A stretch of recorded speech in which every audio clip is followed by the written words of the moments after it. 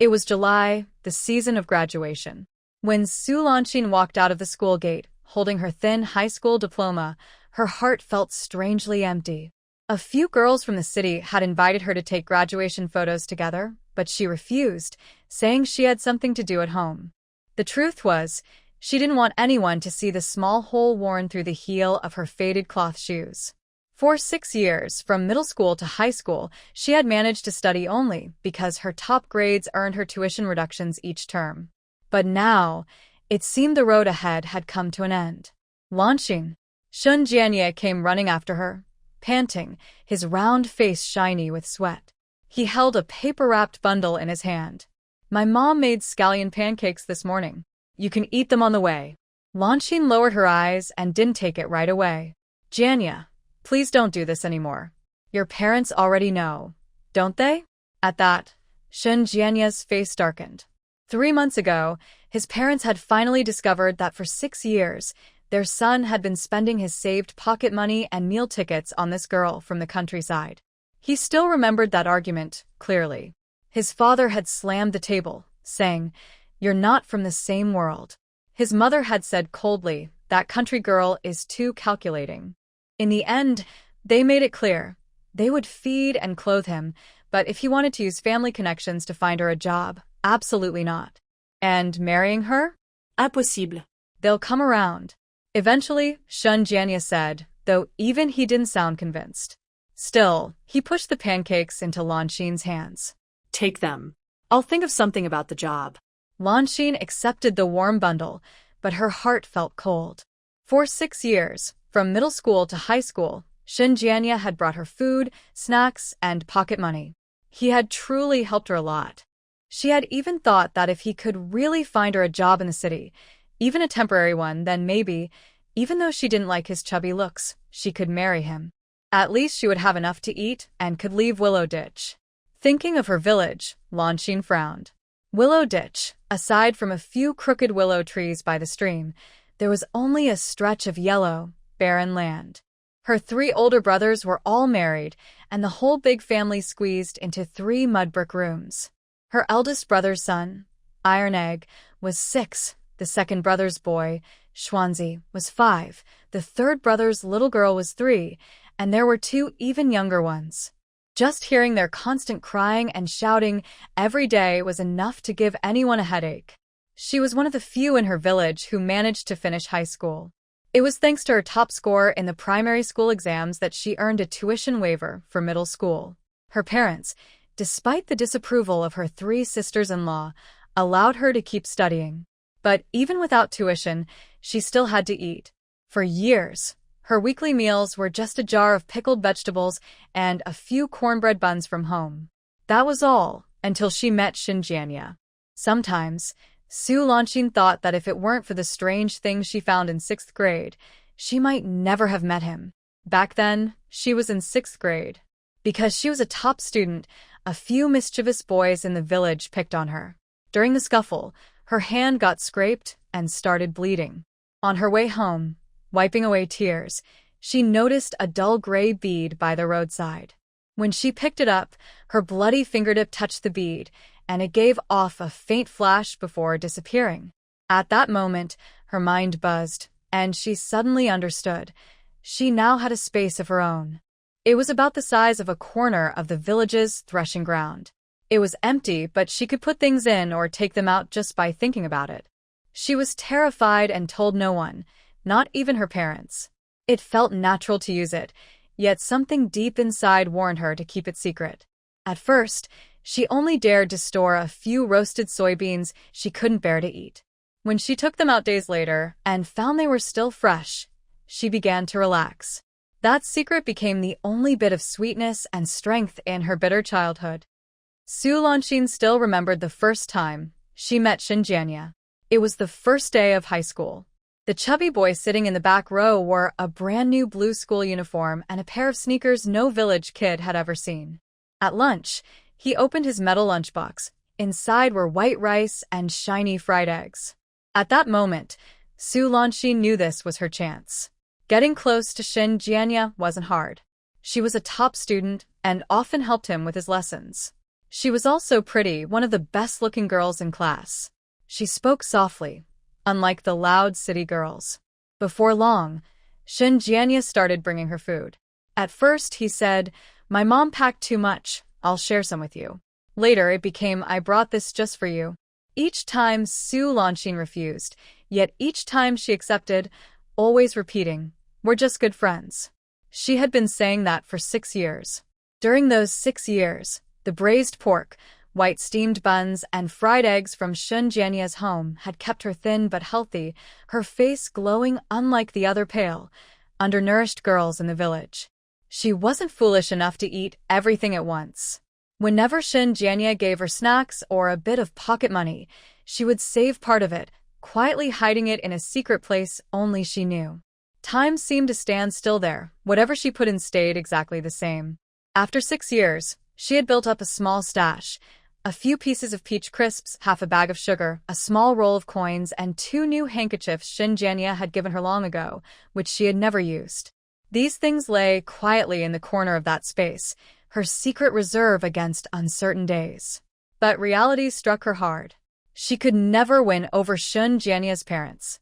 And as for Jianya himself, he was always at the bottom of his class, soft-tempered, and apart from having good parents, had little else to offer. If he couldn't even stand up to them, what could she expect from him? "Thank you, Jianya." Su Lanxin lifted her head and forced a smile. "You're my best friend. I really appreciate your help these past 6 years." "Don't say that," Jianya said quickly. "Lanxin, you know how I feel about you. I have to go." Su Lanxin cut him off gently but firmly. "If I'm late, I'll miss the ox cart back to town." Even after walking far away, she could still feel his gaze on her back. She didn't look back, only quickened her pace. Passing through a narrow alley, she opened the oiled paper packet. The smell of scallion pancakes filled the air. She swallowed hard and carefully tore one in half. Half would go to her family. The other half she ate slowly, chewing each bite with care. This might be the last time Jianya brought her food. His parents were now watching him closely, cutting off all support. His small allowance wasn't even enough for himself. 6 years of shared meals had come to an end. The ox cart swayed gently as it left the city. Su Lanxin covered her mouth and nose with a headscarf, watching the cracked fields stretch out on both sides of the road. The Willow Valley was getting closer, and her heart grew heavier. When she pushed open the creaking wooden door, her third sister-in-law's sharp voice came from the yard. "What's the use of studying so much? Food is already scarce. One more mouth means one more burden." Su Lanxin paused for a moment, took a deep breath, and walked in. "Third sister-in-law." She nodded and took out half a scallion pancake from her school bag. "I brought this from the city. Let the children have a taste." Her sister-in-law's face softened a little as she took it. "Come in, mother's inside." During dinner, her eldest brother quietly drank his porridge, then suddenly asked, "Lanxin, now that you've graduated, what are your plans?" The table fell silent. "I want to find a job in the city," Su Lanxin said. "I've already asked someone to help me look." "Jobs in the city aren't easy to get," her second brother said, shaking his head. "You don't even have a city household registration." "I'll give it a try," she replied. That night, lying on the heated brick bed, Su Lanxin stared wide-eyed at the ceiling. The path to Jianya seemed to have ended. Her earlier thought, that if nothing else worked out, she could marry him, now felt like a joke. He clearly didn't want a country girl like her. In the stillness of the night, she quietly let her mind sink into the small space that had followed her for years. 30 square meters, empty and bare, with only a few pitiful supplies in the corner. She looked at the few pieces of peach pastry and remembered Jianya's honest smile when he had given them to her. Her chest tightened. The space could keep things fresh, but it couldn't preserve warmth between people. It had helped her fill her stomach when she was hungry and let her store the food Jianya gave her so it wouldn't spoil. It had even allowed her to secretly save a few coins. But it couldn't create a job, a city registration, or a bright future. It was just a place to hide things, nothing more. In the days that followed, Su Lanxin began her search for work in the city. Every morning before dawn, She got up and walked 2 hours down the mountain to the town, asking at every workplace, the supply cooperative, the grain station, the post office, the clinic. Are you hiring? I'm a high school graduate. From the countryside? Then no. The same conversation repeated again and again. She even went to the small factory run by the town office, but the old gatekeeper waved his hand. Go home, girl. Even the young people from the city are waiting in line. There's no chance for someone with a rural registration. A week passed, then another. The cloth shoes on Su Lanxin's feet were worn out, and she kept patching them with old fabric. The food she brought from home went from cornbread to sweet potatoes, and finally to a few handfuls of roasted soybeans. Those soybeans came from her secret stash, saved from before. Whenever she was too hungry to keep walking, she would pretend to tie her shoelaces, quickly take out a few beans, and chew them slowly to regain some strength. That gave her a bit more endurance than other young people from the countryside, who were also looking for work. One day, while she was squatting by the gate of the town's machinery factory eating soybeans, she saw 2 female workers coming out, chatting and laughing. They carried lunchboxes and wore faded but neat uniforms. Su Lanxin watched them until they disappeared from sight. That was another kind of life, one that seemed separated from hers by an invisible wall. Back again, young lady? The old gatekeeper recognized her. Give it up. They really aren't hiring. Su Lanxin stood up and brushed the dust off her clothes. Sir, is there any temporary work? Cleaning, anything? I can do it. The old man sighed. No, really, there isn't. On the way back, the ox cart jolted over the rough road. A woman sitting beside her asked, Lanxin, did you find a job? Still looking, Su Lanxin said softly. I told you, what's the use of studying so much for a girl? In the end, you'll still get married and work the fields. The woman shook her head. Look at Li Xiaoying from the next village. She finished high school too, but now she's farming every day. Such a waste of her learning. Su Lanxin didn't reply. She just gripped the strap of her school bag tightly, her nails digging into her palm. It hurt. She couldn't live like Li Xiaoying, working under the sun every day, her skin turning dark and rough, her shoulders hardened by the weight of the carrying pole. Then what were those 6 years of early mornings and late nights for? All the effort she put in to stay at the top of her class, what was it for? And those days when she endured the strange looks from classmates while accepting help from Xinjiania, what were they for? Was she really supposed to go back to Willow Ditch, live like the village girls who never went to school, get married, have children, and earn work points? No. Never. It was another evening of returning empty-handed. When Su Lanxin pushed open the door, she heard her third sister-in-law in the kitchen saying, She goes to town every day.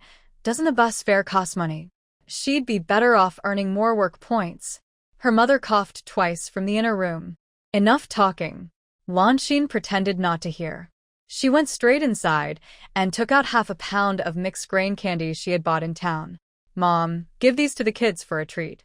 Dinner was even quieter than usual. The autumn harvest was coming, and there weren't enough hands at home. Her 3 brothers had already hinted more than once. Since Lanxin was back, she should help in the fields and earn work points too. I'll go to the city one last time tomorrow, Lanxin said suddenly, stirring her thin porridge. Her eldest brother looked up at her. Lanxin, I'm not blaming you, but if you really can't find anything, just let it go. Life in the village has its own way. Lanxin said nothing. She just finished her porridge carefully, not leaving a drop. That night, lying on the heated brick bed, she remembered what her primary school teacher once said, knowledge changes fate. But now her knowledge couldn't change anything. That graduation certificate was less useful in Willow Ditch than a hoe. She turned over and heard her nephews snoring in the next room. The house was too small, too crowded. She felt trapped, like a bird in a cage. Worse still, she was about to be trapped in an even bigger cage, the endless fields. No. She had to find a way. The path with Xinjiania was gone, and there was no job in the city. She had to think of something else. She wasn't bad-looking, had some education, and though her family was poor, she could tidy herself up. She was still one of the best in the village. Marry? But marry whom? Names of young men from her village and nearby ones flashed through her mind. Suddenly, one name stood out: Zhao Zhenghua. He had joined the army 2 years ago and was said to be coming back soon. His family lived in the next village and was better off than hers. Zhao Zhenghua had finished junior high school. Lanxin bit her lip. No, that wasn't enough. A soldier returning home would most likely still end up back in the village. She wanted to leave, completely leave the countryside. Then she would have to marry someone from the city. But who in the city would marry a village girl? She closed her eyes, her mind spinning like a windmill. Marriage was something she had to think about carefully. Her thoughts drifted again to that small hidden space, empty and silent. She had even imagined how nice it would be if the space were a little bigger, or if it had some other magical use. But it didn't. It was just 30 square meters still, and only good for storage. Like her life, which seemed a bit unusual. She was educated and had a secret space, yet was still trapped by the hard walls of reality. The next morning, she went to the county town. This was the deadline she had set for herself. If she couldn't find a job this time, her family would definitely make her work in the fields. Then she would have to give up her hopes. At the entrance of the County Revolutionary Committee, she hesitated for a long time before walking in. A middle-aged woman with glasses received her. After hearing her request, the woman shook her head. Girl, that's the current policy. City jobs are limited, and they go first to young people with city household registrations. It's a pity you finished high school, but you should go back and take part in farm work. That's also a way to serve the country. When Su Lanxin walked out of the committee building, the sun was blazing. She stood on the steps, watching the busy street. Farmers selling vegetables, drivers with their carts, officials with briefcases, workers in uniforms. Everyone had their place, but she had none. When the sun began to set, Su Lanxin finally left the town, walking slowly. She didn't take the ox cart. She had to save the few coins left in her pocket. After 2 weeks of searching in the city, the travel costs and a few simple meals had used up most of the money she had carefully saved from the food coupons given by Xinjiania over the years. Her parents hadn't given her a single coin since the day she graduated. The 20-mile mountain road back to Lushu Valley felt endless. The hole in the heel of her cloth shoes had grown larger, and the small stones hurt her feet. But she didn't seem to feel it anymore. She just kept walking mechanically. When she passed a cornfield, she stopped and looked at the tall plants already forming ears. In a little over a month, it would be harvest time. By then, she would probably be bending over, in this very field, working. At a quiet spot by the field path, hunger made her dizzy. She looked around carefully. Then she quickly took out half a piece of hard peach cookie from her secret space. It was the last bit she had left. She scooped up some cool water from the ditch and ate slowly. The sweet, sticky taste mixed with the smell of dust made her eyes sting. When she finished, she carefully picked up the crumbs that had fallen and put them into her mouth, even licking her fingers clean. The supplies she had were almost gone. The road ahead felt as heavy as the evening sky pressing down. By the time she pushed open the door, it was already getting dark. There was noise from the kitchen. Her sister-in-law was cooking. When she saw Su Lanxin come in, she glanced at her and tapped the spatula loudly. "Oh, you're back? I thought you found a job in the city and weren't coming home." Su Lanxin didn't answer. She went straight to the water jar to wash her hands. Running to the city every day, don't you think the bus fare and meals cost money? Her sister-in-law's voice wasn't loud, but just enough for everyone in the house to hear. If you've got spare money, you should buy some meat for the children instead. Su Lanxin dried her hands and took a small paper packet from her bag. "I saw some brown sugar on sale at the supply store today. It was cheap, so I bought a little." Her sister-in-law weighed the packet in her hand. Her face softened a bit, but she still muttered, "Wasting money." In the main room, a few nieces and nephews were playing around the table. 6-year-old Tai Dan ran over. "Auntie, did you bring candy today?" Su Lanxin patted his head. "Not today." Actually, she still had a few fruit candies in her pocket, the last ones Xinjiania had given her last week. But she couldn't bring herself to take them out. That bit of sweetness was the only thing she still held on to. Her mother came out from the inner room. Seeing Su Lanxin, her eyes showed a trace of tenderness. "You're back? Tired?" Sit down and rest. "I'm fine, Mom," Su Lanxin said, though her whole body felt like it might fall apart. When dinner was served, the whole family sat together. There was thin corn porridge that reflected their faces, a plate of pickles, and a few coarse steamed buns. Su Lanxin's bowl had half a ladle less porridge than the others. Her sister-in-law had accidentally shaken her hand while serving. Looking at the watery porridge, Su Lanxin suddenly remembered the aluminum lunch boxes Jianya used to bring her in high school. Sometimes it was white rice with fried eggs, sometimes minced meat with eggplant, and at worst, stir-fried greens glistening with oil. For 6 years, her stomach had grown used to good food. Now, back to 2 meals a day of thin porridge and pickles, it always felt empty and burning inside. Lanxin, Brother Su suddenly spoke. "How's the job search in the city going?" The table fell silent for a moment. Everyone looked at her. Su Lanxin shook her head. "I haven't found one." Second brother sighed. "I told you, it's not easy to find a job in the city." Third sister-in-law joined in, "If you ask me, with Lanxin's looks and education, high school graduate and pretty, she might as well find a good husband soon." As she spoke, she glanced at Su Lanxin. "Aunt Wang from the next village told me yesterday that her nephew works in town. It's a temporary job, but he has a city household registration and gets food rations. He's just a bit older, a little over 30. "A little over 30? Mother frowned. "That's more than 10 years older than Lanxin." So, what if he's older? "Older men know how to care for others," third sister-in-law said, stirring her porridge. "Besides, he's a regular worker with a steady income and food coupons. If Lanxin marries him, she'll live comfortably. The bride price won't be small either, at least this much." She made a gesture with her hand. Su Lanxin lowered her head and took small sips of porridge. It was hot, burning her tongue slightly. Her sister-in-law's words were blunt. If she got married, the family would receive a bride price and have one less mouth to feed. She secretly looked at her 3 brothers. The eldest kept his head down, saying nothing. The second glanced at her, then quickly looked away. The third was feeding his daughter, pretending not to hear. Su Lanxin felt a chill in her heart. When she was little, her brothers had loved her so much. The eldest used to carry her around the village, the second made grasshopper cages for her, and the third saved his candy to give her. But after they married and had their own children, that affection slowly faded. Now, they might still care for her, but that care couldn't outweigh their own families or the shortage of food at home. "I'm done eating," Su Lanxin said, putting down her bowl.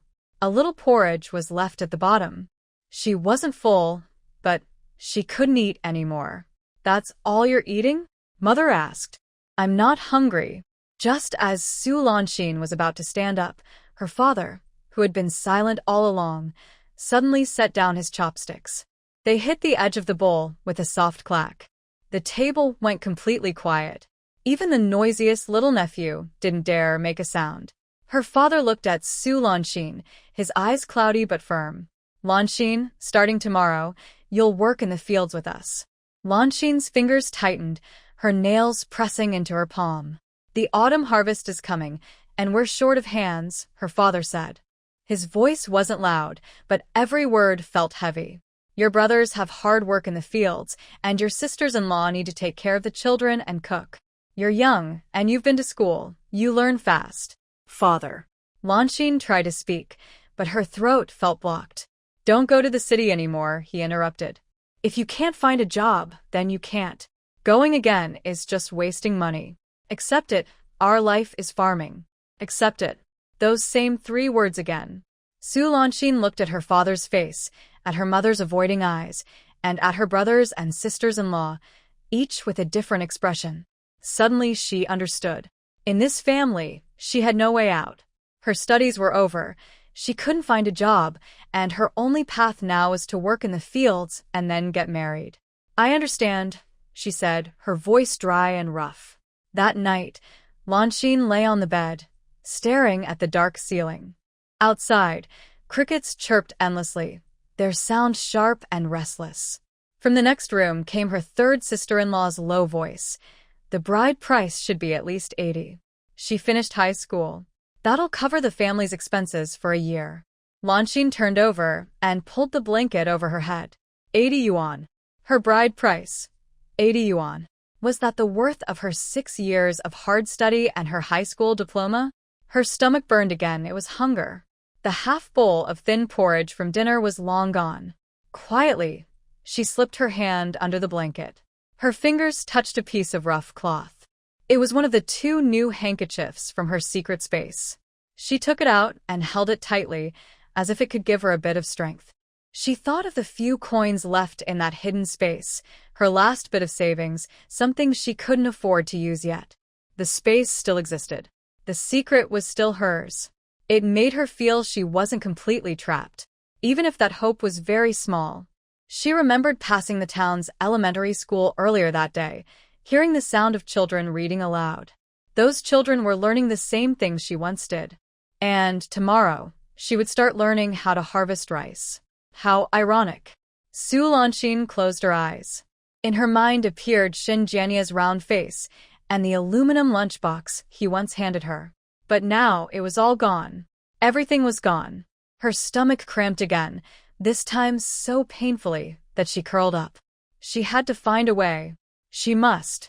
Working in the fields was fine, but she couldn't spend her whole life there. Getting married was fine, but she couldn't just marry anyone for a dowry. She had to think carefully, plan wisely. She, Su Lanshin, had studied for so many years, had a good mind, and even had that mysterious little space of her own. She couldn't really spend her whole life trapped in a few acres of land in Lushu Valley. Accept fate? No. Su Lanshin would not accept that. It was almost dawn when she finally drifted off to sleep. In her dream, she was back in her high school classroom.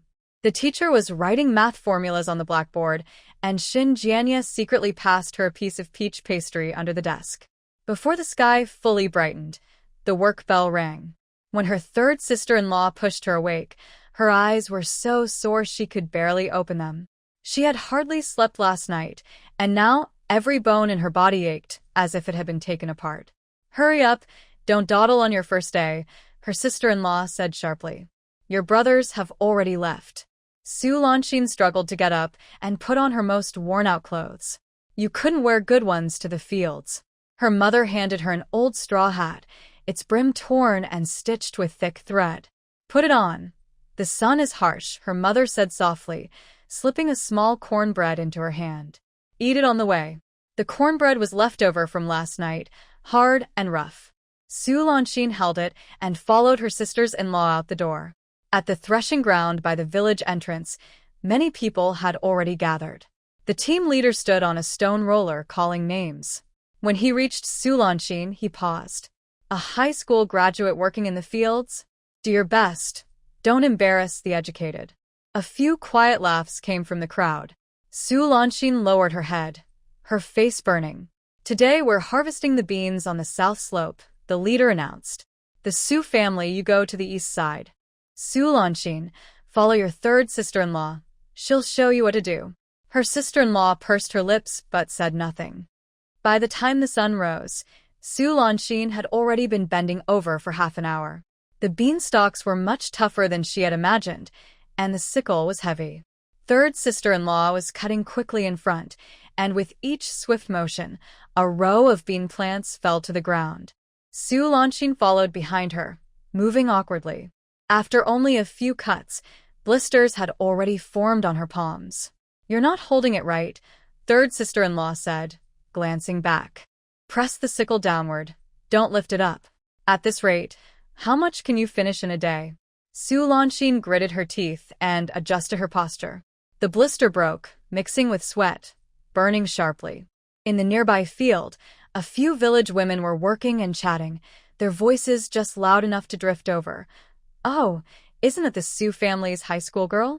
She's working in the field too? Book learners don't know how to work. Look at her, she's cutting like she's doing embroidery. What's the use of all that studying? In the end, she's still like us, facing the earth and the sky. She used to dream big, wanted to work in the city. Too bad, life didn't turn out that way. Su Lanxin gripped the sickle tighter, her nails pressing into the broken blister, making her gasp in pain. But she didn't stop, cut after cut. The rough beanstalks scraped her wrists, leaving red marks. The sun climbed higher, making her dizzy. Sweat ran down her forehead, stinging her eyes. She straightened up to catch her breath, but her vision went dark for a moment. "Don't stand around," third sister-in-law said without turning. Keep going. "We have to finish this field today." Su Lanxin wiped her sweat and bent down again. Her back was soaked, the fabric sticking to her skin, then drying in the sun, leaving rings of salt stains. By noon, Su Lanxin could barely stand. She found a shady spot under a tree and sat down. When she opened her hands, all 3 blisters had burst, oozing a little blood. Her wrists were swollen from the cuts, burning painfully. Her waist ached so much that every movement hurt. Her mother quietly came over and handed her half a boiled sweet potato. "Eat up. There's still half a day left." Su Lanxin took a bite but couldn't swallow. Her throat was dry and her stomach churned. She remembered how, back in high school, Shun Jianya would always bring an extra bun or a piece of flatbread, and they would share it behind the classroom. Back then, she never imagined that one day she would be sitting on a field ridge, eating a cold sweet potato, her hands covered in blisters. "You'll get used to it," her mother said softly, her eyes full of pity. "The first day is always like this." Su Lanxin said nothing, just chewed the sweet potato mechanically. Get used to it? Why should she get used to this? The afternoon sun was even harsher. Su Lanxin felt as if she were being roasted alive. Sweat ran into her eyes and mouth, tasting salty and bitter. The wound on her hand was covered with dirt and had started to swell. Every time she gripped the sickle, it felt like being pricked by needles. By the end, she was swinging the sickle purely by instinct. Her mind was blank, holding on to only one thought: don't stop. Don't let them laugh at you. When the bell finally rang to end the workday, Su Lanxin dropped to the ground, too tired to get up. There was a line at the place where they recorded work points. When it was Su Lanxin's turn, the record keeper, Wang Xiuqin, the team leader's daughter, looked up at her. Su Lanxin, right? "How much did you cut today?" Her third sister-in-law answered for her. "She worked with me. Not even 2 plots." Wang Xiuqin wrote it down. "New worker, first day. I'll give you 4 work points." For work points, Su Lanxin's mind buzzed. She knew that strong men in the village earned 10 points a day, most women got 7 or 8, and the best ones could reach 9. For points, she wasn't even half a worker.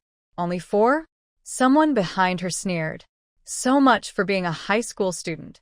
Her hands are made for holding pens, not sickles. Studied all those years, still can't earn much. Su Lanxin lowered her head, took the notebook the record keeper handed her, and pressed her fingerprint with trembling fingers. The red ink on her broken skin looked painfully bright. On the way home, her third sister-in-law kept a stern face. For work points, she finally said, "That's not even enough to feed yourself." Su Lanxin stayed silent, walking slowly.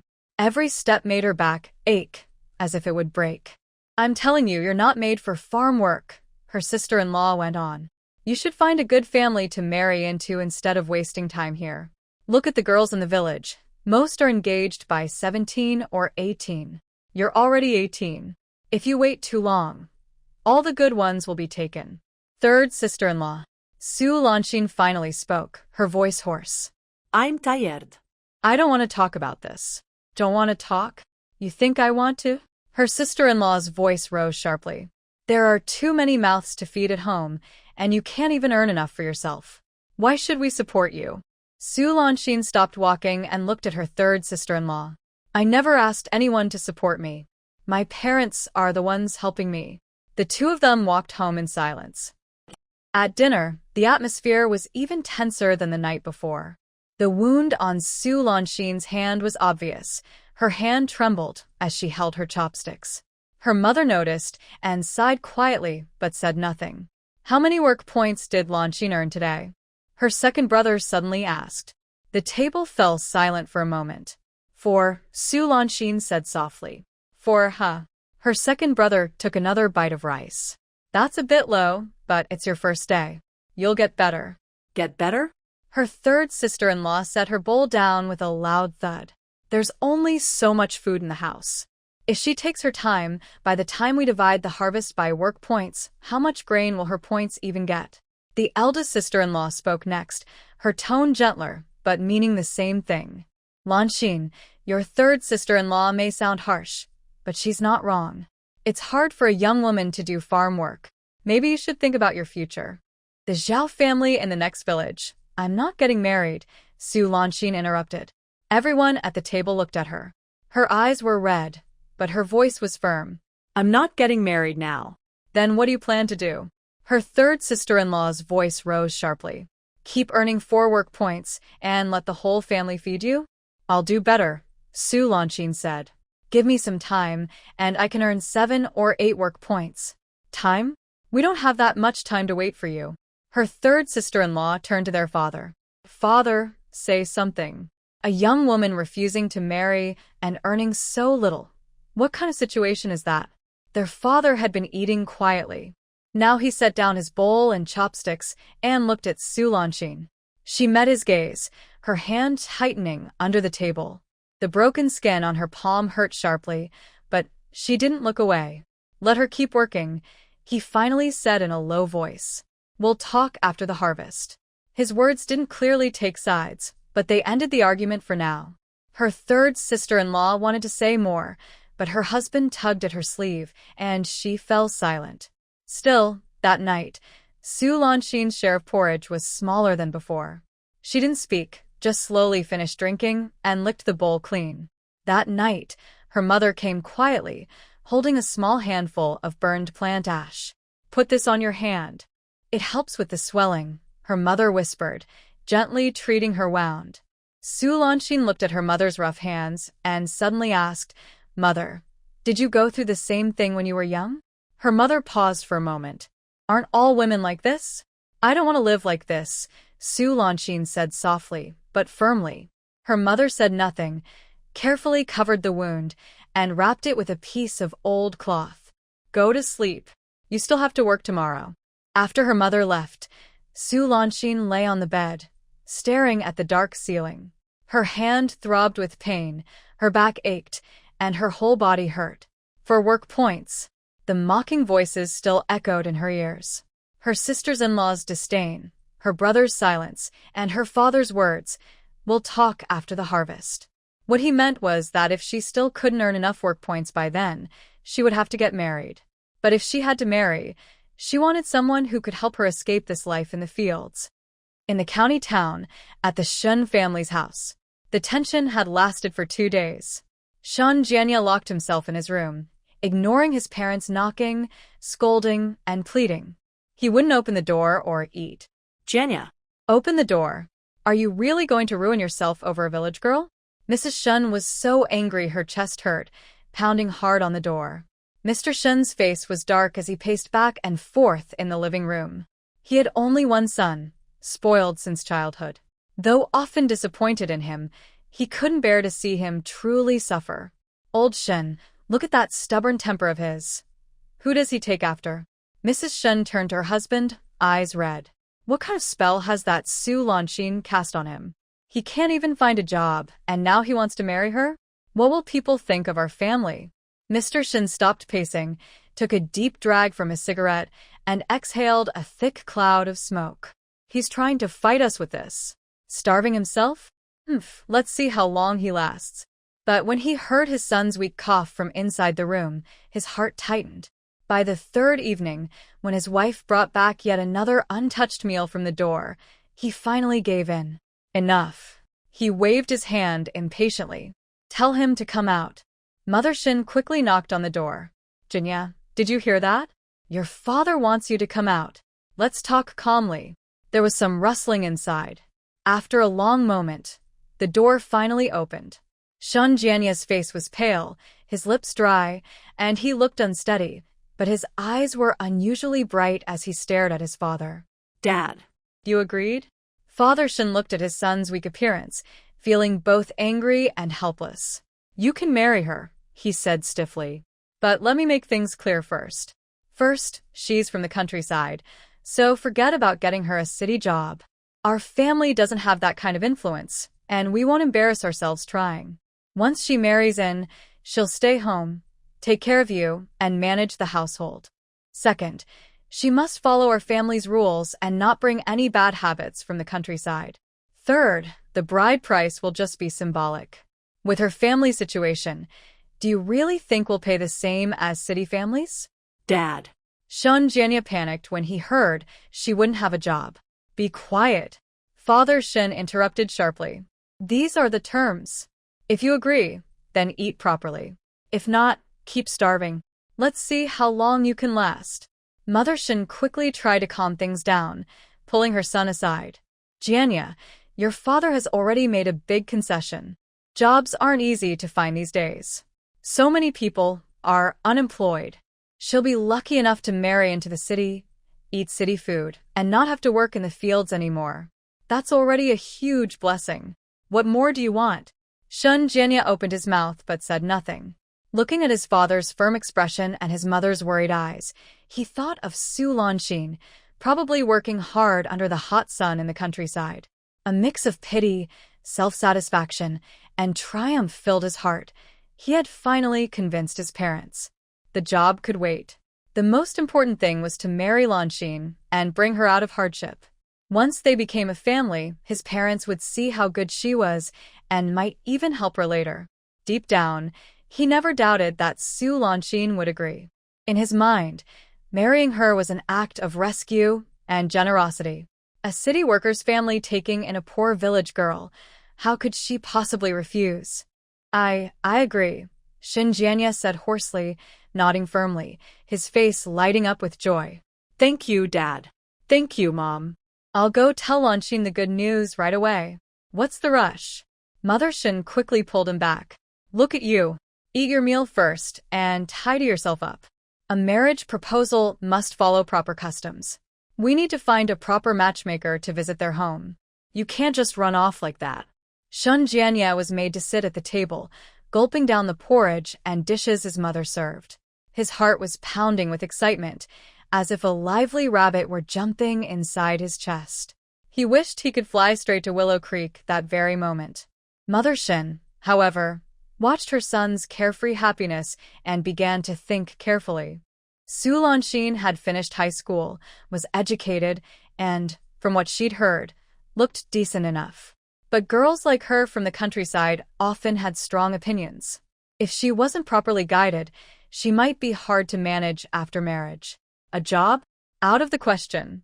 She needed to understand that marrying into the Shin family was a blessing.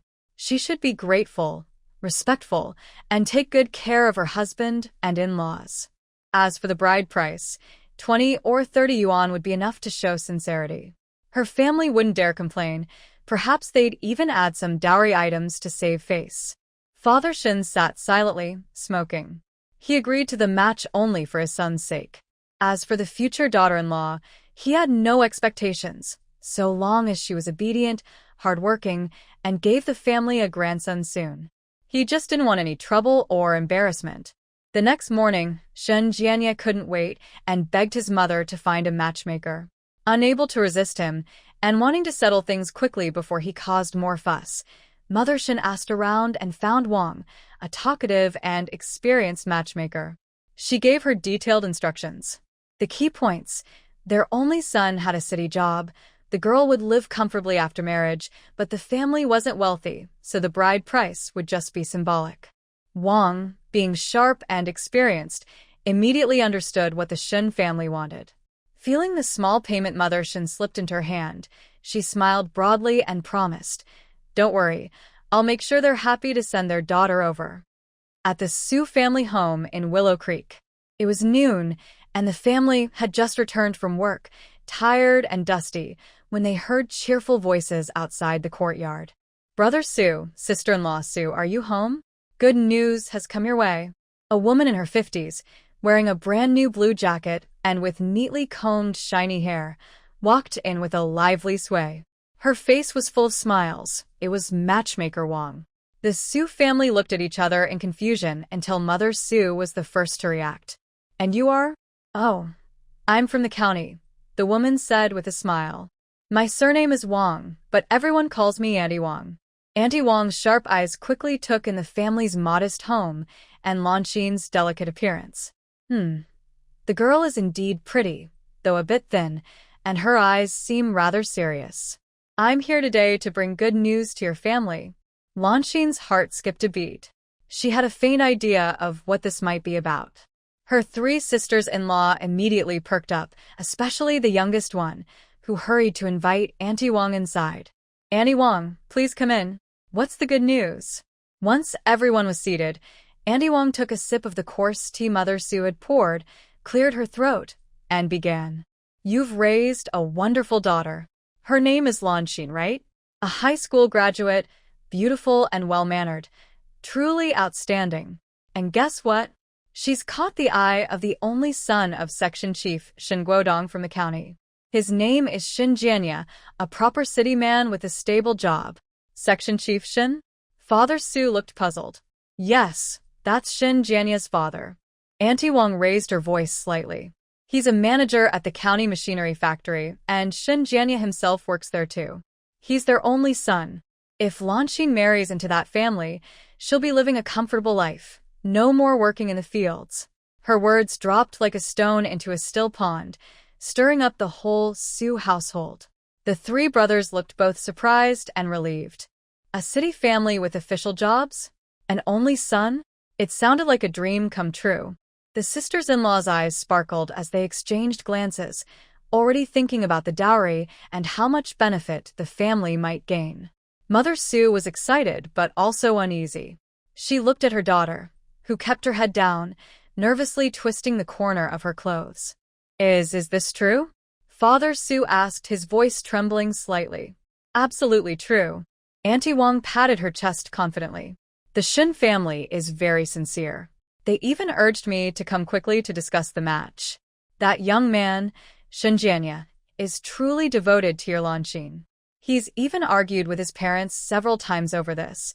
He insists he'll marry no one else." These words finally put the Su family at ease. It seemed Shin Jianya was serious about Lanxin. Good. Father Su said, his face lighting up. Brother Su laughed first. "Lanxin, look, Jianya really put some thought into this." "Exactly, I didn't expect his family to be so well off." The second sister-in-law agreed. The third sister-in-law couldn't wait to ask, "Aunt Wang, did the Shin family mention the bride price?" "Our Lanxin finished high school. She's one of the best girls in the village." Su Lanxin quickly looked up at Matchmaker Wang. Matchmaker Wang kept her smile, but her tone softened a little. "Well, the Shin family won't treat Lanxin unfairly. Director Shin said everything will follow tradition. Considering both family situations, the amount is this much." She raised one hand to show a number. 50? The third sister-in-law asked.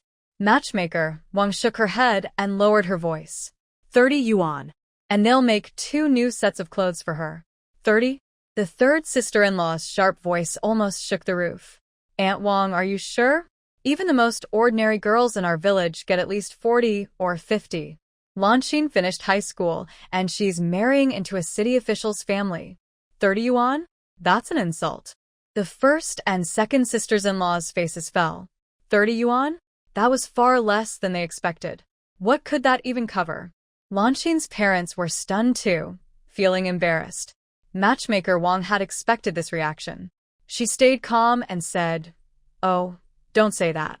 The Shin family lives in the city, and their expenses are high. Besides, once Lanxin marries, she'll live comfortably, no worries about food or clothing, and she'll even have pocket money every month. That's worth more than any bride price. The money is just a formality. What really matters is the Shin family status. Many people would love to have such a match. That won't do. It's too little." The third sister-in-law refused to back down. "At least 80. Not a cent less. Otherwise, people in the village will think something's wrong with our girl, that she had to marry cheap." Third sister-in-law. Su Lanxin finally couldn't hold back. Her voice trembled. She felt a wave of shame and coldness. Her marriage, her future, was being torn apart in a bargain over a few yuan. And everyone seemed to assume she would quietly accept it, as long as the price was right. Be quiet. The third sister-in-law, still angry, glared at her fiercely. When the elders are talking, do you think it's your turn to interrupt? Everything we do is for your own good. Seeing the tension in the room, matchmaker Wang forced a laugh and stood up. Oh, no need to rush. Take your time to discuss it at home. The Shin family's offer is right here, and chances like this don't come often. I'll head back for now and return in a few days to hear your decision. Brother Su, sister-in-law Su, think carefully. Once this chance is gone, it won't come again. With that, she swayed out of the house, leaving behind a heavy silence and the feeling that an argument was about to start. As soon as she left, the third sister-in-law turned her anger towards Su Lanxin. Did you hear that? 30 yuan. Are they treating us like beggars? I told you the Shin family wasn't easy to deal with. They're already being stingy before the marriage even starts. It's clear they look down on us country folks. Lanxin, you can't agree to this. The second sister-in-law muttered, yes, it's really too little. But the Shin family does have good conditions. Good? What's good about it? The third sister-in-law snapped. They're so tight-fisted. How could Lanxin have a good life there? The in-laws will surely be difficult. Maybe they're offering less on purpose because they think our family has no influence. Father Su silently puffed on his pipe. Mother Su looked at her pale-faced daughter, wanting to speak but unable to find the words. Su Lanxin felt a buzzing in her ears. The sisters-in-laws arguing, her brother's silence, her parents' helplessness, and that 30 yuan, cutting into her pride like a knife. Shen Jianya hadn't even come himself. He just sent the matchmaker with an offer that felt more like charity. Did he think marrying him was such a great favor that he could treat her so casually? But another cold voice inside her whispered, refuse? And then what? Keep working in the fields for a few work points a day? Wait until her family marries her off for an even smaller dowry to some man she's never met? Or maybe to that 30-something temporary worker in town? No. She slowly lifted her head, her eyes sweeping over the angry third sister-in-law, the silent brothers and sisters-in-law, and finally her parents. Her voice was calm, too calm, but carried a firm, unshakable resolve. I'll marry him. What? The third sister-in-law stared in disbelief. Lanxin, are you out of your mind? You'd marry for 30 yuan? The Shin family clearly has bad intentions. I said, I'll marry him. Su Lanxin repeated, each word clear and steady. 30 yuan it is. I don't even want the clothes anymore. How can you be so useless? The third sister-in-law stomped her foot in anger. No matter how poor we are, we can't let others treat us like this. Then what would count as not being treated badly? Su Lanxin suddenly looked at her sister-in-law, her eyes bloodshot, her voice rising sharply. Like this? Working myself to exhaustion every day for 4 work points, watching people's moods, never having enough to eat, waiting for you to trade me for an 80 or 100 yuan dowry. Is that what you call having dignity? All the frustration, anger, and despair she had held back burst out at once. Yes, the Shun family looks down on me, and their dowry is small. His mother will probably try to control me. But so what? At least I won't have to work in the fields anymore. My hands won't be covered in blisters. I won't have to hear people say studying is useless. Even if my mother-in-law is difficult and my father-in-law cold, that's behind closed doors. It's still better than being looked down on under the blazing sun, treated like a burden. Su Lanxin. Do you have no conscience? The third sister-in-law's face turned red with anger. We raised you all these years, paid for your schooling. Conscience? Su Lanxin gave a bitter smile. My conscience is to marry early, save the family some food, bring in 30 yuan, and stop getting in the way of my brothers, sisters-in-law, and nephews. Isn't that what you all want? Enough. Father Su slammed the table, his face dark with anger. The room fell silent except for Su Lanxin's heavy breathing. He looked at his daughter's stubborn, desperate face, then at his sons and daughters-in-law. Closing his eyes wearily, he waved his hand. Let her marry. It's decided. Father. The third sister-in-law tried to protest. I said it's decided. Father Su opened his eyes, his gaze stern. No more arguing. When matchmaker Wang comes in a few days, give her this answer. Su Lanxin didn't look at anyone again. She turned and ran out of the house. Behind the house, by the pile of firewood, she finally let her tears fall. She crouched down, buried her face in her knees, and cried silently. She knew that even if her sister-in-law's words weren't entirely sincere, they were true. Only by marrying into the city could she get a city household registration. Only those with a city household registration could find a job. Su Lanxin knew her in-laws looked down on her, and Xin Jianye couldn't really protect her. But this was her only way to leave the countryside. At least Xin Jianye liked her. That was enough. When matchmaker Wang came again, she brought the 30 yuan bride price that the Xin family insisted on, along with a message. The fabric for clothes was already at home, and new clothes could be made after the wedding. There was no room for bargaining. It was like the last wilted vegetables at the market. Take it or leave it. The Su family accepted in silence. Su Lanxin was even quieter. The wedding date was set in a hurry, just a few days later. The Xin family wanted to get it done quickly, to avoid any changes. There were no red ribbons, no music, not even a proper new dress.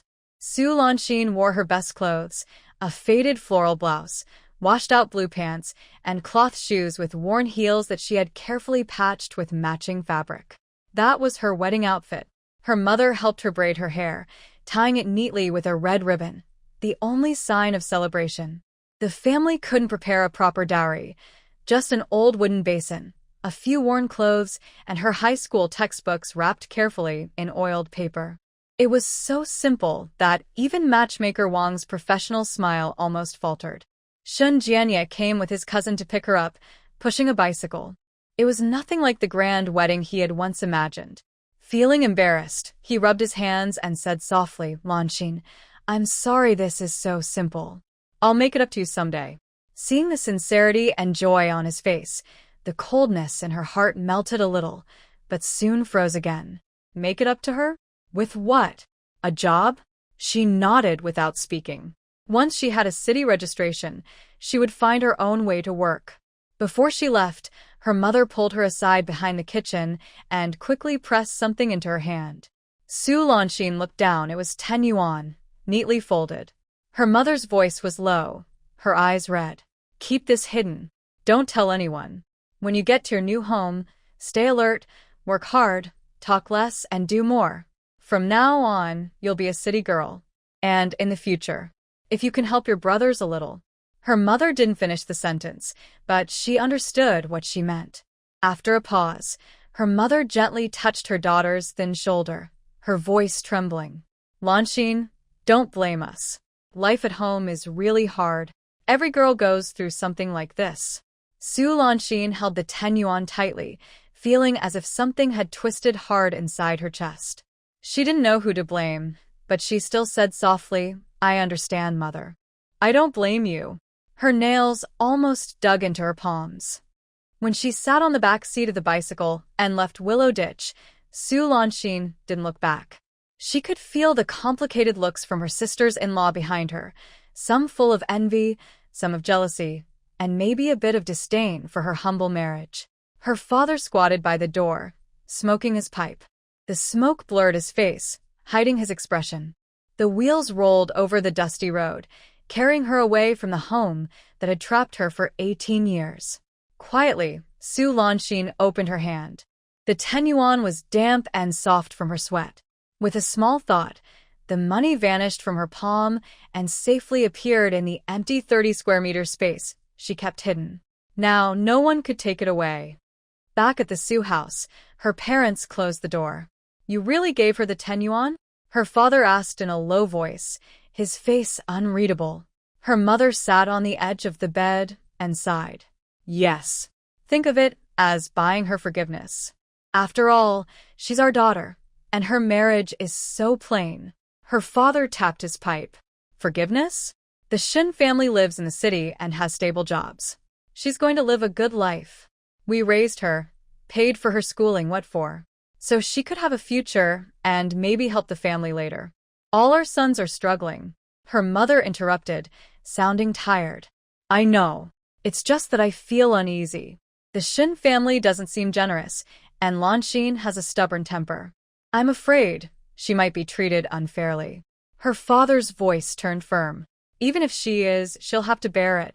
It was her choice. Once a daughter is married, she belongs to her husband's family. We've done all we can for her. That 10 yuan, think of it as an investment. Let her remember her parents' kindness. If she ever has a little to spare, it might help us get by. When the bicycle stopped at the Shin family's door, Su Lanshin could clearly feel the curious and judging looks from the people around. On the door were 2 small red paper symbols for happiness, pasted carelessly, the only sign of celebration. Mother Shin stood at the entrance, her forced smile looking stiff and distant. She glanced up and down at Su Lanshin, who had just stepped off the back seat of the bicycle. Her eyes paused briefly on the plain clothes and the small bundle in Lanshin's hands. A flash of dislike and displeasure crossed her eyes, quickly hidden behind a polite smile. You're here? Come in, she said in a flat tone, stepping aside. Shun Jianya, still full of excitement, didn't notice his mother's cold attitude. He happily parked the bicycle and took the bundle from Lanshin's hands. It felt surprisingly light, but he didn't think much of it, assuming she was just being thrifty. Mom, this is Lanshin. Lanshin, call her Mom. Lanshin lowered her eyes and softly said, Mom. Her voice was quiet, showing a mix of shyness and effort to be gentle. Mother Shun replied briefly, keeping up appearances. Come inside and rest. The guests will be here soon. The house looked even colder inside than it did from the outside. On the square table in the main room were some sunflower seeds, peanuts, and hard candies. Not even a proper decoration of happiness was on the wall. Father Shin sat by the table, holding a newspaper. When they entered, he lifted his eyes slightly and gave a short hum through his nose, his version of a greeting, before returning to his reading, as if the new daughter-in-law were just a stranger. The small bit of hope in Lanshin's heart completely faded. To keep up appearances, the Shun family still held 2 tables of food and invited some close relatives and neighbors. The dishes weren't fancy, but they were better than any meal Lanshin had seen in the countryside: stir-fried meat, a stewed fish, and a bowl of shiny braised pork.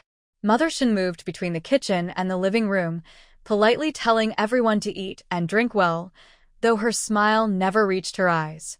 Relatives and neighbors arrived one after another, all offering congratulations. Jianya is lucky to marry such a pretty wife. An aunt held Su Lanshin's hand, but her eyes drifted to the faded cuffs of her blouse. I heard she's still in high school, a real educated girl. Another older relative joined in, her tone a bit odd. But with a rural household registration, what will she do later? It's hard to find a job, isn't it? Shun's mother paused while serving the dishes, her smile fading slightly. She'll stay home for now. There's no rush to find work. Someone tried to ease the tension. That's true. Marrying into a city family is a blessing. Jianya has a job. He won't let his wife go hungry. But about the dowry, said a quick-tongued cousin-in-law. Jianya is the only son. Forget the betting, but surely there should be at least a couple of new outfits, right? The atmosphere at the table suddenly turned awkward. The women exchanged glances, and Su Lanshin understood what they meant. Look, the Shin family's son married a country girl with no proper dowry. Her family must be poor and careless. Shun's mother's face darkened completely. She set the plate down with a sharp sound. She glared at that cousin-in-law, then turned her eyes towards Su Lanshin, her displeasure almost overflowing. This poor girl had made her lose face in front of the relatives. It was already embarrassing enough that her son had married a jobless village girl. Now, even the appearance of respectability was gone. Su Lanshin kept her head down, staring at the tips of her worn cloth shoes. Her face burned. Every word felt like a needle, pricking her until she could hardly sit still. But she had already imagined this scene many times before, even worse ones. She quietly told herself, "It's all right, Su Lanshin. Let them talk. People have always looked down on the poor. You're standing on city ground now, living under a city roof, and soon you'll have a city household registration. No matter what they say, that won't change. What's in your hands is what truly matters. Just endure this moment. She took a slow breath, and when she looked up again, her face was calm and gentle. She even picked up the teapot and poured some tea for the cousin-in-law who had spoken earlier. In a soft voice, she said, "Cousin, please have some tea. Our home isn't much, sorry to make you laugh." The cousin-in-law hadn't expected that and looked a bit embarrassed. She accepted the tea and said no more. Shun Jianya didn't notice the tension at the dinner table. He was surrounded by his cousins, all urging him to drink more. His face was red, and he was full of pride at having married the woman of his dreams. To him, Lanxin's quiet and gentle manner made her even more lovable. For Su Lanxin, however, the meal tasted like nothing. She quietly ate a few bites of the vegetables near her. The smell of braised pork kept drifting toward her, but she didn't take any. It wasn't that she didn't want to. It was that she didn't dare. She could feel Shun's mother's eyes on her from time to time, full of judgment and criticism, making her uneasy. At last, the banquet ended. After the guests left, Shun's mother looked at the messy table and at Su Lanxin, who was cleaning up with her head down. She finally couldn't hold back and said coldly, "Clean it properly. Don't be so careless. If you break a bowl, you can't afford to pay for it." Then she turned and went back to her room, closing the door with a loud sound. Shun's father had already gone to bed, as if the noise outside had nothing to do with him. Shin Jianya had drunk quite a bit. He pulled Su Lanxin into their room. The room was small, a double bed, an old wardrobe, a desk, and a chair piled with his old things. Still hiccuping from the alcohol, Shun Jianya waved his arms excitedly. "Lanxin, look. This is our home now. You'll live here from now on, no more working in the fields back in Lu Shu Valley. Aren't you happy?" Su Lanxin looked around the simple but city-located room, feeling a mix of emotions. She nodded and forced a small smile. "I'm happy. Jianya, thank you." He hugged her tightly, his breath heavy with alcohol. "Thank me for what? I've wanted to marry you for so long. I even argued with my parents several times for you. You don't know, I refused to eat for 3 days before they finally agreed." He spoke eagerly, like a child waiting for praise. "Though my parents still won't let you work, they said there's no way to arrange it. But don't worry. You can just stay home, cook, and keep the place tidy. When I come back from work, you'll be here waiting for me. I'll take care of you. My mom said as long as you manage the house well, that's enough. A job doesn't matter. We don't need your income anyway." Su Lanxin's body stiffened slightly in his arms, her heart turning cold. So it was true, there would be no job for her. Shun's mother had made it clear, she was nothing more than a housekeeper who wouldn't be paid. Enjoy happiness? She sneered inwardly. But on her face, a faint blush appeared at just the right moment. Half of it came from holding her breath, and half from effort. She lowered her head and answered softly, I'll listen to you. Being able to marry you and not work in the fields anymore already makes me very content." She coaxed him, just as she had for the past 6 years. Su Lanxin told herself that this man was soft-hearted, perhaps even foolish, and only by pleasing him could she get what she wanted. As expected, Shun Jianya was greatly satisfied by her obedience and dependence. His pride swelled. Look at him.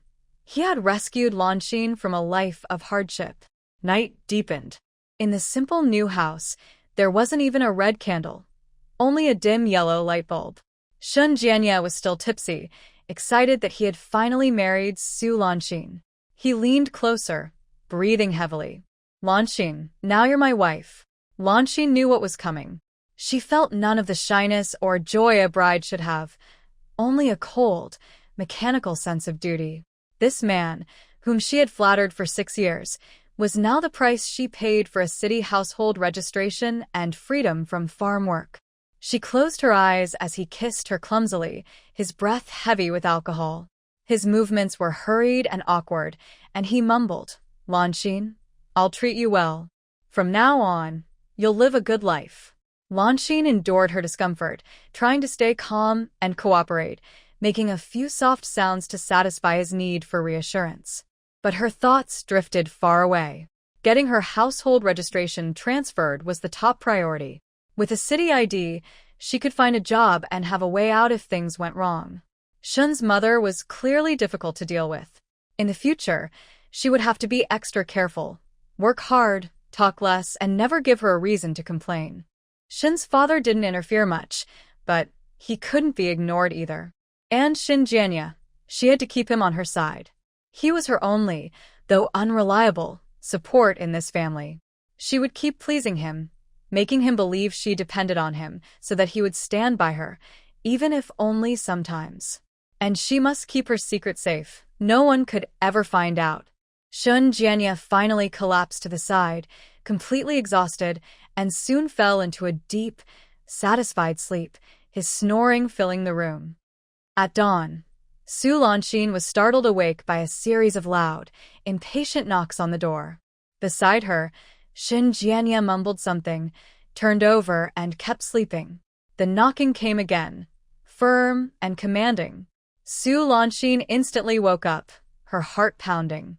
She quietly got out of bed, quickly put on her old clothes from yesterday, smoothed her hair, and went to open the door.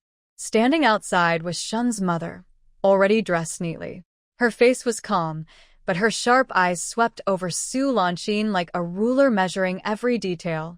When she noticed the worn clothes, her brows tightened slightly. Her voice was not loud, but it carried natural authority. "What time do you think it is? You might be used to being lazy in the countryside, but that won't do here. Jianya has to go to work soon, and your father-in-law is going out too. Breakfast must be ready early. In our Shin family, no one sleeps in." Su Lanshin lowered her head to hide her feelings and spoke softly. "Yes, mother. I understand. I'll get started right away." Shin's mother pointed with her chin. "The kitchen is over there. There's rice, flour, and oil. Make some porridge, heat a few buns, and warm up the leftovers from yesterday. Be quick. Don't make Jianya late." Without waiting for a reply, she turned and walked back to her room, adding as she went, "After breakfast, sweep the main room and wipe the table." Su Lanshin stood still for a moment, taking a deep breath. So, this was it, the test, the rules, harsher and more direct than she had expected. She pressed her palm hard, the sting helping her stay calm. She had to endure this. It wasn't the right time to resist. She quietly entered the kitchen. Compared to her old home, this one was much cleaner and more organized, with a brick stove and a small coal burner. She found the rice jar, measured some rice, washed it, and started the fire to cook porridge. The heat was tricky to control, and she almost burned it. Sweat formed on her forehead as she hurried to fix it. The buns were easier. She simply reheated the ones left from yesterday's meal. As for the leftovers, she looked at the bowl of congealed braised meat and the half plate of vegetables. A faint sadness rose in her heart, but she quietly put them into the pan to warm. When the smell of porridge and warm dishes filled the air, Shin Jianya came out rubbing his eyes. Seeing Su Lanshin busy in the kitchen, he smiled. "Lanshin, you're up so early to cook? Thank you for your hard work." Mother Shin also came out, glanced at the stove, and said nothing, though the disapproval in her eyes was clear. Father Shin sat at the table, picked up the newspaper, and ignored the noise from the kitchen. Breakfast was simple, plain porridge, steamed buns, and 2 reheated dishes from yesterday. Mother Shin sat down first, took a sip of porridge, and frowned. "The porridge isn't cooked enough. Next time, watch the time better. Don't waste food." Su Lanshin tightened her grip on the bowl and answered softly, "Yes, I'll be careful next time." Shin Jianya ate heartily and said with his mouth full, "Mom, I think it tastes fine. It's Lanshin's first time using our stove. She's just not used to it yet." Mother Shin glared at her son. "You always make excuses for her. The kitchen is a woman's duty. If she doesn't do it well, she should learn. What's there to get used to? Do you expect us to serve her instead?" Though she spoke to her son, every word was meant for Su Lanshin. Shin Jianya choked a little, looked at his mother's stern face, then at Lanshin quietly drinking her porridge. He opened his mouth but said nothing in the end. He only picked up some food and placed it in her bowl. Lanxin, eat some more. Su Lanxin smiled coldly in her heart. See, this was Shun Jianya. Even a small act of support from him was weak and meaningless. In front of his mother's authority, he always backed down. She had known this all along, hadn't she? Seeing her son stay silent, Mother Shin's tone softened slightly. She spoke to Lanxin in a seemingly kind but serious way. Lanxin, I'm not picking on you. Since you've married into the Shin family, you're one of us now. Life in the city isn't like the countryside. There are rules, and neighbors watch everything. You need to adapt quickly, manage the household well, and let Jianya focus on his work. That's what a good wife should do. As for work, don't think too much about it. Our family doesn't need you to go out and earn a little money. It doesn't look good. Just take good care of your husband and parents-in-law, and later, when you have a child, that will be the best thing of all. Her words sounded proper and caring, but they were really a cage disguised as kindness. Su Lanxin understood everything clearly, but she could only pretend to be a good listener and nodded gently. Mom, I understand. I'll do my best to learn. When Shun Jianya saw his mother teaching his wife and his wife being so obedient, he immediately felt that the family was peaceful again, and the earlier tension disappeared. Smiling, he said, Mom, don't worry. Lanxin is smart. She'll do great. Right, Lanxin? Su Lanxin looked at him and forced a shy, dependent smile. Yes, I'll do my best not to disappoint you and Mom. But in her heart, she thought, do my best? I'll do my best to get my household registration and make sure your family doesn't take everything from me. After finishing his meal, Father Shin pushed his bowl aside, picked up his briefcase, and left the house without saying a single word to Su Lanxin. Shun Jianya quickly finished the last few bites of his porridge and stood up. Lanxin, I'm off to work. Stay home and listen to Mom. Before leaving, he patted Su Lanxin on the shoulder, as if reassuring his mother that he was leaving her in good hands. Watching his relaxed back as he left, Su Lanxin lowered her eyes and quietly began clearing the dishes. Mother Shin stayed seated, waiting until Su Lanxin had washed the dishes and wiped the table clean. Just as she was about to grab the broom, Mother Shin spoke again. Leave the floor for later. The clothes your father-in-law and Jianya changed out of, and the tablecloths from yesterday's dinner, are all in the basin in the bathroom. Go wash them. Remember, Jianya's white shirt collar and cuffs need extra scrubbing. Use the soap, not detergent. It's gentler on the fabric. Your father-in-law's work pants are dirty at the knees, so soak them with more soap bubbles. We may not be a wealthy family, but we must still look neat and proper. We can't let others laugh at us. She paused, looked at Su Lanxin's obedient response, and seemed satisfied. Then she stood up. I'm going out for a while. Wash the clothes and tidy up the house. I'll check when I get back. Yes, Mom, Su Lanxin replied, watching her mother-in-law leave. When the door closed, the house instantly became quiet. The tense, suffocating feeling eased a little, but the heaviness in her heart remained. She walked to the bathroom and saw a large red plastic basin filled with clothes, just as Mother Shin had said. She was wearing a white shirt belonging to Shin Jianya, her father's work clothes, her mother's coat, and even a few greasy tablecloths, all giving off a faint smell of sweat and food. Should she wash the whole family's clothes, including her mother's coat and those greasy tablecloths? This was clearly a further test and attempt to pressure her.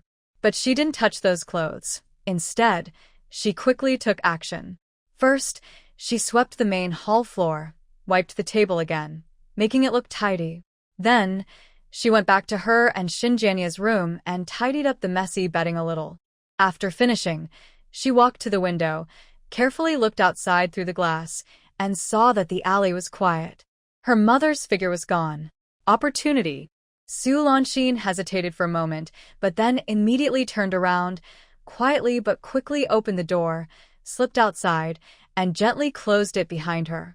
She didn't know where her mother had gone or when she would return, but she had to act fast. Su Lan anxiously asked, leaning slightly forward. The staff member calmly said, took a sip from the nearby teacup. First, you need a marriage certificate to prove you are legally married.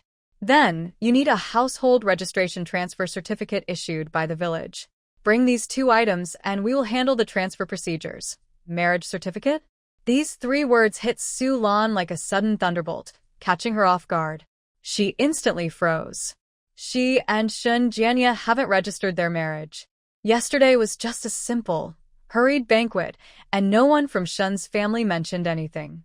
She herself had subconsciously overlooked this most important legal step. Was it because she was eager and humiliated by being married into the city? Or was it deep down that she actually resisted this marriage? No, that's not right.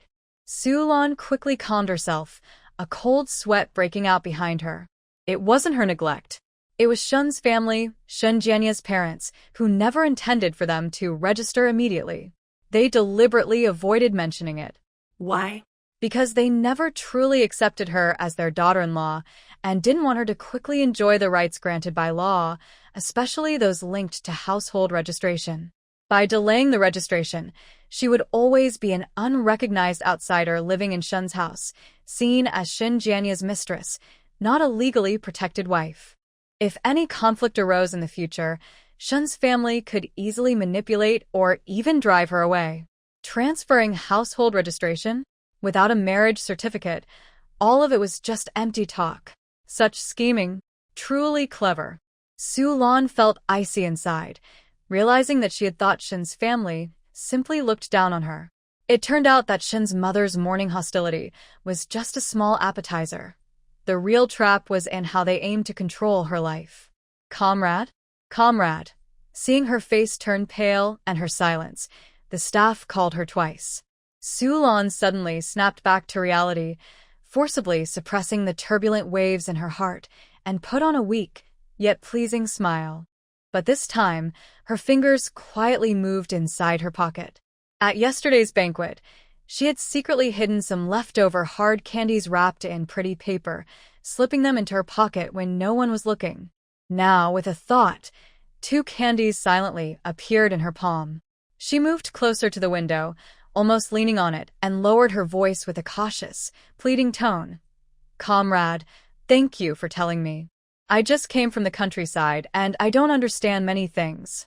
I'm afraid I might do something wrong. As she spoke, she quickly and secretly pushed 2 pieces of candy from her palm under the window. A little gift of happiness, to bring you good luck. The worker was clearly surprised, glanced down at the candies, then looked up at Su Lanxin's nervous yet hopeful face. She had seen small gestures like this many times before. Usually, she would refuse them. But this girl looked genuinely pitiful, and since she was newly married and just applying for household registration, the candies weren't worth much. She hesitated, looked around to make sure no one was watching, then with a flick of her finger, she swept the candies into her drawer. Her expression softened a little, and she lowered her voice further. The procedures are what I just mentioned, and all are necessary. Especially the marriage certificate. That's the most important proof. Without a marriage certificate, nothing can be done. Go back and discuss with your husband's family and get the certificate as soon as possible. Otherwise, your household registration is in limbo. Oh, I understand. Thank you so much. Thank you so much. Su Lanxin nodded repeatedly, grateful and respectful, but inside she remained calm. Sure enough, without a marriage certificate, everything is impossible. The Shen family was stuck here. She dared not delay any longer, thanked her again, and hurriedly left the district office. The Shen family was more cunning and ruthless than she had imagined. They just gave a little bride price and refused to register the marriage, trying to get something for nothing. Using the name of an urban resident, they wanted a free nanny and a reproductive tool, without any legal responsibility or risk. It was a clever plan. Su Lanxin clenched her teeth. No, this couldn't go on. Without a marriage certificate and household registration, she, Su Lanxin, was like a rootless floating plant in the Shen family. Mother Shen could kick her out at any time, and Shen Jianya's overly dependent mother. What could she do then? She had to get the marriage certificate. Only then could her household registration be changed to an urban one. This thought had never been so clear and strong. But how should she bring it up? The Shen family clearly didn't want to mention it. Should she talk directly to Shen Jianya? How would he react? Would he suddenly realize and actively handle it? She was still easily persuaded by her parents-in-law, thinking that since they all lived together, whether the marriage was official didn't matter much. She remembered how Shinjianya behaved at the breakfast table this morning, and her heart sank again. Relying on Shinjianya to take the initiative and oppose his parents' push on this matter seemed unlikely. She needed to find a clever way to promote her idea. With a heavy heart, she returned to the alley entrance of the Shun family. Su Lanxin slowed her steps, adjusted her breathing and expression, making herself look like she just went out to buy some things or get some fresh air. She gently pushed open the door. The house was very quiet.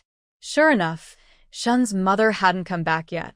She quickly went into the bathroom, looked at the untouched pile of clothes, and her eyes grew cold. Trying to use chores to hold me back? No problem. I can endure. She rolled up her sleeves, no longer hesitating, and started washing the clothes. She washed vigorously and carefully, especially scrubbing Shinjianya's white shirt collar repeatedly. She had to get through this obstacle first and avoid giving Shen's mother any obvious reason to complain. Shinjianya came home from work and saw the house was bright and clean, with hot food still in the pot. His wife was quietly serving him soup and dishes, and he felt very happy. He bit into a fried egg and smiled with his eyes almost closed. "Mom, look at Lanxin. She's so capable. I knew I didn't make a mistake." "Lanxin is definitely good at doing housework," Shun's mother snorted but didn't reply. Su Lanxin lowered her head and ate her meal, pretending not to hear the praise and criticism. Shun Jianya didn't mind and turned to Su Lanxin, saying, "Lanxin, don't be afraid of my mom. She's just cold on the outside but warm inside. Since you're doing so well, she's probably happy, even if she doesn't say it." Su Lanxin looked up and gave him a gentle smile, softly nodding. "Cold on the outside, warm inside? The outside is indeed cold, but the warmth inside?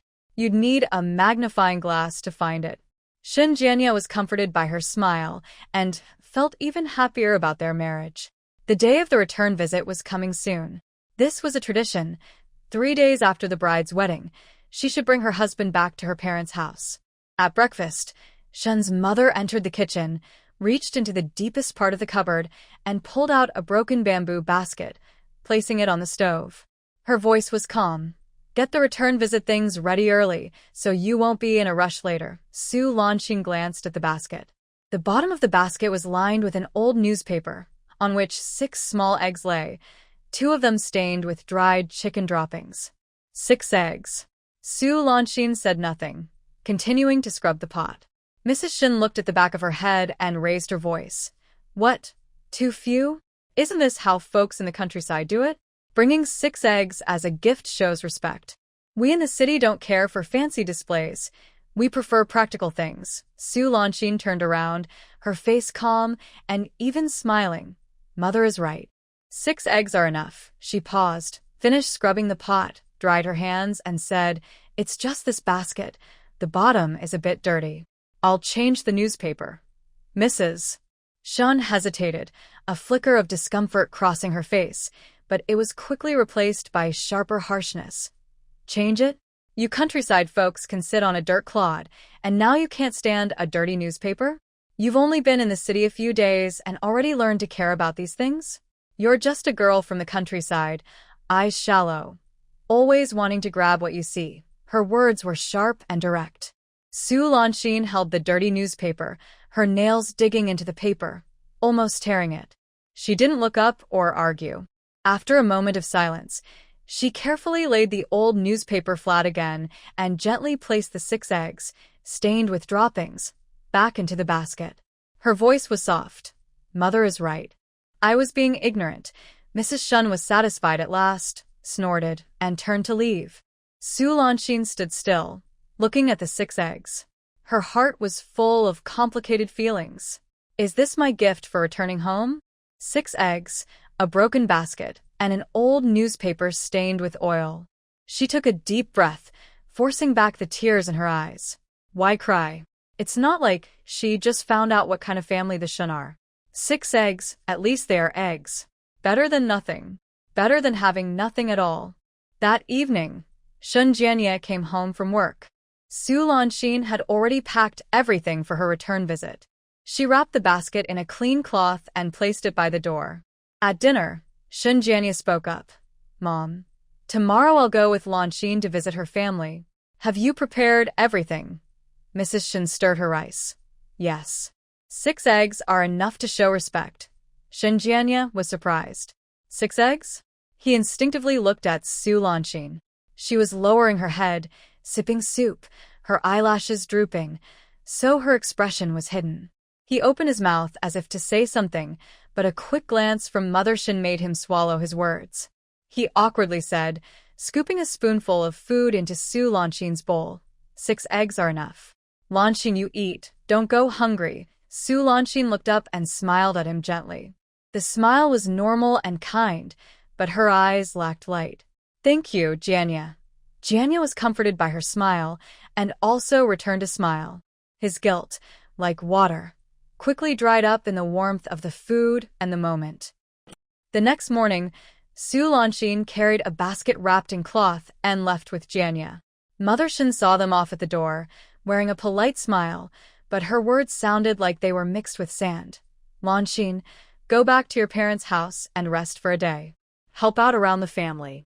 Your parents raised you well, and now you're enjoying life, but don't forget where you come from. After saying that, Mother Shin went back inside. Su Lanxin could only respond politely. Jianye pushed his bicycle out the door and patted the seat.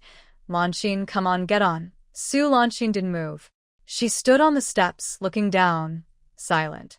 Jianye waited for a moment, feeling uneasy. Lanxin?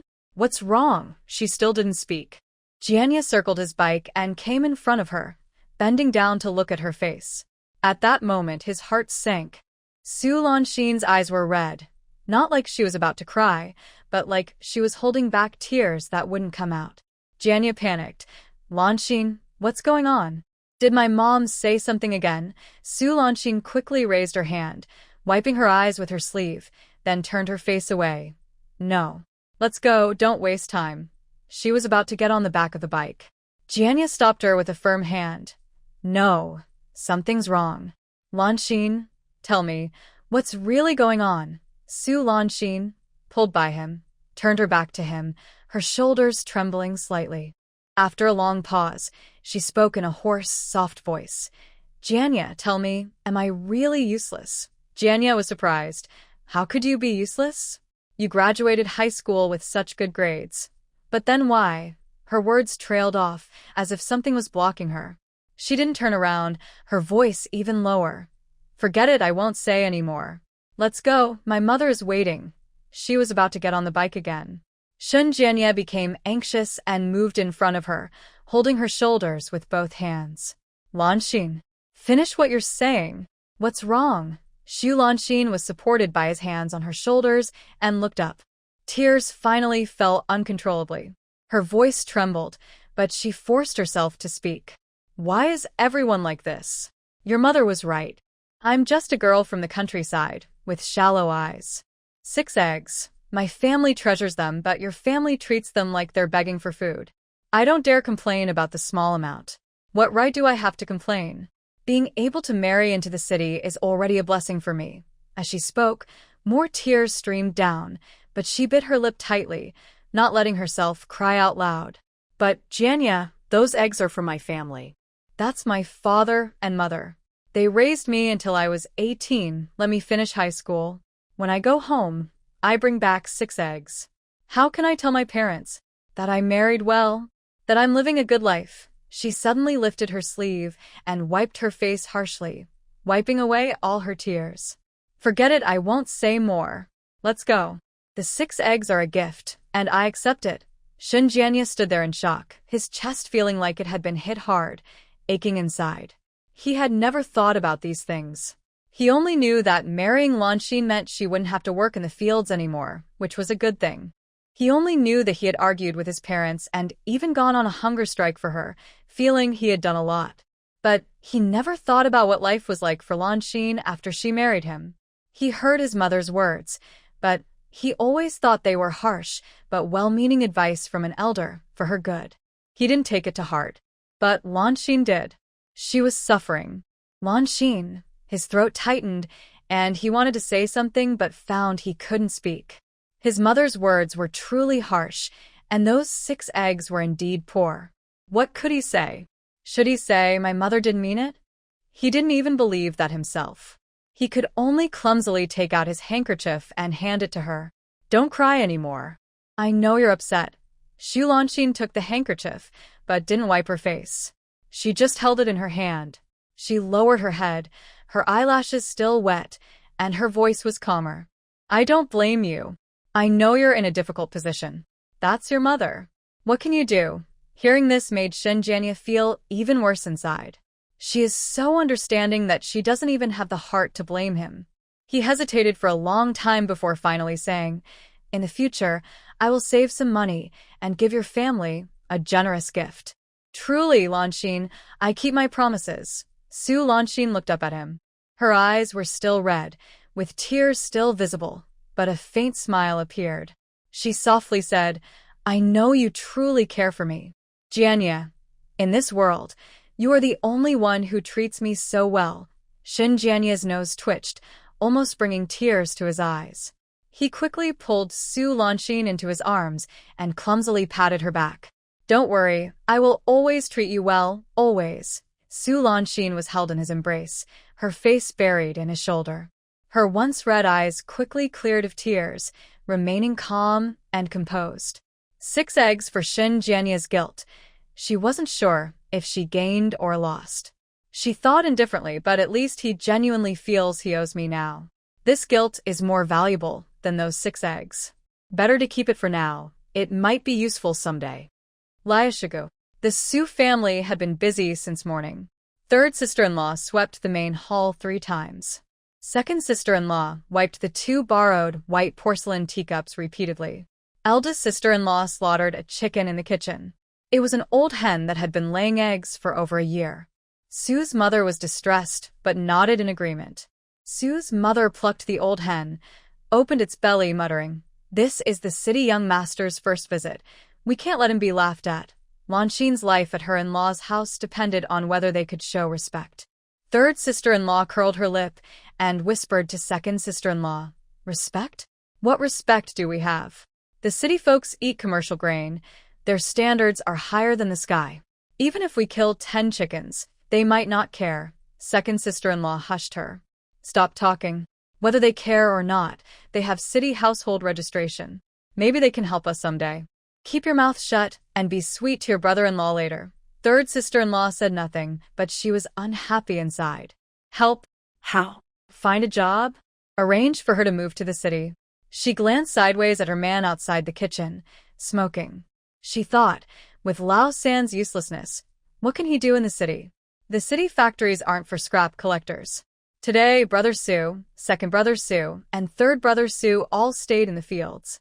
The 3 brothers changed into their special clothes for the new year and sat at the gate of the courtyard. One of them was smoking a dry pipe, while they looked toward the village entrance, stretching their necks. "Have they come?" asked the 3rd brother. "Not yet," replied the eldest brother, exhaling a puff of smoke. After a while, "Have they arrived?" No. Another moment passed. The 3rd brother tapped his pipe against his shoe sole, then stood up. "I'll go to the village entrance and see."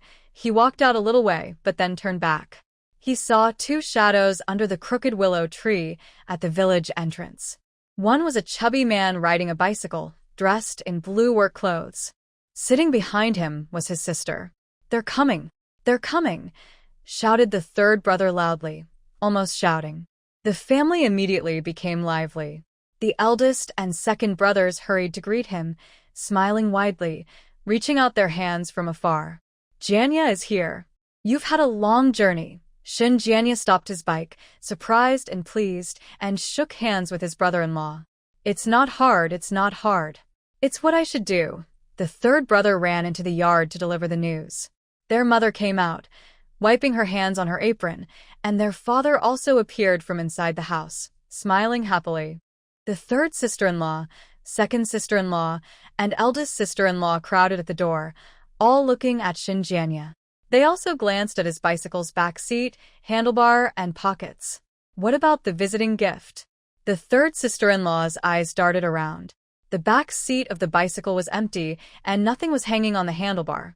Could it be hidden in a bundle? She saw that Lanxin was holding a blue cloth bundle in her hand, and her mind settled. The third sister-in-law warmly approached her. Lanxin is back. Come inside quickly. You must be tired after the trip. Jianya rode so far. He must be thirsty. I'll pour some water for you. Lanxin was slightly taken aback by the overly enthusiastic welcome, but only smiled faintly. Third sister-in-law, no need to trouble yourself. Inside the main room, their father, eldest brother, and second brother had already led Jianya to the main seat. It was a spot that their father didn't usually sit in, but today they had laid a worn, whitewashed blue cloth cushion. Jianya, have a smoke, said the eldest brother, handing him his dry pipe. Jianya quickly waved his hands. Big brother, I don't know how to smoke, I don't know how. The second brother hurriedly pushed a white porcelain teacup toward him. Then have some tea. This is jasmine tea, so fragrant. Jianya was surprised and flustered. He picked up his teacup and took a sip, burning his mouth and grimacing, but he still smiled and said, Good tea, good tea. Lanxin stood at the door, watching the scene. She had only been married to the city for 3 days. In the Shen family, she was the one serving tea and water, always watching her manners. When she returned to her own family, her husband was treated as a guest of honor, cared for attentively by her father and brothers. Is this what it means to have a city household registration? Even if he is a mama's boy, a clueless fool, as long as he is from the city, he is entitled to such treatment. Third sister-in-law squeezed over and lowered her voice. Lanxin, where is your gift for the family? Show it to everyone. Let us see how generous the city groom is. Second sister-in-law also came closer, eyes shining. Did you bring new cloth? Or some snacks? Lanxin didn't speak. She untied the blue cloth in her hand, revealing the torn bamboo basket. The bottom of the basket was lined with old newspaper, and 6 eggs lay on top. The lively atmosphere in the main hall suddenly froze, as if a spell had been cast, making everything still. Third sister-in-law's smile froze on her face. Second sister-in-law's eyes changed from bright to disbelief. The eldest sister-in-law, holding sliced fruit, stood at the kitchen door, unsure whether to come or go. Big brother Su also forgot to smoke his pipe. Second brother Su's tea, just refilled, spilled over the rim, burning his finger, but he didn't seem to notice. Father Su's smile gradually faded away. Silence. Dead silence. Jianya couldn't sit still. He shifted on the stool, his face turning red like pig liver. He opened his mouth, wanting to say something to smooth things over, but his tongue felt tied. Lanxin placed the basket on the table and said calmly, Mom, this is what Jianya's mother prepared. I brought it back. Mother Su took the basket, looked down at the 6 eggs. She didn't speak. She gently turned the 2 eggs covered in chicken droppings so that the dirty side faced down, burying it in the newspaper. Her voice was a little hoarse. It's good. The eggs are fresh. They'll help the children get stronger. Third sister-in-law couldn't hold back anymore. Her voice was sharp as a needle. 6 eggs? Is that how city folks do? Just 6 eggs and they send the girl away? Sending her off like a beggar? Third sister-in-law. Lanxin's voice was quiet but firm, cutting her off. Sister-in-law glared at her, and Lanxin also looked at her. The look was not pleading or showing sadness, but something hard to explain. Sister-in-law opened her mouth but said nothing. She shook her hand and turned to go into the kitchen, where the pots and bowls clanged loudly. Second brother Su awkwardly smiled, trying to change the subject. Well, city folks value honesty. No need for these formalities. Jianya, have some tea. Have some tea. Jianya picked up his teacup, and this time the tea tasted bitter. Lanxin stood in the middle of the main hall, facing the disappointed, confused, sympathetic, and mocking looks. Her heart felt like it was frozen, with a new layer of ice forming. See? This is my welcome home gift. This is the respect my city family gave me. It's okay. She silently told herself. They are mocking the Shen family, not me. 6 eggs can't change the fact that I am a city daughter-in-law. My household registration isn't transferred, and I haven't received my marriage certificate yet. I can endure this. Once I hold these things in my hands, I will return all these looks, one by one. Mother Sue set down the basket, turned around, and a smile appeared on her face. Why are you standing? Sit down, sit down. The meal is ready. Let's eat first. Lanshin, you sit with Janya. I'll go serve the dishes. Father Sue coughed. Yes, let's eat first. Janya, don't be polite. Just treat it like your own home. Janya nodded repeatedly. Yes, yes. Thank you, Dad. Thank you, Mom. At the table, the atmosphere gradually became lively. Elder brother Sue poured wine for Janya. Second brother Sue helped him serve food, and the third brother ate quietly, occasionally looking up at Janya and then at the 6 eggs, with a complicated expression. Sister-in-law was still sulking in the kitchen, but second sister-in-law had adjusted her expression and started to circle around Janya. Janya, does your factory still need workers? My husband can do heavy work, but he has no connections. Second brother Sue glared at her, but she pretended not to see. Elder brother Sue also asked casually, Janya, what are the requirements for temporary workers at your factory? I only finished middle school, can read and do quick calculations. Janya was sweating from the question, hesitating. Well, the hiring is arranged by the factory. I don't know much. I'll ask my older brother later. Just ask, just ask. Elder brother Sue nodded repeatedly. Sue Lanshin lowered her head and ate without saying a word. She was very clear about what her brothers were thinking. 6 eggs didn't matter much. Losing face was okay, but she had to recover her dignity inside. Janya, though a bit timid, was from the city and worked officially at the machinery factory. If he could marry Lanshin, he could also support her older brother. This is called resource exchange. She remembered the 10 yuan her mother gave her on her wedding day and her mother's words about helping her brothers in the future. See, this is the real wedding gift. She chewed her coarse rice with a blank expression. Janya had drunk a lot with the Sue brothers. His face was red, his neck thick, and his tongue was big, but his words became more and more vague.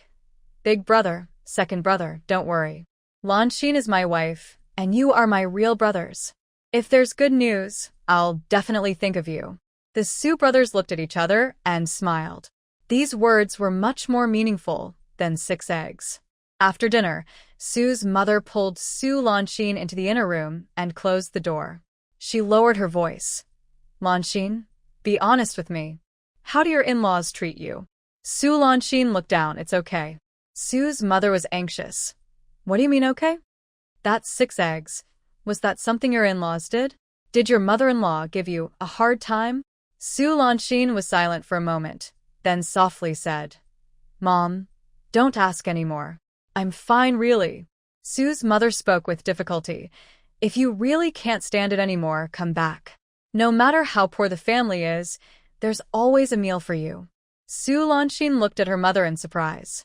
She said, Mom, I won't come back. Sue's mother was stunned. Sue Lanshin said, I'm not acting out of anger. I mean it.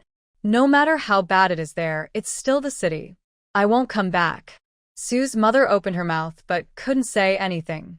Suddenly, she realized she never truly understood her daughter. Outside the door, third sister-in-law's cold words came. They're now a city wife. Why would they look down on our broken house? Not long after, Janya got drunk and leaned on the long bench at the Sue house. Sue's mother covered him with an old coat, worried he might catch a cold. Not because she loved her son-in-law, but because she was afraid that this city husband might fall ill at her home. Third sister-in-law sent the children to play behind the house, not allowing any noise. Second sister-in-law carefully cleaned the dishes, making sure to keep the sound of clattering to a minimum. Sue Lanshin stood up quietly and tiptoed outside. Sue's mother was fixing her shoe soles and looked up at her. Lowering her voice, Sue's mother asked, Where are you going? Just a little something, to see the village head. I'll be back soon. Sue Lanshin also spoke softly, reaching into her bag to take out 2 pieces of wedding candy, which she had secretly hidden during the wedding celebration at the Shin family's house. Sue's mother glanced at her, but didn't ask questions. She simply nodded and waved her hand, signaling her to go quickly. Su Lanxin put the candies in her pocket and left the yard. The village head's house was at the east end of the village, a 3-room blue brick house, more grand than the Su family's. The gate was open. The village head, Su Mansong, was squatting on the porch fixing a hoe handle. When he saw Su Lanxin come in, he paused in surprise. He put down his hoe and stood up. Lanxin? You didn't go to the city to get married? Why are you back now? Su Lanxin didn't rush to answer.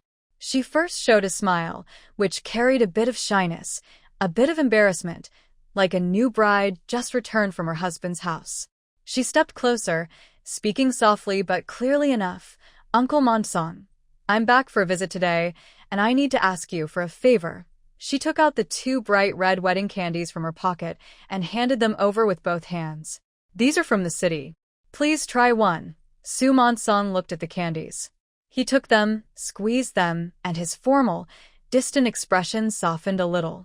He politely said as he pocketed the candies, "You, girl, still bringing candies? Just tell me, what's the matter?" Su Lanxin's voice grew softer. "Uncle Mansong, it's like this. I married into the Shin family, as you know. They treat me okay, but there's one thing. My husband's parents are busy with work, and when we had the wedding, we didn't get the marriage certificate. Now I've been thinking, since we're married, we should get the certificate officially. But to do that, we need an introduction letter from here." She looked up at Su Mansong, her eyes filled with just the right amount of pleading. "Uncle Mansong, could you please help me by issuing one?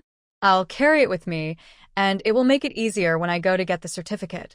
Su Mansong didn't answer immediately. He picked up his pipe, lit it, and took a puff. He drew out the long sound. "Introduction letter? That's not hard to get. But, Lanxin, does your family-in-law know you're asking for this?" Su Lanxin didn't avoid the question. She lowered her head, her voice soft, as if afraid to wake something. "They haven't brought this up yet. My husband is willing, but his mother over there still thinks there's no rush. I plan to get the official letter ready first, so when he has a day off, I can take him directly to register and avoid unnecessary delays." But Su Mansong, who had been village head for 20 years, had seen all kinds of people and could tell what was being said. He looked at Su Lanxin's lowered eyes, at her pale cuffs, and at the small, neat patch on the back of her cloth shoes. He didn't ask any more questions. He tapped his pipe against his shoe sole and said, "All right. Wait a moment, I'll write one for you." He went inside. Su Lanxin stood on the porch, motionless. Her fingers quietly clenched the sleeve, then slowly loosened. After about the time it takes to brew a cup of tea, Su Mansong came out holding a neatly folded piece of paper. He handed it to her. "It's ready. The big red official stamp is on it, so it's valid." Su Lanxin carefully took the paper and unfolded it to look. It listed her name, age, hometown, and stated that she was a villager here and that on a certain date, she and comrade Xinjiania became legally married. It also instructed her to go and register the marriage. The document was signed by the Liashigu Production Brigade and stamped with a bright red round seal. She read it 3 times. Then she folded the paper carefully and put it in her pocket. Actually, she slipped it into her space. She looked up, her eyes slightly red. "Uncle Mansong, thank you so much. You don't know how important this paper is to me." Su Mansong waved his hand. "No need to thank me. You're also from Liashigu. I should do this for you." He paused, then added in a quieter voice, "Lanxin, I want to ask you something. Are you still doing well over there?" Su Lanxin kept her head down and didn't answer. There was a moment of silence. Then she looked up again, smiling. "Yes, I'm doing well. Don't worry, uncle." Su Mansong looked at her smile, but didn't ask further. He just nodded. "That's good. Go on now, your mother is waiting for you." Su Lanxin left the village head's yard, her steps lighter than before. With this, only Xinjiania's approval was needed. When Su Lanxin returned home, Xinjiania had just woken up. He sat on the bench, massaging his temples. Su Mu handed him a bowl of cool tea. He took it and drank it quickly, then wiped his mouth. Only then did he notice Su Lanxin coming in from outside. His voice was still hoarse from waking up. "Lanxin? Where did you go?" Su Lanxin stepped closer, bent down, and gently straightened his wrinkled collar. Her movements were natural and affectionate. She softly said, "I went next door to Annie's house to borrow a needle and thread. You were asleep, so I didn't wake you." Shun Jianya responded with an "oh," without asking more. He looked out the window, then at Su Lanxin, his eyes showing a bit of pleading. "Lanxin, should we go back? It's getting late." Su Lanxin nodded. The Su family members also gathered around.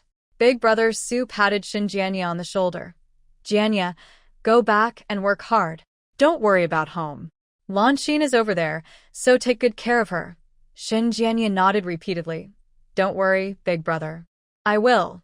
Second brother Su moved closer and lowered his voice, but Su Lanxin heard clearly.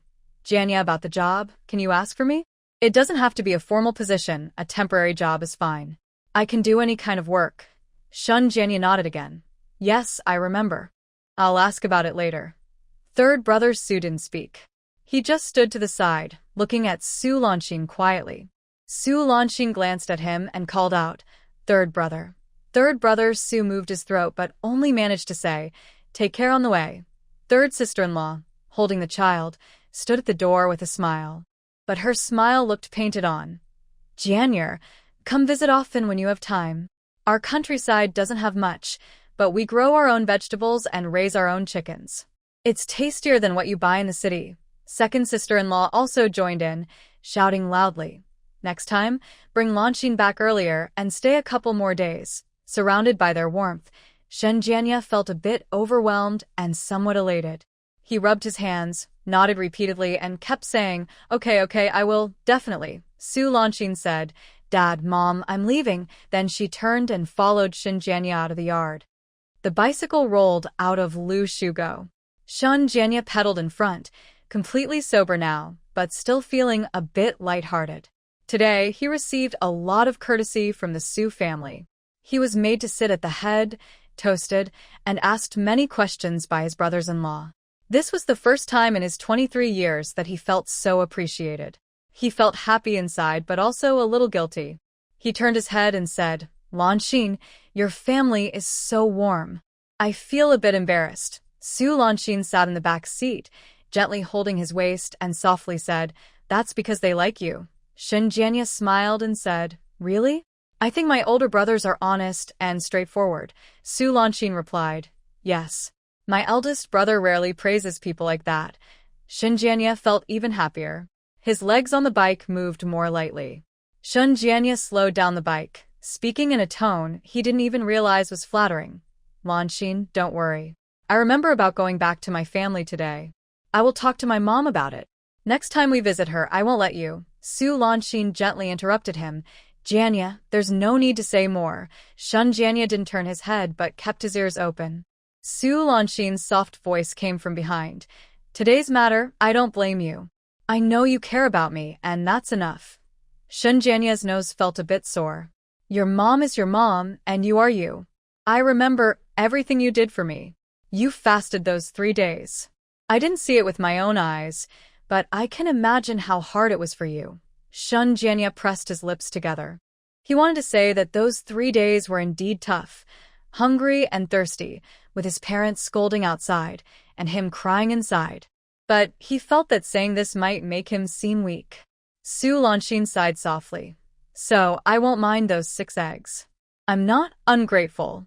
You fought with your family just to marry me. What more could I ask for?" She paused. "I only ask for one thing." Shin Jianya hurriedly asked, "What is it?" Su Lanxin was silent for a moment. She said, "Let's be good to each other, just the 2 of us." Shin Jianya's throat tightened, and he nodded firmly. Su Lanxin softly said, "We've already had the wedding banquet. We are officially married, just missing that paper. When you have time, let's go get the marriage certificate and finish the formalities. I don't want anything from your family. I just want to be legally yours." Shun Jianya listened carefully. He solemnly said, "Okay, Lanxin, I will take you to get the certificate. I promise." Su Lanxin didn't say anything more. She gently rested her face on his back, feeling the warmth through his work clothes. Shun Jianya sped up the car. He felt like a strong, brave man. He protected his woman and kept his promise. He couldn't see Su Lanxin, leaning on his back, with her calm but frightening eyes. He had already agreed to register their marriage. She was planning in her mind. After they got home, and when Shin's mother wasn't around, she would push him a little more. Men tend to forget promises once the initial enthusiasm fades. She needed to take advantage of his guilt while it lasted and make sure this was settled. When the bicycle stopped at Shun's house, it was almost dark. Shun's mother was busy in the kitchen. She heard the noise and looked out. She first looked at her son, then at Su Lanshin. "You're back? Your dad is already home from work, but dinner isn't ready yet." She said this for Su Lanshin to hear. Su Lanshin responded with a nod and quickly rolled up her sleeves to go into the kitchen. There were half-cut vegetables on the stove, and the water in the pot hadn't boiled yet. Shun's mother stood nearby, holding a spatula but not continuing to cook. She watched Su Lanshin come in and set the spatula down on the stove. 6 eggs. Your family didn't think that was too few. Su Lanshin lowered her head, putting the leftover vegetables from the cutting board into a plate. "No," Shun's mother sneered. "No? Or are you too shy to say? I know rural folks. You say you don't want it, but secretly, you wish your in-laws would move out." Su Lanshin didn't reply. She lit the stove, poured oil into the pot, and while waiting for it to heat, quickly chopped some green onions and ginger. Shun's mother watched her work from the side. In just 3 days, Su Lanshin had become faster and more skilled than her. Her tone was unclear. "Your hands are quick, but I wonder if your heart is." Su Lanshin added the green onions and ginger to the hot oil with a sizzling sound, and the smoke blurred her face. She said, "Mom, the oil is hot. Please go out first so you don't get smoked." Shun's mother choked on her words. She wanted to find fault but couldn't. Su Lanshin was respectful and considerate in everything. Standing there longer would only make her seem awkward. She hummed and turned to leave the kitchen. Su Lanshin stood alone in front of the stove, stirring the vegetables in the pot. The cooking fumes made her eyes sting, so she wiped them with her sleeve and kept stir-frying. By the time dinner was served, Shun Jianya had recovered. He sat at the table, watching Su Lanshin busy bringing out dishes one after another, feeling both guilty and proud. He felt guilty because he had caused her to suffer today during the family visit, and proud because she was such a good wife, his wife. "Lanshin, you sit down and eat too." He moved slightly to the side. Su Lanshin took off her apron and sat next to him. Mother Shin glanced at her, but said nothing. Father Shin ate silently, as usual, flipping through the newspaper loudly. Shin Jianya wanted to start a conversation, but didn't know what to say. He looked at Su Lanshin's calm side profile and then at his mother's cold face. His throat moved as he considered speaking but swallowed his words again.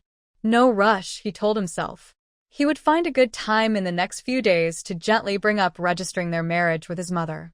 He didn't know that Su Lanshin hadn't even thought about telling her mother-in-law about the marriage registration. Lu Shugo. Su family. After Su Lanshin and Shun Jianya left, the door of the Su house closed, leaving only the family inside.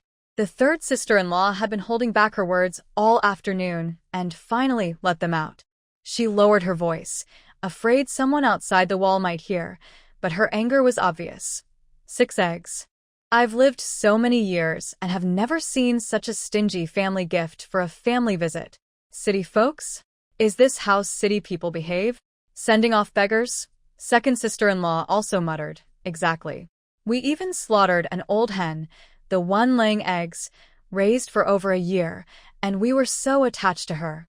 And they just bring 6 eggs. The eldest sister-in-law said nothing, just focused on sewing her shoes, the needle moving quickly and densely. Mother Su sat at the kitchen door, picking vegetables, still working without stopping.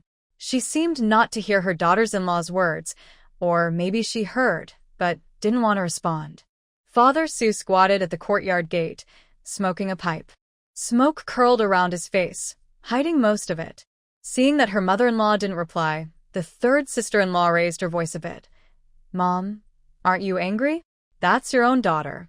She was married out and treated so badly. Can you really swallow this? Mother Su paused her vegetable picking. She didn't look up or speak, but she sharply snapped the yellow leaf vegetable stem in her hand. Eldest brother Su spoke in a muffled voice, Enough, say less. The third sister-in-law raised her voice. Say less? Why should I say less? 6 eggs. Are they meant to shame her, Su Lanshin? Or are they a disgrace to our Su family? If the villagers ask later what the city husband brought back, I won't be able to speak easily. Then don't speak at all, suddenly said Mother Su. Third sister-in-law was surprised. Mother Su put down her vegetables, straightened up, and looked at the daughters-in-law. Her voice was calm but serious. If the villagers ask, just say the husband brought a generous gift. People in the city value honesty, so no false words. And don't say anything else. Third sister-in-law opened her mouth to argue, but Mother Su didn't give her a chance. She said, our Su family can't afford to lose face, and Lanshin can't either. No matter what she says, she's still a girl from our family. If her face is tarnished, does that mean your faces are shining? Third sister-in-law was speechless. Father Su stood up. He didn't go inside but took a few steps toward the yard, just in time to bump into a neighbor peeking around. It was Aunt Lee from next door, holding an empty bowl, pretending to borrow salt but glancing into the main hall of the Su house. Aunt Lee smiled cheerfully. Brother Su, I heard Lanshin is returning today? The city husband came back? Did he bring many good things? Father Su didn't reply, just nodded quietly. Aunt Lee pretended to be casual. What did he bring? City folks are picky, so it must be special. Maybe some new fabric? Father Su's face was stiff. He opened his mouth, and his voice came out strained. All of it. Aunt Lee's eyes lit up. All of it? Fabric. Yes. Father Su didn't look at her again but turned and went inside, closing the door. Aunt Lee stood outside, her smile stiffening. She wanted to ask more, but the door was already shut. She stood there for a moment, holding the borrowed salt bowl, feeling a bit upset, and left. Inside, third sister-in-law watched this scene and sneered quietly. She imitated Father Su's tone, lowering her voice. All of it? We haven't even seen a piece of cloth. Second sister-in-law tugged her sleeve. Enough. Dad is doing this for the family's reputation. Third sister-in-law shook her off and said nothing more. She still felt uncomfortable inside, but she knew Mother was right. The matter of 6 eggs. The Su family can't admit it, and they dare not. If they do, it will become a joke in the whole village. She just felt sorry for herself.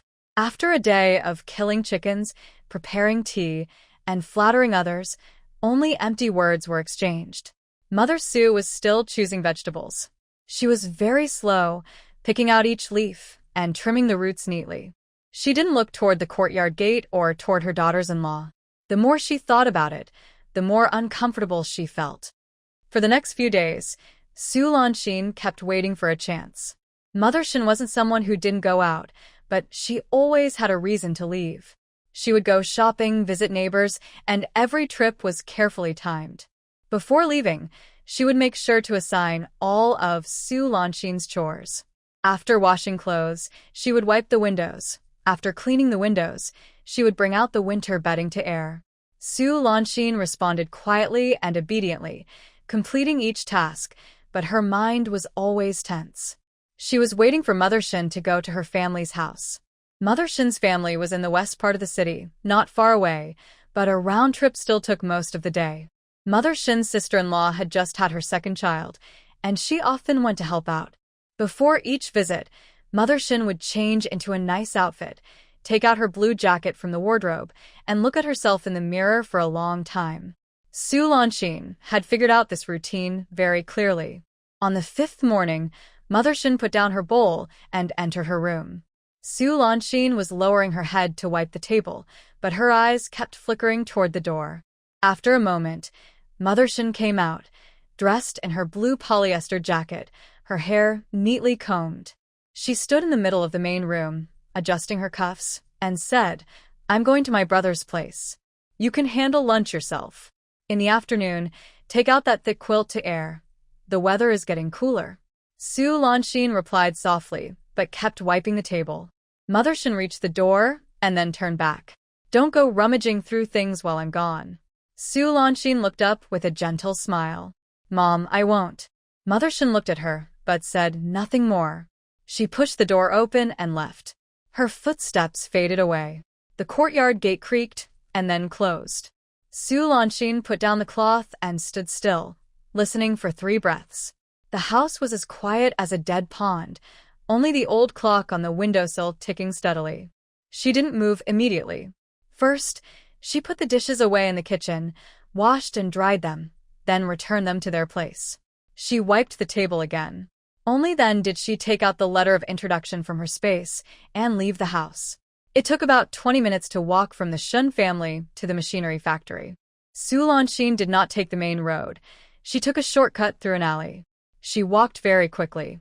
The factory gatekeeper was a man in his 50s, wearing reading glasses and reading a newspaper. Su Lanxin stopped at the gate, slightly out of breath, but she tried to speak softly and gently. "Sir, could you please help me call Xinjiania? There's an urgent matter at his home." The gatekeeper looked up and examined her. Seeing she was a young wife dressed simply, he didn't think she was lying. He put down his newspaper.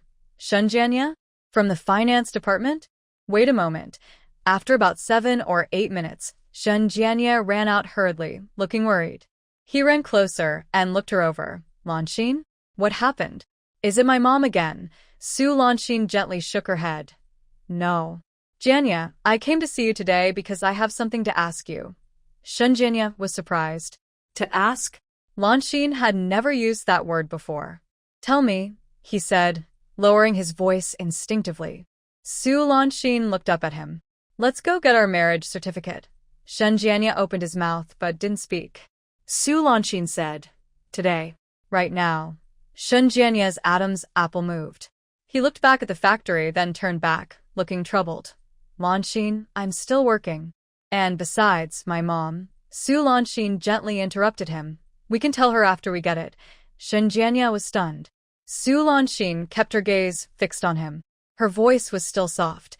"Jianya, I know you're in a difficult spot. Your mom doesn't like it, and you're caught in the middle. I don't blame you, I've never blamed you." She paused. "But we are husband and wife. We've had the wedding. We've been together. In the eyes of heaven, we are already married. We just need that paper, that official process. I don't understand. Why does it matter if we wait for your mom's approval?" Xinjiania was caught off guard. He hesitated. Are you afraid that my mom will?" Su Lanxin looked at him. "What am I afraid of? I fear many things. I fear my mom will think I can't do my work. I fear city folks will laugh at my rural background. I fear you might regret marrying me someday. But all that is in the past. Life has to go on. I just want to live openly with you. If we have children in the future, they can have proper household registration, and we can proudly tell others that we are officially married." Xinjiania felt like something was blocking his throat.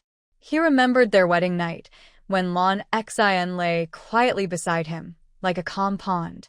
He thought about the way Lan Xian leaned on his back on the way home, saying she just wanted them to be happy. He remembered the 6 eggs, his mother's harsh words, and how Lan Xian quietly finished her meal without saying a word. She had never asked him for anything. Not once. He spoke hoarsely. "Wait for me. I need to ask for leave." Su Lanxin stood still, watching his back as he ran away. Her hand, hanging by her side, slowly clenched, then relaxed again. 20 minutes later, Xinjiania ran over, sweating on his forehead. He held a small folded piece of paper, looking excited and nervous like a thief. He handed the paper to Su Lanxin. "It's done. Our work unit issued a proof that I am single and employed. Is that enough?" Su Lanxin unfolded the paper and looked at it. "Not enough. Something is missing." But she didn't say what. She folded the paper again and put it in her pocket. "It's enough. Let's go to the Civil Affairs Bureau." The bureau was in the west of the city, across 3 streets and 2 bus stops away. Xinjiania wanted to ride his bike, but Su Lanxin said, "Riding a bike is too obvious. I'm afraid someone might see and tell your mom." So, Xinjiania didn't ride. They walked side by side in silence. He wanted to speak several times, but seeing Su Lanxin's tense face, he held back. The clerk at the Civil Affairs Bureau was a woman in her 40s, wearing glasses and looking serious. She carefully checked their documents and proof from their work unit. She looked up and scanned their faces. "Xinjiania, Su Lanxin?" Did you choose love freely, or was it arranged? Love freely, Shin Jianya quickly replied. Come here, sign here. Shin Jianya signed first, his handwriting messy, while Su Lanxin wrote her name carefully. The clerk stamped the documents with a seal, making a sharp sound. All done. 2 thin marriage certificates were handed out through the window. Shin Jianya took one, flipping it over and over, smiling like a top student who got full marks. He handed one to Su Lanxin, his voice full of happiness. Lanxin, we are now legally married. Su Lanxin took it. She suddenly felt like crying but held back her tears. Yes, we are now legally married. After leaving the Civil Affairs Bureau, the sun was already setting. Shin Jianya looked at his watch and exclaimed, It's already past 3. I need to hurry back to the factory. I have a meeting this afternoon. He hurried a few steps, then turned back and seriously handed another marriage certificate to Su Lanxin. Lanxin, keep this. Put it in our family cabinet and don't lose it. Su Lanxin nodded. You should go to work now. She turned around and walked in another direction. The Shun family. Shun's mother hadn't come back yet. She pushed open the door, didn't go to her own room, but headed straight to Shun's mother's room. That dark red wooden door was slightly ajar. She had observed for many days that Shun's mother's room was never locked. It wasn't because she was unguarded, but because she didn't see the need to lock it. A rural daughter-in-law daring to enter her mother-in-law's room? Shun's mother probably never thought about this. Shun's mother's room was small, with a carved wooden bed, a 3-door wardrobe, a dressing table, and a desk by the window. In the second drawer of the wardrobe, she saw Shun's mother had taken out the household registration book a few days ago. She opened it, but it wasn't there. After searching, she found it hidden under some old sweaters. Hastily, she took the household registration book and went to the street office. She softly said, Comrade, my husband is Shin Jianya. This is his household registration book. I just got our marriage certificate and want to transfer the household registration. The clerk looked up. It was the same woman from last time, wearing a sleeve cover, surnamed Zhou. Zhou took the marriage certificate and the household registration book, looked at them, and recognized her. Her expression softened a bit. It's you. You got the certificate. Su Lanxin smiled, a bit relieved and shy. Yes, I just got it today. Sorry to trouble you. Zhou nodded, opened the household registration book, and started to fill out the form with a pen. Halfway through, she looked up. By the way, have you obtained the transfer certificate from your original household registration place? Su Lanxin's heart skipped a beat. She had forgotten about this. Moving out of Lu Shugo required a household transfer certificate issued by the Lu Shugo Brigade. She only had an introduction letter, which was used to get the marriage certificate, not for household transfer. Her mind was racing quickly. She only showed a shy, embarrassed smile on her face. She lowered her voice and said softly, Comrade Zhou, I came from Lu Shugo. The village needs an introduction letter, so I have to go back to handle it. But my mother-in-law hasn't been feeling well these days, so I can't leave. She looked down, her voice carrying a slight, barely noticeable awkwardness. Can you please process my move-in first? I will return later to get the transfer certificate. I promise I will do it. Comrade Zhou looked at her. The girl was wearing old clothes, her hair neatly combed, speaking softly and politely, not pushing or rushing. A few days ago, when she asked about her household registration, she even brought candies. Although she didn't bring candies this time, her attitude was respectful, and her words sweet, always calling you, politely, which made people feel comfortable. Zhou sighed. You're not easy either, a city wife, running back and forth. She lowered her head, her pen moving across the paper. All right, I'll process your move-in first. You can get the transfer certificate by the end of next month.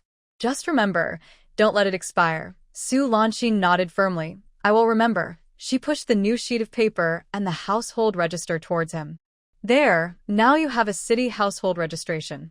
The head of the household is your father-in-law, and you and your husband are in the same household. Su Lanxin looked at the page carefully. Relationship to the head of household. Daughter-in-law. Name, Su Lanxin. Thank you, she said. This time, she didn't smile, her voice serious, like making a solemn promise. Comrade Zhou waved his hand and didn't look up.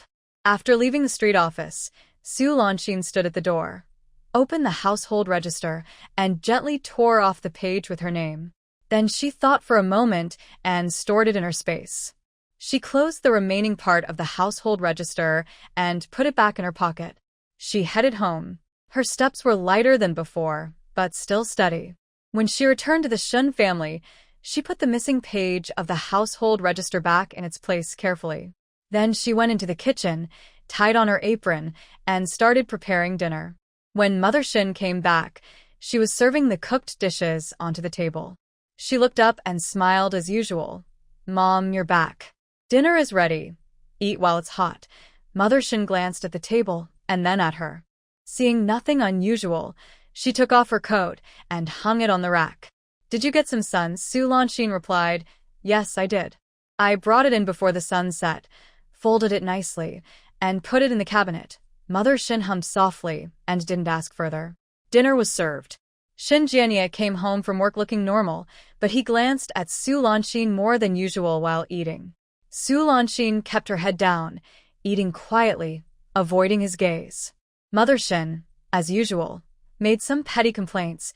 The soup was too salty, the vegetables overcooked, the floor not cleaned well. Su Lanxin responded as usual. "Yes, I'll watch out next time. I'll wipe it again." Father Shin sat quietly, reading the newspaper without saying a word. After clearing the dishes to the kitchen, Su Lanxin stood by the sink, the water rushing loudly, covering all other sounds. She washed the dishes while mentally planning her tasks for tomorrow. She also thought about the upcoming full moon celebration for her sister-in-law's baby, and guessed Mother Shin would probably go out again.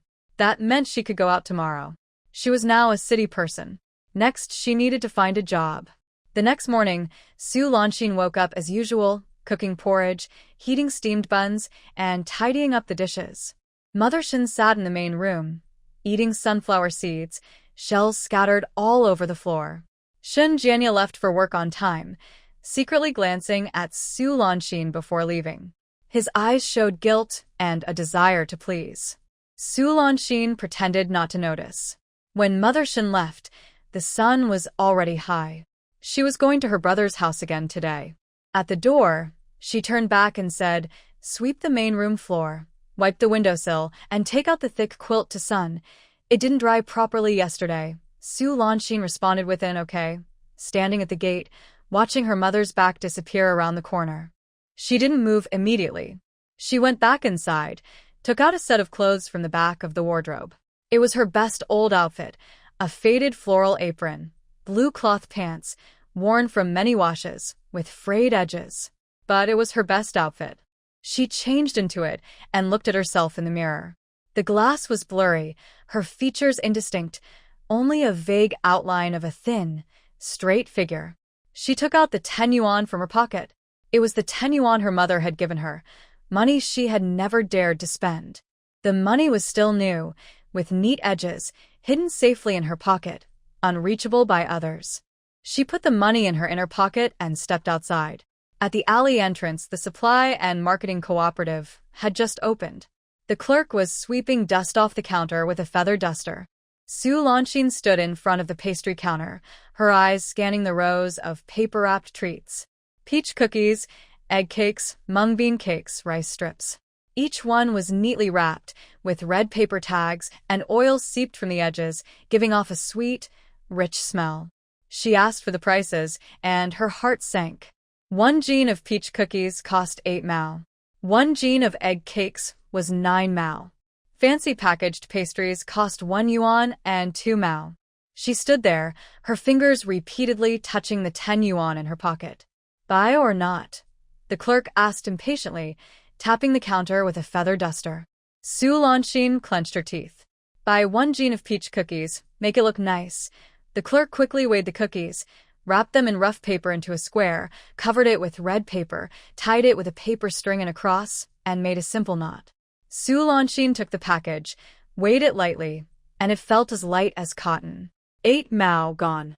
She left the supply store, carefully holding the package of treats in her hands, walking toward her head teacher's house. Her head teacher's surname was Zhou, named Zhou Huimin, about 40 years old, and had taught Chinese for 20 years. During high school, she took special care of Su Lanxin, not with condescension, but with quiet support. In winter, Teacher Zhou would bring an extra hot steamed bun and secretly give it to her during break. Once, Su Lanxin was running a low fever, but still went to class. Teacher Zhou called her into the office, made her a cup of brown sugar water, and gave her 2 fever-reducing pills. Su Lanxin remembered all those moments clearly. Teacher Zhou's house was in the east, in the third of a row of single-story houses. The yard wall was made of blue bricks, the door was wooden, painted dark green, with some paint peeling off. Su Lanxin stood at the door, took a deep breath and knocked. The door opened. Zhou Huimin, wearing an apron, still covered in flour, was obviously cooking. She saw the person outside and froze, her eyes widening little by little. Su Lanxin held the peach cookie package, standing outside the door, smiling shyly. Teacher Zhou Huimin was stunned for a few seconds before stepping aside. Come in quickly, come in. Su Lanxin stepped over the threshold, handed over the package, and said cautiously, Teacher Zhou, a small gift. Zhou Huimin looked down at the neatly wrapped peach cookies, covered with red paper and tied with a string. She looked up, her gaze falling on Su Lanxin's face. There was surprise, concern, and a hint of complicated feelings in her eyes. Her voice lowered. You child, just come in. Why are you here? She welcomed Su Lanxin into the house and closed the door. Mr. Zhou's house was small, with only 2 rooms inside. It was very tidy. In the outer room, a desk was placed by the window, with homework books and lesson plans on it. A map of China was taped to the wall, its corner already curled. The inner room's door was open, and you could see a wooden bed and neatly folded bedding. Zhou Huimin poured a glass of water for Su Lanxin, then set aside a package of peach cookies. She wiped her hands on her apron and sat down. She asked, When did you come back? Weren't you in the countryside? Holding the cup of water, Su Lanxin felt the warm liquid through the ceramic wall, warming her hands. She looked down at her reflection in the cup, swaying gently, unable to see her features clearly. She paused and said, I got married. Zhou Huimin didn't say anything. Su Lanxin looked up at her teacher, then lowered her eyes again. I married Xinjiania. He's in our class. Zhou Huimin's eyes flickered slightly, but she said nothing. Su Lanxin, why that? She was waiting for the usual questions, how she married him, or how Xinjiania's grades were good enough to catch her eye. She had thought it over on the way here. No matter what Zhou Huimin said, she would accept it. Marrying him was her choice, her decision. But Zhou Huimin said nothing. After a moment of silence, she simply asked, Is he good to you? Su Lanxin was stunned. She looked up at her teacher. Zhou Huimin's expression was calm, no disdain, no disappointment, no judgmental look that said she had fallen too far. She just looked at her like 3 years ago when she was burning with a fever but still trying to hold on. There was both concern and helplessness. Suddenly, Su Lanxin felt her nose sting. She lowered her eyes and softly nodded. Zhou Huimin sighed. The sigh was gentle, like wind passing through a window paper, leaving no trace. Her voice was low, almost like talking to herself. You came from the countryside to the city alone, ranked first in exams, got a scholarship. I thought then, this girl will surely have a bright future. Su Lanxin clenched her fingers around the ceramic cup. Zhou Huimin continued, Later, after you graduated, I looked for you. I heard you went back to the village and couldn't find a job. I feel uneasy inside. She paused for a moment. It's hard for girls, especially girls from the countryside. You're not easy to deal with. Su Lanxin didn't look up. She stared at the water in her cup, her eyes getting blurry. Zhou Huimin sighed again, this time more deeply. If you marry, then marry. Xinjiania is a good kid, just too controlled by his mother. If you can hold on to him, life will be better. Su Lanxin didn't reply. Zhou Huimin was silent for a while, then suddenly asked, Did you change your household registration? Su Lanxin's heart trembled. She looked up at Teacher Zhou. Yes, I did, she said. Really? Su Lanxin nodded. Yes. I just finished it yesterday. Now I have an urban household registration. Zhou Huimin's eyes lit up. She said, good, good. With a household registration, things will be easier. Zhou Huimin looked at her, then suddenly leaned forward and lowered her voice. Lanxin, I need to tell you something. Su Lanxin looked up. Zhou Huimin said, the textile factory is hiring a radio announcer. Su Lanxin was surprised. Her voice lowered even more, as if sharing a secret. My brother from my family's side works at the textile factory. When he visited my family a few days ago, he told me that there's an opening for a radio announcer. The original announcer left, so the position is vacant. The HR department is thinking about hiring someone. They said they want someone with a high school education, an urban household registration, young, and with standard Mandarin. Su Lanxin's heart suddenly raced, beating so fast she almost felt dizzy. Teacher Zhou, she opened her mouth. Zhou Huimin looked at her, her eyes holding something hard to explain. She said, when I heard about it, I thought of you. Isn't it just you? High school education, standard Mandarin, young, and just one thing missing, household registration, Su Lanxin blurted out. Zhou Huimin nodded, her expression darkening. Yes. They want an urban household registration. That's a basic requirement no one can change. She thought to herself, if only you had an urban household registration, this position was practically made for you. And now you have an urban household registration. It's perfect. Suddenly, Su Lanxin smiled. Everything just fits perfectly. Zhou Huimin continued, the application deadline is the day after tomorrow, just 2 days from now. You should prepare well tomorrow and go to the personnel department of the textile factory early the day after tomorrow. Find section chief Zheng, a woman. Just tell her you are here to apply, with a high school diploma and an urban household registration. No need to say much more. Speak standard Mandarin to leave a good impression.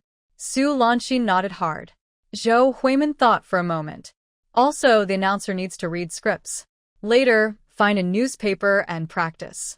Read smoothly, without stuttering.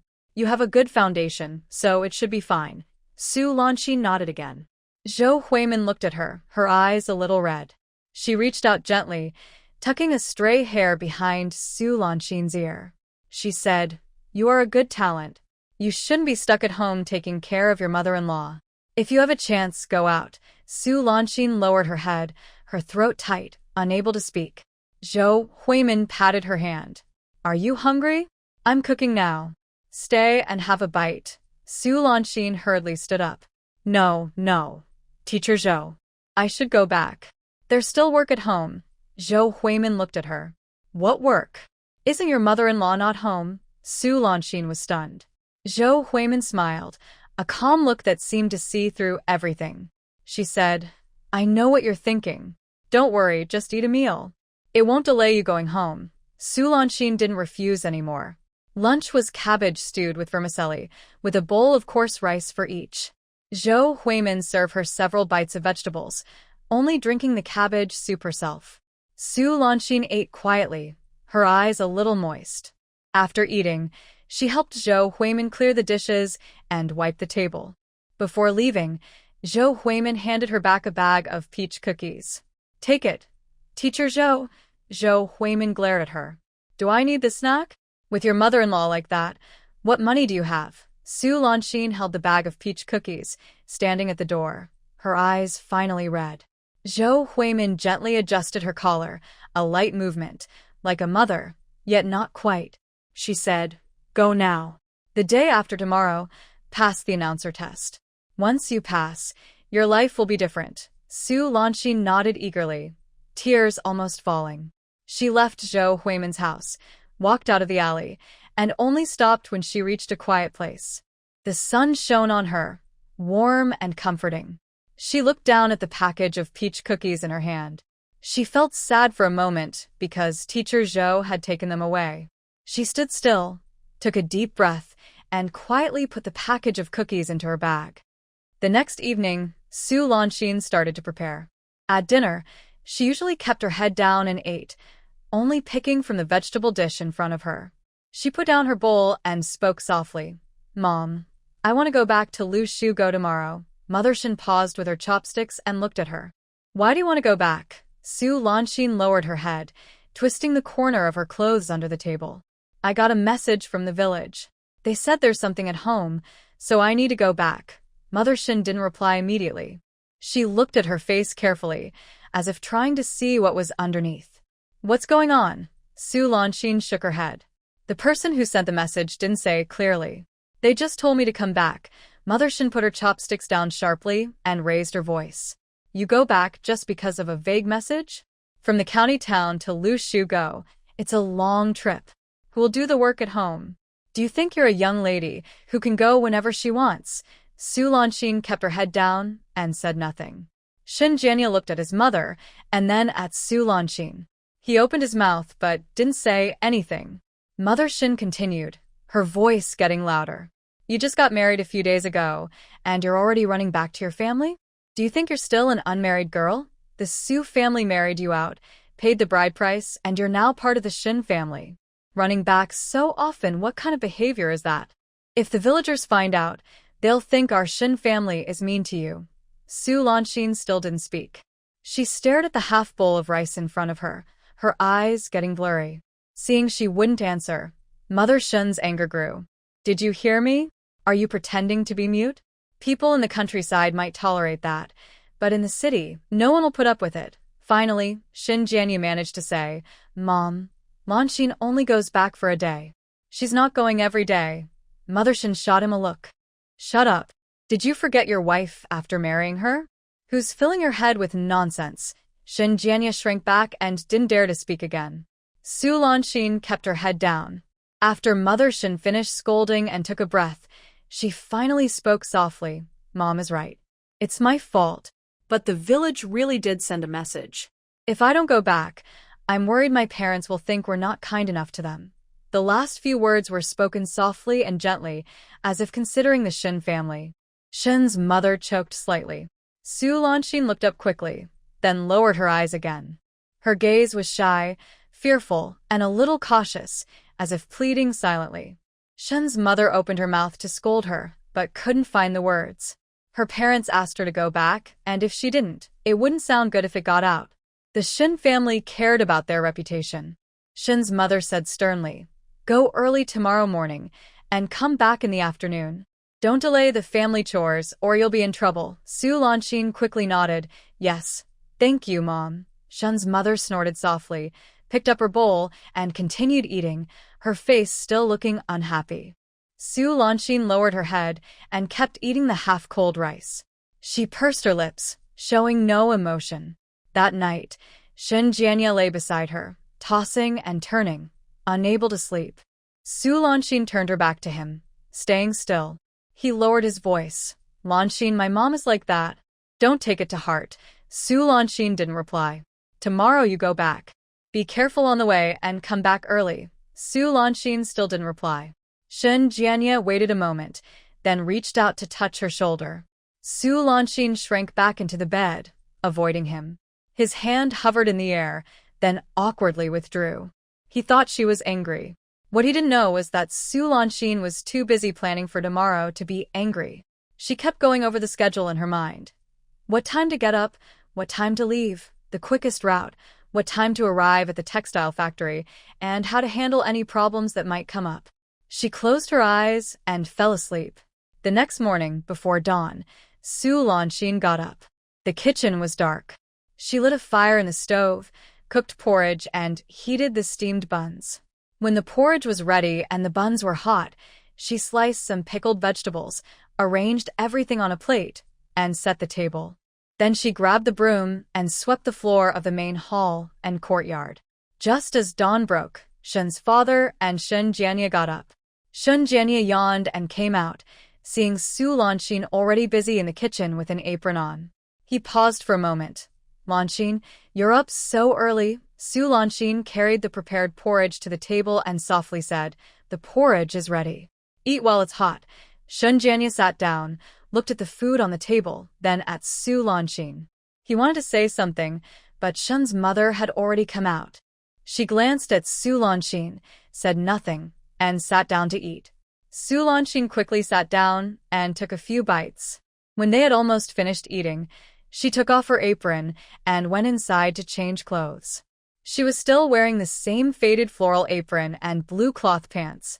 She looked at herself in the mirror, retied her braid tightly so no loose hair showed. She reached into her inner pocket. She took out her household registration page and her high school diploma from her space, then put them away. She left the house. Mr. and Mr. Shun had already gone to work. Only Shun's mother was sitting in the main hall, eating sunflower seeds. "Are you leaving?" Shun's mother didn't look up. "Yeah," Su Lanxin replied, heading toward the door. Shun's mother's voice called after her. "Come back early. Don't stay out until dark. I don't want to hear about any trouble on the road." Su Lanxin didn't turn around, just responded with an aha. The textile factory was in the east. She hadn't been there before, but teacher Zhou drew her a map. She needed to go through 3 streets, cross a crossroad, then walk 200 meters further. The big chimney in the distance was the sign she was near. She walked carefully, remembering the route, keeping her eyes straight ahead, not daring to look around. By the time she reached the factory gate, it was already bright. The gate was a large iron fence, with a sign next to the guardhouse that read, "State-owned Red Star Textile Factory." Su Lanxin stood at the gate and looked inside. The factory was big, with several rows of gray brick buildings. In the middle was a cement road leading in, with holly trees on both sides. The guard was an old man in his 50s, holding a teacup and drinking water. Su Lanxin approached softly and politely. "Sir, could you tell me how to get to the personnel office?" The old man looked her over. "What do you want?" "I want to sign up for the announcer position," she said. The old man looked at her again, with a hint of something in his eyes, but he didn't say anything. Instead, he pointed inside. "Go straight to the end of this road, then turn right." The third house on the row of single-story buildings. Su Lanxin thanked him and went inside. That row of houses was at the end of the road, made of blue bricks and gray tiles, with 5 rooms in a row. The third room had a wooden sign on the door that read, "Personnel Office." The door was closed. Su Lanxin stood at the door, listening carefully. Inside was quiet. She looked up at the sky. The sun had just risen, so it was still early. She didn't dare to go far, just waited by the door. Her legs ached, so she shifted to the other leg. Her palms were sweaty, so she wiped them on her collar. Someone passed by and glanced at her. She quickly looked down, pretending to wait for someone. After waiting for about half an hour, footsteps came from the corridor. Su Lanxin looked up and saw a woman walking toward her. The woman was in her 40s, with short, curly hair. She wore a dark blue linen suit with rolled-up sleeves, revealing a white shirt underneath. She had a round face and small eyes. When she looked at people, she raised her eyebrows slightly, showing a look of assessment and scrutiny. She reached the personnel office door, took out her keys, and opened the door without looking back. Her voice was firm. "Are you here to sign up?" Su Lanxin hurriedly followed inside. "Yes, Director Zheng." Director Zheng didn't reply. She sat behind her desk, threw a stack of documents onto it, then looked up at her. Her gaze scanned her from top to bottom, and then from bottom to top, examining her carefully. She was wearing a faded floral apron, blue cloth pants, and patched cloth shoes. After inspecting her, she pursed her lips slightly downward. "What's your name?" Su Lanxin. "Where are you from?" "Laishiga." Su Lanxin quickly corrected herself. "Now I have a city household registration. I moved here." Director Zheng didn't respond. She took out a form from the drawer and pushed it onto the desk. "Fill out the form first." Su Lanxin took the form and reached into her pocket for a pen. It was Shun Jianya's pen. She had quietly taken it last night when he wasn't paying attention, thinking she might need it today. Name. Gender. Age. Place of origin. Education level. Family members. After filling it out, she handed the form with both hands. Director Zheng took it, glanced at it, and frowned. "Laishigu? Isn't that a rural area?" Su Lanxin note that. "Yes, but I've transferred my household registration to the city now." "Where's your household registration book?" She took out the household registration page from her inner pocket and handed it over. It was a page torn from Shun's household registration book, with her name on it and stamped by the police station. Director Zheng took it, looked at it, then looked back at her. Her eyes seemed to hold something more. High school diploma? She took it out again and handed it over. Director Zheng opened the thin diploma, looked at her photo, then at the diploma, and again at her photo. She closed the diploma, placed it on the desk, and said nothing. Su Lanxin stood in front of her desk, waiting. Suddenly, Director Zheng spoke. Radio announcer, do you know what that job involves? Su Lanxin replied, yes, to broadcast, deliver notices, and read scripts. How is your Mandarin? Still okay. Director Zheng raised an eyebrow. Still okay? Read a bit for me. She picked up a newspaper from the desk and handed it to Su Lanxin. It was yesterday's provincial paper, filled with tiny print. Su Lanxin took the paper, took a deep breath, and began to read. Workers across the province are actively responding to the call, promoting increased production and saving efforts, with notable results. She read slowly but clearly. Every word was pronounced carefully, without any regional accent or hesitation. Director Zheng listened silently, showing no particular expression. After finishing a paragraph, Su Lanxin stopped and looked at her. Director Zheng didn't say anything. She took back the newspaper and threw it onto the desk. That's enough. Just report now. She pulled a note from her drawer, quickly wrote a few words, stamped it, and pushed it towards Su Lanxin. Take this and wait in the meeting room. The exam starts in an hour. Su Lanxin took the note, which had 3 words indicating she had registered, along with Director Zheng's signature. Just as she was about to put it away, the door opened. A young woman entered. She looked to be in her early 20s, with trendy curly hair, wearing a floral dress and shiny black buckle shoes. Her face was lightly powdered, and she had faint lipstick on. As she entered, a sweet scent followed her. When Director Zheng saw her, her cold expression instantly softened. A smile broke through her usual reserve, spreading across her face. She stood up, walked around the desk to greet her. Xiaoping is here? Come in, sit down. Would you like some water? The young woman waved her hand gently, her voice soft and sweet.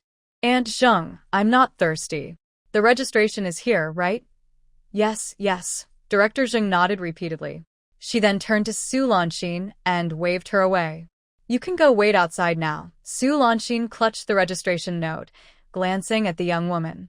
The young woman also looked at her, scanning her from head to toe as if inspecting an old piece of furniture, leaving no impression, then turned away.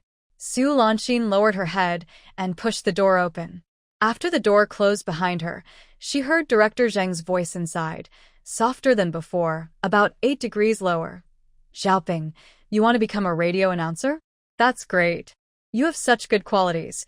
It should be no problem. Su Lanxin stood in the corridor, clutching the registration slip, her fingers wrinkling the paper's edge. She didn't move. Inside, she heard the girl's gentle, soft voice. Aunt Zheng, I just want a change of environment, you know? The textile factory is close to home. Yes, yes, being close is good, Director Zheng replied. Su Lanxin lifted her foot and took a step forward. At the end of the corridor, there was a staircase. Next to it was a door with a notice. Waiting area for the exam. She pushed the door open. No one was inside at first. After a while, people arrived one after another. 2 women and 2 men, all young, dressed neatly and cleanly. They looked at Su Lanxin with curiosity and scrutiny. The 4 started talking quietly, their voices low but audible. My mom said they're only hiring 1 this time, but quite a few signed up. Being a radio announcer is easy and decent work. I heard the daughter of the deputy factory director is here too. Which deputy director? The one in charge of production, surnamed Zhou. Isn't his daughter from the supply and marketing cooperative? Why is she here? Who knows? Maybe she just wants a change of place. Their voices buzzed like a swarm of flies. Su Lanxin kept her head down, staring at her cloth shoes. She didn't move. After a while, the door opened. The girl in the floral dress entered, followed by Director Zheng. Director Zheng clapped his hands. Everyone here? 6 people. The exam starts in an hour. There will be written tests and interviews. The written test covers Chinese and politics. The interview tests Mandarin and reading aloud. After the exams, the results will be announced at noon. He finished speaking, looked at the girl, smiled, and turned to leave. The girl sat in the farthest corner from Su Lanxin, took out a small mirror from her bag, looked at herself, and tidied her hair. Su Lanxin sat quietly in the corner, motionless. An hour passed quickly. The written exam was held in an empty office, with one person at each desk, handing out papers and answering questions. The Chinese language test was not difficult. It involved sentence creation, fixing incorrect sentences, and writing a short paragraph. The politics section was also simple, memorizing a few quotes and writing some thoughts about them. Su Lanxin finished quickly. She had done these types of questions many times in high school and could answer them easily with her eyes closed. After finishing, she checked her work again, corrected any spelling mistakes, and added missing punctuation. The interview was in the next room with candidates called in one by one. Su Lanxin was the last.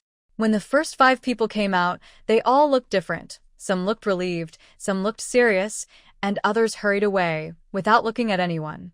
By the time it was her turn, it was almost noon. She pushed the door open and entered. Inside, there was a long table with 3 people sitting behind it.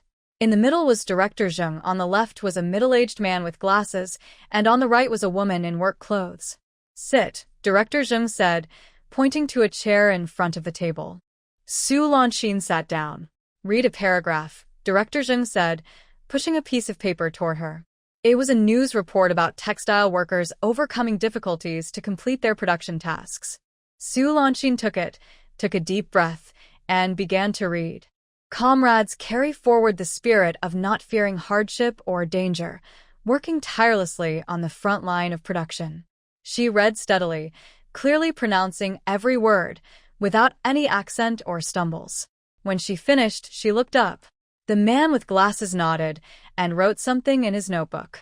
The woman in work clothes also nodded. Director Zheng's face showed no particular expression. He simply said, "That's enough. Go outside and wait for the notice." Su Lanxin stood up, bowed, and left the room. The corridor was empty. The 5 candidates had all left, and she was the only one standing at the door. The sun was high in the sky, midday. She didn't leave. She just stood in the corridor, waiting. After about half an hour, Director Zheng's voice came from the staircase. "Come over. The results are out." The 5 people appeared from different corners and gathered at the staircase. Su Lanxin also walked over and stood at the edge. Director Zheng held a piece of paper and began to read. Top score in written exam. Su Lanxin, 98 points. Su Lanxin was stunned for a moment. Second place, Zhou Ping, 91 points. Third place. She couldn't hear the rest. A buzzing sound filled her ears, like a swarm of bees flying. She only saw the girl named Zhou Ping, the one wearing a floral dress. Her smile froze for a moment, then she quickly smiled again, looking proper and decent. Chief Zheng continued reading. Interview scores, Su Lanxin, 95 points. Zhou Ping, 91 points. After reading, she folded the paper. Overall scores, first place Su Lanxin, second place Zhou Ping. Based on these results, Su Lanxin is accepted as a radio announcer at the textile factory. Come to report tomorrow with your household registration book, graduation certificate, and 2 1-inch photos. She looked at Su Lanxin with a complicated expression, hard to tell if it was surprise or something else. Su Lanxin stood still, unmoving. Everyone dispersed, their whispers faint but audible. Wasn't it supposed to be reserved for Zhou Ping? How did Su Lanxin appear? The scores are too different. They can't hide it. Chief Zheng's face turned dark. Footsteps faded away. Su Lanxin still stood there. Radio announcer. She got the job. But her mind wasn't on that. She remembered the smile Chief Zheng gave when he saw Zhou Ping and the words people said in the corridor. Vice plant manager's daughter, from the supply and marketing cooperative, reserved for Zhou Ping. She thought of Zhou Ping's face, delicate, soft, with makeup and lipstick, clearly from a well-off family. That was the daughter of the vice plant manager. She had pushed aside the vice plant manager's daughter. Su Lanxin stood in the corridor, sunlight coming through the window, warming her. But her back felt a little cold. She remembered what Teacher Zhou said. The head of the personnel department is named Zheng, and she is a woman. Teacher Zhou didn't say what relationship Zheng had with the vice plant manager, but she clearly heard the word, Aunt Zheng, just now. Chief Zheng was favoring Zhou Ping. But the scores were too different, 98 versus 91, 95 versus 91. It couldn't be hidden. With so many people present and the official records, even Chief Zheng wouldn't dare change the first place to second.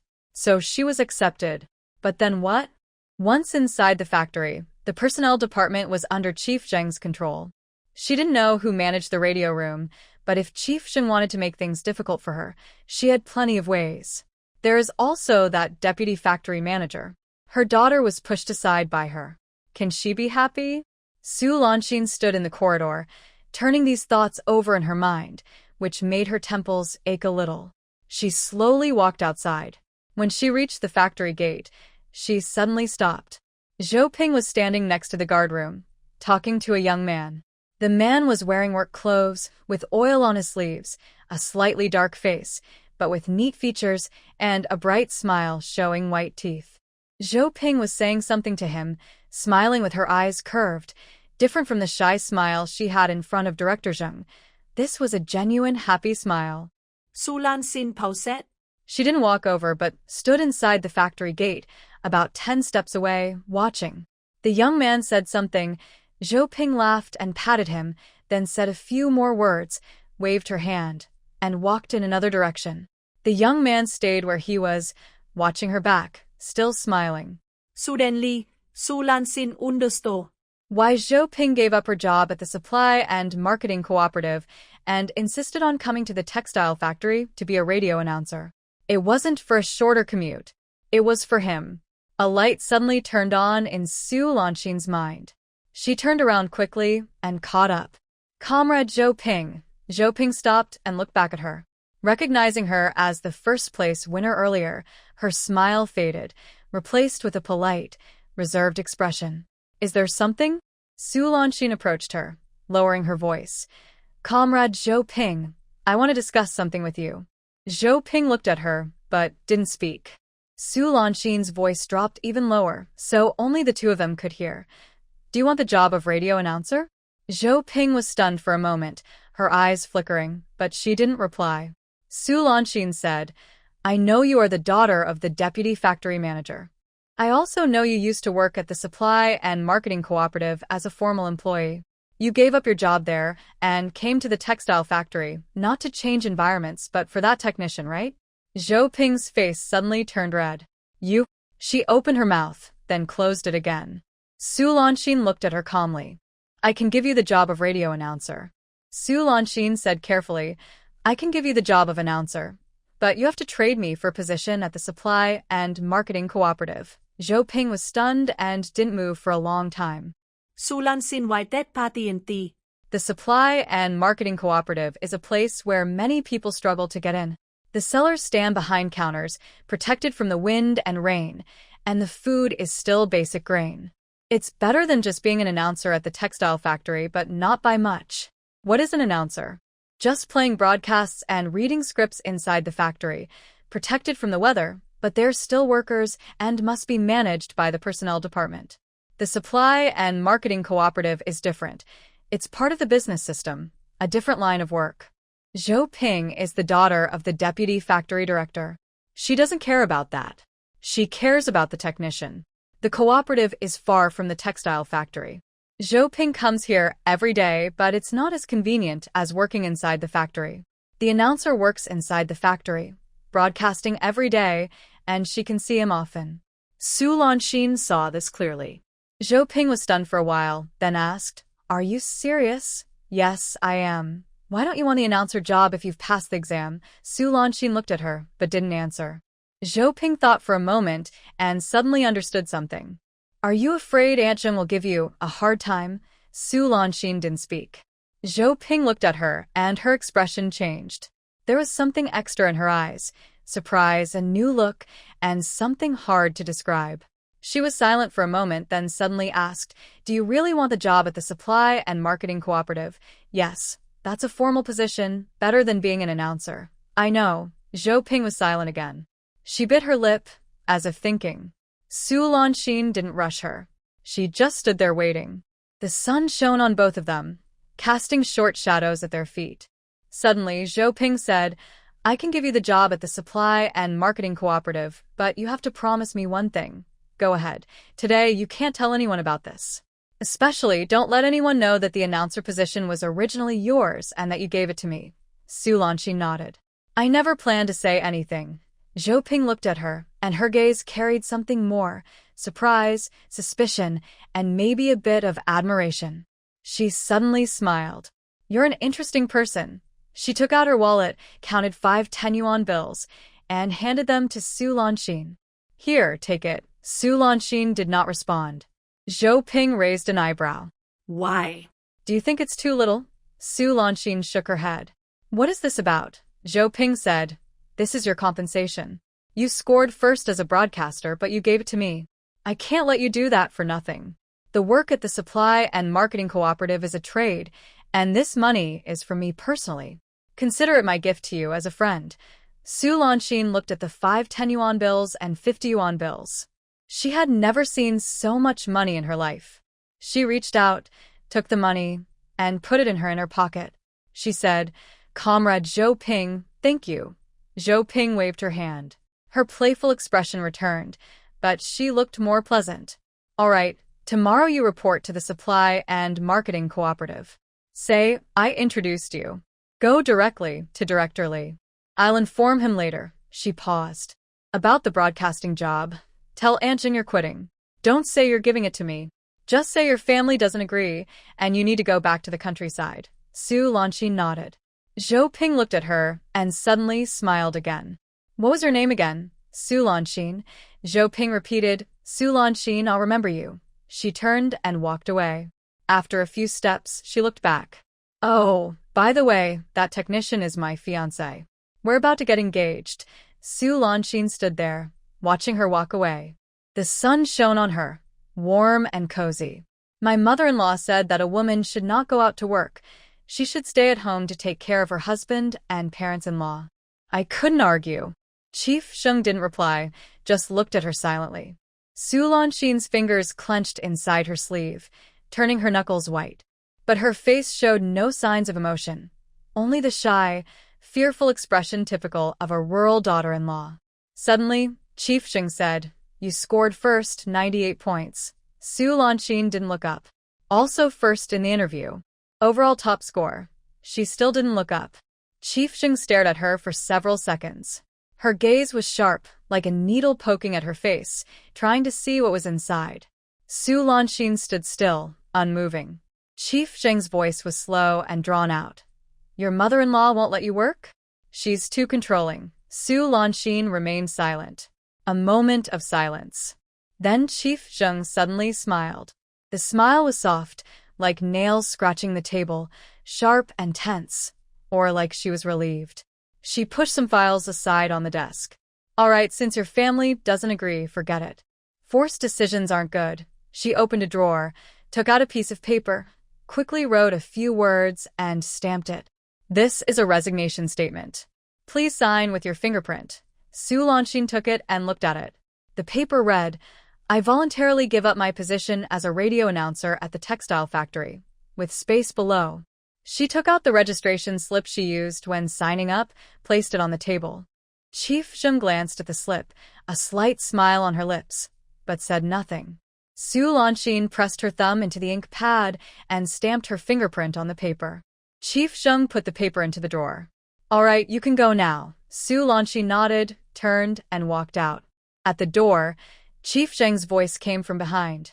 Go home and tell your mother-in-law, it's not us who don't want you, it's her. Su Lanxin paused for a moment. All right, she said, without turning back. She pushed the door open and left. At the factory gate, an old security guard was sitting in the sun with a teapot. When he saw her come out, he squinted and looked her over. Did you pass the exam? Su Lanxin kept walking, just softly nodded. The old man muttered behind her. If you passed, why do you look so unhappy? Su Lanxin ignored him. She left the textile factory gate, turned into a small alley nearby, and then stopped. She leaned against the wall, closed her eyes, and took a deep breath. The 50 yuan still in her chest pocket pressed against her heart through 2 layers of cloth, felt warm. She transferred this money into her space, then felt relieved. The next morning, Su Lanxin got up as usual to cook porridge, heat buns, and tidy up the dishes. Mother Shin sat in the main hall, eating sunflower seeds, shells scattered everywhere. Shin Jianya left for work on time, glancing at her before leaving, hesitant to speak. Su Lanxin pretended not to see. When Mother Shin left, the sun had already risen. Today, she wore her usual gray coat instead of the navy blue one, indicating she was not going out. She reached the door, then turned back and said, "Sweep the floor in the main hall and wipe the windowsills." Su Lanxin responded with okay, standing in the yard, watching her figure disappear into the main hall. She didn't move immediately. She stood for a while before leaving the house. The supply and marketing cooperative was in the center of the county town, not far away, about a 15-minute walk. It was a 2-story building made of blue bricks and gray tiles, with a sign in black characters on a white background, Chungguan Supply and Marketing Cooperative. Su Lanxin stood at the door and looked inside. The counter was a long wooden counter, shining clean, with shelves behind it filled with goods. There were fabrics, soap, matches, candies, pastries, kerosene, salt, everything. Several clerks in blue aprons stood behind the counter, some counting money, others arranging goods on the shelves. Su Lanxin took a deep breath and stepped inside. "Comrade, may I ask where Director Li is?" A young female clerk looked up and sized her up. "Who are you looking for Director Li for?" Su Lanxin pauset. I am here to report. Comrade Zhou Ping introduced me." Hearing the name Zhou Ping, the clerk's expression changed slightly, and her eyes flickered. She nodded toward the back. "Go inside, to the office at the very end." Su Lanxin thanked her and went inside. Director Li was a man in his 50s, bald, wearing reading glasses and bent over a desk doing accounts. When he heard the knock, he looked up and saw her over the glasses. "Who are you looking for?" "Director Li, my name is Su Lanxin. Comrade Zhou Ping introduced me." Director Li took off his reading glasses and looked her over carefully. His gaze went from top to bottom and back again, inspecting her thoroughly. Her faded floral blouse, blue cloth pants, and patched cloth shoes at her heels. He slowly said, "Introduced by Zhou Ping? She mentioned it to me yesterday." He took a form from the drawer and pushed it onto the table. "Fill out this form first." Su Lanxin took the form, reached into her inner pocket and took out a pen, still the one Shin Jianya used. She forgot to return it yesterday, and today she brought it again. She unscrewed the cap, bent over, and started filling out the form at the edge of the table. After finishing, she handed the form back with both hands. Director Li took it, glanced at it, and asked, "Did you graduate from high school?" "Yes." "Where's your diploma?" Su Lanxin took it out from her inner pocket and handed it over. Director Li looked at it, then looked at her again, with a hint of something in his eyes. He read her name aloud. "Su Lanxin. Zhou Ping said you originally got into the textile factory as a radio announcer." Su Lanxin was momentarily stunned. Director Li looked at her, a slight smile on his lips, like a smile, but not quite. He said, "She told me that your family didn't agree, wouldn't let you go to the textile factory. Said your mother-in-law is strict." Su Lanxin said nothing. Director Li returned her diploma and looked at the form again. He said, "Work at the supply and marketing cooperative is harder than at the textile factory. Standing behind the counter all day, legs swelling. Come rain or shine, you have to come. Even during holidays and festivals, it's busier. Can you handle it?" Su Lanxin nodded. "Yes, I can." Director Li looked at her, with a gaze that was curious and assessing.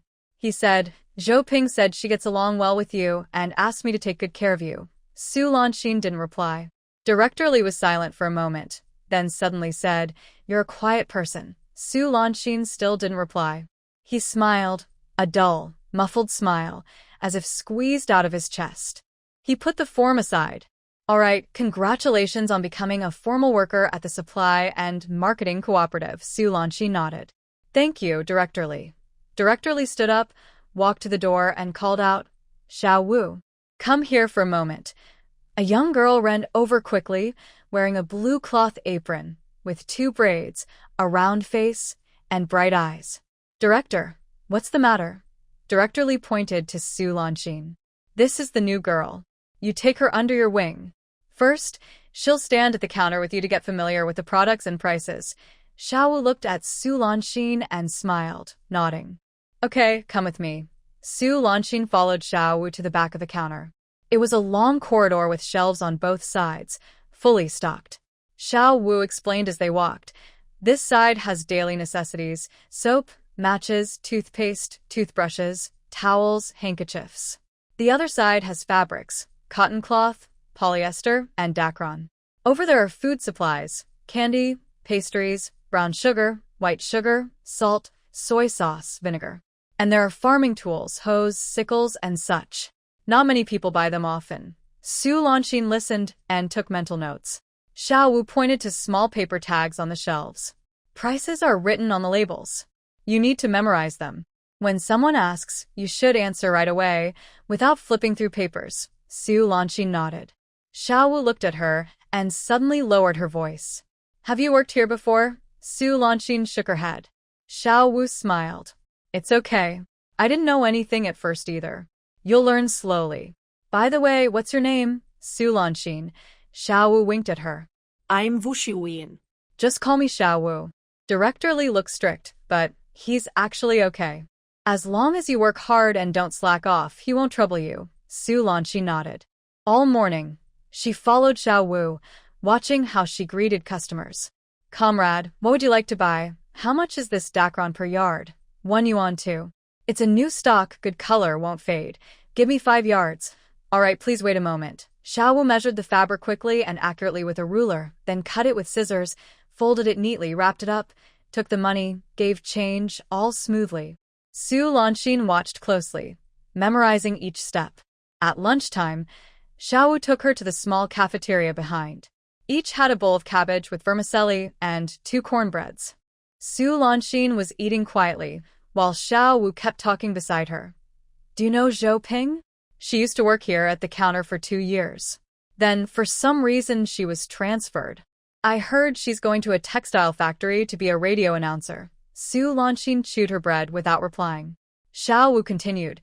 "She's actually a pretty good person, not stuck up. She's the daughter of the deputy factory director. Others would be proud, but she's always polite to everyone." Su Lanxin still didn't respond. After a while, Xiao Wu saw she was just listening and not talking, so she stopped. In the afternoon, Director Lee asked Xiao Wu to teach her how to recognize prices. "How much is this?" Xiao Wu pointed to a bag of red sugar on the shelf. Su Lanxin looked at the label. 82 cents. "And this?" 65 cents. "And this?" 30 cents. Xiao Wu asked about dozens of items. She answered correctly every time. Xiao Wu's eyes lit up. "You have a great memory." Su Lanxin didn't say anything, just repeated the prices silently in her mind. At the end of the day, Xiao Wu told her, "Come at the same time tomorrow. Director Lee said you should follow me first, get familiar with everything, then stand at the counter alone." Su Lanxin nodded. When Su Lanxin pushed open the door at home, it was already very dark outside. Her first day working at the supply and marketing cooperative was more tiring than she expected. She stood at the counter all day. Her legs felt heavy like lead, and her feet burned with pain. But she felt a sense of relief, something she hadn't felt in a long time. Before she entered, she heard her mother's voice from inside, sharp and piercing like a needle. "Not home all day, no cooking, no cleaning. What does she think she is? A young lady? I tell you, this isn't over. When she comes back, I'll see how I deal with her." Su Lanxin stood at the door, took a deep breath, and pushed it open. In the main room, her mother was angrily scolding with her hands on her hips. Her father sat at the table reading the newspaper, and Xinjiania was curled up in the corner, like a frightened quail. When they heard the door, all 3 looked over. Her mother's scolding stopped, but her anger remained, stuck in her throat. She stared at Su Lanxin with a sharp look. "You still know how to come back. Where did you go all day?" Su Lanxin put down her bag, stood in the middle of the room. Her voice was calm but clear. "I went to work." Mother Xin was stunned. "Getting a job?" Su Lanxin replied, "At the supply and marketing cooperative, working at the counter." Today is my first day. The room instantly fell silent. Mother Shun's eyes widened as if she saw something strange. She opened her mouth, closed it, then opened it again, and finally managed to say, "What did you say?" Su Lanxin said clearly, "I said I found a job at the Supply and Marketing Cooperative as a full-time worker." Mother Shun's face changed. First it turned pale, then red, and finally looked like a pig's liver. She pointed at Su Lanxin, her finger trembling. You're joking. The Supply and Marketing Cooperative is not somewhere you can just walk into. You're a girl from the countryside. Your household registration only transferred a few days ago. Why would they want you? Su Lanxin didn't reply, just looked at her quietly. Mother Shen stepped forward and asked, "Tell me, what shameful thing did you do?" Shen Jianya suddenly rushed out. "Mom, don't talk nonsense." Mother Shen's voice rose sharply. Nonsense? She has no connections or background. Why would she get into the Supply and Marketing Cooperative? Why? Tell me. Shen Jianya opened his mouth but couldn't say anything. Father Shen put down the newspaper and looked at Su Lanxin with a deep, calm gaze, like still water, showing no emotion. "How did you get into the Supply and Marketing Cooperative?" he asked. Su Lanxin met his gaze calmly. "By passing the exams. I scored first in both written and interview tests, so they took me." Of course, she didn't mention that her results came from her textile factory, and she doubted anyone would ask. Father Shen didn't speak, just continued to look at her. Mother Shen sneered nearby. "Exams? What exams? Who signed you up? Who gave you a recommendation letter? You're just a girl from the countryside. Who even knows you?" Su Lanxin turned to her, speaking evenly. "Zhou Ping recommended me. She's the daughter of the deputy factory director. She used to work at the Supply and Marketing Cooperative, but was transferred away. She talked to Director Li there, and I went to take the exam. I passed." Mother Shen was stunned. Zhou Ping? The deputy factory director's daughter? She had never heard of her. But whether she had heard of her or not didn't matter. What mattered was that Su Lanxin really got into the Supply and Marketing Cooperative. Why? Suddenly, she remembered something. Her gaze flicked over Su Lanxin's face, then shifted to Shen Jianya. Her voice changed suddenly. "Jianya, how did her household registration get transferred?" Shen Jianya's face turned pale. Shen's mother stared at him and asked slowly, "Didn't you say you haven't registered the marriage yet?" Shen Jianya shrank back slightly but said nothing. Her mother's face darkened completely. She knew her son well. This look clearly showed he was feeling guilty. She slammed the table and asked sharply, "Are you going to speak? Did you register or not?" Shen Jianya looked down and mumbled, "Yes, when, a few days ago." "Which day exactly?" Shen Jianya remained silent. Shen's mother turned to Su Lanxin, her eyes sharp and cold. "Did you tell him to do that? Is that it?" Su Lanxin looked at her without speaking. But her silence was enough of an answer. Shen's mother's chest heaved heavily, like an angry hen. She pointed at Shen Jianya, her finger trembling. "You useless boy. How many times have I told you? Don't register. Don't register. Do you hear me?" Shen Jianya shrank back, afraid to speak. Shen's mother's voice was sharp and piercing. "Do you know why I don't want you to register? It's to prevent this day from happening. Once her household registration is transferred, she can find a job, earn money, and then her heart will wander. Who will do the housework? Who will take care of you? Who will take care of us?" Su Lanxin stood there listening. She heard every word clearly. Shen's mother took a deep breath, suddenly remembered something. Her eyes flicked around, and her tone softened unexpectedly. She looked at Su Lanxin and forced a small smile, fake and stiff. "All right, enough has happened. It's no use talking about this now. Lanxin, since you've joined the Supply and Marketing Cooperative, I want to discuss something with you." Su Lanxin looked at her, waiting for her to continue. Shen's mother leaned forward slightly. "Look, you're a young wife, just moved in, and you should stay at home to take care of your in-laws and husband. Going out to work, what kind of impression is that? If it gets out, it won't sound good. How about this? You give up that job, and I'll find someone to replace you." She paused, lowering her voice. My sister-in-law from my family. She's been free at home for 2 years. She's hardworking and sweet-tongued, perfect for the job. You should give this job to her. Mom, you wouldn't treat you unfairly. Let her send some money to help you every month. Hearing this, Su Lanshin suddenly smiled. The smile came so unexpectedly that Mother Shin was stunned. Su Lanshin's voice was very soft. Mom, are you serious? Mother Shin hesitated for a moment, then put on a serious face. What? Do you think I can lie to you? Su Lanshin looked at her calmly, as still as a dead pond. Did she graduate from high school? Mother Shin choked. Can she get first place in exams? Mother Shin's face changed color. Su Lanshin took a step forward. Just one step, but Mother Shin surprisingly took half a step back. Her voice was quiet but firm. Mom, I earned this job myself. I scored first in the written test, first in the interview. I achieved it with my own ability, not because someone gave it to me. Mother Shin opened her mouth, wanting to say something. Su Lanshin didn't give her a chance. She continued.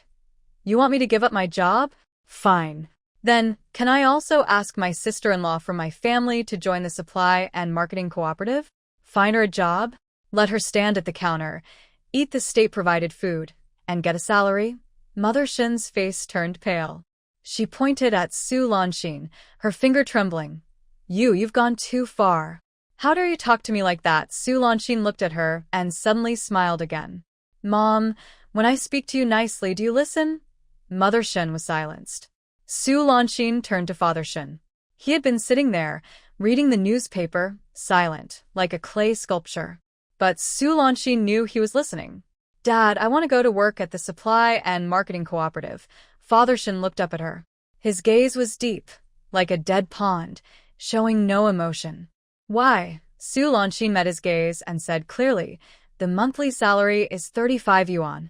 I give 15 yuan to the family every month and save the rest.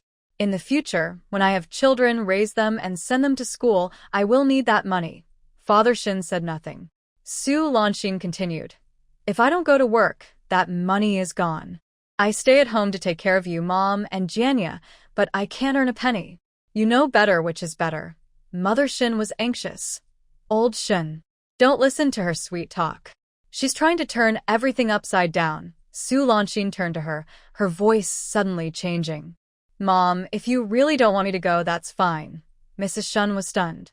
Su Lanshin looked at her and said clearly, then I will sit at the factory gate every day. When people see me, I will cry and say that my mother-in-law won't let me work, forcing me to give my job to her younger sister-in-law. I will cry for 3 days, so you can see if your son can still hold his head up at the factory. I will cry for 7 days, so you can see if Dad's boss can still sit steadily. The room fell silent. It was deathly quiet. Mrs. Shun's face suddenly turned pale. Mr. Shun's expression also changed, and the calmness that had been like still water finally stirred. Shun Jianya opened his mouth wide, as if someone was choking him. Su Lanshin stood there, facing the 3 pairs of eyes, unmoving. Her face was very calm as a blank sheet of paper, revealing nothing. Mrs. Shun opened her mouth, wanting to say something, but no sound came out. Throughout her life, she had scolded people, pressed others, and controlled situations, but she had always been the one making others speechless. But at this moment, she found she couldn't speak at all. The girl standing in front of her, wearing a faded floral apron and patched cloth shoes, was she still the shy daughter-in-law who used to be afraid to go west when told to go east? When did she become like this? Or was she always like this, and she just hadn't noticed? Mrs. Shin suddenly felt a chill run down her back. Mr. Shin put down the newspaper and stood up. He looked at Su Lanshin with a complex gaze, surprise, scrutiny, and a hint of fear. Enough, stop arguing. He turned to Mrs. Shin, his voice deep. If she wants to go, let her go. Mrs. Shun was anxious. Old Shun, I said it's fine. Mr. Shin interrupted her. His voice was not loud, but it was firm and unquestionable. Mrs. Shin opened her mouth again, wanting to say something, but seeing his expression, she swallowed her words. Mr. Shin looked at Su Lanshin again. 15 yuan a month, and you keep your word, Su Lanshin nodded. I keep my word. Mr. Shin didn't say anything more. He picked up the newspaper and went inside. Mrs. Shin stood there, her face turning pale and then flushing. She wanted to curse, argue, or make a scene, but seeing Mr. Shin's back and Su Lanshin's calm face, she finally said nothing. She shook her hand and went inside. The door slammed shut. Only Su Lanshin and Shin Jianya remained in the main room. Shin Jianya stood there like a wooden post, his eyes full of mixed emotions. There was surprise, unfamiliarity, and maybe a little fear. He spoke, his voice unsteady. Lanshin, you just now. Su Lanshin looked at him, waiting for him to continue. Shin Jianya opened his mouth but didn't know what to say. He remembered what she had said earlier, words he had never heard from her before. In front of him, she had always been gentle and soft, always nodding to whatever he said. But the woman who had just stood up to his mother, speaking firmly and leaving her speechless. Who was that? A sudden uneasiness rose in his heart. He took a step forward. You wouldn't talk to me like that too, would you? Su Lanshin looked at him silently. Shin Jianya grew more nervous. Lanshin, I really care about you. For you, I refused to eat, argued with my parents, even took the household papers to get our marriage certificate. Have you forgotten? Su Lanshin sai sopti. She said, No, I haven't forgotten. I remember everything. Shin Jianya let out a breath of relief, a small smile appearing on his face. Then why did you still? Su Lanshin interrupted him. Jianya, I've been standing at the counter all day. My legs are swollen. Can I rest for a while? Shin Jianya froze for a moment, then nodded. Su Lanshin went into the room and closed the door. She sat on the edge of the bed, took off her shoes, and gently rubbed her feet. They were badly swollen, leaving marks when pressed. She didn't make a sound, just kept massaging slowly until the soreness eased. Outside, Shin Jianya's footsteps went back and forth as if he had something on his mind. After a while, the door opened. Shin Jianya stood at the doorway, his face showing a mix of emotions, partly trying to please her, partly uncertain, and partly afraid. He walked in and sat beside her. Lanshin, I want to ask you something. Su Lanshin didn't look up, still rubbing her feet. He hesitated over his words. What you said to my mother today. Did you really mean it? Su Lanshin's hands paused. What do you mean? I mean, when you said if my mom stopped you from working, you'd go to the factory and make a scene. Su Lanshin looked up at him. Shin Jianya felt uneasy under her gaze, but still forced himself to ask, would you really do that? Su Lanshin did not answer. Instead, she asked him, what do you think? Shin Jianya was momentarily stunned, then he forced a smile. The smile was a little awkward. I think you wouldn't. You're kind-hearted and good to people, not that kind of person. Su Lanshin interrupted him. Jianya, your mom wants me to give my job to her sister-in-law.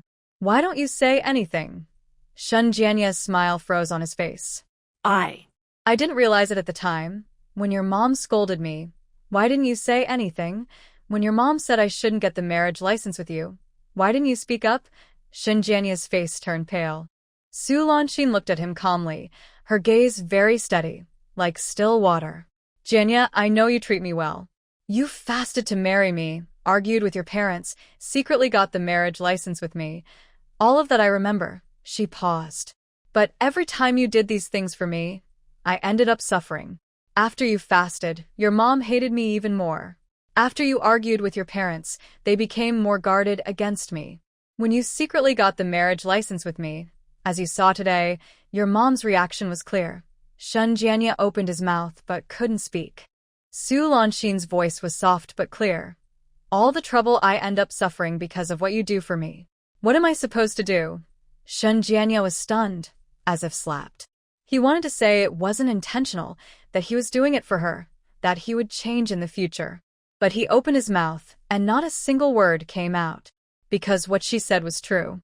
All the things he did, she was the one who suffered the most. Silence. The room was so quiet that you could hear your own heartbeat. Shin Jianya sat there, his expression changing again and again, finally showing a kind of indescribable grievance and frustration. He spoke, his voice muffled. Lanshin, have you become too confident now, Su Lanxin looked at him. Shen Jianya continued, now that you have a job and can earn money, do you think you don't need me anymore? Su Lanxin said nothing. Shen Jianya leaned forward slightly, his voice tinged with a sour note. Do you think, from now on, you won't have to rely on me? Su Lanxin looked at him and suddenly smiled. That smile was gentle, like wind passing over water, fleeting and gone. Jianya, did I ever rely on you? Su Lanxin looked at him with calm eyes, as still as a mirror, reflecting all his awkwardness. Can I rely on you when I need you? Shen Jianya's face suddenly turned red. He wanted to argue, to defend himself, to tell her he was dependable. But he opened his mouth, and no words came out. Because what she said was true. Shen Jianya's eyes suddenly reddened. It wasn't sadness, but a strange mix of embarrassment and anger he couldn't explain. He stood up, trembling as he spoke. Su Lanxin, you've changed. Su Lanxin looked at him without speaking. He pointed at her, his finger trembling. You weren't like this before.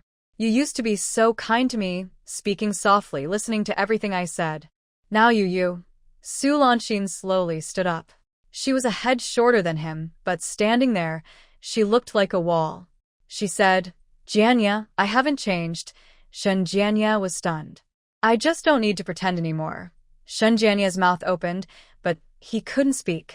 Su Lanxin looked at him, her gaze free of blame or hatred. Only deep exhaustion. I stood at the counter all day today, my legs are swollen. I have to get up early tomorrow. If you want to argue, do it another day. She turned around and lay down, her back facing him. Shen Jianya stood there like a piece of wood. He wanted to say something, to argue, to make her turn and look at him, to make her become the soft, obedient Lanxin she used to be. But he stood there for a long time and said nothing. He lay down on the other side of the bed, far from her. A gap remained between them, like a river. The lights went out. The room was dark, with only a little moonlight coming through the window, shining on their backs. Su Lanxin kept her eyes open, staring at the wall. She knew Shen Jianya wasn't asleep, knew he was overwhelmed inside. But she didn't plan to comfort him anymore. 6 years. She had comforted him for 6 years. From now on, she didn't want it anymore. Mother Shin threw bowls and plates, then walked away. After a month, Mother Shin couldn't find any fault with her. But her anger didn't fade. It only grew stronger. Because on the 15th of every month, Su Lanxin would always put 15 yuan on the table. The first month, the 15 yuan was a brand new bill, without a single fold. Mother Shin looked at the money, wanted to say something, but held back. The second month, it was still 15 yuan. Mother Shin's face looked worse. Money is a good thing. With this 15 yuan, the family could eat meat 2 more times a month, buy 2 more ounces of oil, and give her husband 2 more packs of good cigarettes. When Mother Shin scolded, her voice was louder. But this money was earned by Su Lanxin.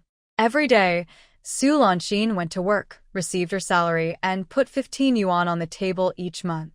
Su Lanxin was no longer the rural daughter-in-law who hid in the kitchen and let her be bossed around. Mother Shin couldn't swallow this feeling.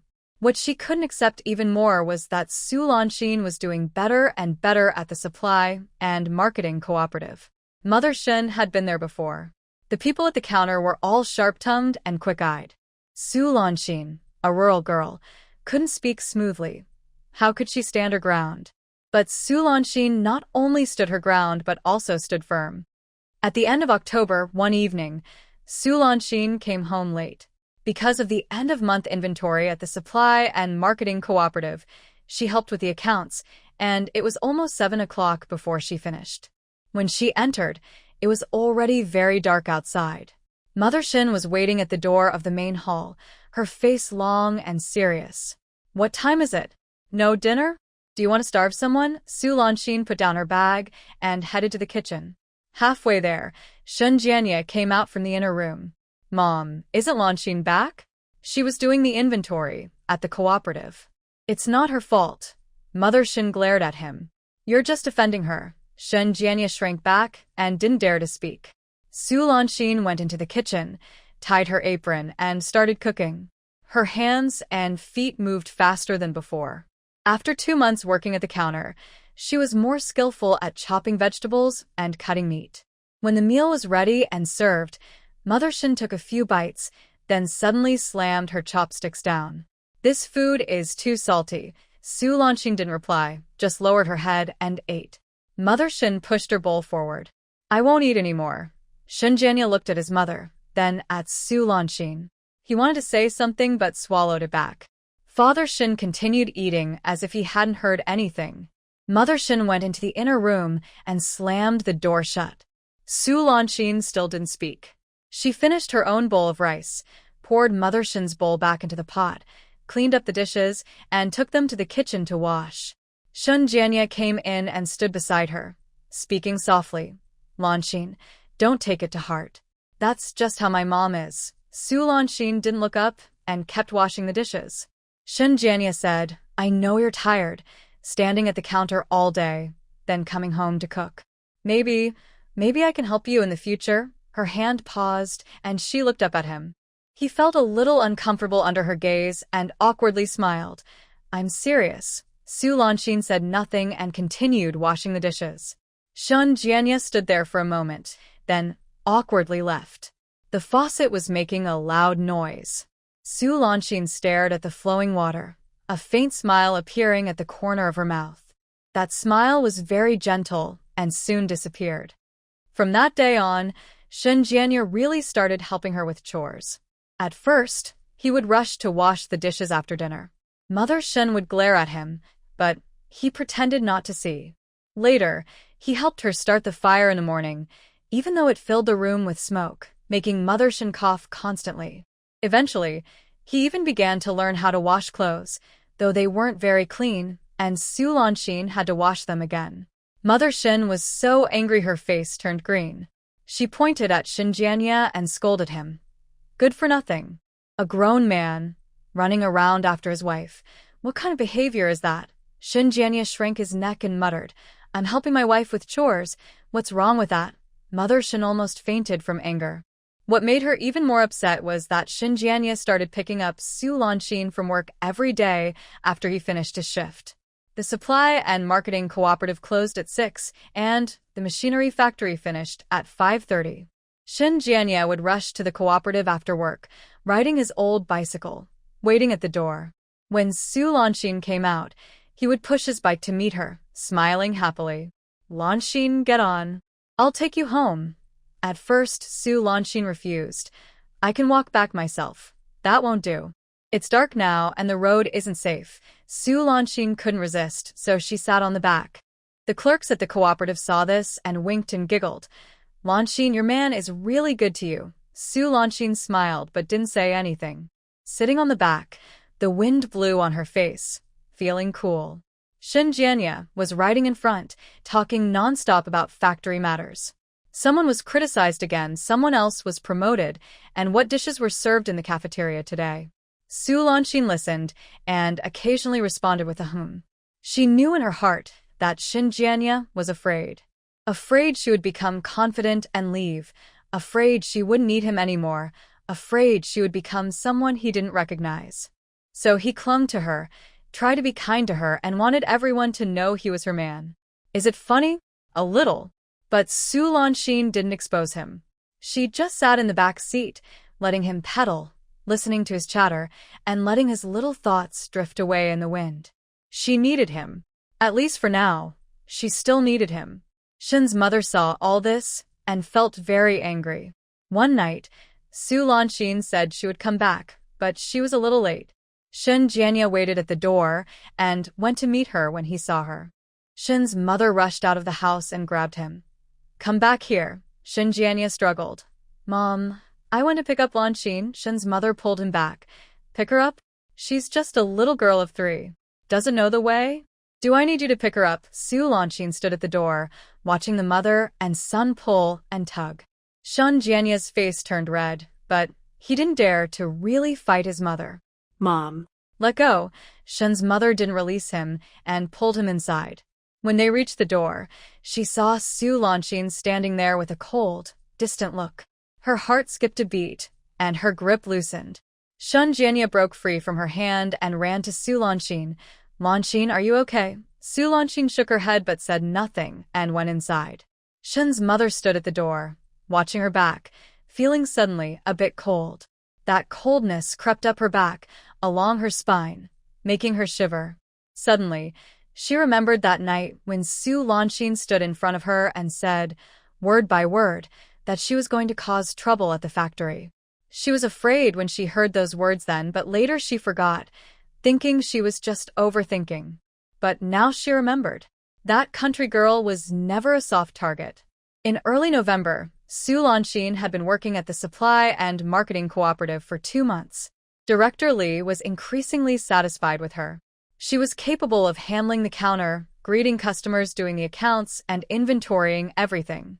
Her speaking skills have improved. She knows when to be gentle and when to be firm. Once, a drunk man caused trouble at the counter, cursing loudly, and the sales staff didn't dare to approach him. Su Lanshin went over and, in a few words, convinced him to leave. No one heard exactly how she did it, but the man left and even bowed to her before walking away. Since then, Director Lee's attitude towards her changed. One day, he called her into his office. Xiao Su, you did a good job. After the new year, I'll transfer you to a new position. Su Lanshin was surprised. What position? Director Lee said, cashier at the payment desk, handling money. It's easier work, and you won't have to stand for long. Su Lanshin stood there for a while, without speaking. The cashier position was usually for the more experienced staff. She had only been working for 2 months, and now she was being moved there? Don't you want it?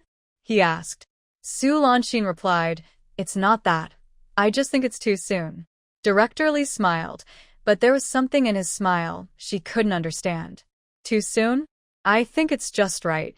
Su Lanshin didn't ask any more questions. On the day of the transfer, Xiao Wu held her hand, both envious and happy for her. Lanshin, you're really talented. I've been here 2 years, and I'm still at the counter. Su Lanshin smiled. It's just luck, Xiao Wu pouted. Luck? No, you're really capable. Director Lee isn't blind. Su Lanshin didn't reply. The cashier's desk was at the back of the supply and marketing cooperative, a wooden platform about waist-high, with an abacus and ledgers on it. She didn't have to stand all day. She could sit. She collected money from various counters, tallied it, counted bills, and stored the money. It was indeed easier work, but the responsibility was greater. If her accounts didn't match, she'd have to pay the difference herself. Every night before leaving, Su Lanshin checked the accounts 3 times, making sure every detail was correct. When she got home, it was already dark, and the smell of food was in the air. Shin Jianya had come home first, started the fire, and cooked rice. The dishes still needed her to cook, but at least she didn't have to start from scratch. Shin's mother sat in the main room, looking more upset each day. When Su Lanshin entered, she called out, Mom, then went to the kitchen to cook. Shin Jianya followed her, helping by passing salt, peeling garlic, and bringing the cooked dishes to the table. Mother Shin watched from outside, her heart burning with anger. She tried to stop Shin Jianya from going to pick her up. She tried to push food onto her own plate during meals, not leaving any for Su Lanshin. She even deliberately stepped on Su Lanshin's clothes on the ground. But Su Lanshin said nothing. If there wasn't enough food, she ate less. If her clothes got dirty, she washed them clean. When Shin Jianya went to pick her up, she sat in the back seat. She hit a cotton pillow with her fist, but there was no sound. What made Mother Shin feel even more frustrated was that Su Lanshin's 15 yuan allowance each month was never cut off. One night, Mother Shin couldn't hold it in anymore and scolded Shin's father. Look at your son. What's he become? Always circling around his wife, like a dog. Shin's father kept reading the newspaper, not looking up. Say something. Shin's father put down the newspaper and looked at her. What should I say? Mother Shin was stunned by his gaze. Shin's father said, she pays 15 yuan a month, but how much do you get from your family each month? Mother Shin's face turned red instantly. Shin's father picked up the newspaper and continued reading. Mother Shin stood there, her face changing from pale to red, wanting to scold but unable to speak, wanting to argue but having no reason. Finally, She waved her hand and went inside, slamming the door loudly. Su Lanxin heard it from the kitchen, paused with her spatula, then kept stirring. Shen Jianya came over and lowered his voice. My mom is angry again. Su Lanxin hummet sopti. Shen Jianya said, don't take it to heart. That's just how she is. Su Lanxin didn't reply. Shen Jianya stood for a moment, then suddenly said, Lanxin, now that you're working at the cashier's desk, is it easier than before? Yeah. He rubbed his hands together. That's good. I was worried you'd get tired. Su Lanxin turned her head and looked at him. Shen Jianya felt a bit uncomfortable under her gaze and awkwardly smiled. What's wrong? Su Lanxin served the dishes and placed them on the table. Nothing. Let's eat. Shen Jianya followed behind her, feeling a renewed sense of unease. She was becoming harder to understand. During dinner, Mother Shen didn't come out. Shen Jianya called twice, but only a muffled voice came from inside. Not hungry. Shen Jianya awkwardly returned to the table, looked at Su Lanxin, then at Shen's father. Mr. Shen ate his meal quietly, as if he hadn't heard anything. Su Lanxin also ate her food quietly. After finishing, Su Lanxin tidied up the dishes. Shen Jianya hurried to help but was pushed away by her. No need. You go check on Mom. Shen Jianya was surprised and nodded, then went into the inner room. Mrs. Shen sat by the bed, facing the wall. When she heard footsteps, she didn't turn around. Shen Jianya moved closer. Mom, have some food. Don't go hungry. Mrs. Shen ignored him. Shen Jianya stood there for a while, unsure of what to say, so he backed out. Su Lanxin had already washed the dishes and was wiping the stove. Shen Jianya went over and stood beside her, wanting to say something but not knowing how to start. He hesitated for a moment. Lanxin, my mom. Su Lanxin didn't look up and kept wiping the stove. Shen Jianya looked at her profile and suddenly asked, Are you upset? Su Lanxin's hand paused. No, she said. Then why? Su Lanxin put down the cloth, turned to look at him. Her gaze was calm, as still as a quiet pond. Jianya, I enjoy you coming to pick me up every day. I enjoy you helping me with chores. When your mom scolds me, I feel sad. But she's your mom, and I can't let you argue with her for me. Shen Jianya opened his mouth. Su Lanxin said, So don't overthink. I'm not upset. I'm just tired. Shen Jianya looked at her, and the uneasy feeling in his heart slowly eased, turning into a sweet, sour feeling. She wasn't upset. She was just tired. She wasn't cold. She was exhausted. He reached out to hug her, but Su Lanxin turned aside and avoided him. With all this smoke and oil smell, I need to wash my face first. She left the kitchen, leaving Shen Jianya standing there alone. He stared blankly at her back, and that uneasy feeling came back again. She wasn't upset. She was just tired. Then why did he always feel that something was different? That night, when Su Lanxin lay down, Shen Jianya was still awake. He kept opening his eyes in the dark, tossing and turning. Su Lanxin faced away from him, motionless, as if she was asleep. Suddenly, he spoke. Lanxin, do you regret marrying me? In the darkness, silence spread like water, making it hard to breathe. After a long time, she spoke softly, as if coming from far away. Jianya, I don't regret it. Shen Jianya felt a little relief. I'm just thinking about what to do next. Shen Jianya was stunned. What should he do next? He had never thought about it. Su Lanxin turned over, lying flat, staring at the dark ceiling. Your mother won't stay like this forever. She will only get angrier. The better I do, the angrier she gets. The kinder I am to you, the more upset she becomes. Shen Jianya opened his mouth, wanting to say something, but he swallowed it back. I'm not telling you to argue with her. She's your mother, and you should respect her. But you also need to think clearly. How long can you keep being caught in the middle? In the darkness, her words fell one by one, like hail hitting the ground, hurting his heart. He wanted to say he could hold on, that he wouldn't take sides, that they just needed to live well. But he opened his mouth and couldn't say a word, because what she said was true. His mother was getting angrier. Being caught in the middle was becoming harder. How long could he hold on? He didn't know. Su Lanxin stopped talking, turned over, and faced away from him. Shun Jianya lay in the dark, eyes open, staring at the ceiling. From next door, his mother's coughs came, one after another, like dull knives cutting into flesh. Suddenly, he felt very tired. Tired inside and out. Su Lanxin had been working at the cashier's desk for 2 months, learning all the ins and outs of the supply and marketing cooperative. She knew which counters sold quickly, which ones had a lot of stock, which clerks were dishonest, and which buyers were related to the managers. She didn't say anything, but kept a clear record in her mind. Director Lee saw this and became more pleased with her. Once, during a meeting, he praised her in front of everyone. Little Sue is sharp. She's never made a mistake with the accounts. You all should learn from her. After the meeting, Xiao Wu pulled her aside and whispered, Director Lee has never praised anyone like that before. You've really caught his eye. Su Lanxin smiled but didn't reply. What's the use of catching his eye? She now has an official city household registration, a formal job, and she sends 15 yuan home each month. The rest she saves. When she has enough, what does she want to do? She hasn't thought it through yet, but she was very clear about one thing. She needed to move up. She couldn't spend her whole life sitting at the cash register counting money.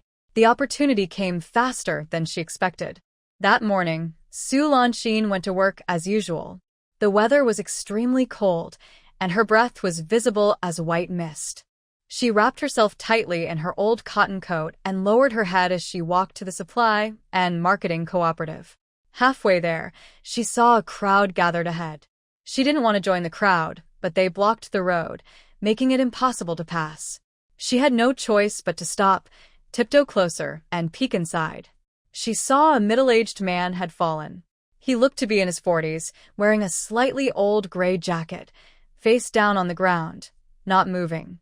Around him, people were watching, but no one was helping. Who is this? Don't know, I've never seen him. Maybe he's a scammer pretending to be hurt. Better not help him. What if he blames you? Su Lanxin stood outside the crowd, watching the man lying on the ground, his hair on the back of his head trembling in the wind. She thought for a moment. The supply and marketing cooperative opened at 9 o'clock, and it was now 8:40. She stepped forward, squatted down, and turned the man over. His face was pale, eyes closed. She felt his forehead cold. She checked his breathing. There was some. She looked around and asked, Can someone help lift him to the side of the road? No one moved. The crowd stepped back, as if afraid of getting involved. Su Lanxin said nothing more. She alone dragged the man to the side of the road and leaned him against the wall. The man was limp, with no strength at all. She struggled hard to support him. She squatted there, thought for a moment, and reached into her inner pocket to find a piece of candy. It was the hard candy sold at the supply and marketing cooperative. She always kept 2 pieces with her, sometimes to satisfy her hunger. She unwrapped the candy and put it into the man's mouth. The candy slowly melted in his mouth, and his eyelids twitched. Su Lanxin stayed there, waiting. After about 5 or 6 minutes, the man's eyes slowly opened. They were cloudy and dazed, like he had just woken up. He looked at Su Lanxin, then around him, seeming confused about how he ended up here. Su Lanxin said, Comrade, you just fell. The man's gaze gradually focused on her face. His eyes looked a little dazed but became clearer. He opened his mouth, voice hoarse. I fell. Su Lanxin nodded. The man tried to sit up, exerted effort, then fell back.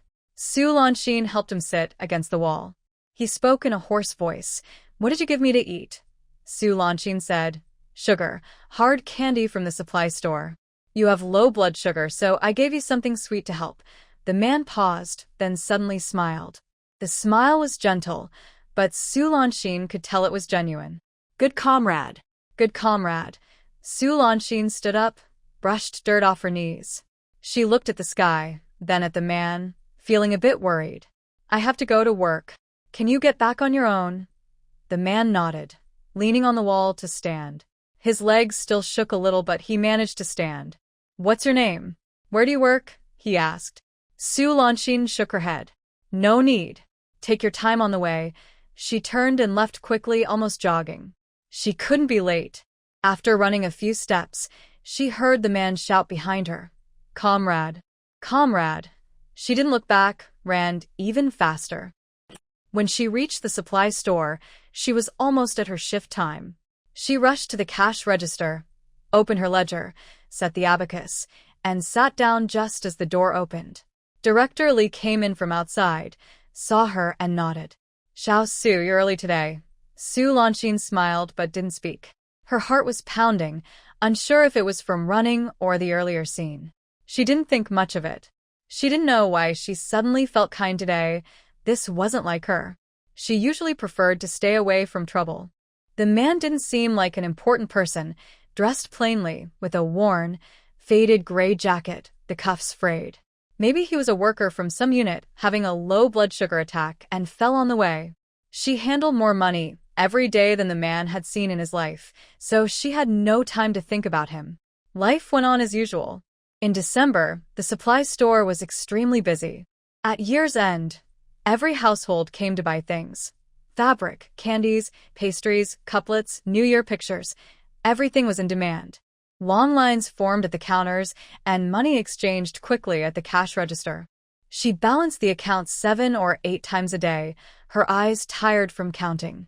That afternoon, Director Lee suddenly appeared at the cash register. "Xiao Su, come here for a moment." Su Lanxin put down her abacus and followed him into the office. Inside, a man was sitting. Su Lanxin paused for a moment. It was the man who had fallen that morning. But the man in front of her looked very different from that day. That morning, the man was wearing an old jacket, his face was pale, and he was lying on the ground, unable to get up. Now, he was dressed in a dark gray Zhongshan suit, his hair was neatly combed, and he sat calmly in a chair, looking composed. Are they the same person? The man saw her and stood up, smiling. "Comrade, do you remember me?" Su Lanxin opened her mouth but didn't speak. Director Lee beside her said, "Little Su, this is our new county mayor, Mayor Zhang." Her heart suddenly jumped. The county mayor, the highest official in the county, the person she found on the street that morning. Was he the county mayor? Mayor Zhang looked at her surprised face and smiled even more. "That day, you ran so fast I didn't get a chance to ask your name. Later, I found out you work at the Supply and Marketing Cooperative. I happened to come by today for some business, so I thought I'd check on you." Su Lanxin finally came back to herself and quickly said, "Mayor Zhang, there's no need to thank me for that day. I was just passing by and helped out." "That day, none of those people helped at all," he said. Su Lanxin didn't reply. Mayor Zhang asked again, "What's your name?" Su Lanxin. Su Lanxin. He repeated. "What do you do at the cooperative?" Cashier. Mayor Zhang nodded but didn't say anything more. He took out a piece of paper from his pocket and handed it to her. "This is my address. If you ever have any trouble, you can come see me." Su Lanxin didn't take it. "Mayor Zhang, there's no need to dwell on that day. Anyone would help if they saw someone in need." Mayor Zhang looked at her, and his gaze held something more, surprise, admiration, and something else. "Girl, I like hearing that from you." He placed the paper on the table, turned to Director Lee and said, "Old Lee, this comrade is good." Director Lee rapatadli. Yes, yes, yes. Little Su works hard and has never made a mistake with the accounts." Mayor Zhang looked at Su Lanxin again. "All right, I'm leaving." He walked to the door, then looked back at her.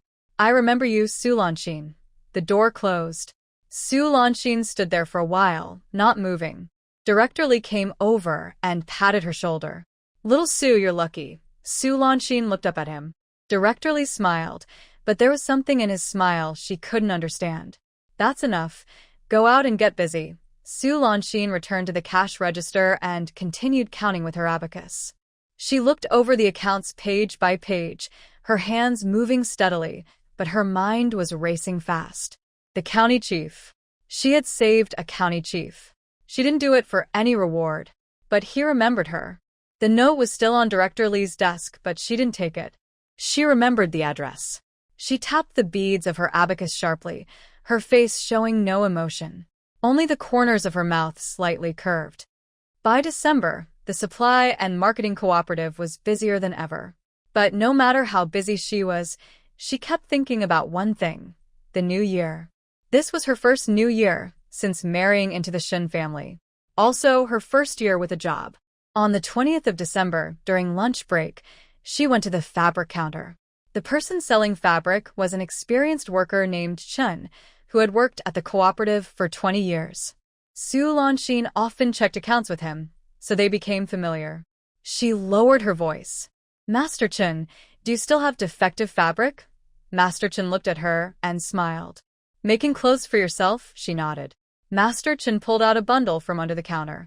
He opened it, revealing rolls of fabric, some printed, some uneven in color, some with torn edges. All factory seconds, cheap, no fabric tickets needed. "Choose what you like.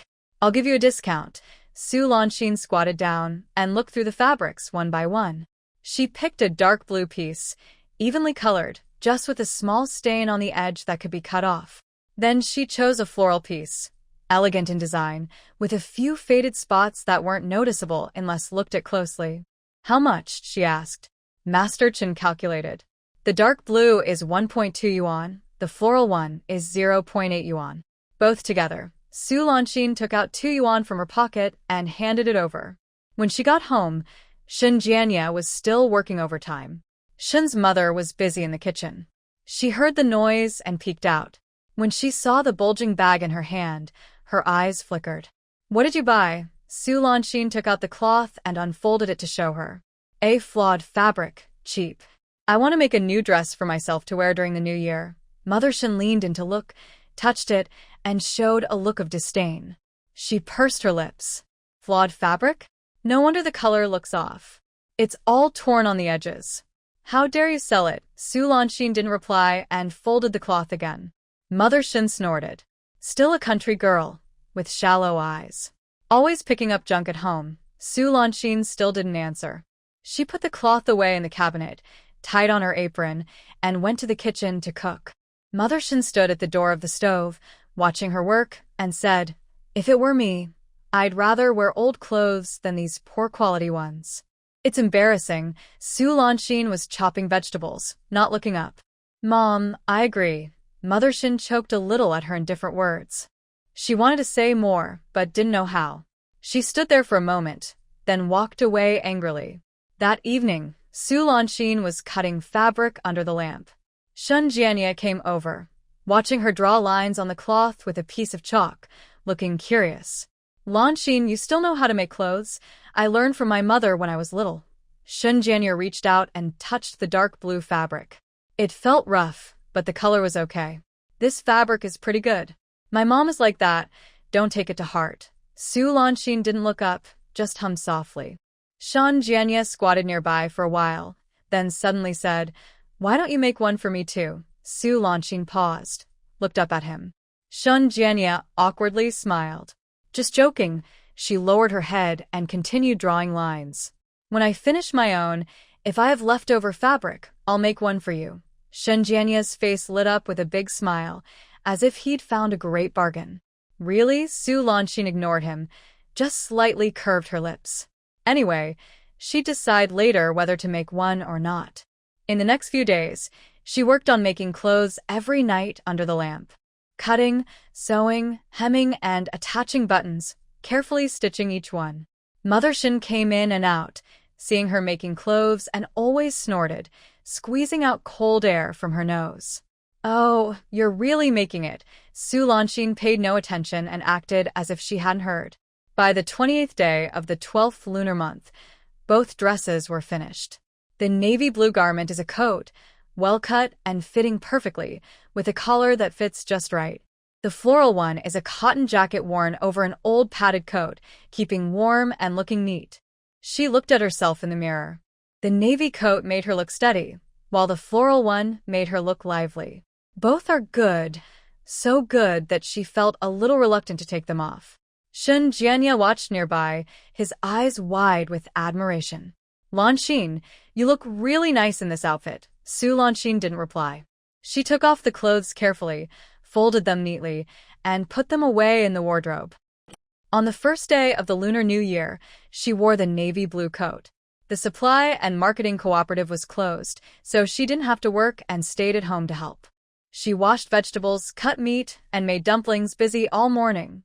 Shin's mother was also busy in the kitchen. Shin's father sat in the main hall, and Shin Jianya ran in and out helping. At noon, relatives started arriving one after another. Shin's mother's family, Shin's father's colleagues, and some neighbors crowded into the house. They snacked on sunflower seeds, drank tea, and chatted loudly. Su Lanshin was busy in the kitchen. Shin Jianya was serving tea and water. A woman pulled Shin Jianya aside and asked, "Jianya, where's your wife? I heard she works at the supply and marketing cooperative."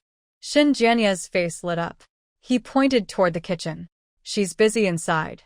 The woman stretched her neck to look inside just as Su Lanshin came out carrying dumplings. She wore the navy coat, her hair neatly combed, and a gentle, polite smile on her face. The woman's eyes brightened. "Oh, is this your wife? She's very pretty." A few others nearby also came over, chatting excitedly. "This outfit looks nice. The fabric is good." Working at the supply and marketing cooperative makes her look more spirited. Jianya is lucky to marry such a capable wife. Shin Jianya listened happily, smiling brightly. Su Lanshin lowered her head, placed the dumplings on the table, softly said, "Everyone enjoy," and then went back to the kitchen. Shin's mother, who was busy in the kitchen, heard the compliments outside. Her smile froze a little. She brought out some dishes, deliberately placed the plates on the table, and said in a moderate voice, "The fabric is good? That's flawed cloth, with frayed edges." The supply and marketing cooperative sold the defective fabric cheaply. She just bought it. The room suddenly fell silent. The aunt who just praised the clothes had a stiff smile on her face and awkwardly said, "Faded fabric? Well, it's still okay." Mother Shin curled her lips and said, "What's good about it? Wearing it out. You'll just be laughed at." I told her, better to wear old clothes than these poor quality ones. But she wouldn't listen and insisted on making do. Shin Jianya's smile also froze. He looked at his mother, then toward the kitchen, wanting to say something but not knowing what. Su Lanshin heard this from the kitchen. Her hands paused for a moment, then she continued making dumplings. She showed no expression on her face. When the New Year's Eve dinner was served, Su Lanshin came out of the kitchen. She sat next to Shin Jianya, ate quietly, and spoke very little. If someone talked to her, she would smile and reply. If no one spoke to her, she would just lower her head and eat. Mother Shin sat at the head of the table, her fake smile pasted on her face. When relatives praised Su Lanshin, she would change the subject. If she couldn't, she would belittle her a little. She just works at the supply and marketing cooperative, standing at the counter. What success can she have? Cashier. That's just luck, they happen to need someone. How much can she earn in a month? Not enough for her to spend on herself. Shin Jianya listened nearby, his face turning red with anger. He wanted to say something for Su Lanshin, but when his mother's gaze swept over him, he dared not speak. Su Lanshin said nothing the whole time. After the meal, the relatives gradually left. Su Lanshin tidied up the dishes, Shin Jianya helped, and several times he wanted to speak, but was silenced by Su Lanshin's calm expression. That night, lying in bed, Shin Jianya tossed and turned, unable to sleep. He finally broke the silence. "Lanshin, don't take what my mom said today to heart." Su Lanshin turned away from him, didn't reply. "That's just how she is, always so harsh with her words." "I know." Su Lanshin suddenly spoke softly. Shin Jianya was stunned. Su Lanshin said, "Go to sleep. Tomorrow, I have to go back to my parents' house." Shin Jianya opened his mouth, wanting to say something, but swallowed it back. The lights went out. In the dark, Su Lanshin kept her eyes open, staring at the wall. She hadn't forgotten what her mother-in-law said. But she didn't take it to heart at all. Why should she? Those words couldn't make her earn less money, nor could they make her stand at the supply and marketing cooperative counter for a day less. She simply put those words away, folded them neatly, and kept them in a corner of her heart. One day, she might need them. On the second day of the Lunar New Year, it was time to visit her parents. Su Lanshin woke up early, put on a floral apron, and changed into a pair of new cloth shoes. They were made from flawed fabric, with old shoe soles recycled, but the uppers were new and floral, matching her apron perfectly. Shun Jianya watched her from beside, his eyes widening. Lanxin, you look really nice in this outfit. Su Lanxin ignored him, opened her bag, and started packing things inside. 2 pieces of meat, weighing over 2 jin, mixed fat and lean, wrapped in grass paper. 2 packs of snacks, peach cookies and egg cakes, sold at the supply store, neatly wrapped with red paper on top. There was also a piece of blue fabric, not flawed but good quality, bought from Master Chen, costing her over 3 yuan. Shun Jianya looked at everything, his mouth opening slightly, but saying nothing. His mother hadn't asked her to bring any New Year goods, saying that country folks didn't understand city rules, and bringing gifts would be pointless. But Lanxin bought so much herself. He whispered, Lanxin, did you spend a lot of money on these? Su Lanxin fastened her bag strap and looked up at him. I earned the money myself. Shun Jianya was momentarily speechless. She didn't say anything more, slung her bag over her shoulder, and left the house. Shun's mother stood at the door of the main hall, watching them push the cart out, her face long and sour. After they had gone far, she spat and muttered, always trying to get ahead. It took over an hour to ride from the county town to Lu Shugo. Shun Jianya pedaled in front, while Su Lanxin sat behind, hugging her bulging bag. The road was quiet, with only bare trees and a dull, gray sky. The wind cut her face like a knife. Shun Jianya pedaled hard, sweating, then turned to ask, Lanxin, are you cold? No, I'm not. He wanted to say more but swallowed his words. He felt that Lanxin had been less talkative these days. Not angry, just. She seemed to be holding something inside, as if her mind was preoccupied and she didn't want to talk to him. He wanted to ask but didn't dare. So he just pedaled silently. Lu Shugo was still the same. Dirt roads, earthen walls, and mud brick houses. The crooked willow trees at the village entrance were leafless, trembling in the wind. Before entering the village, I saw old Third Su squatting at the entrance, smoking. When he saw us, he immediately stood up and shouted loudly, They're coming. Lanxin is back. The Su family courtyard suddenly became lively. Mother Su hurried out to greet us.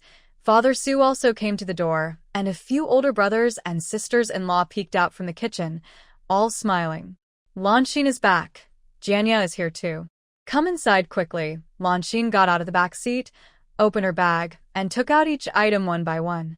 A piece of meat, weighing over 2 jin, with a good mix of fat and lean. 2 packs of snacks, peach cookies and egg cakes, wrapped neatly.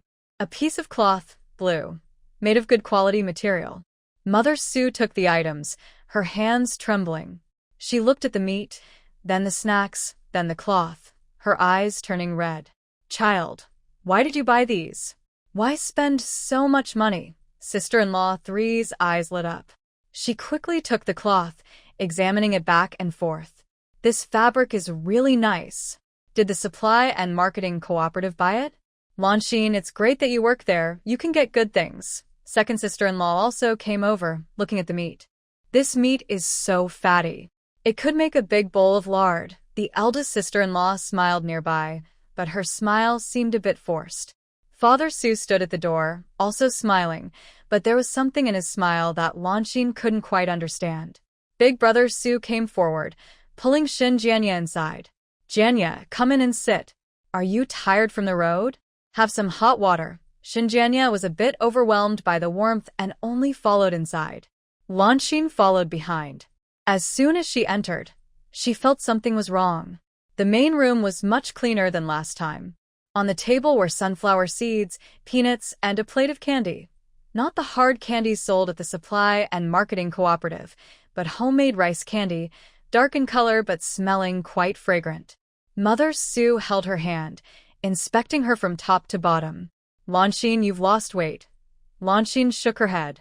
No, I haven't. How are things over there?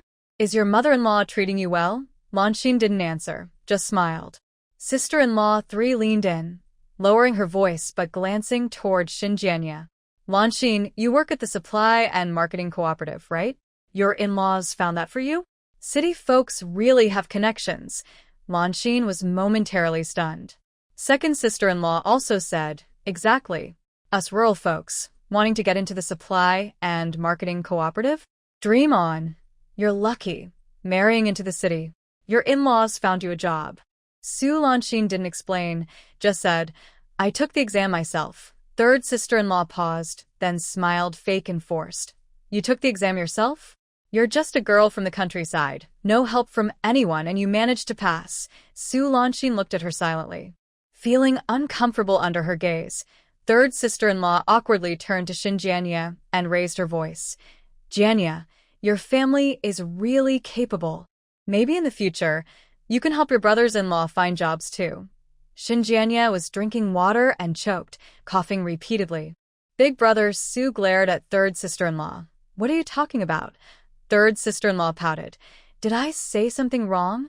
Lanshin got into the supply and marketing cooperative, so why can't her brothers get factory jobs? Jianya's face turned a bit pale, and he awkwardly said, about the job openings, I don't have the authority. Third sister-in-law wanted to say more, but second brother Su pulled her back, so she stopped. Lanshin stood there, watching the scene, feeling a cold wave come over her again. She thought that bringing something back would make her family happy. They were happy, but not because of her, only because of what she brought and her new status that could help. Third sister-in-law's words about not passing the exam hurt her deeply. But she didn't explain. What was the point? To say she passed on her own. Not thanks to the Shin family? To say she still had to pay 15 yuan a month to her in-laws? To say she saved the rest herself? To say her mother-in-law didn't like her and wanted to drive her out? What good would it do to say all that? Su's mother brought out the food, much more plentiful than last time. A big bowl of braised pork, a bowl of chicken, a plate of scrambled eggs, a basin of cabbage with vermicelli, and a dish of pickles. Su's mother kept piling food into Jianya's bowl, muttering, Eat more, Jianya. You must be tired from the road. These are home-raised chicken and eggs, very tasty. Jianya kept refusing, saying enough, enough. Lanshin ate quietly, rarely speaking. Her brothers took turns pouring Jianya drinks, saying, Brother-in-law, take care of him in the future. If he needs anything, just ask. Jianya drank so much that his face turned red and his neck thickened. His tongue grew big, but his words became more and more vague. Big brother, second brother, don't worry. If anything happens, I will definitely help. Lanshin listened nearby, her chopsticks pausing. After dinner, Mother Su pulled Lanshin into the inner room and closed the door. She lowered her voice. Lanshin, I want to talk to you about something. Lanshin looked at her, waiting for her to continue. Mother Su hesitated for a moment, then said, Your three brothers have farmed in the countryside all their lives and haven't earned many work points. Now that you're in the city with a steady job, could you help them find work here too? Even temporary work is fine. Lanshin didn't reply. Seeing she was silent, Mother Su added, If they could work in the city, even earning less, it would be better than digging in the dirt all day. Lanshin still didn't respond. Mother Su looked at her with hope and a bit of guilt. Lanshin, you're now a city person with a real job, earning a good salary each month. It's only right to help your brothers. Lanshin spoke softly. Mother, my job was obtained through an exam. Mother Su was stunned. It wasn't arranged by the Shin family, Lanshin said clearly. Mother Su opened her mouth but didn't speak. To get a job in the city, you need a city household registration, education, and to pass exams. Do my brothers have city household registration? Mother Su shook her head. Did they graduate from high school? She shook her head again. Lanshin looked at her calmly. Mother, I don't refuse to help. But I can't do anything. Mother Su was speechless at her words. After a while, she finally spoke softly. Then, do they want to try their luck in the city themselves? Lanshin looked at her silently. Mother Su's eyes reddened. Lanshin, your three brothers haven't been successful in life. As their sister, can't you give them a hand? Lanshin was silent for a long time. Finally, she said, Mother, if they want to come to the city and try their luck, that's their business. But I can't find work for them. All I can do is feed them when they come. Mother Su opened her mouth to say something but swallowed it back. She looked at her daughter and suddenly felt unfamiliar. The girl who used to follow her around calling her mother, the girl who wore old clothes and carried 10 yuan when she got married. When did she become like this? Lon Xian, are you angry with your mother? Su Lon Xian shook her head. Then why? She was interrupted by Su Lon Xian. Mother, I send 15 yuan home every month, and I save the rest. That money is earned by myself, not given by the Shin family. I count every penny I save. She paused. Today, I brought some meat, snacks, and cloth. I bought these with my own money. I think of you all, so I brought them. Her voice was soft, but each word was clear. But I can't help with work. Sue's mother stood there for a long time without speaking. Outside, the sharp laughter of the third sister-in-law could be heard, but she was saying nothing clear. Su Lon Xian pushed open the door and left. In the afternoon, the third sister-in-law took a chance to pull Su Lon Xian aside to the corner of the kitchen. She lowered her voice but looked around cautiously. Lon Xian, I want to talk to you. Su Lon Xian looked at her. The third sister-in-law leaned in closer. Can you help me find a job at the supply and marketing cooperative? Standing at the counter, sweeping, carrying goods, anything. I don't mind hard work or tiring days, as long as I can get into the city. Su Lon Xian didn't answer. Seeing her silence, the third sister-in-law got anxious. Lon Xian, we are family. Your older brother is your real brother, and I am your sister-in-law. Now that you're doing well, can't you help us a little? Su Lon Xian looked at her calmly. Third sister-in-law, the supply and marketing cooperative hires people who have a city household registration, have graduated from high school, and pass exams. Do you have those? The third sister-in-law was stumped. She opened her mouth, wanting to say something, but didn't know what. Su Lon Xian turned to leave. The third sister-in-law grabbed her arm and lowered her voice even more. What about your mother's niece? She finished middle school, is clever, and looks decent. Can you help her get into the cooperative? Su Lon Xian looked back at her. Does your mother's niece have a city household registration? The third sister-in-law hesitated. No. Did she graduate from high school? Just middle school. Su Lon Xian didn't say anything more, just looked at her. The third sister-in-law felt the gaze burning on her face and quickly let go. Su Lan Xin let. The third sister-in-law stood in the kitchen, her face flushing and paling alternately. My sister-in-law didn't know when she came over and lowered her voice, asking, Did you tell him? The third sister-in-law snorted. What's the use? Now she's a city girl, with eyes on top of her head. She doesn't look at us country relatives anymore. My sister-in-law sighed. I wanted to talk to her too, but seeing her like that, I gave up. The third sister-in-law curled her lips. Gave up? Why? She can enjoy life in the city, and we have to dig in the dirt? The job she has was arranged by the Shin family, not something she earned herself. Why act proud? My sister-in-law didn't reply, just looked outside. Su Lanxin was sitting in the yard, basking in the sun, with no expression on her face. In the evening, Su's father called Su Lanxin to the back of the house. The sun was setting, and the sky was a dull yellow. Su's father squatted by the wall, took out a pipe, and slowly packed some tobacco. Lanxin, did your mother talk to you? Su Lanxin nodded. Su's father took a puff, exhaled, and the blue smoke drifted away in the wind. You did the right thing. Su Lanxin was a bit surprised and looked at him. He didn't look at her, but stared at the crooked willow trees in the distance. I can see what your brothers are thinking, but your work is your own effort. No one has the right to interfere. He paused. Don't take what your mother said to heart. She's like that, soft-hearted, can't stand nagging. Su Lanxin said nothing. Su's father took another puff of his pipe. Work hard over there. The supply and marketing cooperative is a good place. Stand firm, and life will get better. He turned to look at her, his gaze a bit cloudy but sincere. Lanxin, I can't do much. Finishing high school is already good. The future is up to you. He paused again. You now have a salary earning quite a bit each month. The money is yours, and you can spend it as you like. But I ask one thing. Su Lanxin looked at him. Think more about your mother. She's had a hard life. Every month, you send 15 yuan home. That's your mother-in-law's, not our Su family's. But if you can save some, visit more often during festivals, buy some food and clothes for your mother. He couldn't continue. Su Lanxin looked at him, her eyes suddenly feeling a bit sore. Father, I understand. Father Su nodded, took another puff of his cigarette, and said nothing more. The wind blew from afar, making people's faces feel cool. Su Lanxin stood there, looking at the crooked willow trees for a long time. Shun Jianya woke up. It was almost dark. The two of them said goodbye to the Su family and rode their bikes home. Mother Su saw them off at the village entrance, her eyes red. She held Su Lanxin's hand and couldn't speak for a while.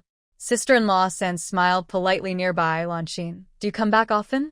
Second sister-in-law also smiled. Next time, bring Jianya and stay a few more days. Su Lanxin nodded and sat on the back seat. As the bike left the village entrance, the willow trees in the gully grew smaller and smaller, eventually turning into a blurry gray that disappeared into the evening shadows. Shun Jianya pedaled ahead and looked back at her. Lanxin, what's wrong today? Why aren't you talking? Su Lanxin shook her head. Tired. Shun Jianya responded with an "oh" and didn't ask further. After riding for a while, he looked back again. Your family is really warm-hearted. Your sister-in-law San is quick-tongued, but she's kind-hearted. Su Lanxin didn't reply. After the 15th day of the first lunar month, the new year was considered over. The supply and marketing cooperative returned to its usual busy state, and Su Lanxin resumed her routine of going back and forth every day. But attentive people would notice she was different from before. First, her clothes. She often wore a navy blue overcoat, washing it when it got dirty, and wearing it again once it was clean. Later, she bought 2 pieces of fabric with flaws from Master Chen, one gray, one dark brown, both easy to keep clean. She tailored them well, and they looked neat on her. The flawed fabric still had flaws, but on her, they looked better than good material on others. Little Wu once pulled her aside and asked, Lanxin, where did you make this outfit? Your sewing is really good. Su Lanxin samai. I made it myself. Little Wu's eyes widened. You can sew clothes yourself? Su Lanxin not that. Little Wu examined the gray fabric over and over, muttering, even more detailed than my mom's work. Teach me how to make clothes someday. Next was her face. In the first month, she bought a box of snow cream with her savings, the cheapest kind sold at the supply cooperative, only 8 mao. Every night after washing her face, she would take a little, melt it in her palm, and apply it to her face. Shun Jianya watched her nearby, eyes wide with amazement. Lanxin, what are you applying? Snow cream. Smells nice. Su Lanxin ignored him and kept applying it.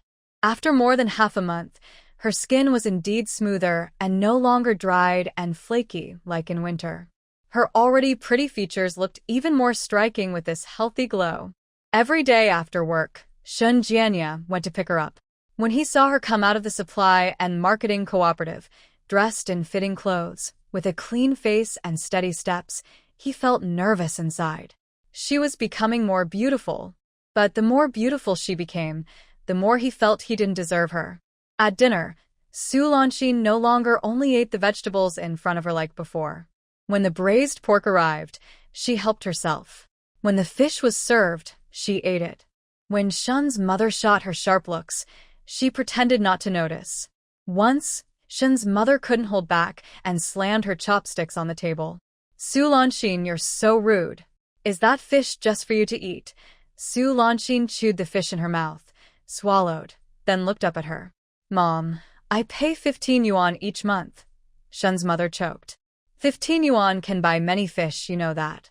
Shun's mother's face turned pale, and she opened her mouth to scold, but didn't know what to say. Su Lanxin continued eating calmly, picking vegetables, drinking soup, as if nothing had happened. Shun Jianya watched from the side, feeling more uneasy inside. She had changed. Not for the worse, but she had changed. She was more confident, less afraid of her mother, and more unpredictable. Once, Shun's mother was criticizing in the kitchen, saying, some people have become arrogant and no longer care about this family. Shun Jianya heard this and, somehow brave, stepped in and said, Mom, Lanxin pays her money every month. Please don't keep criticizing her. Shun's mother froze. She looked at her son as if seeing a stranger. Shun Jianya felt a bit guilty under her gaze but forced himself to continue. She's tired from work too, and she still has to cook when she gets home. Please stop picking on her. Shun's mother's face darkened. Are you defending her? Shun Jianya said nothing. Shun's mother stared at him for a few seconds, then suddenly sneered. Fine, I see now. Marry a wife, and forget your mother. That's all you're good for. She suddenly turned and went into her room, slamming the door loudly. Shun Jianya stood in the kitchen, his face flickering with redness and pallor. Su Lanxin heard it from the main hall, paused her sewing, then continued. That night, lying in bed, Shun Jianya tossed and turned but couldn't sleep. He finally said, Lanxin, I spoke to Mom for you today. Did you hear that? Su Lanxin nodded softly. Shun Jianya waited a moment, but no further words came, and his hope slowly faded. Are you upset? No. Then what's wrong? Su Lanxin interrupted him. Jianya, go to sleep. Shun Jianya opened his mouth to say something but swallowed it back. The lights went out. In the dark, he kept his eyes open, staring at the black ceiling, feeling more and more anxious. She was becoming more beautiful. She was getting more capable. She was no longer afraid of his mother. Would she still want him? This question was like a thorn, stabbing in his heart, impossible to pull out. In the days that followed, Shun Jianya became even more attentive to Su Lanxin. He helped her start the fire in the morning, went to pick her up after work in the evening, eagerly served her food at dinner, and when she washed clothes, he handed her soap. Shun's mother saw all this and felt very annoyed. She scolded, good for nothing. Always fussing over your wife, like a little dog. Shun Jianya pretended not to hear. But he had something on his mind. One evening, Shun's mother was busy in the kitchen. Shun Jianya followed her in, hesitating and reluctant to leave. She glanced at him. If you have something to say, just say it. If you have nonsense, just spit it out. Shun Jianya looked down, hesitated for a long time, then finally spoke quietly.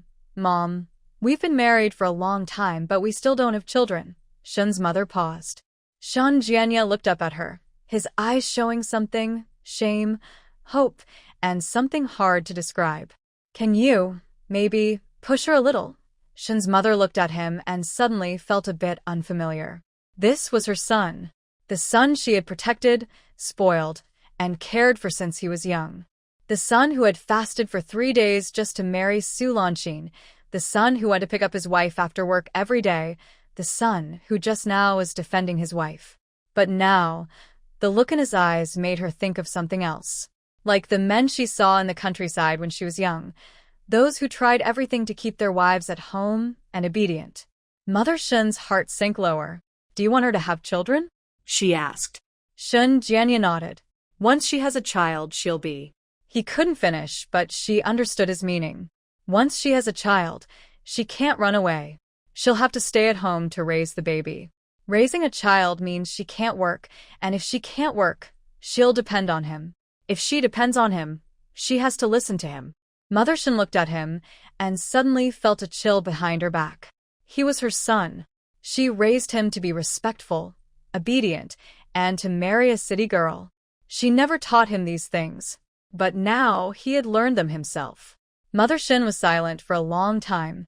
The kerosene lamp in the kitchen flickered, casting their shadows on the wall. Finally, she spoke. All right, I'll help you. Shun Jianya's face showed a relieved smile.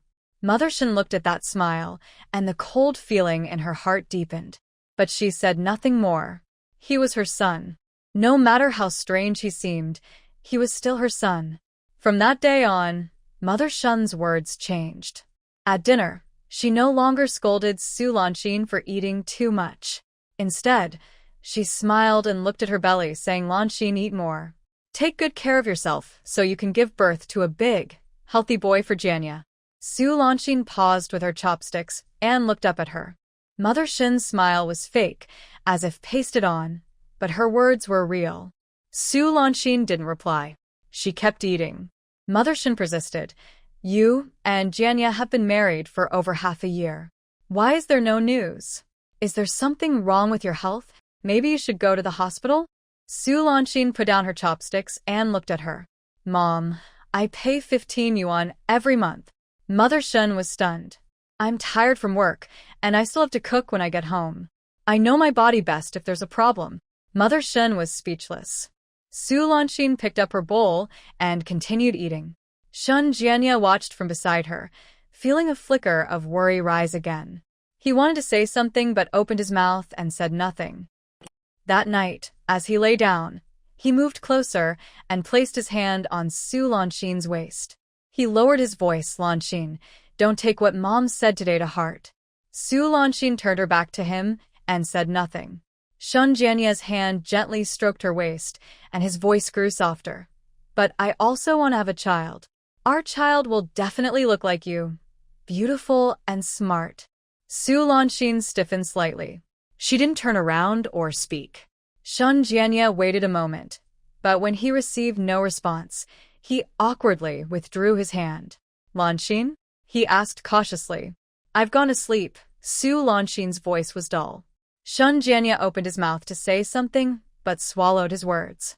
The lights went out. In the darkness, Su Lanxin kept her eyes open, staring at the wall. A child. Shun Jianya wanted a child. Shun's mother also wanted a grandchild.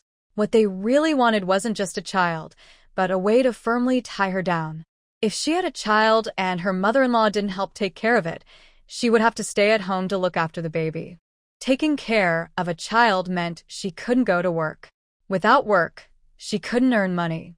Without money, Shun Jianya would have to support her. By then, her monthly allowance of 15 yuan would be gone. Her fragile footing in Shun's family would weaken. She remembered her female colleagues at the supply and marketing cooperative who had children. One by one, they were tied to their homes, arriving late or leaving early from work, criticized by bosses and gossiped about by colleagues. Some simply quit and stayed at home as housewives, never coming out again. She couldn't do that. Absolutely not. The next day, Su Lanxin went to work as usual, finished her tasks, and cooked dinner. Her face showed no sign of disturbance. But Shun's mother's mouth was busy. "Lanxin, I met Aunt Wang today. Her daughter-in-law is pregnant again, her third. Look at her.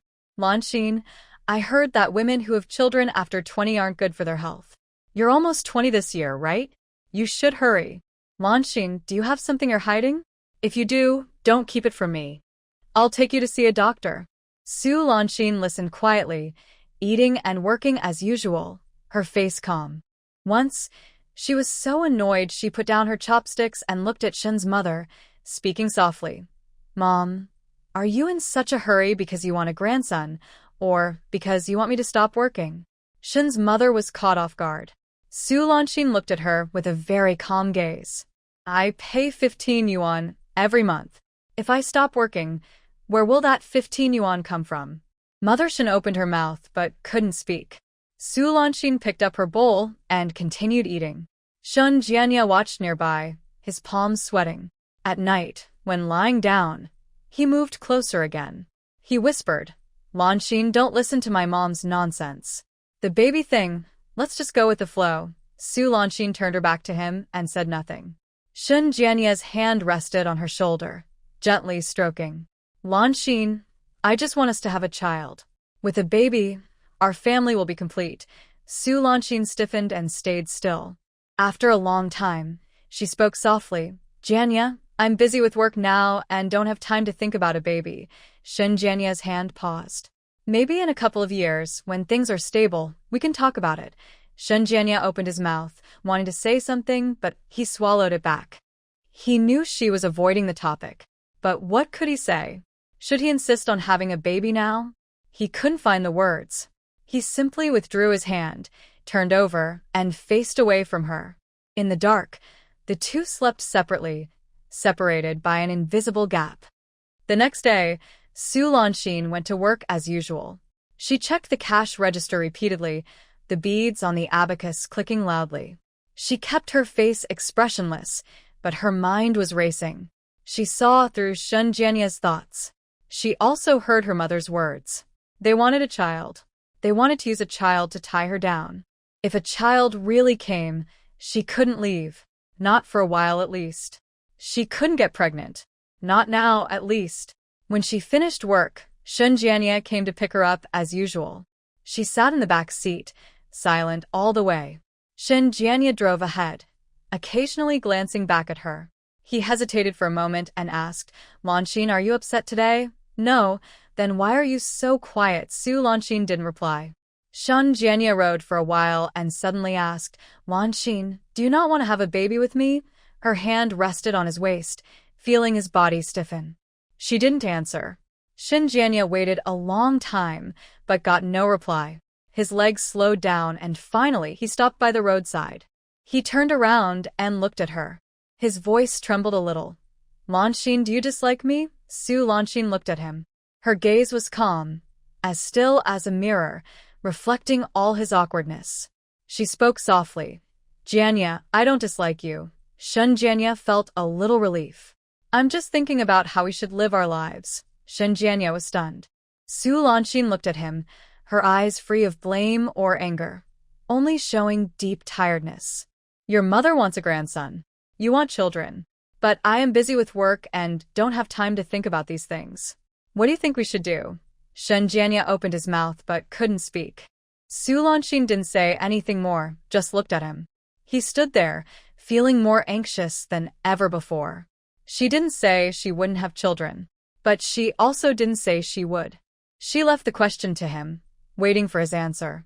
But he couldn't answer, because he knew, no matter what he said, she had something to say in response. Suddenly, he realized he had never truly understood her. That night, the two of them said nothing on the way home. When they got back, Su Lanshin went on with her usual cooking, tidying up, and sleeping. Her face showed no sign of change. But Shin Jianya didn't sleep all night. All he knew was that she was drifting further away from him, so far that he almost couldn't reach her. Su Lanshin first heard about an IUD during lunch at the Supply and Marketing Cooperative.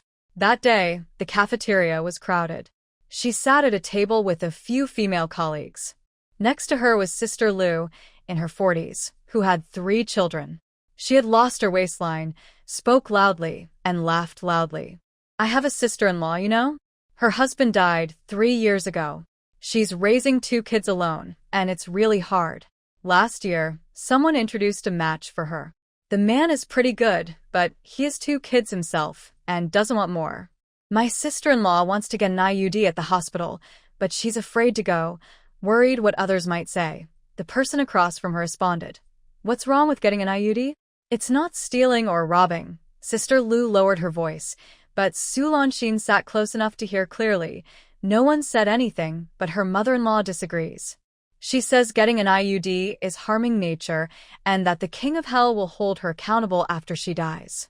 It made my sister-in-law cry so much. Another colleague sneered. Mother-in-law? Her husband is already gone, so what does she need a mother-in-law for? Sister Lu sighed. You can't say it like that. She still depends on her mother-in-law to help take care of the children. If she doesn't get an IUD, she might get pregnant. The man's side wouldn't agree. If she gets an IUD, her mother-in-law might cause trouble. It's hard for everyone. Su Lanshin lowered her head to eat. As she chewed, those 2 words took root in her mind. Getting an IUD. She had never heard of this before. In the countryside, women have children as a natural thing. They keep having babies until they can't anymore, and no one talks about IUDs or anything. But what Sister Lu said made her think. With an IUD, she wouldn't get pregnant. If she didn't get pregnant, she wouldn't be tied down by a child. If she wasn't tied down, she could keep working, keep earning money, and build her confidence. That afternoon, she sat at the cash register, clicking the beads of the abacus, but her mind kept thinking about this. Where could she get an IUD? How to go? Would someone go with her? Would it hurt? How much would it cost? Questions kept popping up, one after another, and she couldn't answer any of them. But she knew she had to find a way. In the next few days, she started listening carefully to her colleagues' conversations. There were many women at the Supply and Marketing Cooperative, and they often talked about gossip. Whose daughter-in-law was pregnant, whose daughter had a baby, who was arguing with her mother-in-law. There was always something to talk about. Su Lanshin usually didn't join in, just ate quietly, but she kept her ears open. One day at noon, she overheard Sister Lu talking about getting an IUD again. This time, she was talking about her cousin's relative. My cousin's relative is in the provincial city. She got an IUD last year. She said the hospital there can do it. You just make an appointment, pay a few yuan, and it's done in a little while. It doesn't hurt, just a bit of pressure, and after a couple of days she's fine. Someone nearby asked, the provincial hospital? Can't the hospital in our county do it? Sister Lu shrugged. Our county hospital? If you go there and say you want an IUD, they'll look at you like you're a monster. The provincial hospital is better. It's busy, no one knows you, and you can do whatever you want. Su Lanxin listened, and her chopsticks paused. The provincial city.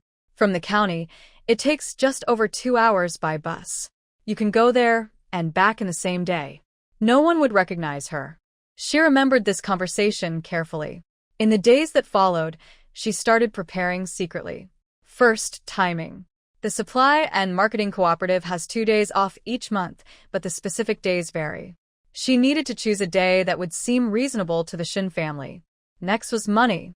She didn't know how much the intrauterine device cost, but she believed she had enough money. Then was the excuse. Going to the provincial city would take a day, and Shin's mother needed a reason to explain her absence. She thought it through. She would visit her family. Although Shin's mother was not happy about her going back, she couldn't stop her. She was a married daughter, and visiting her family on the second day of the Lunar New Year was customary. A normal visit at other times was also acceptable. Everything was ready, except for choosing the right day.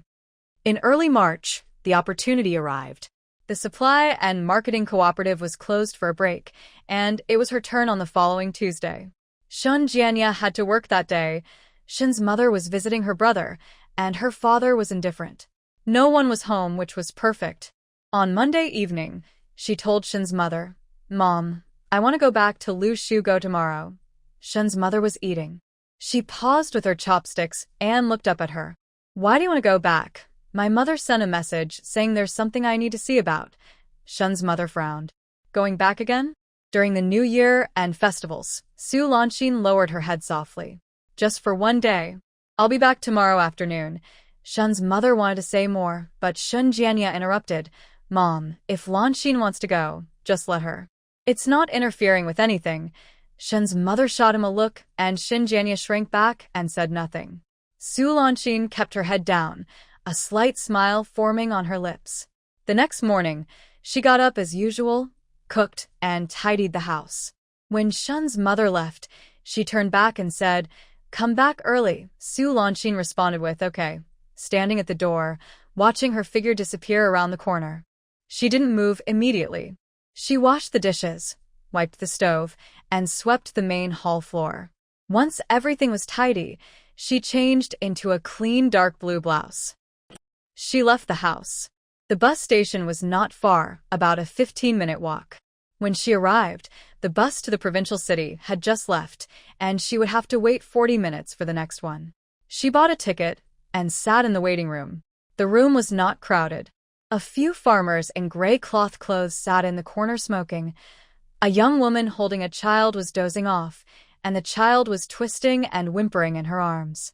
Su Lanxin looked at the child, feeling a strange sensation in her heart. She would have her own children someday. Not now, but in the future. Once she was steady at the Supply and Marketing Cooperative, gathered enough confidence, and truly able to make her own decisions, then she would be reborn. Not for the Shin family, but for herself. The car arrived. She got in and found a seat by the window. The car wobbled as it left the county town. The fields on both sides were still empty and dull, with only a few trees sticking out with bare branches reaching into the sky. She leaned her head against the window and closed her eyes. After more than 2 hours, the car reached the provincial capital. The city was bigger than she imagined. The buildings were taller, the roads wider, and there were more people. She got off the car and stood at the bus station, feeling a bit confused. Where's the hospital?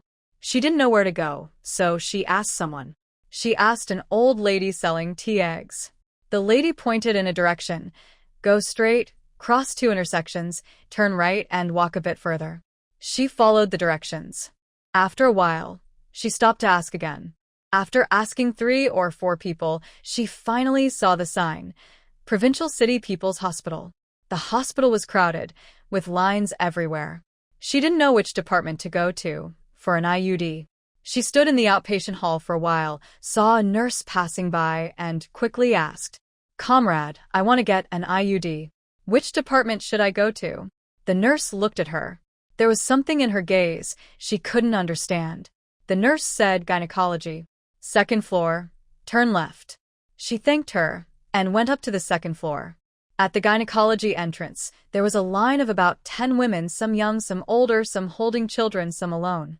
Su Lanxin was at the end, looking down, not looking at anyone. The women ahead went in one by one, then came out. Some had red eyes, some looked expressionless. Su Lanxin watched, her palms starting to sweat. It was her turn. She pushed the door open. Inside, a female doctor in her 40s, wearing glasses, was writing something. "Sit," the doctor said without looking up. She sat down. "What's the problem?" She opened her mouth, her voice dry. "I want to get an IUD." The doctor looked up and glanced at her. Her gaze was normal, like she was looking at any woman coming for treatment. "Are you married?" "Yes." "Do you have children?" No. The female doctor paused for a moment and looked at her again. "Why not get an IUD if you don't have children?" Su Lanxin met her gaze calmly and said, "I don't want to have children now. I want to wait 2 years." The female doctor didn't speak. She just looked at her. There was no criticism or approval in her eyes, just observation. Su Lanxin looked back at her, still and silent. After a few seconds, the doctor lowered her head and took a form. "What is your name?" "Su Lanxin." "Age?" 20. "Where do you live?" "In the county town." The doctor filled out the form and handed her a slip. "First, pay 5 yuan. Then go next door for the checkup. After the check, come back to see me." Su Lanxin took the slip, stood up, and bowed slightly. "Thank you, doctor." She went to pay, then to the next room for the checkup. The check was done by a young nurse.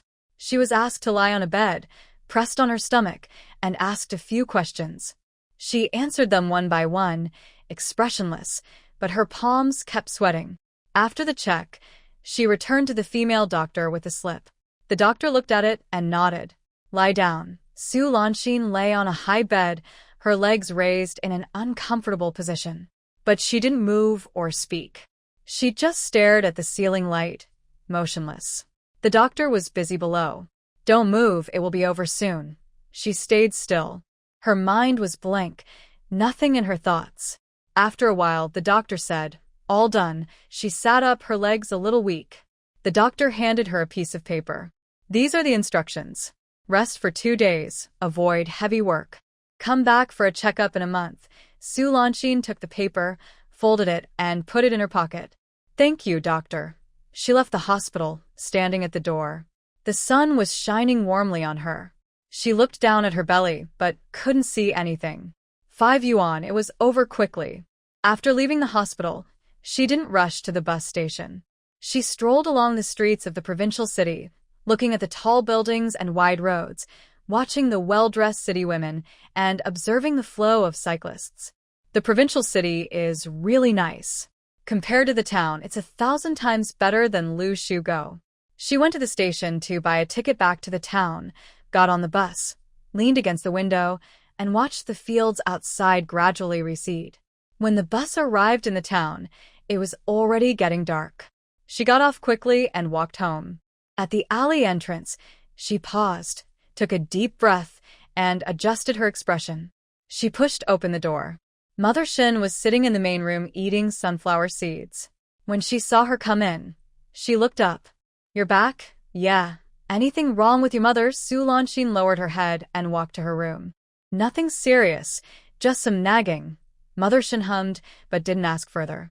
From the inner room, Shun Jianya came out. When he saw her, he smiled. "Lanxin's back? Have you eaten yet?" "Not yet. I'll go heat up some food for you." He went into the kitchen and started busying himself.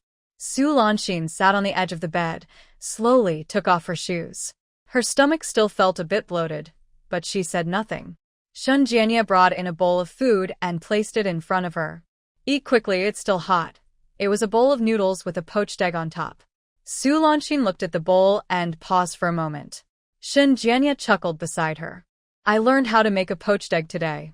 "Look, is it round enough?" Su Lanxin lowered her head, picked up her chopsticks, and ate slowly.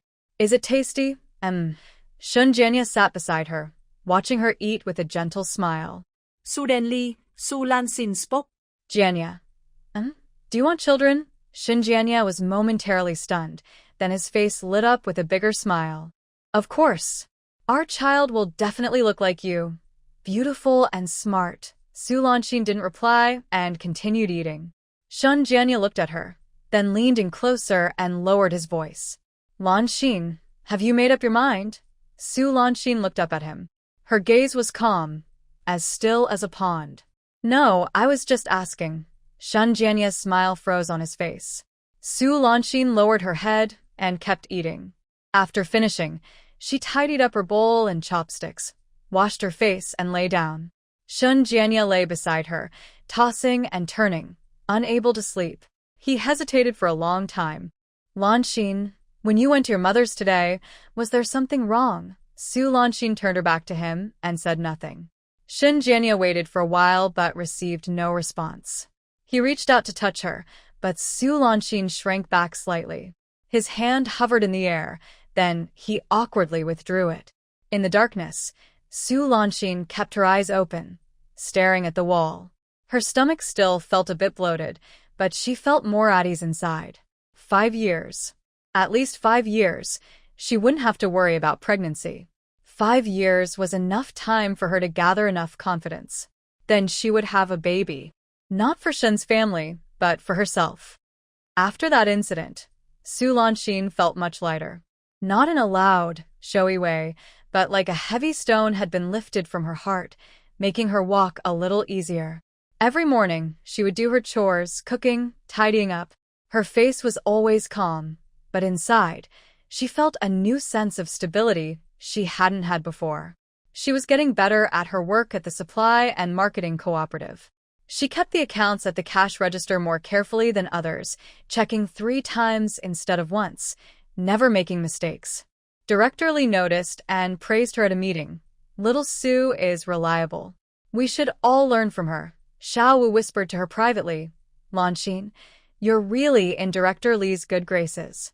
Out of everyone in our cooperative, only a few have been praised twice by him. Su Lanxin smiled but said nothing. What's the use of being noticed? She wanted to move up. She started paying close attention to the cooperative's affairs. Which counters sold well, which ones were overstocked, which suppliers knew the managers, and who was close to retirement. She didn't speak about these things, but she kept track of everything clearly in her mind. Sometimes, when Director Lee was too busy, he would ask her to help with the accounts. That was a task no other clerk was allowed to do. Su Lanxin went, silently completed the work, and neatly put the ledger back. Director Lee looked it over and nodded with satisfaction. Little Sue, your mind is wasted at the cash register. Su Lanxin lowered her head and softly replied, Director Lee, you're joking. I'm just being careful. Director Lee looked at her, but said nothing more. But in that look, there was something else. Days passed day by day. Spring turned into summer, and summer into autumn. Su Lanxin sent 15 yuan to her family every month, without fail. During meals, she ate when she wanted and drank when she wanted. Mother Shin shot her sharp looks, but she pretended not to see. Once, Mother Shin muttered about her eating too much. She put down her chopsticks and said calmly, Mom, I pay 15 yuan each month. Mother Shin choked and couldn't reply. Then she kept urging her to do things. Shun Jianya watched from the side, feeling his initial worry fade away day by day. At first, he still picked her up after work every day, rain or shine. Su Lanxin sat in the back seat, holding his waist, silent all the way. When they got home, he hurried to help with chores. She didn't stop him or praise him. She was just indifferent. Sometimes, he leaned over to be affectionate, but she didn't avoid or respond. She just lay there, letting him do what he wanted. After they finished, he wanted to talk, but she had already turned her back and was sleeping. Shun Jianya lay there, looking at her back, feeling empty inside. As time went on, he slowly got used to it. Not picking her up, she didn't ask.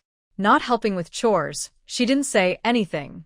He wanted intimacy, she just lay there. He didn't want it and she didn't push. She was like a stone, impossible to warm up. But he still couldn't bear to let go. In summer, the supply and marketing cooperative received a new batch of goods. Su Lanshin helped for half a month. When she came home at night, she was so tired she didn't want to talk. Shen Jianya tried to start a conversation, but she closed her eyes and pretended to sleep. He lay there, watching her peaceful face, feeling that familiar worry rise again. It wasn't fear that she would leave, but fear that she didn't care about him at all. He tried to talk to her. Lanshin, today the factory gave us 2 jean of sugar. I brought some home. Try it? She responded with a soft Lanshin. We've been married for so long. Are you happy? Finally, she looked at him. Her gaze was calm, so still it made him feel uneasy. Jianya, why are you asking that? He opened his mouth but couldn't say anything. She just went back to sleep. In autumn, the supply and marketing cooperative changed her position. Su Lanshin moved from the cashier's desk to the purchasing department. She wasn't a full-time buyer, just helping out, running errands, and keeping records. Director Lee talked to her directly. Xiao Su, you're smart. You've wasted your talent at the cashier's desk. The purchasing department needs a runner. Start helping out there, learn well, and there might be opportunities later. Su Lanshin nodded. Thank you, Director Lee. From the cashier's desk to the purchasing department, it looks like a normal transfer, but everyone knows that the purchasing department is the most profitable part of the supply and marketing cooperative. Only people with connections can get in. Su Lanshin has no connections. She got in because of her skills. When Xiao Wu found out, he took her hand, both jealous and admiring. Lanshin, you're really something. The purchasing department. So many people in our cooperative want to get in but can't. Su Lanshin smiled quietly, saying nothing. The work in the purchasing department is harder than at the cashier's desk. She has to go outside, deal with factory people, and keep track of many accounts. But Su Lanshin is happy to do it. What's the point of being tired? She just wants to learn new things. She begins to meet all kinds of people. Salespeople from factories, warehouse managers, drivers from the transportation team, and other purchasing staff from different cooperatives. She doesn't talk much, but she has a good memory. When she meets someone once, she can remember their name next time. Everyone who interacts with her thinks she is honest, straightforward, and reliable. In winter, the county town was covered with heavy snow. Su Lanshin left the purchasing department, walking home through the snow. When she reached the alley entrance, she saw Shen Jianya waiting for her there, his face red from the cold, holding an umbrella. He hurried over. Lanshin. It's snowing, so I came to pick you up. Seeing his red face from the cold, a soft feeling stirred in her heart. Let's go, she said. Shen Jianya opened the umbrella and held it over her head. The two walked step by step through the snow toward home. When they reached the door, Shen Jianya suddenly said, Lanshin, we've been married for almost 2 years. Su Lanshin paused for a moment. Are you happy? She didn't turn around. She pushed open the door and went inside. Shen Jianya stood in the snow, watching her back disappear into the house, feeling a sudden rush of nervousness again. She still didn't answer. That night, Shen Jianya couldn't sleep no matter how he turned. He remembered when they first got married. She smiled at him, soft and warm. He remembered her leaning on his back, her hand on his waist, gentle and tender. He remembered her saying, Jianya, you're so good to me, her voice soft enough to melt. But now? She doesn't smile, doesn't lean on him, and doesn't say those words anymore. She is becoming even better to him, making clothes for him, cooking for him, tidying up the house. But she felt herself growing more distant from him. She spoke less, smiled less, and even her gaze when looking at him changed. He didn't know what he had done wrong. Maybe he was not at fault. Perhaps she simply fell out of love. Shen Jianya turned over and looked at her back. She was sleeping deeply, breathing evenly, still and quiet. Suddenly, he felt a bit of resentment towards her. Days passed by day after day, and before he knew it, a year had gone by. During the new year, relatives came to visit again. Su Lanshin wore new clothes she had made herself, her hair neatly combed, with a gentle, polite smile on her face. Somehow, news about her working in the procurement department at the supply and marketing cooperative spread, and the relatives looked at her differently. Jianya's wife works in procurement? That's impressive. Procurement must be a lucrative job, right? How much does she earn in a month? Jianya is lucky to have such a capable wife. Su Lanxin smiled quietly, not replying, only offering tea to everyone. Shun Jianya listened nearby, smiling on the outside, but inside, a twinge of jealousy rose. They praised her, not him. Auntie pulled him aside and asked, Jianya, your wife is so capable. When are you planning to have children? Shun Jianya's smile froze. Soon, he replied perfunctorily, glancing toward Su Lanxin. She lowered her head, as if she hadn't heard. Shun Jianya hesitated and said, Mom, this. Mother Shin glared at him. What do you mean? If there's really a problem, find out early and treat it. If it can't be fixed, our family can't keep someone who can't have children. Shin Jianya opened his mouth to speak but swallowed his words. From that day on, Mother Shin's attitude changed. She used to encourage her to have a baby, now she doubted. During meals, she kept staring at Su Lanxin's belly, making Su Lanxin feel very uncomfortable. Once, she directly asked, Lanxin, is your, that month's normal? Su Lanxin put down her chopsticks and looked at her. Mom, what do you want to ask? Mother Shin felt a bit guilty under her gaze but kept pressing. I'm asking if it's normal. It's been over 2 years, and there's been no change in your belly. Aren't you worried? Su Lanxin looked at her calmly. Mom, I pay 15 yuan every month. Mother Shin was speechless. Su Lanxin picked up her bowl and continued eating. Shin Jianya watched from beside, his palms sweaty. He wanted to speak up for Su Lanxin but swallowed his words. Because he was starting to doubt, too. Over 2 years and still no pregnancy? He was sure he was fine, so it must be her problem. Once that thought appeared, he couldn't push it away. He started paying close attention to everything about her, how she ate, how she walked, how she slept.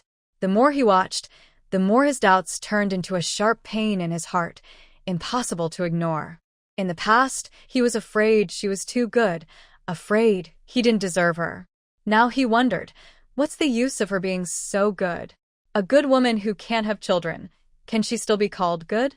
His attitude toward her gradually changed.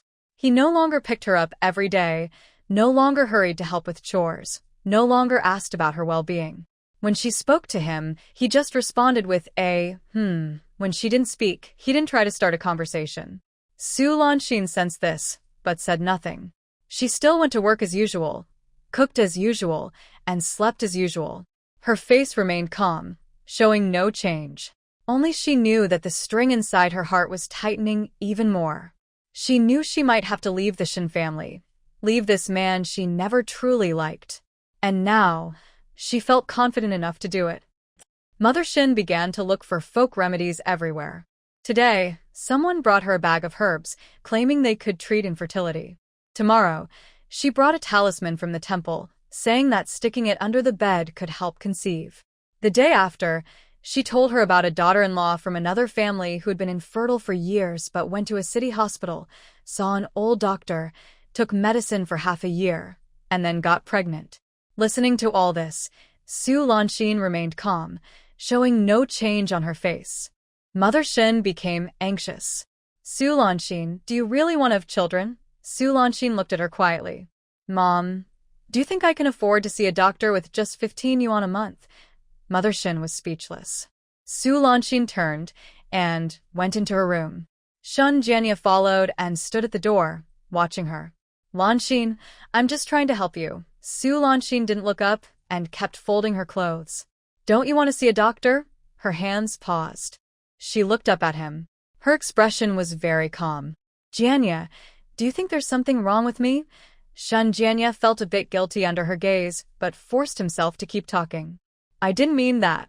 It's just, we've been married for a long time and there's been no news. Mom is worried, and I am too. Su Lanxin looked at him for several seconds. Then she lowered her head and continued folding clothes. I'm fine. Shun Jianya was stunned. Su Lanxin didn't say anything more, just placed her folded clothes into the wardrobe one by one. Shun Jianya stood there, unsure of what to say. Does he believe her? He didn't know. All he knew was that the pain in his heart grew deeper. That night, Shinjianya tossed and turned, unable to sleep.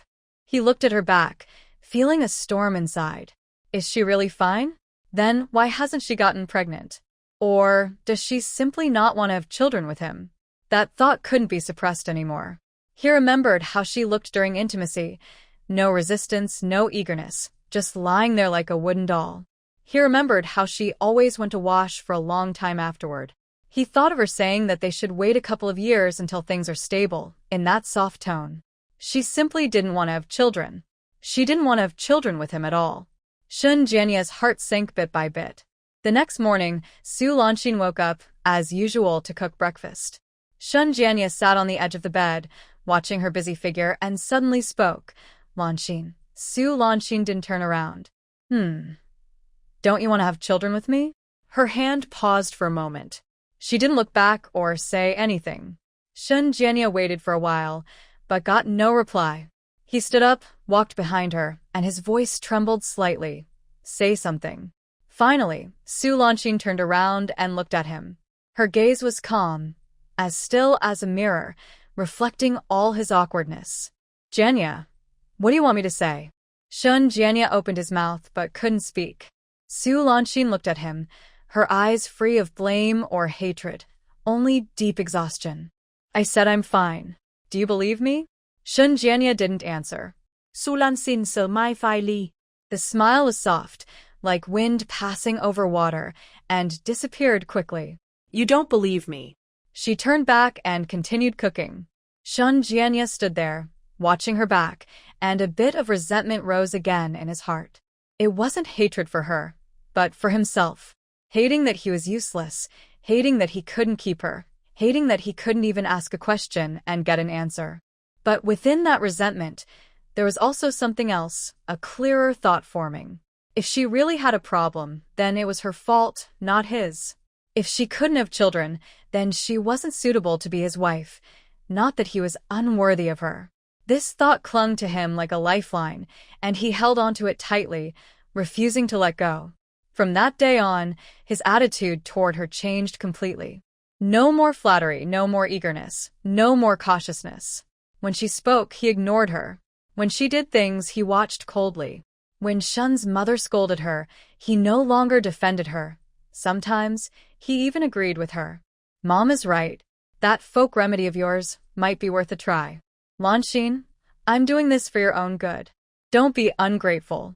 Su Lanxin listened, understanding in her heart that Shinjianya had changed. Not for the better, but just different. Before, he was afraid she would leave. Now, he thought she had a problem. Before, he was cautious. Now, he started to look down on her. This contempt hurt her more than Shun's mother scolding. But she did not argue. Argue about what? Because everything was her own fault. Claim she was fine? Say she had an IUD? That would be asking for trouble. She could only endure it, just like she had endured Shin mother and Shinjianya before. Until when? Until the Shin family was willing to let her leave this home willingly. That night, Shinjianya came over again. Su Lanxin turned her back to him, remaining still. Shinjianya lay there for a while, then suddenly spoke. Lanxin, you and Mom should see a doctor. Su Lanxin didn't reply.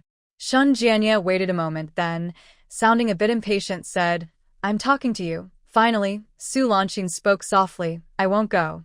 Shinjianya was surprised. Why not? Su Lanxin didn't answer.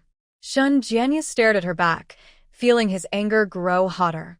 You're afraid to go? Are you feeling guilty? Su Lanxin still didn't reply.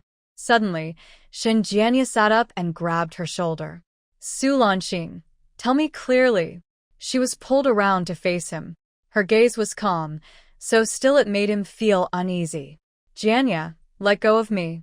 Shinjianya shivered under her steady look, and his grip unconsciously loosened. Su Lanxin slowly sat up, tidied her clothes. I'm fine.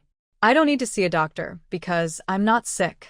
Shinjianya opened his mouth, wanting to say something, but then he swallowed it back. Looking at him, her tiredness deepened in her eyes. If you insist I have a problem, then maybe I do. She lay back down, turning her back to him. Shen Jianya sat there, watching her back, feeling his anger burn hotter inside him. He wanted to curse her, shout at her, pull her up to ask clearly. But he didn't. He just lay down, turning his back to her. They faced away from each other, with a widening gap between them. After 6 months working in the procurement department, Su Lanxin changed completely. It wasn't her appearance that changed, but her aura. She used to walk with her head down. Now she held her head high. She used to speak softly and gently. Now she was firm and steady, knowing when to soften and when to be strong. In the past, people watched others' expressions. Now, they are the ones being watched. The procurement department is a place where money flows easily. Dealing with manufacturers involves kickbacks, samples, and false invoices. There are many tricks. When Su Lanxin first started, she knew nothing. She worked quietly, listened carefully, watched more, and spoke less. After 3 months, she understood the ins and outs pretty well. Once, she was having a meal with a sales representative from a provincial city. The man was drunk and pounded on the table saying, "Little Su, you're honest. Let me tell you, everyone in procurement is trying to get something. If you don't try, they'll think you're too proud." Su Lanxin smiled and poured him a cup of tea. Brother Zhang is right. I remember that. From then on, she started to see things clearly. Samples sent by manufacturers, which she used to hand over, she now kept half. When reporting expenses, she used to report exactly what she spent. Now, she added an extra 10 or 20 yuan. On business trips, she used to save money whenever she could. Now, she spent when necessary. These amounts weren't large, just 10 or 20 yuan each time, but with frequent trips, it added up. In half a year, she secretly saved over 300 yuan. More valuable than money was her network of contacts. In half a year, she collected many people's phone numbers. These contacts could help her when needed. She also became well-informed. She knew which factories were hiring, which units needed workers, and which leaders were transferring. She was the first to know. She treasured this information and didn't let any of it slip away. Once, at a dinner, she overheard someone say a textile factory was hiring 5 workers and many people were rushing to apply. She was tempted but decided to test herself. The next day, she signed up. She didn't really want to work at the textile factory. She just wanted to see how well she could do. On exam day, she took the test. She scored first in both written and oral exams. When the results came out, the others looked at her differently. But she didn't go. Instead, she found the 6th-place candidate. A woman in her 30s, with red eyes from worry, said her husband was injured at work and her whole family was relying on her to find a job. Su Lanxin pulled her aside and lowered her voice. "Do you want to work at the textile factory?" The woman was stunned. "I got in, but I won't go." "You can have my spot for 700 yuan." The woman opened her mouth but couldn't speak. Su Lanxin looked at her calmly. Think about it, there was only one spot available. If she missed it, she wouldn't get another chance. The woman only thought for 3 seconds. "Can I gather some money and give it to you tomorrow?" Su Lanxin nodded. The next day, she had 700 yuan. The woman went into a textile factory and Su Lanxin's pocket now had 7 10-yuan bills. From then on, she became more clever. Whenever there was a job exam in the county, she would sign up. She always scored high in written tests and interviews. When the results came out, she would talk to the 2nd and 3rd place winners about jobs. A job paid about 7 or 800 yuan. Sometimes, if competition was fierce, it could pay over 1,000. Those people weren't fools. But there was only one spot. If she got the job and didn't want it, the 2nd-place person could take the chance. Buying a formal job for 7 or 800 yuan was much cheaper than using connections, and it was more secure. Su Lanxin was never greedy. Once she agreed on a price, she paid money with one hand and took the spot with the other. If she didn't show up to register, the 2nd-place person would automatically take her place. She didn't even need to change her name. The top of the recruitment list was Su Lanxin. If she didn't appear, the spot would simply move down. In half a year, she sold 5 jobs. Plus, she made some extra money from the procurement department, saving nearly 5,000 yuan. 5,000 yuan. She had never seen so much money in her life. Her small space was getting more and more filled with things. But these things in her space were just dead money. They needed to become living assets to truly belong to her. She wanted to buy a house. A house in the county town didn't need to be big, just enough to register her household. That way, even if she divorced in the future, her household registration could be transferred. She started asking around. At this point, her connections came in handy. Soon, a driver from the transport team told her that in the east part of the city, there was an alley with a family selling a house. It wasn't big, 2 small rooms and a small yard priced at 2,600 yuan. She took half a day off to go see it. The alley was narrow, barely wide enough for one person to pass. The house wasn't big, just 2 rooms, about 30 square meters in total, with clutter piled in the yard. But the location was good, about a half-hour walk to the supply and marketing cooperative. Most importantly, it could be registered as her household. She decided on the spot. She would buy it. The owner was an elderly woman whose son had made a fortune in the provincial capital and wanted to take her there to enjoy her later years. She was eager to sell. Su Lanxin negotiated the price, and they finally agreed on 2,500 yuan. One hand gives the money, and the other hands over the house deed. The house deed is in her name, Su Lanxin. She stored the deed in her space and looked at the 2 small houses for a long time. This is her house. It's not the Shen family's, nor her mother's, it's her own. No matter what happens in the future, she will always have a place to go. She bought the house, and the long-held tension in her heart finally eased a little. But only a little. Life in the Shen family continued day by day. Shen mother's herbal remedies kept coming. Today a bag of herbs, tomorrow a talisman paper, the day after a dark, thick medicinal soup. Su Lanxin kept pretending to take them, then turned around and poured them out. When Shen mother asked, she said she drank them and felt nothing. Shen mother's face grew more and more grim each day. Shen Jianya's attitude grew colder each day. He no longer came to pick her up every day, no longer hurried to help with chores, no longer asked about her well-being. When he came home from work, he would lie on the bed, waiting for her to cook. When she finished, he would eat silently, then push his bowl away and lie back down. Sometimes he would say something, but it was sarcastic. "Your department must have a lot of benefits, huh? I see you look pretty good lately." Su Lanxin ignored him and went on with her tasks. "People say your department often eats out with suppliers? Are they men or women?" She still didn't answer. Shen Jianya looked at her with suspicion, doubt, and a hint of contempt that was hard to describe. She couldn't have children. That thought took root in his mind, grew bigger and bigger, until it became a crooked tree blocking all his reason. If she can't have children, what use does she have? Beauty? What's the use of beauty? A hen that can't lay eggs is just decoration.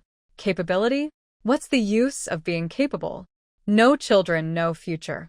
The more he thought about it, the more he felt he had been wronged. That night, Shen mother brought in a dark, thick medicinal soup again. "Lanxin, this is a new one.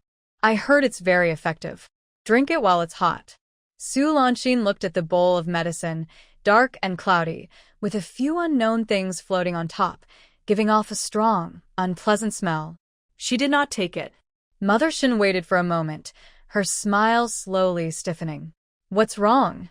Do you dislike the medicine I made?" Su Lanxin looked up at her. "Mom, I won't drink this medicine."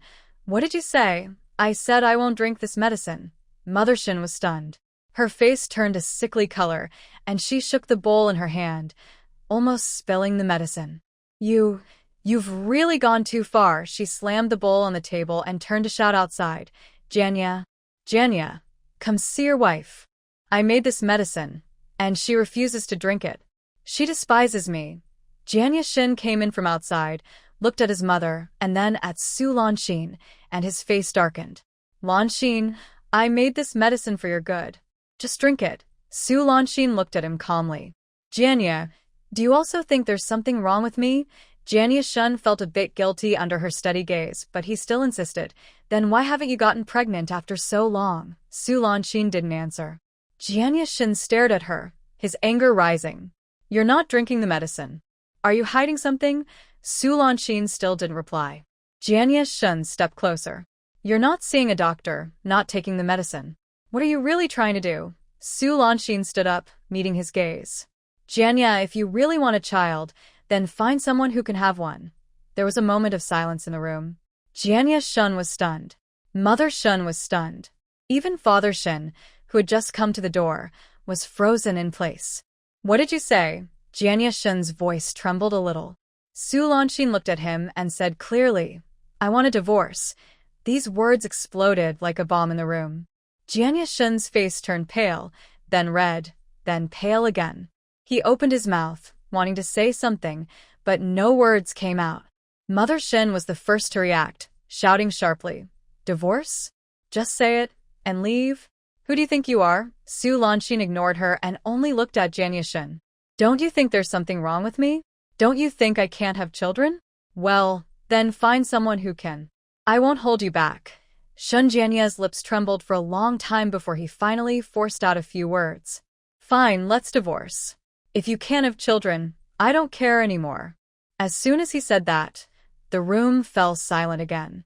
Shun's mother and father both looked shocked. Shun's mother rushed forward and grabbed his arm. Jianya, what nonsense are you talking about? Shun Jianya pulled his hand free, his eyes still fixed on Su Lanxin. His eyes were red. No one could tell if it was from anger or something else. I'm not talking nonsense. If she can't have children, why can't I leave? Shun's mother opened her mouth to speak, but swallowed her words. Shun's father coughed and said sternly, Enough. Quiet, all of you. He looked at Su Lanxin, then at Shun Jianya, his brows furrowed tightly. Jianya, do you think divorce is something you can just say so easily? Shun Jianya stiffened his neck. She said it first. Shun's father ignored him and turned to Su Lanxin. Lanxin, Jianya is being immature. Don't take it to heart. Let's not talk about divorce again. Su Lanxin looked at him, but said nothing. Then Shun's father turned to his wife. And you, stop forcing her to drink those strange remedies every day. No one could stand that. Shun's mother's face turned red. She wanted to argue, but one look from her husband stopped her. That's enough. Everyone calm down and get back to what you were doing. He picked up his newspaper and went back to his room. Shun's mother stood there, her face pale and flushed by turns. She glanced at Su Lanxin, then at Shun Jianya, gave a cold hum, and carried the bowl of medicine into the kitchen.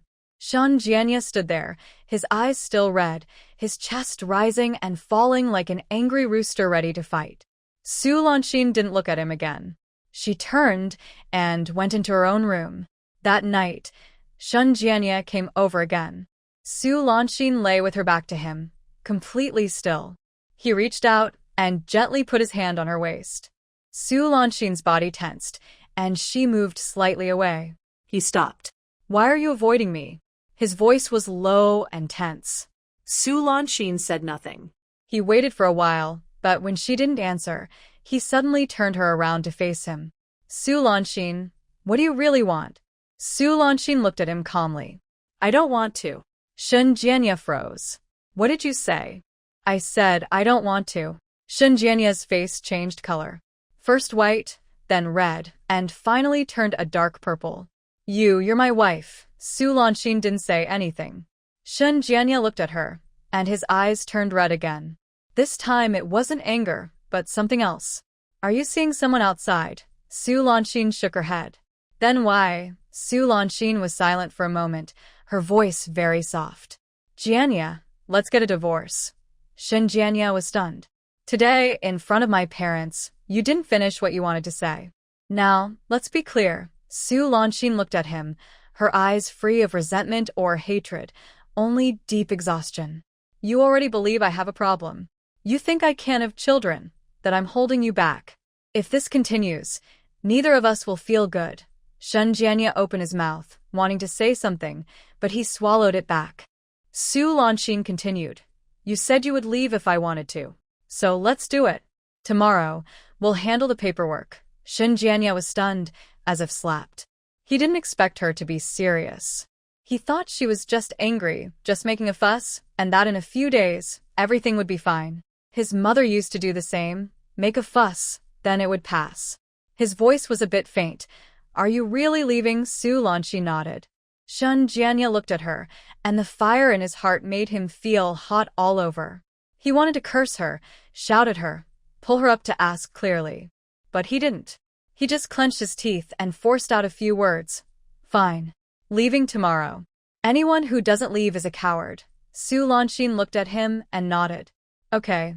She lay down, turning her back to him. Soon it would be tomorrow.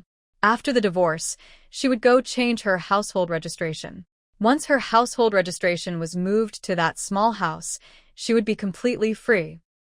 The next morning, Su Lanxin got up as usual to cook. Shen's mother came out as usual, saw her, and her face was very complicated. She wanted to say something but didn't know how to start. In the end, she huffed and sat in the main room. When Shun Jianya got up, his eyes were dark circles, clearly having not slept all night. He ate in silence, not speaking. Su Lanxin also said nothing. After finishing breakfast, Su Lanxin tidied up the dishes. Shun Jianya stood up and went outside. He stopped at the door and looked back at her. Su Lanxin wiped her hands and said to Mother Shin, Mom, Jianya and I are going to work now. Mother Shin responded with a simple nod. The two of them left the alley one after the other, without saying a word. At the entrance of the alley, Jianya suddenly stopped. Go ahead and ask for leave first. I'll go to the factory to get leave. Let's meet at the Civil Affairs Bureau at 9:30. Su Lanxin nodded. They parted ways. Su Lanxin headed toward the supply and marketing cooperative. The street was quiet, with only a few early morning elderly women shopping, leisurely walking with baskets. She walked quickly but steadily. When she arrived at the cooperative, she went straight to the purchasing department to see Director Lee. Director Lee was looking at a report. When he saw her, he looked up. Little Su? So early. Standing in front of his desk, Su Lanxin spoke softly. Director Lee, I want to take half a day off. Director Lee was surprised. Take leave? What's the matter? Su Lanxin paused for a second, then spoke calmly. To handle a divorce. The pen in Director Lee's hand stopped. He looked up at her. There was something in his gaze, surprise, scrutiny, and a hint of admiration that was hard to describe. A divorce? He repeated. Su Lanxin not dead. He looked at her for several seconds, then put down his pen and leaned back in his chair. Little Su, have you thought it through? She nodded again. After a moment of silence, Director Lee suddenly smiled. All right, go ahead. Finish quickly and come back early. I have other things this afternoon. Su Lanxin was a bit stunned. She didn't expect Director Lee to be so straightforward. No questions, no persuasion. He simply agreed. Thank you, Director Lee, she said. He waved his hand. Go now. As she turned to leave, just at the door, Director Lee's voice came from behind. Little Su, after the divorce, the purchasing department will still be your support. Work hard. She looked back at him. There was something in his gaze, she understood it. It was approval. She nodded and pushed the door open. At 9:30, outside the Civil Affairs Bureau, Jianya was already waiting there.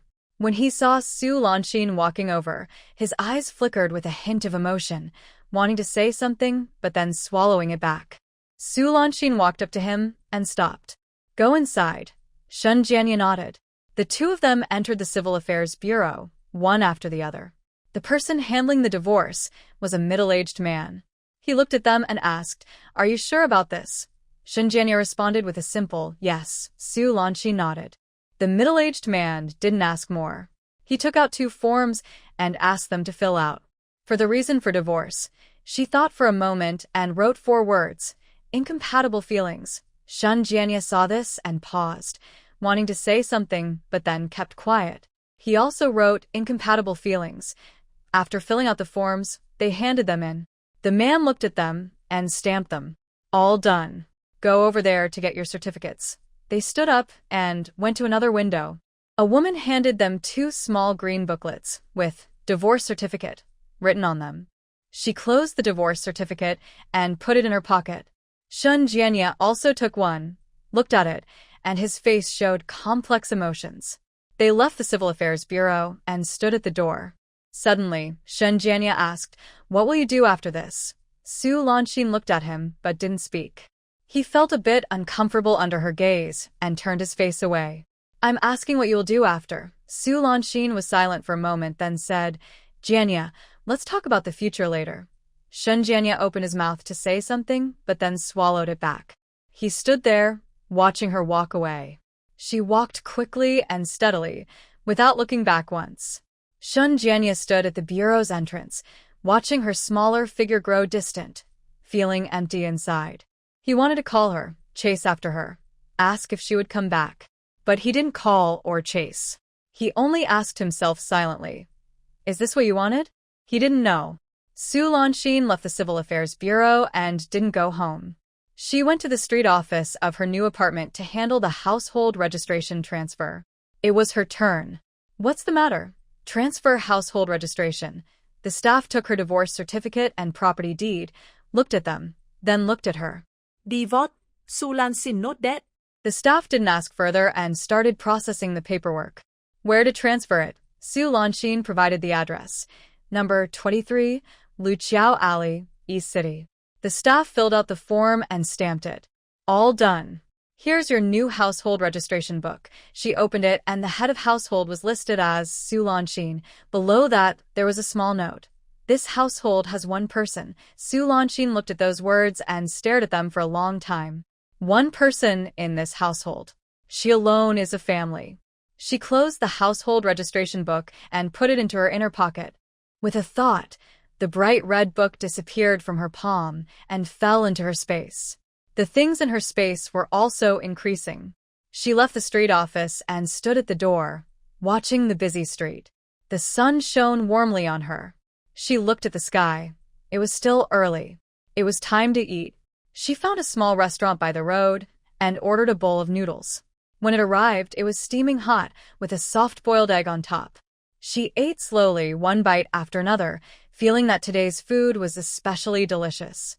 After finishing her noodles, she wiped her mouth, paid, and stood up. The direction of the Supply and Marketing Cooperative, the procurement department, was waiting for her. She headed that way. Her steps were light, as if she had shed a heavy burden. At 2 p.m., Su Lanxin arrived at the procurement department on time. Director Li was reading a report. When she entered, he looked up. Finished. Su Lanxin nodded. Director Li glanced at her, but didn't ask more. Instead, he handed her a report. The manufacturer from the provincial capital is coming today. They'll arrive at 3 p.m. You should meet them. Su Lanxin took the report and looked at it. Okay. She turned around and began preparing for the afternoon work. Meeting the manufacturer's representatives, discussing prices, signing contracts, and arranging shipments, she had been doing these tasks for half a year and was very experienced. At 3 p.m., the manufacturer's team arrived. It was a man in his 30s, named Zhou, a sales representative. Very eloquent. Su Lanxin negotiated with him for half an hour, lowering the price by 2% and moving up the shipment date by 3 days. When Zhou was leaving, he patted the table and said, Su, you're amazing. I'm impressed. Su Lanxin smiled silently and saw him out. Then she organized the contract she had just finalized. The office was very quiet. Only the soft scratching of a pen on paper could be heard. She finished checking the last contract, closed the folder, and was about to put it back in the cabinet when there was a knock on the door. Come in. The door opened, and Director Li stood in the doorway. Su Lanxin stood up. Director Li. Director Li waved his hand to signal her to sit down. He stepped inside and stood opposite her desk, holding the long-used porcelain mug. He took a sip of tea. Xiao Su, leave work early today. Su Lanxin was a bit surprised. You handled your tasks this morning, and you can come back on time this afternoon. That's good. But you still haven't finished everything, right? A warm feeling filled her heart. She only asked for half a day off in the morning, and didn't say what she would do. When she returned in the afternoon, Director Li didn't ask. But he knew she still had unfinished work. Director Li waved his hand to stop her. Go ahead. The purchasing department doesn't need you that much right now. Finish your work quickly, and you'll be able to work peacefully in the future. Su Lanxin stood there, looking at him. This bald old man usually didn't talk much. During meetings, He was harsh and didn't hold back when criticizing people. But now, standing in front of her, what he said was warmer than anything else. "Thank you, Director Lee," she said, her voice a little hoarse. Director Lee didn't say anything else. He carried his porcelain mug and left. Su Lanxin watched his figure disappear at the door, feeling a strange, hard-to-explain emotion in her heart. Having a good leader is very important. She tidied up her desk, picked up her bag, and left the office. At the entrance of the supply and marketing cooperative, the sun was already starting to set. She looked at the sky and headed toward the Shin family's house. When she pushed open the door of the Shin home, her mother's voice came from the kitchen, scolding loudly. "How late are you coming back? Do you want to starve someone? All you do is run around outside every day, and I don't even know what you're busy with." Su Lanxin stood in the yard, listening for a few seconds. She didn't go into the kitchen, nor did she respond as she usually did. She walked straight to her own room. She pushed open the door, and everything inside was the same as before. The bed, the wardrobe, the table, the chairs, nothing had changed. But none of these things belonged to her. Inside, there are her clothes. A few shirts she made herself, some old clothes brought from her family home, and a pair of new cloth shoes. She took out each piece, folded them carefully, and packed them into a bundle. The bundle was made from that piece of blue cloth, the same one she brought from her family. It had become faded from washing, but was still strong. After folding her clothes, she looked around the rest of the room. There was nothing left under the pillow, in the drawer, or under the bed. She didn't have many belongings to begin with. The most important things were never in this room. They were kept in a small, hidden space that no one could take away. She tied up the bundle and slung it over her shoulder. She turned to leave. Just as she pushed the door open, her mother's sharp voice came from the kitchen. "Stop right there."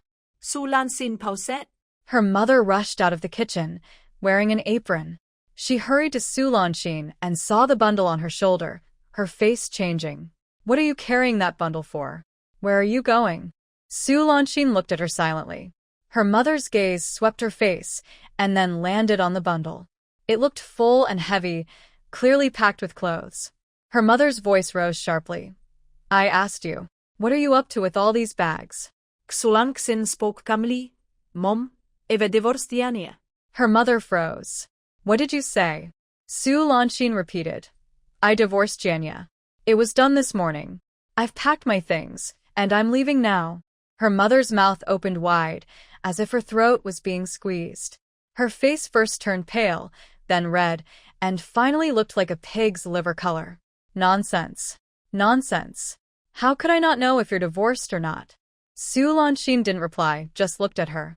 Her mother felt uncomfortable under her gaze, but still snapped back. "Stop trying to scare me. I'm your mother. I know if you're divorced or not. Put that bundle back, do your chores, and don't try to fool me." Su Lanxin shook her head. "Mom, I'm not fooling you." She took out the green divorce certificate from her pocket, opened it, and held it up in front of her mother. Her mother's eyes widened in shock. She stared at the divorce certificate for several seconds, and the color drained from her face. Her lips trembled. When did this happen? Today? Su Lanxin nodded that. Mother Shin took a step back and leaned against the wall. She looked at Su Lanxin as if she were looking at a monster. "Did you and your husband go out this morning?" Su Lanxin nodded again. Mother Shin opened her mouth, wanting to scold her, but couldn't find the words. Her lips trembled for a long time before she finally managed to say, "Where is Janya? Did he agree to this too?" Su Lanxin didn't answer. But silence itself was an answer. Mother Shun's face turned completely pale. She hadn't expected that after talking about divorce last night, they would go through with it today. She pointed at Su Lanxin, her finger trembling. You ungrateful girl. Janya has been so good to you. In these 2 years of marriage, has he ever hit you? Scolded you? You can't have children, and we talked about that. How do you repay us?" Su Lanxin looked at her calmly. "Mom, but you all dislike that I can't have children." Mother Shin was stunned. Su Lanxin didn't explain. She simply took the divorce certificate back into her pocket and packed her bag. "I'm leaving." She bypassed Mother Shin and headed for the door. Mother Shin was stunned for a moment, then suddenly caught up and grabbed her arm. You can't leave. Su Lanshin stopped. She turned around and looked at Mother Shin's hand gripping her arm. The hand was thin, rough, with dirt under the nails from peeling vegetables. She raised her head and looked at Mother Shin. Auntie, please let go. Mother Shin felt a chill from her gaze, but didn't loosen her grip. You can't leave. If you go, what about Jianya? What about this family? You're divorced now, where can you go? Back to your parents' home? Will they take you in? Su Lanshin said nothing. Mother Shin thought she had won and raised her voice again. Don't you know your own family situation? Can your 3 sisters-in-law accept you back? If your divorce gets out, where will the Su family's reputation go? Can you still work at the supply and marketing cooperative? Won't people gossip about you? Su Lanshin listened quietly, expressionless. After Mother Shin finished speaking, she finally spoke softly. Auntie, I have somewhere to go. Mother Shin was stunned. Su Lanshin looked at her with no anger or hatred, only a deep sense of calm. Let go of me. Mother Shin's hand was still holding her, but the strength in her grip had loosened at some point. Su Lanshin gently freed herself, turned around, and pushed the door open. She took a deep breath and walked out into the alley. Her steps were steady but unhurried, and she never looked back. The Willow Alley was much narrower than Shin's alley, barely wide enough for one person to pass. The houses on both sides were short and old, with peeling walls and some covered in green moss. The houses were at the very end of the alley. She took out her key and unlocked the door. The yard was cluttered with old things left by the elderly lady, messy and disorganized. She stepped around the clutter and pushed open the main room door. Inside was empty, with only a bed, a table, and a chair. The bed was bare, with nothing on it. The table's legs wobbled, supported by a brick. This was her house. She stood in the middle of the main room, looking at the empty space, and suddenly smiled. She felt very grounded. She placed her bag on the bed and sat down. She sat for about 5 minutes, not thinking about anything. Then she stood up and went into the yard. In the yard, there was a small kitchen, a single room with a clay stove, and some pots and bowls still left inside. The elderly lady had left in a hurry and took nothing with her. Su Lanshin squatted down and looked into the stove. The ashes were cold, but the stove was intact and usable. She stood up and thought for a moment. Then she closed her eyes and focused her mind. The items from the space appeared in her hands. There was a piece of meat, about a jean, roughly half a kilogram, with a mix of fat and lean. It was a gift from a salesperson from the meat factory last month when they had dinner. She hadn't wanted to eat it, so she stored it in her space. There was also a bunch of green vegetables, taken that same day. She took the meat and vegetables into the kitchen and placed them on the chopping board. She lit a fire, washed the pot, cut the meat, and washed the vegetables. The flames in the stove flickered, licking the bottom of the pot. When the oil heated up, she added the meat slices with a sizzling sound, and the oil and meat aroma filled the yard. She stir-fried the meat, added salt, soy sauce, and a little chopped green onion. The delicious smell spread throughout the small yard. She served the vegetables and brought them into the main room, placing them on the slightly wobbly table. Then she took out a package of peach cookies from her space. This is the same package she originally bought for Teacher Zhou, but Teacher Zhou didn't want it. It has been kept in her space all along and is still good. She opens the peach pastry and places it on the table. Then she sits down and looks at these 2 things. Meat. Peach pastry. These are all hers. She picks up her chopsticks, takes a piece of meat, and puts it in her mouth. The meat smells good, is soft from being stewed, and melts in her mouth. She chews and swallows, then picks up another piece. The peach pastry is very sweet, flaky, and crumbles easily. She carefully holds it, eats it little by little, and even picks up the crumbs that fall on the table to eat. While eating, she suddenly laughs out loud. After laughing enough, she takes another bite of meat. Then she speaks, to the empty room, to the swinging table, to the stove still smoking in the kitchen, and to the messy things in the yard. Su Lanshin, you really did it.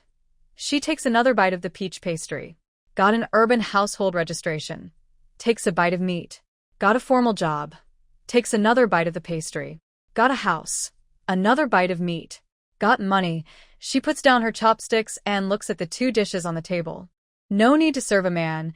No need to please the mother-in-law. No need to listen to those silly folk remedies. No need to wake up early every day to cook porridge, make meals, and do laundry. It's so happy to eat without being watched. From now on, I call the shots for my life. The room is very quiet. Only her breathing. She sits there for a long time. Then she stands up, clears the dishes, packs the leftovers, washes the bowls, and puts everything back in the kitchen. She returns to the main hall, lights the kerosene lamp. The wick flickers, casting a small patch of light. She takes out her new household registration book from her space, opens it, and looks at a page. Head of household, Subservient. Only one person in this household. She closes the household register, then takes out the property deed and looks at it. Then she puts them away and lies down on the bed. The bed is hard and uncomfortable, pressing against her back. But she doesn't mind. It's her bed, her own. She closes her eyes, a smile still on her lips. That day went better than she expected. The leaders approved quickly, the procedures went smoothly, and Mother Shin couldn't stop her. Everything went as she planned. From now on, she can walk her own path. Meanwhile, at the Shun family home, when Shun Jianya returned from work, it was already dark outside. He pushed open the door. The house was silent, no lights on, and the kitchen was quiet. He felt strange and walked toward the main hall. As soon as he stepped inside, he saw Shin's mother sitting there, facing the wall, motionless. "Mom?" he called softly. Shin's mother didn't turn around. Shin Jianya's heart tightened. He walked over and stood in front of her. Her face was pale, her eyes staring straight ahead, as if she had lost her spirit. "Mom, what's wrong?" Finally, Shin's mother looked up at him. Her voice was hoarse. "Jianya, your wife has left." Shin Jianya was stunned. "Left? Where did she go?" Shin's mother looked at him with a sharp gaze that made him feel uneasy. "Did you divorce, Subservient?" Shin Jianya's face turned pale instantly. Seeing his reaction, Shin's mother understood everything. She closed her eyes, leaning against the wall, silent for a long time. Shin Jianya stood there, feeling cold all over.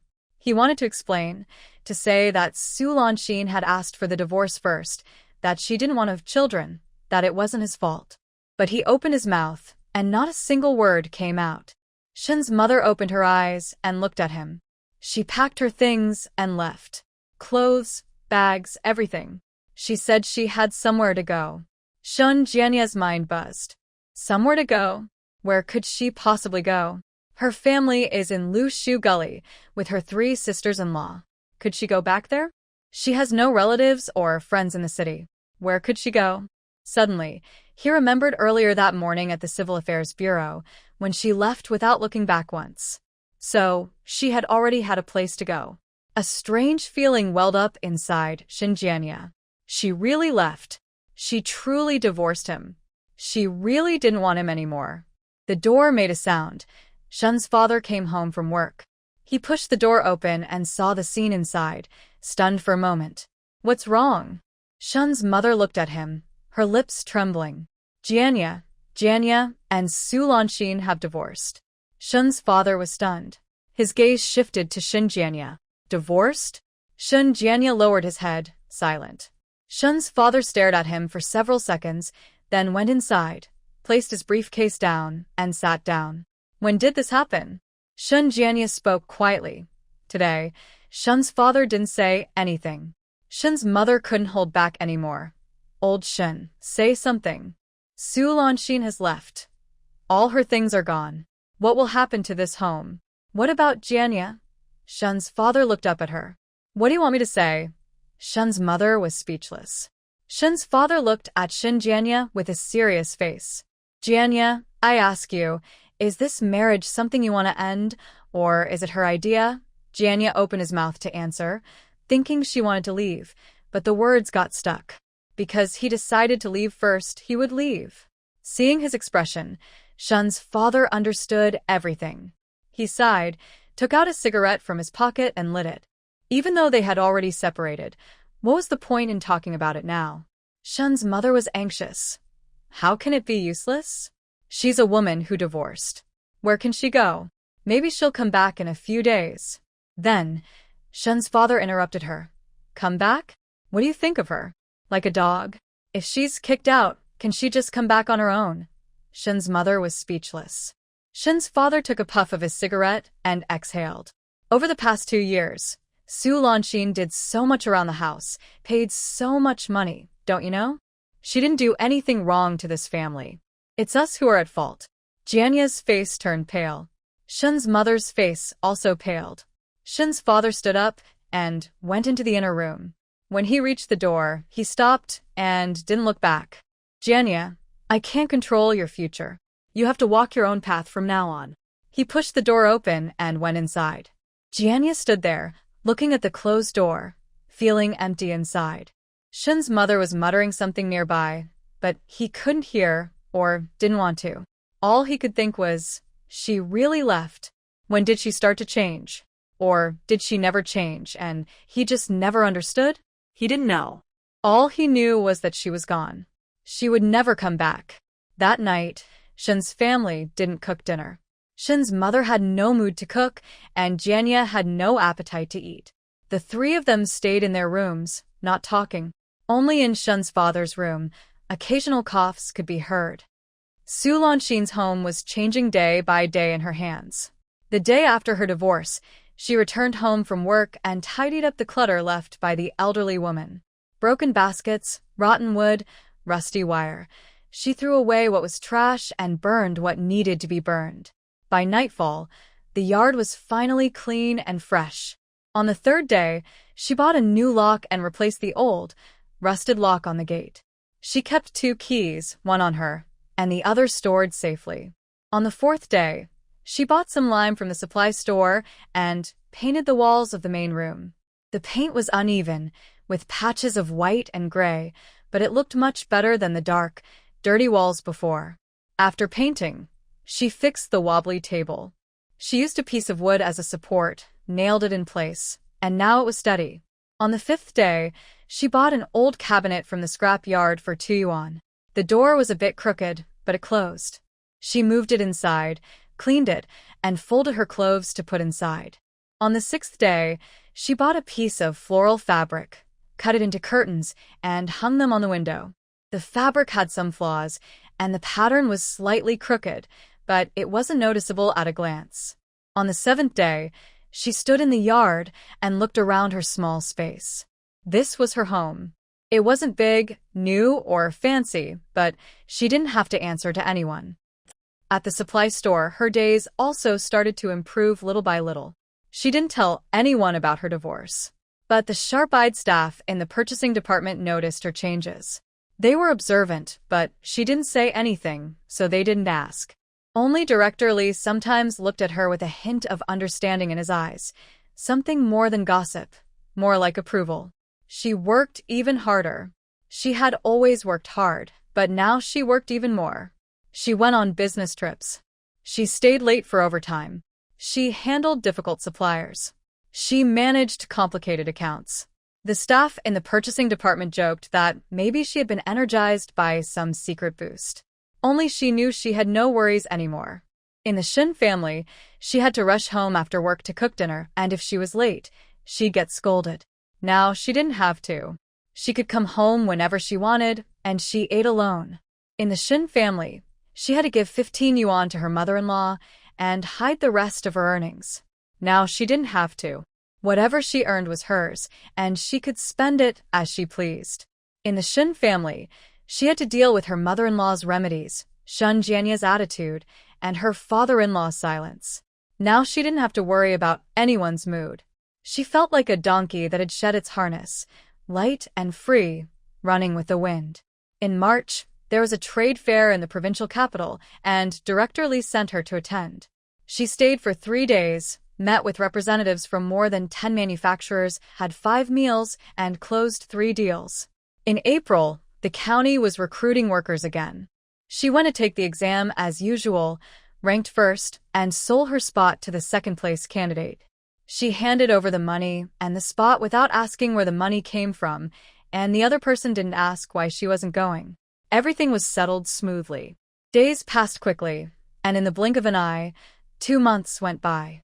People in Luzhou Alley gradually got to know their new neighbor. An elderly woman living nearby, named Mrs. Chun in her 70s, with hearing loss and a loud voice, first saw Su Lanxin and asked loudly, "Girl, which house do you live in?" Su Lanxin replied, "Number 23. Mrs. Chun leaned in and asked, "What?" Su Lanxin raised her voice, "Number 23. Mrs. Chun nodded. "Oh, the girl from old Wang's family? Isn't she married now?" Su Lanxin smiled but didn't explain.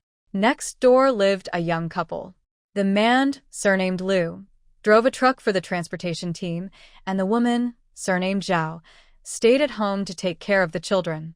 Their child was over 2 years old and cried all the time, loud enough for the whole alley to hear. Sister Zhao was friendly. When she first saw Su Lanxin, she pulled her aside and asked, "Girl, do you live alone? Where's your husband?" Su Lanxin said, "He's working out of town." Sister Zhao nodded, but didn't ask more, though her eyes showed she was curious. Su Lanxin didn't mind. She went out early and returned late every day, so she didn't have many chances to talk to her neighbors. When they did meet, she just nodded and smiled, which was enough. She didn't need to make close friends. In May, she bought a chicken. Actually, she didn't buy it. She traded with a salesperson from the meat factory. The person wanted some popular meat, and she helped arrange it. Grateful, the salesperson forced a live chicken into her hands. She brought the chicken home and kept it in the yard. It was a hen with yellow feathers and a bright red comb.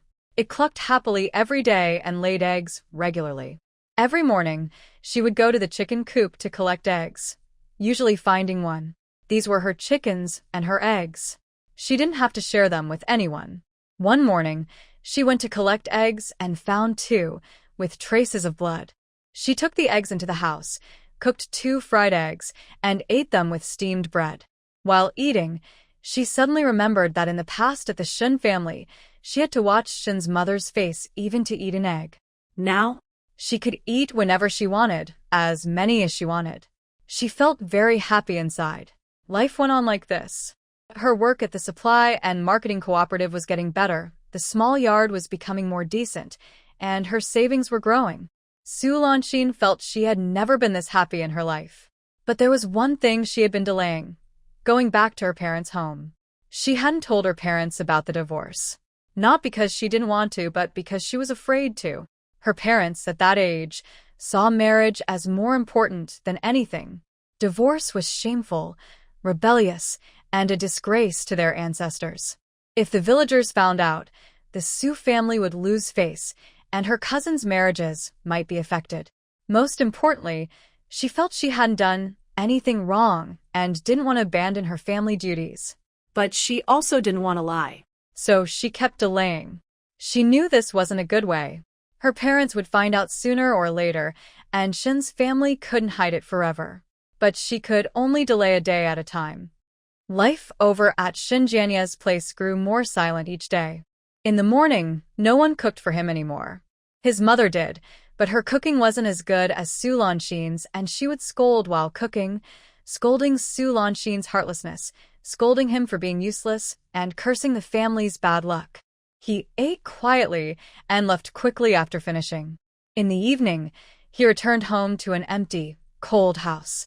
His mother was still scolding, his father was reading the newspaper, and no one talked to him.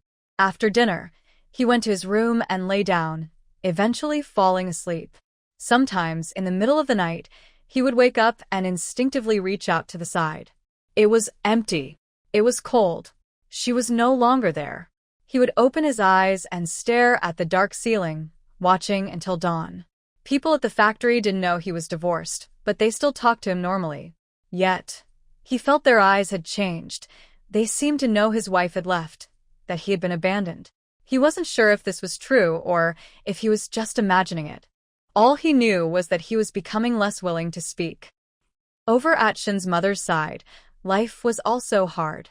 Her son was divorced, Her daughter-in-law had run away, and the household had lost a worker and some income. She has to cook, do laundry, and clean the house every day, and she is so tired that she can hardly stand straight. What makes her feel worse is the gossip from neighbors. Did you hear that Shin's daughter-in-law ran away? Yes, they've divorced and finished the paperwork. Why? Who knows?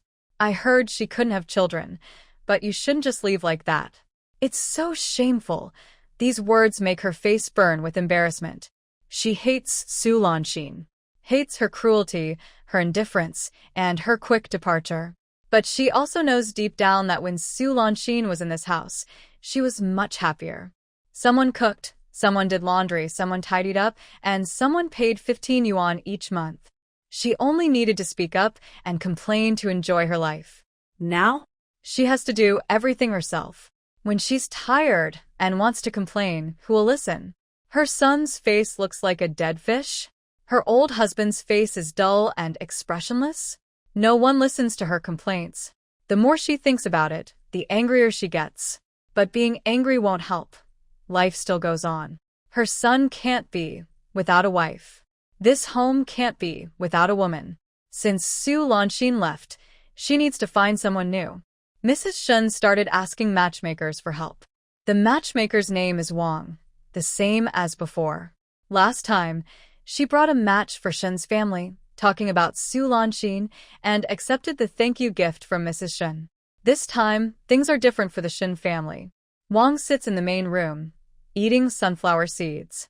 I feel bad about your Jania situation. But once someone leaves, they're gone. We have to look forward. Mrs. Shen nods. Wang, please help find someone suitable. See if there's a good girl. Wang's eyes turn as she thinks. There are some suitable ones, but your Jianya is remarried, so the conditions can't be the same as before. Mrs. Shen's face stiffens. Wang continues, city girls probably wouldn't want him. Rural girls, even the good ones, are picky. If you're willing to lower your standards, I can help connect you. Mrs. Shen grits her teeth. What are the conditions? Wang counts on her fingers. The bride price should be higher. Dowry can't be expected, as long as she's decent-looking and capable. For a second marriage, we're not too picky. Hearing this, Mrs. Shen's heart burns with anger. A year ago, they talked about a girl from a working family in the city, an only child, with a job and many girls to choose from. And now?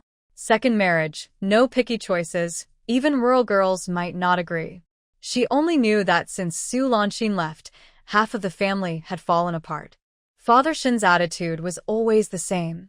It's over, there's no point in talking. He wasn't like Mother Shin, who scolded constantly, nor like Shin Jianya, who was silent most of the time. He still read the newspaper every day, went to work and came home, ate and slept as usual. But Mother Shin knew he wasn't happy inside. Madam Wang was quick to act.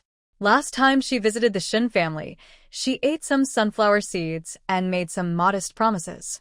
Not long after, she found a match.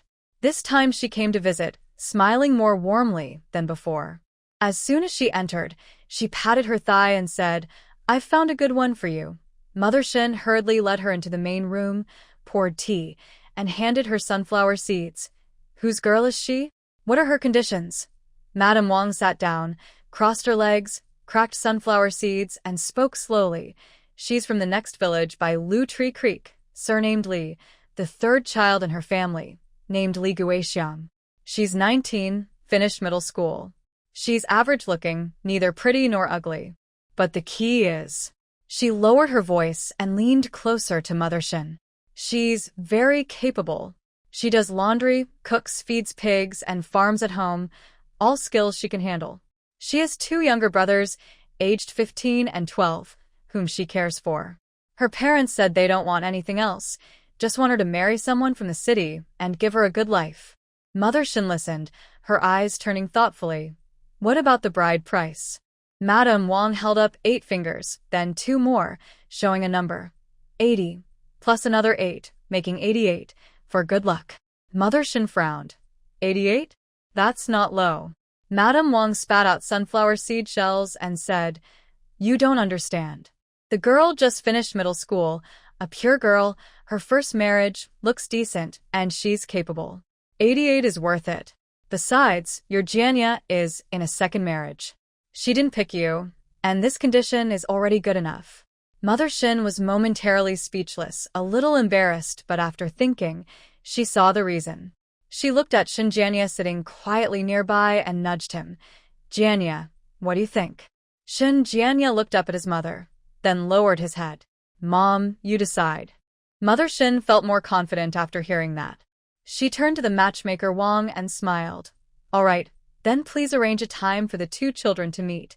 Wang patted her thigh and said, That's right. Life isn't about being so handsome.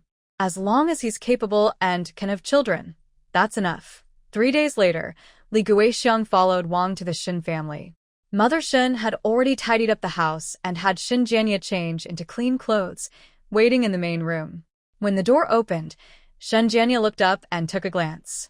The girl who entered was not tall, with a round face, slightly dark skin, small but bright eyes. She wore a floral cloth shirt, washed very clean, with her hair in 2 braids hanging in front of her chest. After entering, she first smiled at Mother Shin, called her aunt, then addressed Father Shin as uncle, and finally looked at Shin Jianya and called him Brother Jianya. Her voice was moderate, neither soft nor hard, easy to listen to. Mother Shin examined her from head to toe, her gaze lingering a few seconds on her hips. Her hips are big enough to have children. Li Guixiang felt a bit shy being looked at but did not hide herself. Mother Shin was even more pleased. Next came the usual process, drinking tea, eating sunflower seeds, chatting. Li Guixiang didn't talk much but answered questions when asked, neither shy nor interrupting. Mother Shin asked if she could cook and she said yes, she usually cooked at home. She was asked if she could do laundry, and she said yes, she washed the family's clothes. She was asked if she knew how to farm, and she said yes, she had been working in the fields with her father since she was young. Mother Shin grew more satisfied the more she listened. After chatting for a while, Li Guixiang suddenly stood up and headed to the kitchen. Mother Shin was surprised. Guixiang, what are you doing? Li Guixiang turned back and smiled. Andy, I see there are some vegetables in the kitchen that haven't been washed. Let me help. Mother Shin said it wasn't necessary, but she was secretly delighted. This girl was so thoughtful. She followed her into the kitchen, watching Li Guixiang roll up her sleeves and efficiently wash, cut vegetables, start the fire, and cook. Her movements were quick and skillful, clearly experienced. Mother Shin stood nearby, smiling all the while. At mealtime, Li Guixiang brought the dishes to the table, 4 dishes and 1 soup, all colorful and fragrant. Mother Shin took a bite and nodded repeatedly. Delicious. Guixiang's cooking skills are really good. Li Guixiang lowered her head, her face slightly red, and softly said, Auntie, you're flattering me. I just cooked casually. Shin Jianya sat there, holding chopsticks with food, but his eyes kept glancing at Li Guixiang. He remembered the first time he saw Su Lanxin. At that time, Su Lanxin also looked down, spoke little, and when she smiled, it was soft and warm. But Su Lanxin was much prettier than the girl in front of him. Delicate features, fair skin, and eyes that curved when she smiled. The girl before him, how should I say? She's just an ordinary countryside girl. But now he was going to marry a girl like her. He lowered his head and continued eating without saying a word. After the meal, Li Guixiang hurried to clear the dishes, wash the bowls, and scrub the pots, tidying up the kitchen until it was spotless. Shin's mother watched nearby, her smile never fading. Before leaving, Shin's mother took her hand affectionately and said, Guixiang, come visit often in the future. Li Guixiang nodded, glanced at Shin Jianya, and her eyes held a bit of hope. Shin Jianya stood at the door, unsure of what to say, just nodding in response. Madame Wang, standing nearby, watched everything and made her plans in her mind. On the way back, she pulled Li Guixiang aside and asked, Guixiang, what do you think? Li Guixiang looked down, blushing. I just listened to Andy. Madame Wang smiled. All right, then it's settled. From matchmaking to marriage, it took less than 10 days. 88 silver dollars in bride price, paid in full to the Li family. When Li Guixiang came to marry, she only brought a bundle, containing a few changes of clothes.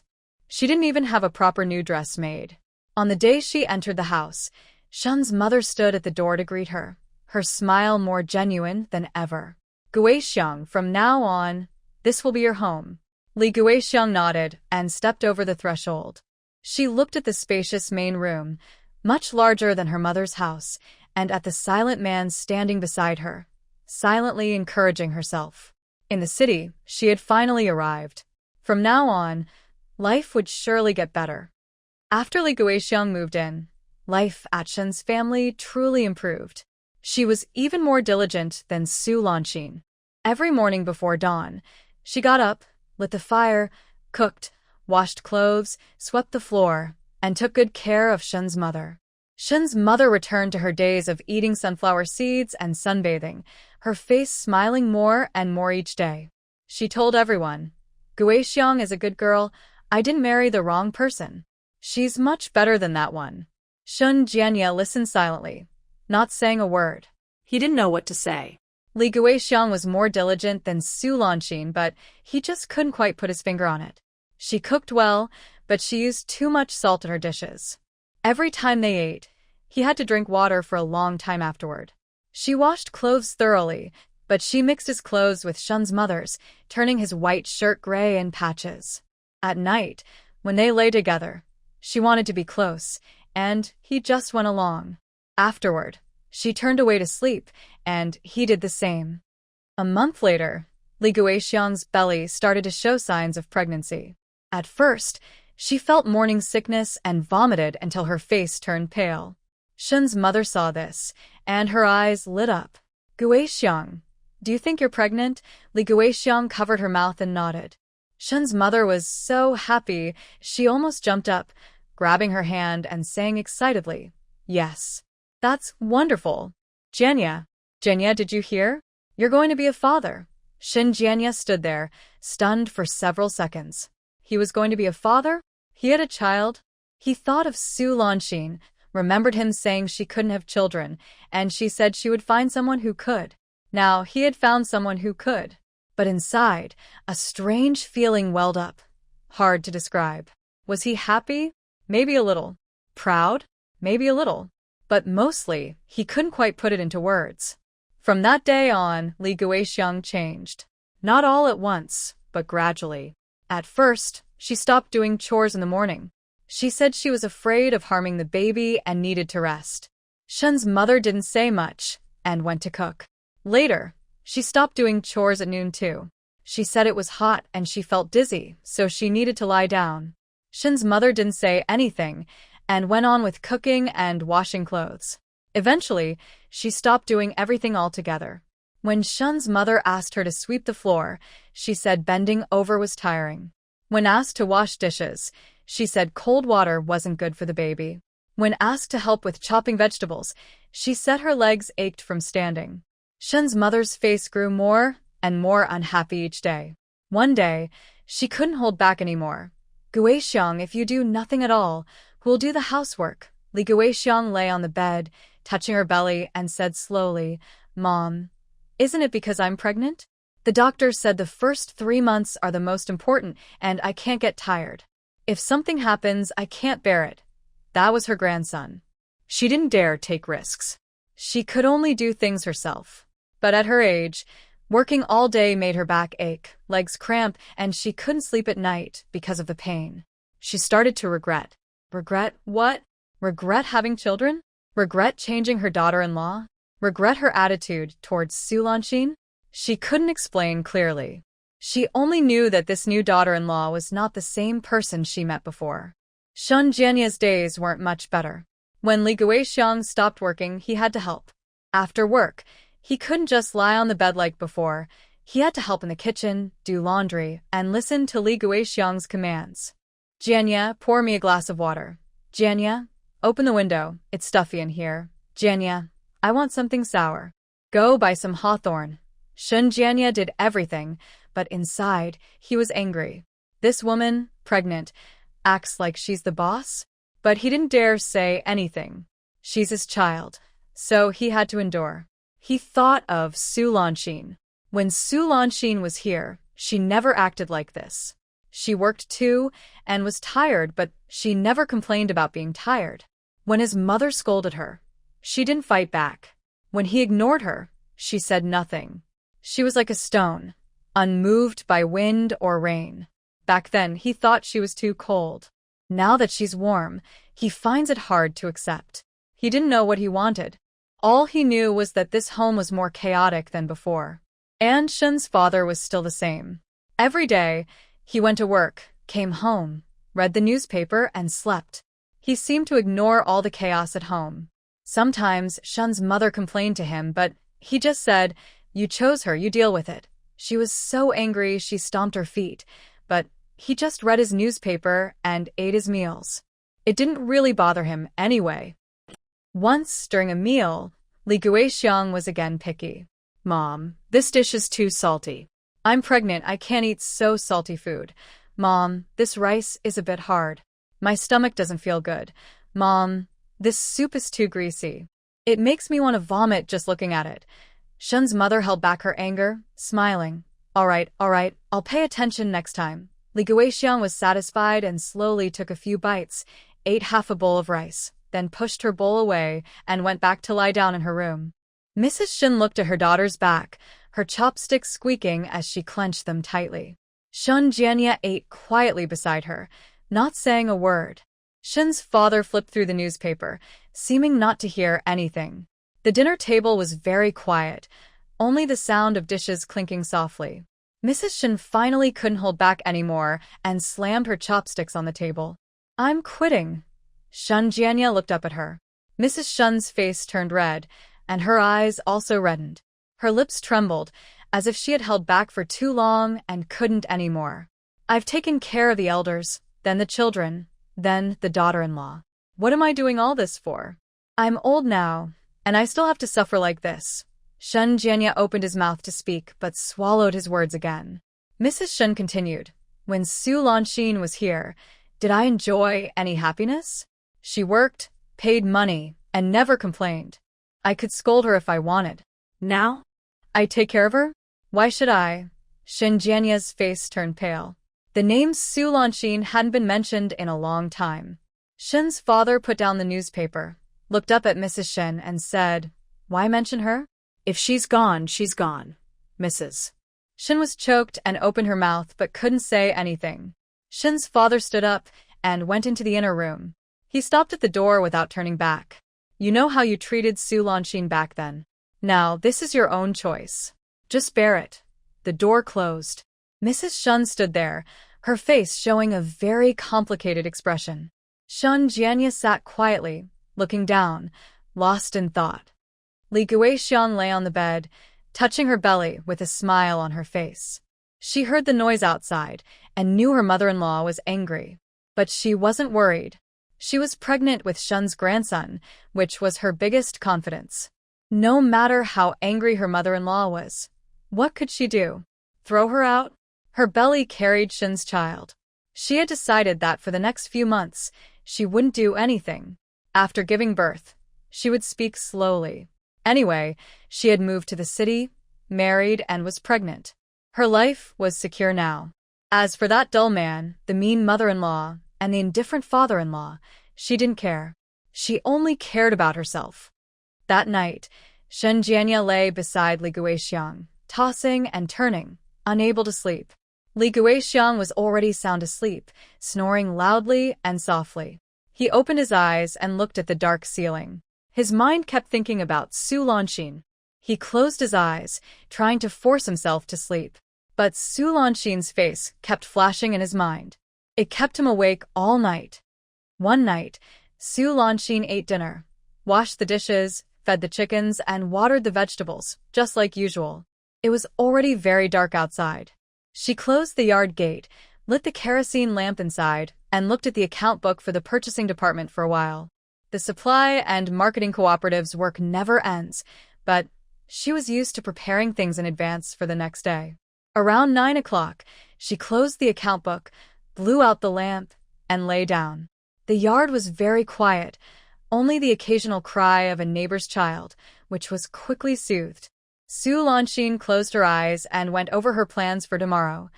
The factory in the provincial capital was coming to check accounts, so she needed to find the receipts beforehand.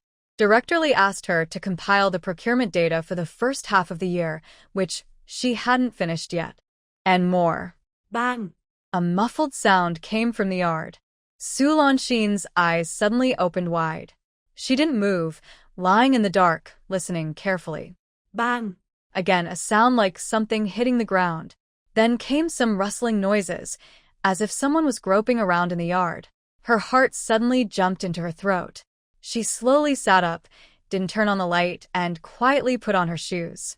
She reached under her pillow and grabbed the wooden stick she had prepared earlier.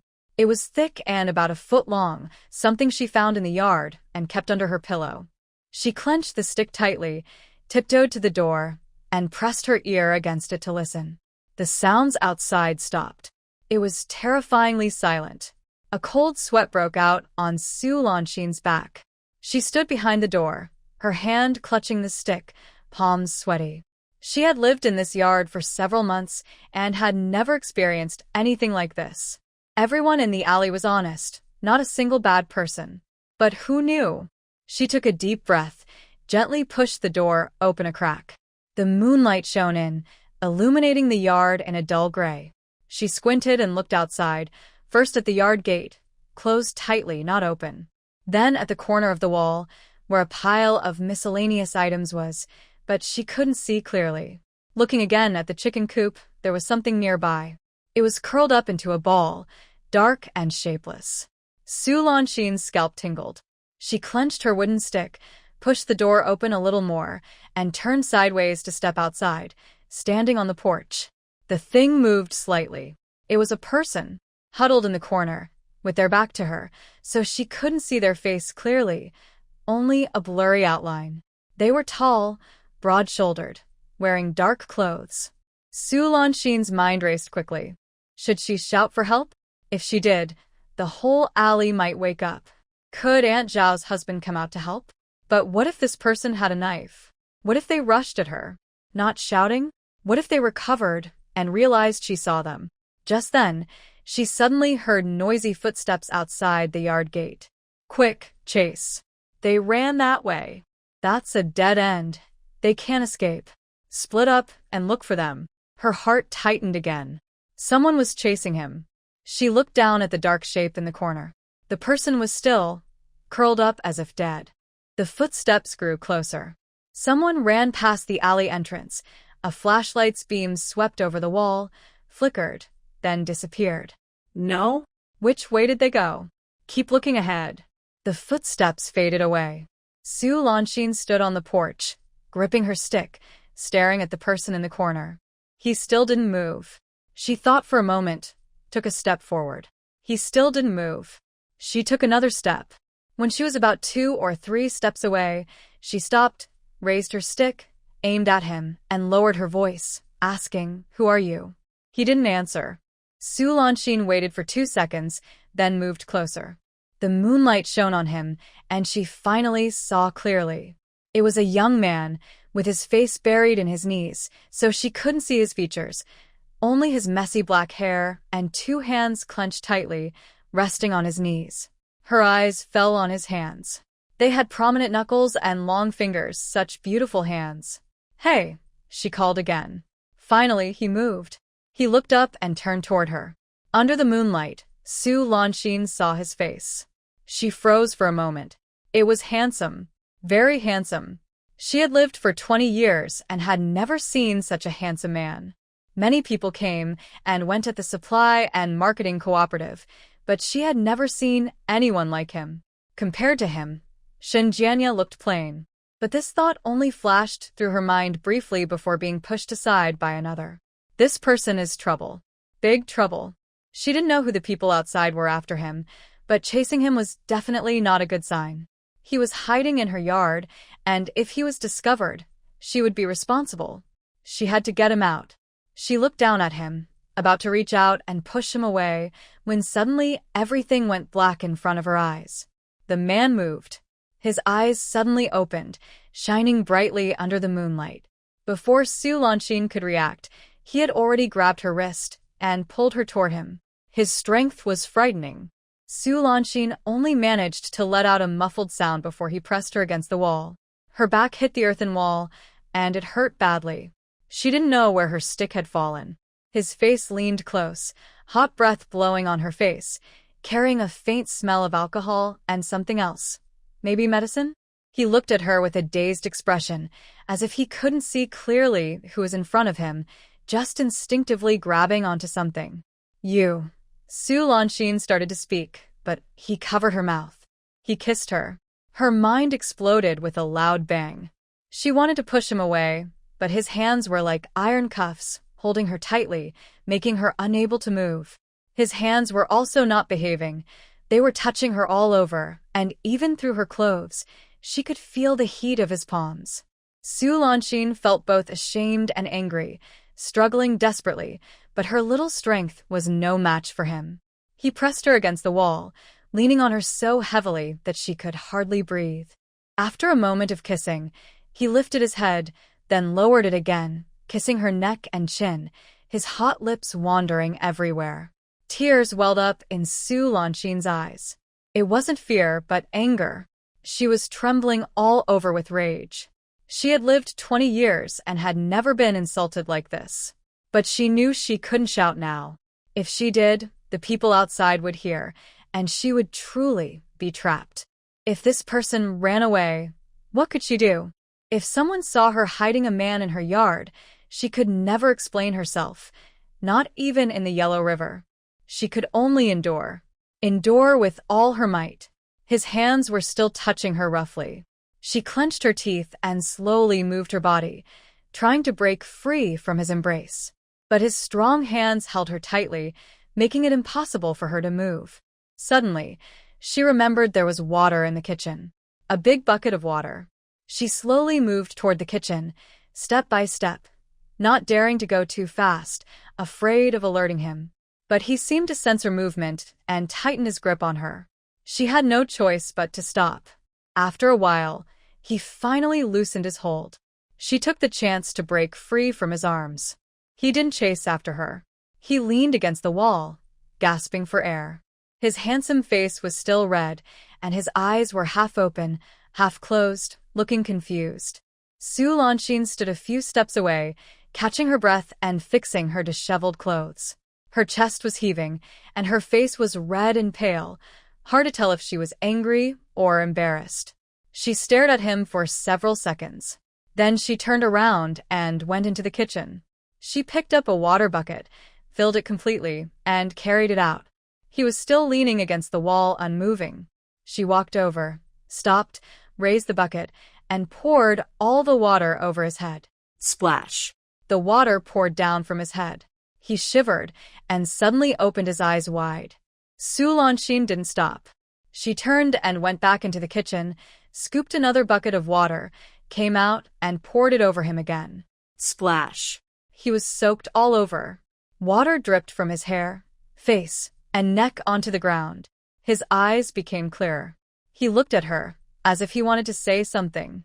Su Lanxin ignored him. She went back into the kitchen for a third time, scooped another bucket and poured it out. Splash. 3 buckets of water. He leaned against the wall, soaked through, panting heavily, but his eyes finally looked clearer. He looked at her. Was there surprise in his gaze? Was he examining her? Or was there something else he couldn't quite explain? Su Lanxin also looked at him, her gaze cold as ice. Are you awake now? He didn't speak, only looked at her. Su Lanxin stood in front of him, still holding the empty bucket. Her clothes and hair were wet, but her presence was still strong. I don't know who you are or what trouble you've caused, but what you did in my yard I remember. His lips moved, as if he wanted to say something. Before he could speak, a shout came from afar. Have you found him over there? No, keep searching. His face changed color. He looked at Su Lanxin, and in that look, there was something, maybe apology or something else. Then he supported himself on the wall, staggered, but managed to stand steady. He looked at her, moved his lips as if to say something, but in the end, just glanced at her, turned around, took a few steps to the wall, and pushed off, flipping over. His movements were quick and smooth. Su Lanxin stood still, watching the wall and where he disappeared. The yard was silent. Only the drip-drip of water and faint distant shouts could be heard. She stood there for a long time. Then she lowered her head and looked at herself. Her clothes were wet all over, her hair was messy, and her chest was still heaving heavily. She slowly walked into the house and turned on the light. Looking into the small mirror, she saw her face was red, her eyes were red, and her lips were a bit swollen. She stared at her reflection in the mirror, thinking for several seconds, "Su Lanshin, you really are unlucky." She put down the mirror and started to tidy herself up. She took off her wet clothes and put on dry ones. Then she lay down again. After a while, she sat up. She went to the door to check if it was closed properly. Then she checked the windows again. Back in bed, she lay down. But she couldn't fall asleep this time. As soon as she closed her eyes, she saw that face again. What's going on? She had lived 20 years and had never been treated like this by a man before. When she married Shinjianya, everything was proper. He had never done anything like this. She couldn't find the right words. But she knew, at that moment, she wasn't completely unaffected. It wasn't love, nor infatuation. It was that feeling of being tightly embraced by a very handsome man, that sense of being wrapped in a strong force, that kind of excitement she had never experienced before. Her face turned red again. This time, it was from embarrassment.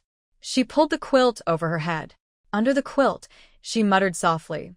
Just like being bitten by a dog, she paused, then added, "A prettier dog." Then she closed her eyes and forced herself to sleep. The next morning, Su Lanshin got up as usual. She fed the chickens, cooked breakfast, and ate as usual. As she reached the yard, her steps paused for a moment. The ground in the corner was still damp, and the marks from those buckets of water were visible. She stared at that spot for a few seconds before looking away. After finishing her meal, she tidied up and left for work. At the alley entrance, Grandma Chen was sitting as usual, basking in the sun. When she saw her, she called out loudly, "Girl, going to work?" Su Lanshin nodded. "Did you hear any noise last night?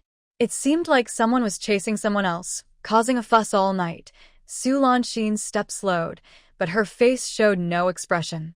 "No, I didn't hear anything." She continued walking forward. Inside the supply and marketing cooperative, everything was normal.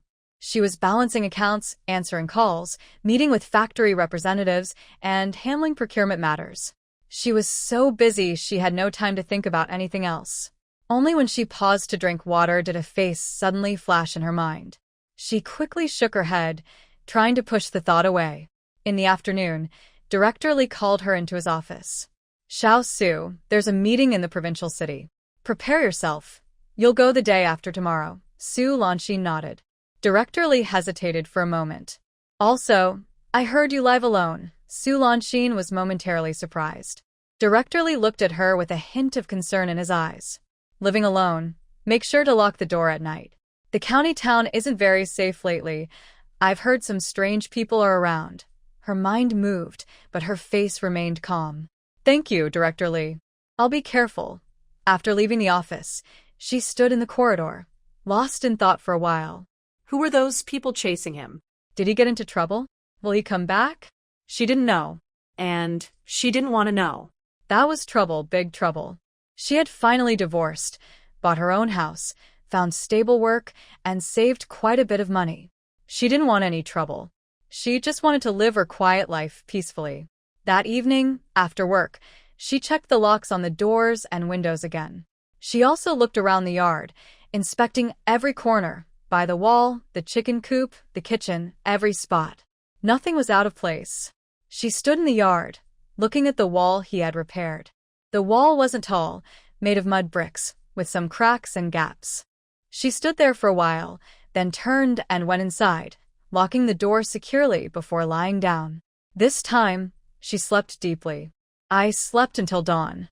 Then it was the second, third, and fourth days. I never saw that person again. Life returned to normal. That evening, Su Lanshin came back from the supply and marketing cooperative. As usual, she pushed open the courtyard gate. The moment she pushed the gate open, she paused. Nothing seemed unusual in the yard. The chickens were clucking in their coop, the vegetable garden was lush and green, and the kitchen door was closed. But she just felt something was wrong. She couldn't quite explain what was off, but she had a strange feeling. She stood in the yard for a couple of seconds, then headed toward the main room. She pushed the door open. Her steps froze at the doorway. Inside the main room, there was a person, sitting calmly beside her table, as if at home, relaxed and comfortable. That face. Sharp features, high cheekbones, straight nose. A month ago, that face flashed before her eyes, flushed and dreamy, then became clear again and finally disappeared over the wall. Now, that face was clean and fresh, with relaxed eyebrows and eyes, and a faint smile on the lips. He was dressed casually, clean and neat, wearing clothes that looked expensive. Sitting upright, with a straight back, clearly a former soldier. Su Lanxin stood at the door, her hand still on the frame. 1,000 thoughts raced through her mind. How did he get in? Surely, he climbed over the wall. Why is he here? How long has he been sitting? He saw her too. His gaze slowly slid down her face, then back up, as if examining or calculating something. Her heart tightened. She took a deep breath, trying to suppress her thoughts. Nothing showed on her face. She stepped inside, placed her bag on the table, and sat across from him. Did you climb over the wall again? He smiled slightly, looking a bit surprised. You're not afraid? Su Lanxin looked at him silently. What's the use of being afraid? It's too late now. Since he could sit here waiting for her, he must have figured out her situation. Yelling or running wouldn't help. Better to see what he really wants. He spoke, his voice steady with a slight northern accent. My name is Fu Mingyuan. I am a soldier. Su Lanxin's heart moved. A soldier? He continued, that night was an accident. I was on a mission and got caught up in something I shouldn't have. That's why it happened. He spoke very calmly, as if he was talking about someone else's story. Su Lanxin listened without showing much emotion. He looked at her with a scrutinizing gaze. As for the mission, there are confidentiality rules, so I can't tell you. Su Lanxin nodded. She didn't want to know about the mission. She only wanted to know why he came back. I'm here today to thank you. Su Lanxin looked at him. That night, if you hadn't woken me up with water, I might have made a mistake. Later, I escaped, found the contact person, and completed the task. He said this calmly, but his eyes kept watching her, as if observing her reaction. Listening to him, Su Lanxin felt a strange, hard-to-explain feeling inside. Thank you? Does thanking someone really require sneaking in? Sitting in her house waiting? Suddenly, she remembered the look he gave her earlier, like he was sizing her up, scrutinizing, calculating. This isn't just thanks. What is it then? She didn't know. She spoke softly. Comrade Fu, there's no need to thank me for that night. Fu Mingyuan looked at her, a faint smile on his lips. You're quite generous. Su Lanxin didn't reply. The room was silent for a moment. Suddenly, Fu Mingyuan took something out of his pocket and placed it on the table. It was money, a stack of bills. This is 200 yuan as compensation. Su Lanxin's eyes fixed on the money. 200 yuan was more than half her monthly salary from her honest job. She looked up at him. He was also watching her. His gaze was commanding, scrutinizing, with a hint of disdain. Su Lanxin understood. Before coming, he probably had already researched her. A divorced woman from the countryside, lucky to find a job at the supply and marketing cooperative, living alone in this shabby little yard. She hadn't seen much of the world, hadn't experienced big events. 200 yuan could erase what happened that night. In his eyes, she was just that kind of person. A slow anger started to rise in her. She held back her anger. She simply reached out, took the stack of money, counted it, and then put it in her pocket. Thank you, Comrade Fu. Fu Mingyuan watched her do this, a deeper smile on his face and a more obvious look of disdain in his eyes. As expected, she took the money, and the matter was settled. Su Lanxin tucked the money away and looked at him. Comrade Fu, is there anything else? Fu Mingyuan was momentarily surprised. Is this saying goodbye? He looked at her, and there was a hint of surprise in his gaze. This woman, after taking the money, is she sending him away? Su Lanxin met his gaze, neither avoiding nor flinching. It's getting dark. If you have nothing else, I won't keep you. Fu Mingyuan looked at her, studying her for several seconds. Then he stood up, brushed his clothes. All right, I'll go now. He walked to the door, reached the door frame, then looked back at her. There was something in that look he couldn't quite explain. Then he left. Su Lanxin sat there, listening to the sound of the gate closing. She didn't move. After a while, she stood up, went to the door, and closed it carefully. Then she leaned against the door and took a deep breath. Her back was sweaty. 200 yuan. She touched her pocket, took out the stack of money, and looked at it. It was real cash. She sneered. He thought she was some naive country girl who could be bought with a little money. He didn't know she had several thousand yuan hidden in her space. He didn't know she had sold a few jobs and saved up a lot of money. He didn't know she was divorced, bought a house, and was living a lively life. In his eyes, she was just a trouble that could be bought off with money. Su Lanxin folded the money neatly, then, with a thought, stored it in her space. Standing inside, she suddenly smiled. Fu Mingyuan? Soldier? Good-looking? Rich? But so what? He climbed over the wall, sat in her house waiting for her, looked at her with that kind of gaze, and tried to dismiss her with 200 yuan. He thought he was so impressive? Just pretend he got bitten by a dog that night. Fu Mingyuan left the alley, walked a bit, then turned into another street. There was a jeep parked in the alley. He opened the door and sat inside. A young man in military uniform sat in the driver's seat. When he entered, he asked, "How's it going?" Fu Mingyuan leaned back in his chair and said nothing. The young man waited a moment and then asked, "What did the woman say?" Fu Mingyuan spoke softly. She took the money and seemed happy. The young man smiled. "I knew it. A country girl. She's never seen much. Give her some money, and she's satisfied." The young man kept talking nearby, but Fu Mingyuan didn't listen. He only remembered the last look she gave him. In that look, there was nothing. No fear, no pleading, no gratitude. Nothing he expected. There was simply nothing. Suddenly, he felt that this woman was different from what he had thought. But what did it matter? The task was done, the debt paid, and they wouldn't meet again. After that day, life returned to normal. Su Lanxin went to work and came home every day. She fed the chickens, watered the plants, and sometimes pulled weeds in the vegetable garden. The work at the supply and marketing cooperative was still busy, with many things to do.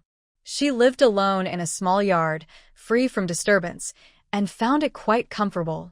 But sometimes at night when she lay down, she would think of that face. Just a quick flash, then it was gone. She thought it was over and done with, until one day, half a month later. That afternoon, Director Li called her into his office. "Xiao Su, there's an order fair in the provincial capital. Get ready to go tomorrow." Su Lanxin nodded.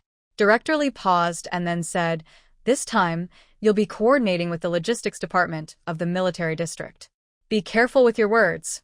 She was a bit surprised. The military district? Suddenly, a face flashed in her mind. Could it be a coincidence? The next day, she took a bus to the provincial capital.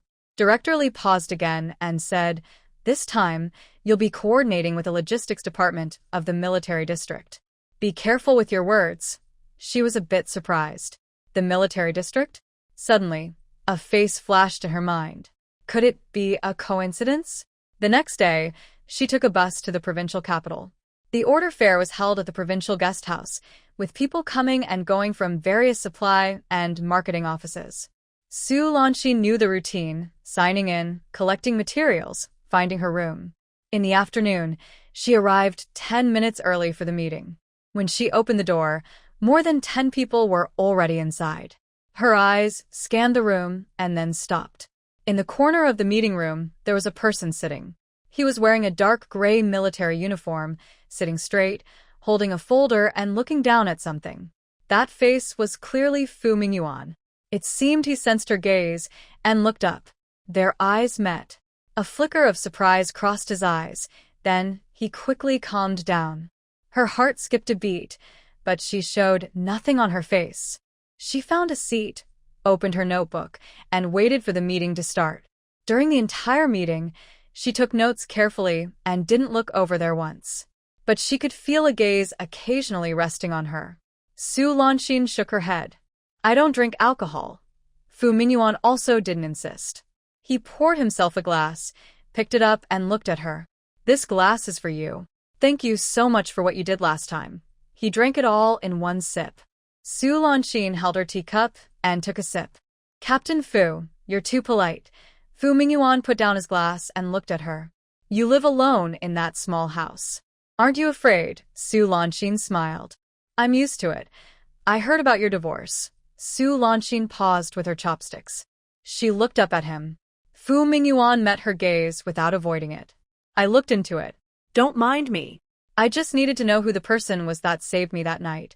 He spoke very openly, as if explaining something normal. Su Lanxin didn't say anything. Fu Mingyuan continued. I heard about your ex-husband. The Shun family from the machinery factory. He's not very capable, relies on his father. You're right to have divorced him. Su Lanxin looked at him, feeling her nerves tighten again. He was asking about her? And so carefully? She put down her chopsticks. Captain Fu, what exactly do you want to say? Fu Mingyuan hesitated for a moment, then smiled. There was something in his smile, surprise, but also admiration. You're quite straightforward. Su Lanxin didn't reply.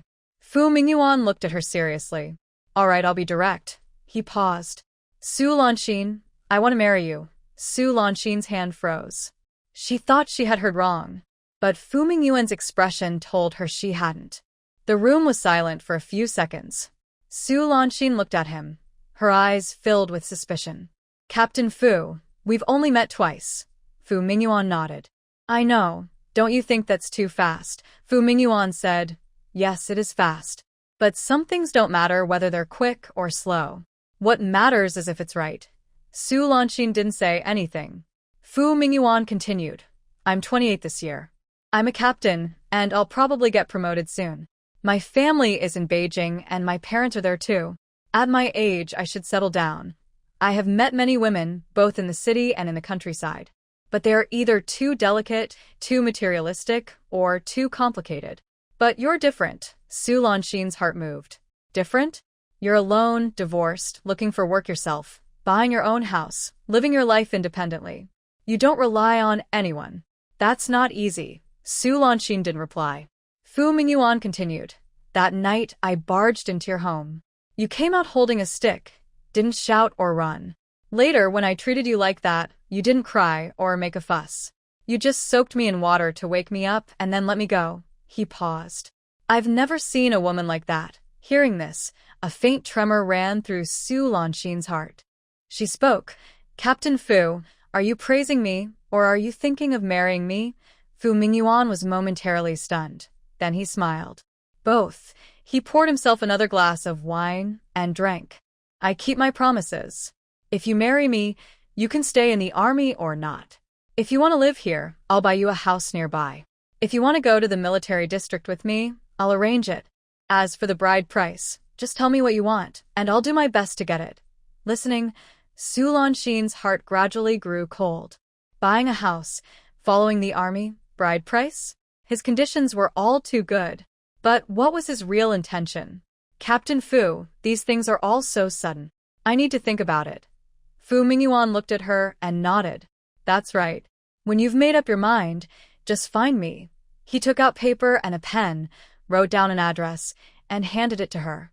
This is my station's address. You can write to me or call any time. Su Lanxin took it, glanced at it, and put it in her pocket. Later, they talked about other things during the meal. Fu Mingyuan asked about her work at the supply and marketing cooperative, about her purchasing department, and whether living alone was difficult. She answered all of them calmly and indifferently. After dinner, Fu Mingyuan offered to see her back to the guest house. No need, it's just a few steps. Fu Mingyuan didn't insist. He stood at the restaurant door, watching her walk away. Su Lanxin took a few steps, then looked back. He was still standing there under the dim yellow light, tall and straight. She withdrew her gaze and continued walking forward. Back at the guest house, she closed the door, sat on the bed, and replayed the meal from start to finish. Fu Mingyuan. Soldier. Battalion commander. from Beijing. At 28 years old, she is attractive and has good qualities. He wants to marry her, buy her a house, give her a bride price, and is willing to serve in the army if needed. It sounds like a perfect opportunity, like winning the lottery. But Su Lanxin knows that good things don't just fall from the sky. She remembers the way he looks at her, with a hint of calculation in his eyes, even though he hides it well. Yes, it's calculation. He's calculating. He's judging whether she's worth marrying, what benefits he can get from her, and how to talk to her, so she agrees. She recalls him saying, "You don't rely on anyone. I've never seen a woman like that." What he values is her independence, her strength to stand alone.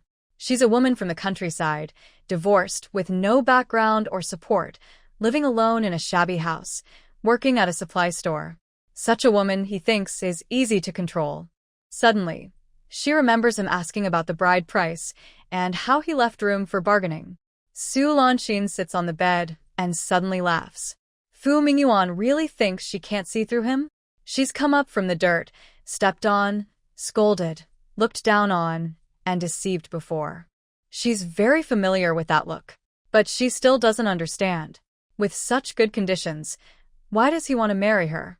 He's from Beijing, a battalion commander, handsome. What kind of woman can't he find? Why specifically her? She thinks and thinks but can't figure it out. But she knows one thing for sure. This man isn't sincere. The next day, the order meeting continues. Su Lanxin attends as usual, takes notes, and deals with the suppliers normally. Nothing shows on her face. But sometimes her eyes flick to the corner of the meeting room, where that seat is now empty. Fu Mingyuan didn't come. She feels relieved, but also a little confused. After the meeting, she takes a car back to the county town. She keeps thinking about all this. She remembers how hard she worked to get to where she is now. How hard it was to live without relying on others. She doesn't want to go back to those days, even if that man is handsome and has good qualities. But she also knows Fu Mingyuan isn't like Xinjiania. Xinjiania is weak, dependent on his mother, and indecisive. Fu Mingyuan is different, smart, calculating, knowing what he wants. Such a man is more dangerous. She remembered what he said. Think it over and find me anytime. Think about what? What's there to consider? She, a divorced woman from the countryside, wondered why a battalion commander would care so much about her. She didn't know. But she knew this wasn't simple. Back in the county town, she didn't go straight home. Instead, she went to the supply and marketing cooperative. Director Li was in his office. Seeing her come in, he asked, "How did the order meeting go?" "Not bad. We finalized 2 deals." Director Li nodded and looked at her again. "You don't look well. What's wrong?" Su Lanxin shook her head. "Nothing, just tired from the trip." Director Li didn't ask further and waved her to go rest. She left the office, walked to her desk, and sat down. The days went on as usual. Fu Mingyuan didn't come again. No letters, no calls, nothing. It was as if that dinner and those words from that night never happened. At first, she was tense, but gradually she relaxed. Maybe he was just acting on impulse. Maybe he had other goals later. Maybe. Forget it. She decided not to think about it anymore. She continued her routine, going to work, feeding the chickens, watering the plants, and saving her money little by little. A month passed. 2 months passed. One afternoon, she was reconciling accounts in the purchasing department when the door was pushed open. Director Li stood at the door, looking a bit strange. "Xiao Su, someone is here to see you." Su Lanxin looked up. Behind Director Li, someone entered. It was clearly Fu Mingyuan. Her hand froze. Fu Mingyuan looked at her with a gentle smile. "Su, long time no see." Director Li glanced at him and then at Su Lanxin, understanding the situation, and quietly stepped out. Only the 2 of them remained in the room. She stood up and looked at him. "Why are Battalion Commander Fu here?" Fu Mingyuan stepped forward. "You haven't replied to my letter." She said nothing. He looked at her, his eyes holding something. Patience, waiting, and an unspoken certainty. "I thought you might need time to think, so I waited. 2 months passed, and since you didn't reply, I came myself." Her heart moved. Fu Mingyuan looked at her and smiled slightly. Because I am serious. Su Lanxin was stunned. Fu Mingyuan took a step forward, getting closer to her. Su Lanxin, I am serious. He looked at her with eyes that shone brightly.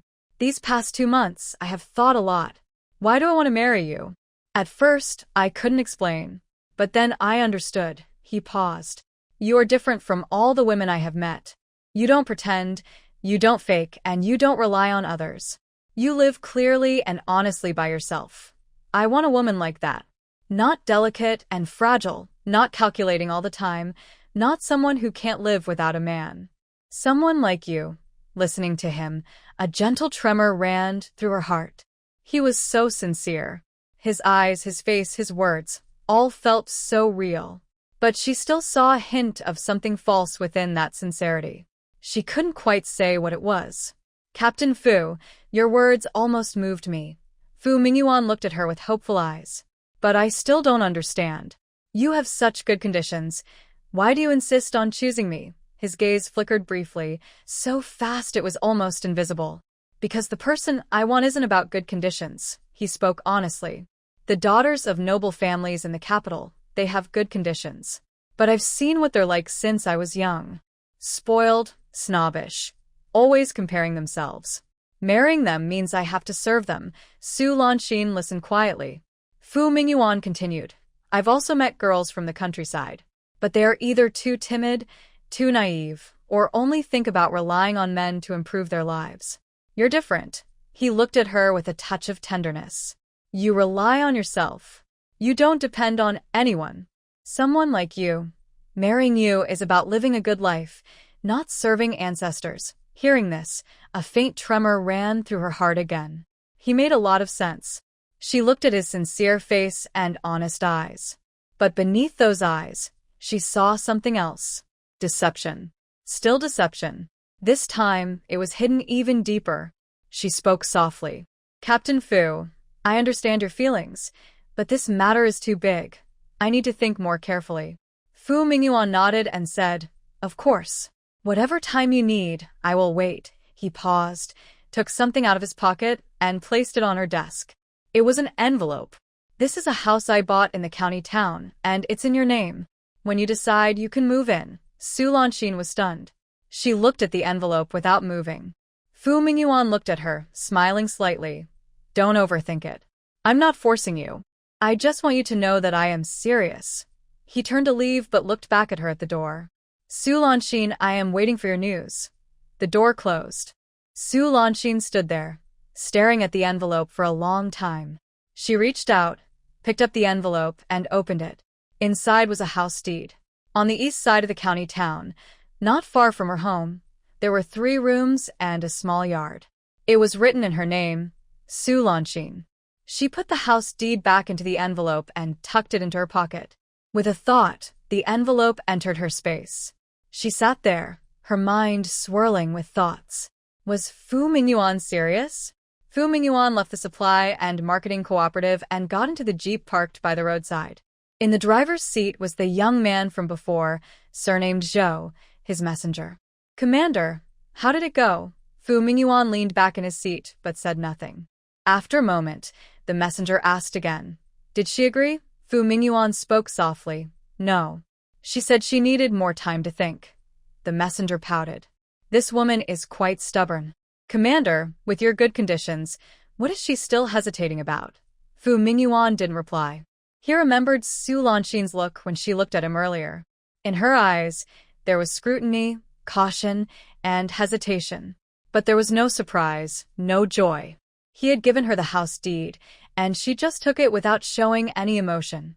He had said so much, but she only listened, not moved. This woman was harder to deal with than he thought. But the more difficult she was, the more he wanted her. Not because he liked her, but because she was suitable. In the capital, his mother had already issued her final ultimatum. He must get married before the end of the year.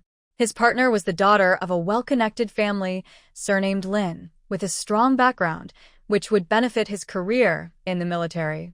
But he had seen Miss Lin before. She was delicate, spoiled, and looked down on others. If he married her, he would have to serve her, coax her, and always give in. He didn't want that. He wanted someone obedient, easy to handle, who wouldn't cause him trouble. Su Lanxin was just right. Divorced, no family background, no powerful connections. She lived alone in a shabby house and worked at the supply and marketing cooperative.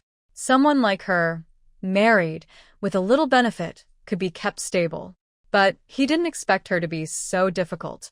Commander Zhou was nearby, chattering. "Captain, I think you shouldn't bother. Miss Lin has a good family background, which could help your future." Fuming Yuan interrupted him. "You don't understand." Commander Zhou fell silent. Fuming Yuan started his car and drove out of the county. He thought of someone else. Suwan. The person he had kept in his heart for many years. She was the daughter of his father's old comrade. No, she was the daughter of his father's ex-wife.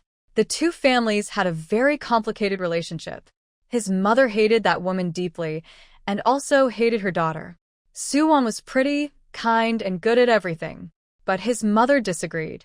She said that woman was a fox spirit and her daughter was one too. Marrying her would ruin the family. He argued and caused trouble, but it was useless.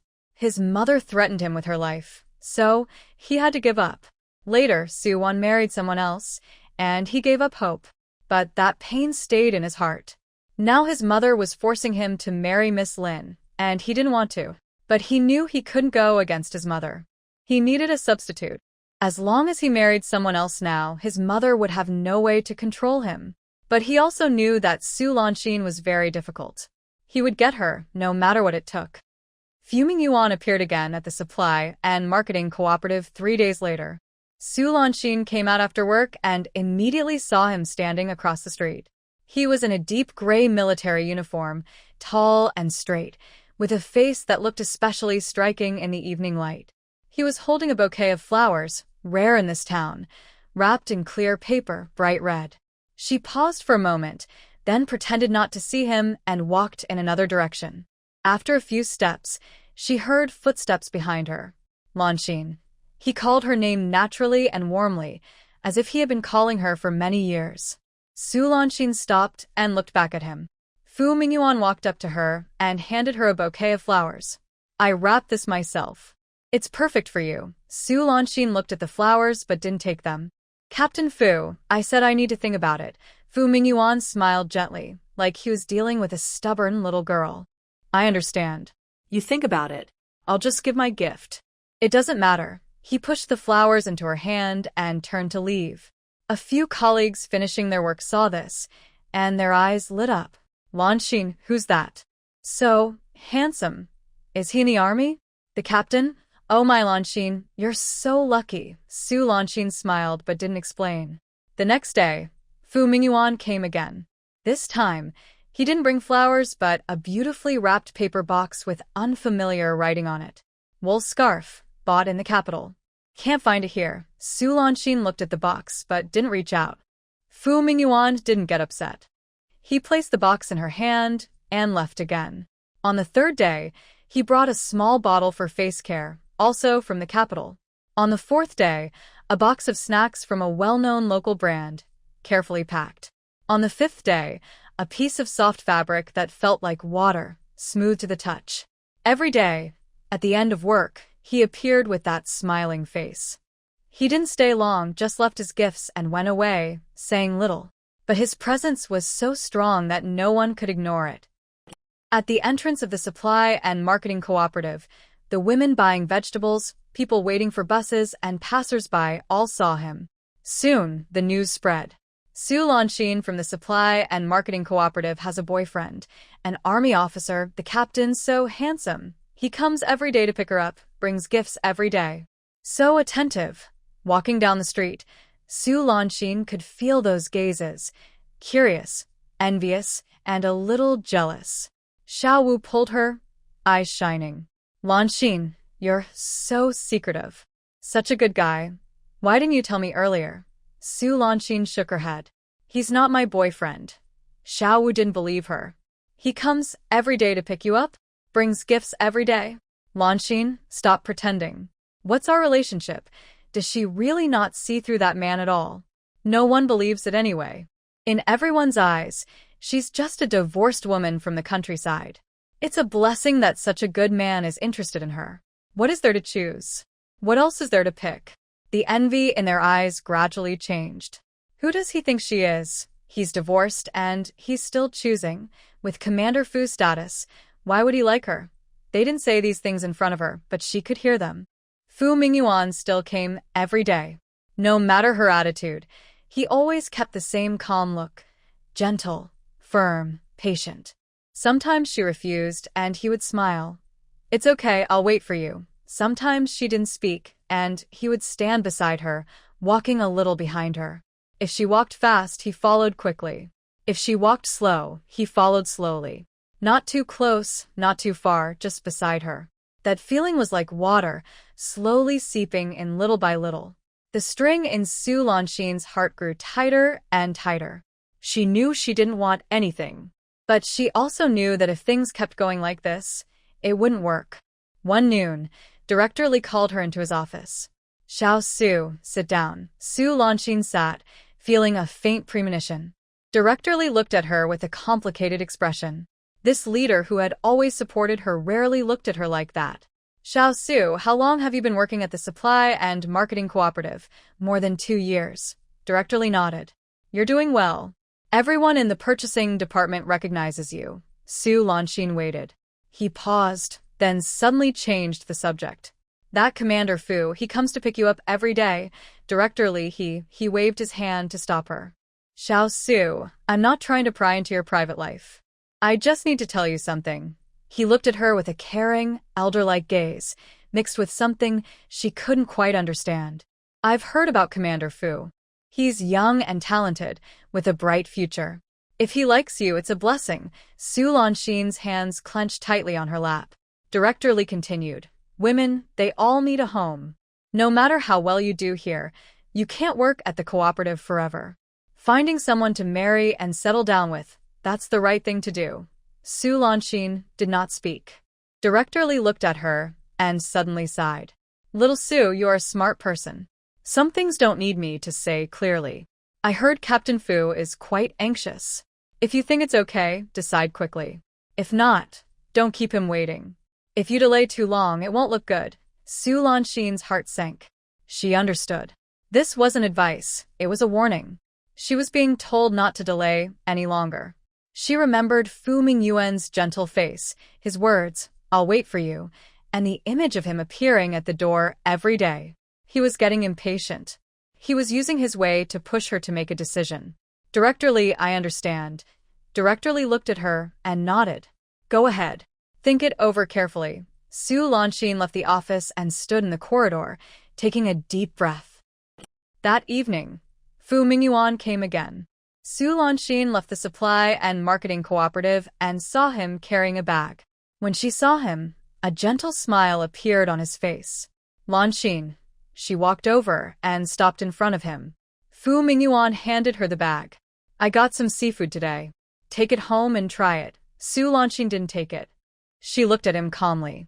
Captain Fu, please take me home today. Fu Mingyuan was surprised for a moment, then smiled.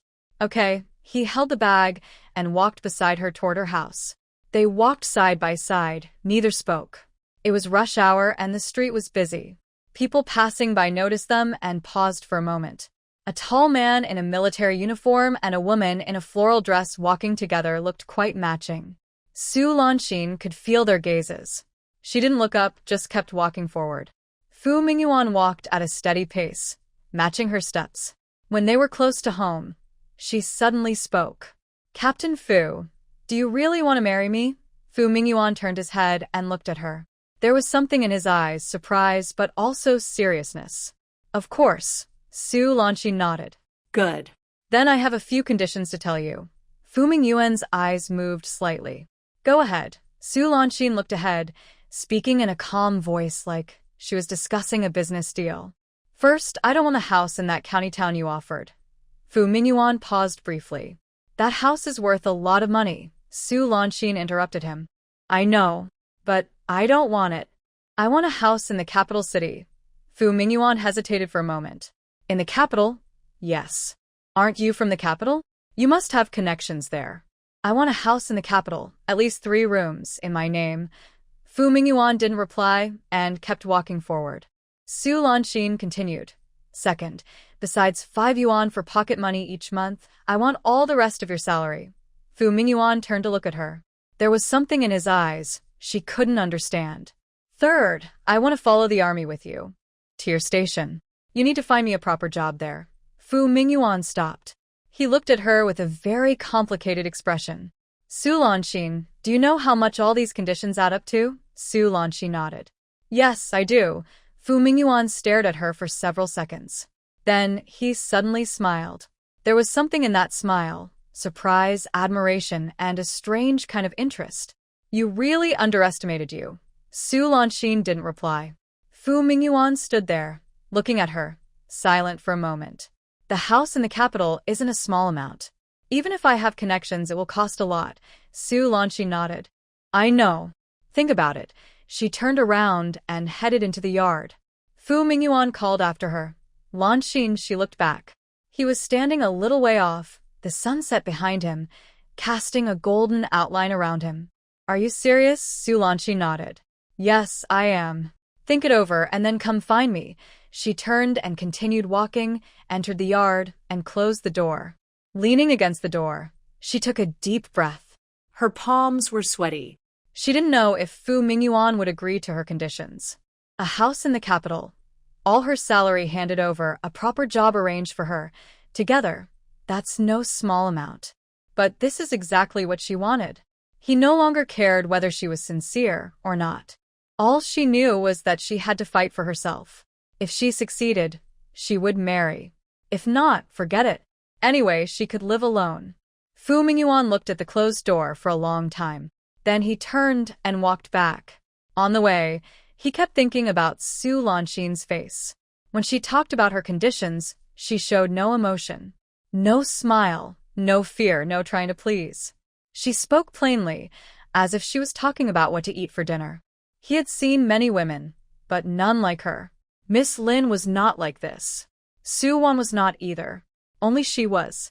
He remembered what she said about her conditions. A house in Beijing. All her salary to be handed over. A job arranged with the military. Could a woman from the countryside think of such things? She was much smarter than he thought. But the more he realized this, the more he wanted her. Not because he liked her, but because she surprised him. A woman who surprises him is worth some effort. In the following days. The next day, Fu Mingyuan didn't come. The third day, he still didn't come. The people at the supply and marketing cooperative looked at her differently. Why isn't he coming anymore? Is it over? I told you, with Commander Fu's conditions, how could he like her? Su Lanxin pretended not to hear and went to work as usual. The 4th, 5th, 6th days passed, and he still didn't come. Xiao Wu couldn't help asking her, Lanxin, what's really going on with you and Commander Fu? Su Lanxin shook her head. Nothing much. Xiao Wu looked at her, wanting to say something but hesitated. On the evening of the 7th day, Su Lanxin finished work and came out. Fu Mingyuan was waiting at the usual spot. Lanxin. She walked over to him. He looked at her with a serious expression. I've thought about your conditions, he said. Su Lanxin, why that? Fu Mingyuan took an envelope from his pocket and handed it to her. This is the deed for the house in Beijing. 3 rooms, in the east part of the city, a good location. It's in your name.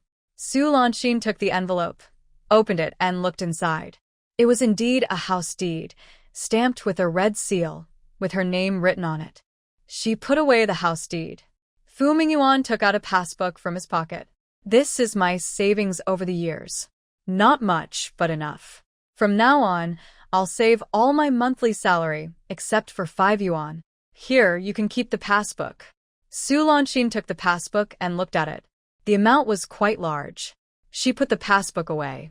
Fu Mingyuan looked at her, smiling slightly. I've already talked to the higher-ups about your transfer with the military. When you get there, I'll arrange a clerical job for you in the supply and marketing system, a position that matches your skills. Su Lanxin, not that. Fu Mingyuan looked at her. Lanxin, I've agreed to all your conditions. Is there anything else you want to say? Su Lanxin raised her head and met his gaze. Fu Mingyuan, are you sure you've thought this through? Fu Mingyuan smiled. I've thought it through. She looked at him for several seconds. Then she nodded. All right. I'll marry you. Fu Mingyuan looked at her. There was something in his eyes, complex feelings, surprise, and a strange sense of satisfaction. He reached out his hand. It's settled then. Su Lanxin took his hand. That hand was large, warm, and strong. She remembered that night, how that very hand pressed her against the wall, making her unable to move. She let go of his hand. Fu Mingyuan, I have one more thing to say. He looked at her. Her gaze was calm, as deep as a still pond. I'm not someone you can easily manipulate. I remember when you were kind to me, and I'll remember if you try to scheme against me. Fu Mingyuan was momentarily stunned. Su Lanxin, you really are. He didn't finish. Su Lanxin didn't ask further. She turned and walked toward home. When she reached home, she finally let out a breath of relief. A house in Beijing, her salary fully handed over, a job for her in the military. She had everything she wanted. No matter what sincerity or deception, schemes or plans, she would take the benefits first. The rest could wait. She was Su Lanxin, a person who crawled out of the mud. Nothing scared her.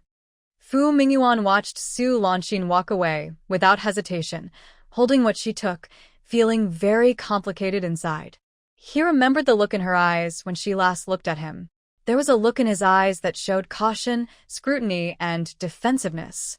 But there was no sign of gratitude, as he expected. She took so many things without showing any thanks. This woman was much harder to deal with than he thought. But the more difficult she was, the more he wanted to try. Not because he liked her. It was because he suddenly wanted to see how far she would go. The apartment in the capital was prepared by his mother as a wedding gift, originally meant for Miss Lin. He had to work hard to get the property deed and change the name. If his mother found out, she would be furious. But he didn't regret it. He turned and headed toward the local station, walking a few steps before stopping again. He remembered something. The day they hadn't yet set the date for their marriage registration. He looked back at the darkening alley and thought for a moment. Tomorrow. Tomorrow he would come to pick her up to register their marriage. Better to do it before the night grew long with worries. The next morning, Su Lanxin went to work at the supply and marketing cooperative as usual. When she arrived at the door, she saw Fu Mingyuan standing there. He was standing straight, holding a bag of something. When he saw her, a gentle smile appeared on his face. Lanxin. She paused for a moment and then walked over. Why are you here again? Fu Mingyuan handed her the bag. Breakfast? Eat it while it's hot. She looked down and saw steamed buns, still steaming. She didn't take it. Captain Fu, I haven't fully recovered from yesterday's events. Please give me some time. Fu Mingyuan looked at her seriously. You can take all the time you need. But I want to tell you something. She waited patiently. He took out a piece of paper from his pocket and handed it to her. She took it and froze. It was a marriage certificate. It had Fu Mingyuan's name, her name, and a bright red official stamp. The date was from a few days ago. You? She looked up at him. Fu Mingyuan smiled. I prepared it a long time ago. She stared at the paper for several seconds. When did you make this? He said a week ago. Before you made your conditions with me. Her heart sank lower. A week ago. At that time, he still picked her up from work every day, brought her things, and acted as if he couldn't live without her. She thought he was waiting for her answer. But he had already prepared the marriage report. He had no intention of letting her refuse. Su Lanxin looked up at him. Fu Mingyuan, have you already made up your mind? Fu Mingyuan met her gaze without hiding. Yes, I have. No matter what conditions I suggest, you'll agree? Yes. No matter whether I agree or not, you'll marry me? Fu Mingyuan paused for a moment. It's not that I don't care if you agree or not. I just think you will agree. Su Lanxin looked at him. Fu Mingyuan continued. You're a smart person. You know what's good for you. The things I give you, you can't refuse. Su Lanxin didn't speak. He was right. A house in Beijing, her salary handed over completely, a job arranged with the military. She couldn't refuse these things. But she didn't expect that he had already included her in his plans. Fu Mingyuan looked at her, with a hint of something in his eyes. Lanxin, I'm not forcing you. The report is ready, but it still needs your approval. If you agree, we can go get the marriage license tomorrow. If you don't, then the report is as if it was never made. He placed the paper in her hand and turned to leave. Su Lanxin stood there, watching his back fade away. The paper in her hand felt heavy. All day, she was distracted. She made mistakes in the accounts twice, almost called someone by the wrong name. When Xiaowu asked what was wrong, she shook her head and said nothing. Her mind kept replaying that marriage report. He had already prepared it. He had done so a week ago. What was he doing back then? Coming to pick her up, bringing her things, saying he was waiting for her. But he wasn't waiting. He was calculating. Calculating when she would agree, what conditions she might propose, whether she would refuse. He had already figured it all out. Su Lanxin remembered the conditions she proposed yesterday. She thought she had won. But now, she realized that he had already prepared everything she suggested. He was just waiting for her to speak. In that paper, she saw his scheming, and she also saw her own foolishness. She thought she was playing a game, fighting for herself, trying to secure her future. But he had already paved the way, just waiting for her to step on it. Su Lanxin sat there, feeling a cold chill in her heart. Fu Minjuan. You're impressive, but she's not a pushover either. He plans his moves and she has hers. What will happen in the future? Who will win or lose? It's still uncertain. After work in the evening, Su Lanxin came out of the supply and marketing cooperative and saw Fu Mingyuan standing at his usual spot. He was standing there, and when he saw her, a gentle smile appeared on his face. Lanxin. Su Lanxin walked over and stopped in front of him. Fu Mingyuan looked at her, waiting. She took out the marriage report from her pocket, unfolded it, and glanced at it. Then she looked up, meeting his gaze. Tomorrow at what time? Fu Mingyuan was momentarily surprised. Then he smiled. There was something in his smile, surprise, admiration, and a strange sense of satisfaction. 8 o'clock. At the entrance of the Civil Affairs Bureau. Su Lanxin note that. Okay. She folded the marriage report and returned it to him. Fu Mingyuan took it, put it in his pocket. They stood there without speaking. The setting sun behind them cast long shadows. After a while, Fu Mingyuan spoke. I'll see you home. Su Lanxin shook her head. No need. It's just a few steps. Fu Mingyuan didn't insist, just looked at her. She turned around and walked toward home. After a few steps, she suddenly stopped and looked back. Fu Mingyuan was still there, watching her. Fu Mingyuan, at 8 o'clock tomorrow. Don't be late. Fu Mingyuan smiled. I won't. Su Lanxin turned and continued walking forward. This time, she didn't look back. The next morning, Su Lanxin changed into a new dress she had recently made. The clothes were neatly ironed. Her hair was combed perfectly, and she had a little moisturizer on her face. She stood in front of a small mirror, looking at her reflection. Her face was still the same, but her eyes were different. Before, she was cautious. Now, she was steady and confident. She smiled at herself in the mirror. Then she left the house and headed toward the Civil Affairs Bureau. When she arrived at the entrance, Fu Mingyuan was already waiting there. He was dressed in his military uniform, standing straight. When he saw her, a smile appeared on his face. You're here. Su Lanxin nodded. The two of them walked inside together. It was the same office, with the same middle-aged man handling paperwork. The middle-aged man looked up and was surprised when he saw them. He recognized Su Lanxin. Haven't you just come here to file for a divorce before? Su Lanxin nodded again. The man's gaze shifted between her and Fu Mingyuan, and his expression was complicated. Fu Mingyuan handed over his ID. We're here to get married. The man took the ID, looked at it, then at them, but said nothing. He quickly filled out the form, stamped it, and moved efficiently. Did you bring the photos? Su Lanxin handed over the photos. The man pasted the photos onto the form and stamped it again. He handed them 2 bright red marriage certificates. Congratulations.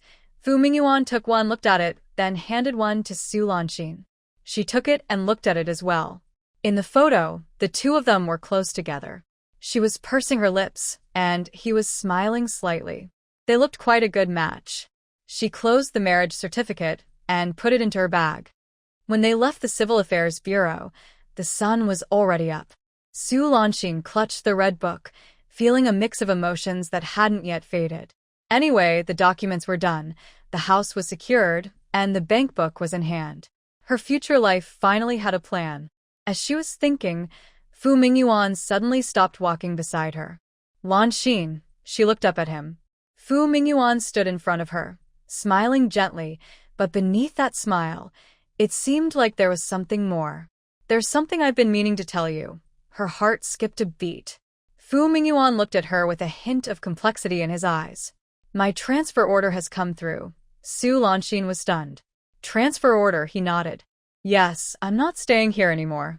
I'm going south. She stared at him, waiting for him to continue. He paused for a moment, then said, to an island. The base is there. The environment will be tougher. But my position has been promoted to deputy battalion commander.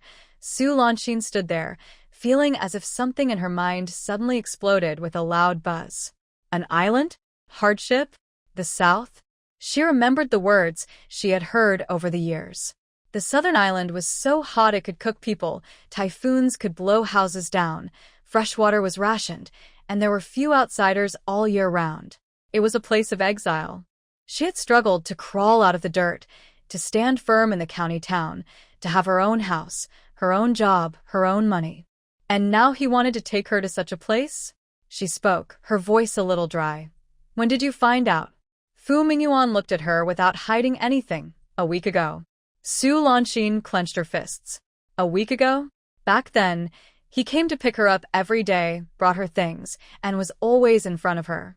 She thought he was chasing her, waiting for her to say yes. But he already knew he was leaving. She spoke again, her voice flat, as still as a dead pond. Fu Mingyuan, why did you only tell me now? Fu Mingyuan looked at her, his eyes carrying something, apology, complexity, and a kind of firm resolve she couldn't quite understand. I was afraid that if I told you, you wouldn't marry me. Su Lanxin smiled. That smile was very cold. So, if you tell me now, I will marry you? Fu Mingyuan shook his head. No, you already married someone else. Su Lanxin's fists clenched even tighter. Her nails dug into her palms, hurting her. She remembered the conditions she had set yesterday. A house in the capital, her salary handed over, a job arranged for her in the military. She thought she was clever, that she could plan everything, that she had all the advantages in her hands. But he had already planned everything in advance. What she took was what he was willing to give. What he gave was what he had calculated he could give. When she signed the marriage report, he said nothing. When she received the marriage certificate, he still said nothing. It wasn't until she stepped out of that door that he told her. Because now, she was already his wife. The certificate was issued, the seal was stamped, and it couldn't be changed. Su Lanxin stood there, looking at the man in front of her. His face was still so handsome. His eyes still so bright. His smile still so gentle. But behind that face, she saw another person. Someone she had never truly understood. Fu Mingyuan looked at her, his voice softening. Lanxin, I know you're angry, but I want you to come with me. The place is tough, but I will find a way to arrange everything. I've asked around about work, and there's a supply store on the island. You can do your old job there. The house isn't as nice as in the county, but it has everything you need. He paused. I'm now the deputy team leader, so I have some influence there. If you come with me, you won't suffer. Su Lanxin listened silently, showing no expression on her face. But inside, a fire burned in her chest, making her feel pain. Not suffer? The island. Hardship. Typhoons. Limited fresh water. Is that not suffering? Now, he wants her to go to such a place? She thought about her journey over the years. The mud house in Lu Shugo, her sisters-in-law's cold looks, Mother Shin's home remedies, Shun Jianye's disdain. She climbed out step by step, walking to where she is today. She thought she had won. She thought she was clever. She thought she had considered everyone. But in the end, she was the one who suffered the most. Fu Mingyuan, she spoke softly. Fu Mingyuan looked at her. Su Lanxin raised her eyes to meet his gaze. Let me think about it, she said, then turned and left. Fu Mingyuan called after her. Lanxin. She didn't look back. She walked very quickly, almost running, clutching the red book tightly, her palms sweaty. The street was busy with people. Some recognized her and greeted her, but she ignored them, keeping her head down and moving forward. Her mind was a mess. She knew about the transfer order a week ago but kept it from her until they got the marriage certificate.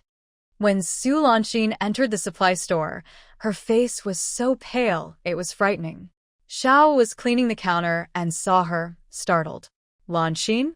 What's wrong? Su Lanxin shook her head, saying nothing. Xiao moved closer and lowered her voice. I heard you yesterday, and today is the wedding day, right? Why do you look like that? Where's Captain Fu? Su Lanxin still didn't speak. Xiao looked at her, wanting to say something but hesitated. More people entered the store, saw Su Lanxin, and greeted her. Some congratulated her, some asked about the wedding, and others wanted to see the marriage certificate. Su Lanxin smiled faintly, but her smile was even more painful than crying. Gradually, everyone began to notice something was wrong. What's wrong with Lan Xian? I don't know. Didn't someone hear yesterday that she was getting her marriage certificate today? Why does she look unhappy? Whispers floated around. Su Lanxin pretended not to hear and went back to her office. She sat there, holding a pen, staring at the account book, but she couldn't focus on any words. Her mind kept replaying Fu Mingyuan's words. She remembered her conditions yesterday and his expression.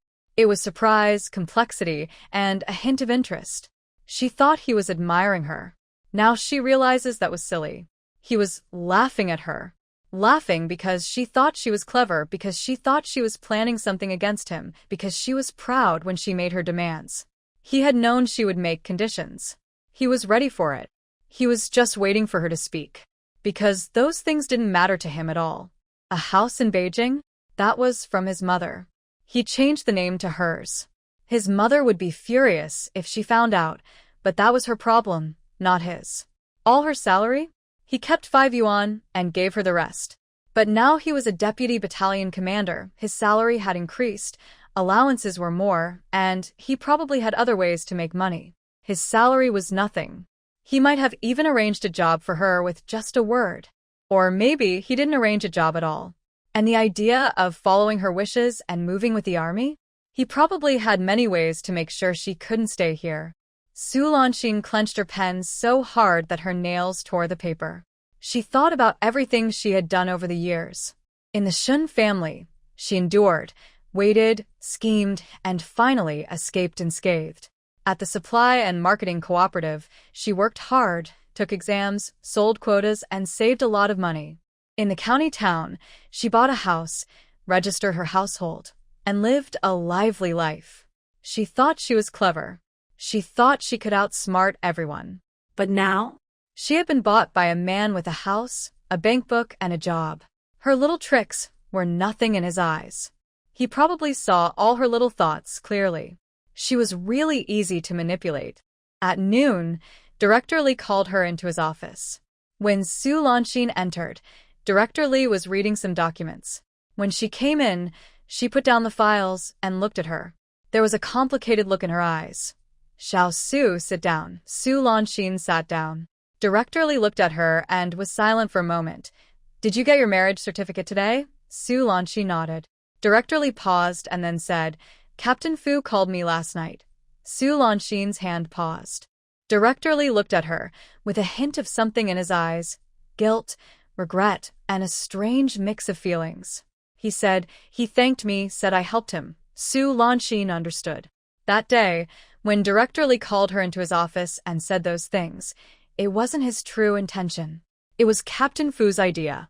Director Li was just helping him. Sitting there, Su Lanxin felt a deeper chill in her heart. Director Li looked at her and sighed. Xiao Su, I know you're feeling upset now. But I still need to tell you some things. She waited quietly. He continued, Captain Fu is a talented young man with a bright future. It's a good thing he likes you. No matter how tough the conditions are over there, he's already a deputy regiment leader. If you follow him, you won't be losing out. Su Lanxin listened but said nothing. Director Li looked at her with a hint of guilt. I know what I said that day was a bit. But I only want what's best for you. You're a woman, divorced, with no background. Staying at the supply and marketing cooperative your whole life. What's the point? Marrying into a good family is the right choice. Su Lanxin still didn't speak. He waited a moment, but got no reply. He sighed again. Xiao Su, if you're angry with me, I understand. But now that everything is settled, and you've got the certificate, you should think more openly. Think about your work. You're going to follow the army soon. Su Lanxin stood up. Director Li, I will think carefully. If there's nothing else, I'll go now. Director Li looked at her and nodded. She pushed the door open and left. Back at her desk, she continued to drift away in her thoughts. The afternoon sunlight shone through the window, warm, but she still felt cold. She was trembling. As work was about to end, suddenly, it became lively outside. Oh, Captain Fu is here. Why is Captain Fu bringing things? White rabbit candies. This is really good stuff. Su Lanxin looked up and, through the half-open door of the purchasing department, saw Fu Mingyuan standing at the counter outside, handing candies to his colleagues. He was giving out a big handful, shiny and generous-looking. He wore his military uniform, smiling and chatting easily with everyone. Captain Fu, congratulations. Captain Fu, you have to treat us well in the future. Lanxin is wonderful. You're lucky to marry her. Fu Mingyuan nodded with a smile, replying to each comment. Of course, definitely. Thanks everyone for taking care of Lanxin these days. Su Lanxin sat there listening to the words, clutching her pen tightly. Xiao came over quietly and whispered, Lanxin, your man is here. Why don't you go out? Su Lanxin didn't move. Suddenly, the door was pushed open again. Lanxin, a female colleague peeked in, smiling flirtatiously. Your man is outside handing out candies. Hurry and go see. Su Lanxin stood up and walked outside. At the door, she paused briefly to adjust her facial expression. Then she pushed the door open. Fu Mingyuan was standing at the counter, still holding a handful of candies. When he saw her come out, his face lit up with an even brighter smile. Lanxin, Su Lanxin walked over and stood beside him. She tried to smile, but her mouth felt stiff and unnatural. The people nearby didn't notice and kept teasing. Oh, Lanxin is shy. Such a perfect young couple. Lanxin is so lucky to marry someone so good. Listening to these words, Su Lanxin kept smiling outwardly, but inside, she felt cold as ice. Fu Mingyuan grabbed another handful of candies, handed them to the last person, then turned to look at her. Are you done work? I'll take you home. Su Lanxin nodded. They walked out together. Behind them, there was a burst of teasing voices, talking about how sweet the young couple was. Su Lanxin listened, but kept walking. They left the supply store and stepped onto the street, walking a bit further. Her face completely turned cold. She didn't speak, just kept walking forward. Fu Mingyuan didn't say anything either, walking beside her at just the right distance, neither close nor far. The two of them walked silently, neither speaking. The street was busy with people coming and going. Some acquaintances greeted her, and Su Lanxin nodded politely before continuing to walk. When she reached the gate of the yard, she stopped. Fu Mingyuan's voice came from behind her. Lanxin. She didn't move. Fu Mingyuan stood behind her, paused for a moment, then spoke. When do you think we should visit your parents? Since we're married, it's time to see them. Su Lanxin turned around and looked at him. Fu Mingyuan stood there, his eyes fixed on her with a hint of caution, a bit of hesitation, and something hard to describe. Confidence? She understood what he was thinking. He was wondering what she could do now. They had the marriage certificate, the wedding was done, and it was a military marriage. Could she still run away? Su Lanxin looked at him for a couple of seconds. Then she spoke, her voice calm. Let's go this Saturday. I have the day off. Fu Mingyuan nodded. Okay. He paused again, then continued. Lanxin, I know you have your own thoughts, but I want to say a few words. Su Lanxin, why that? Fu Mingyuan looked at her seriously. I'll be leaving for the base next week. I need to get things ready on the island. House, work, everything. It's all got to be arranged. He paused. You can come later. No rules. When you're ready, just leave when you want. Su Lanxin lidt stand silenti. Fu Mingyuan smiled slightly. You're a smart girl, I know. You won't make me wait too long, right? Su Lanxin's hands clenched inside her sleeves. Her nails dug into her palms, hurting her. She looked at his face, kind, sincere, as if everything was for her. She wanted to curse him, tear that face apart, tell him to stop dreaming. But she said nothing. She just nodded. Then she turned around, pushed open the door, and went inside, closing it behind her. The moment the door shut, she leaned against it, trembling all over. In the yard, chickens clucked in their nests. The vegetable garden was lush and green. Everything looked normal. But it was not the same anymore. She spread her hands and looked at her palms. Her nails had left deep purple marks, as if carved into her skin. She stared at those purple marks for a long time. Then she went inside, locked the door, and lay down. Her mind was a mess, thinking about everything and nothing clearly. In the next few days, Fu Mingyuan did not appear again. Her colleagues at the supply and marketing cooperative, knowing her situation, kept praising her. Lanxin, your husband is really generous. Lanxin, you are so lucky. Lanxin, when will you hold a wedding? Remember to invite us. Qiu Lanxin responded with a smile, repeating each compliment like reciting lessons.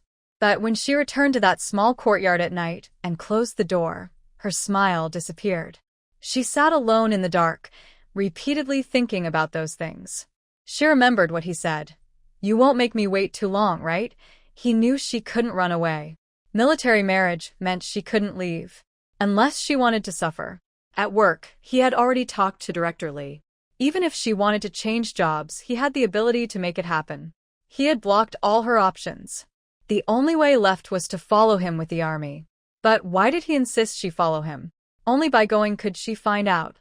Qiu Lanxin sat in the dark, telling herself over and over, don't confront him head-on. He thought he had outsmarted her. Let him think so. All these years, she had survived by pretending to be okay. She had been pretending for so long. What's a little longer? Just pretend to be a woman with a bit of cunning, but one he could play around with. Let him think she had accepted her fate, that she had softened, that she finally accepted reality. And then, take it slow. She didn't believe he could always be so accurate. On Saturday morning, just as dawn broke, the door was knocked. Qiu Lanxin sat up in bed, stunned for a moment before realizing who it was. She got out of bed, tidied her hair, and went to open the door. When she opened it, Fu Mingyuan was standing outside. Behind him was a military green jeep, especially noticeable in the early morning light. Good morning, he said. Qiu Lanxin looked at him, nodded, and said, wait a moment, I'll change my clothes. She turned back into the house, changed into something less new, and looked at herself in the mirror. Her face looked okay, not showing anything. She brushed her hair again, and then went out. Fu Mingyuan stood by the car and saw her come out, so he opened the door. Get in the car. Su Lanxin looked at the car and paused for a moment. It was a Jeep, military green, tall, with big wheels. She had never seen this kind of car before. She stood in front of the door, unsure how to get in. Should she lift her leg? It was too high. Where should she step? Fu Mingyuan saw her hesitation and smiled slightly. He didn't laugh out loud, but walked over and pointed to the step under the door. Step on here, hold the door frame, and then push yourself up. Su Lanxin followed his instructions. She stepped on the step, held the door frame, and pushed herself up. Sitting in the seat, she let out a breath of relief.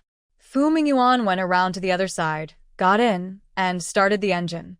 The car moved forward with a deep rumbling sound. Su Lanxin sat there, unsure where to put her hands.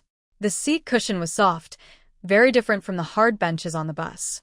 The windows were large, and outside, the street scenery seemed to move backwards.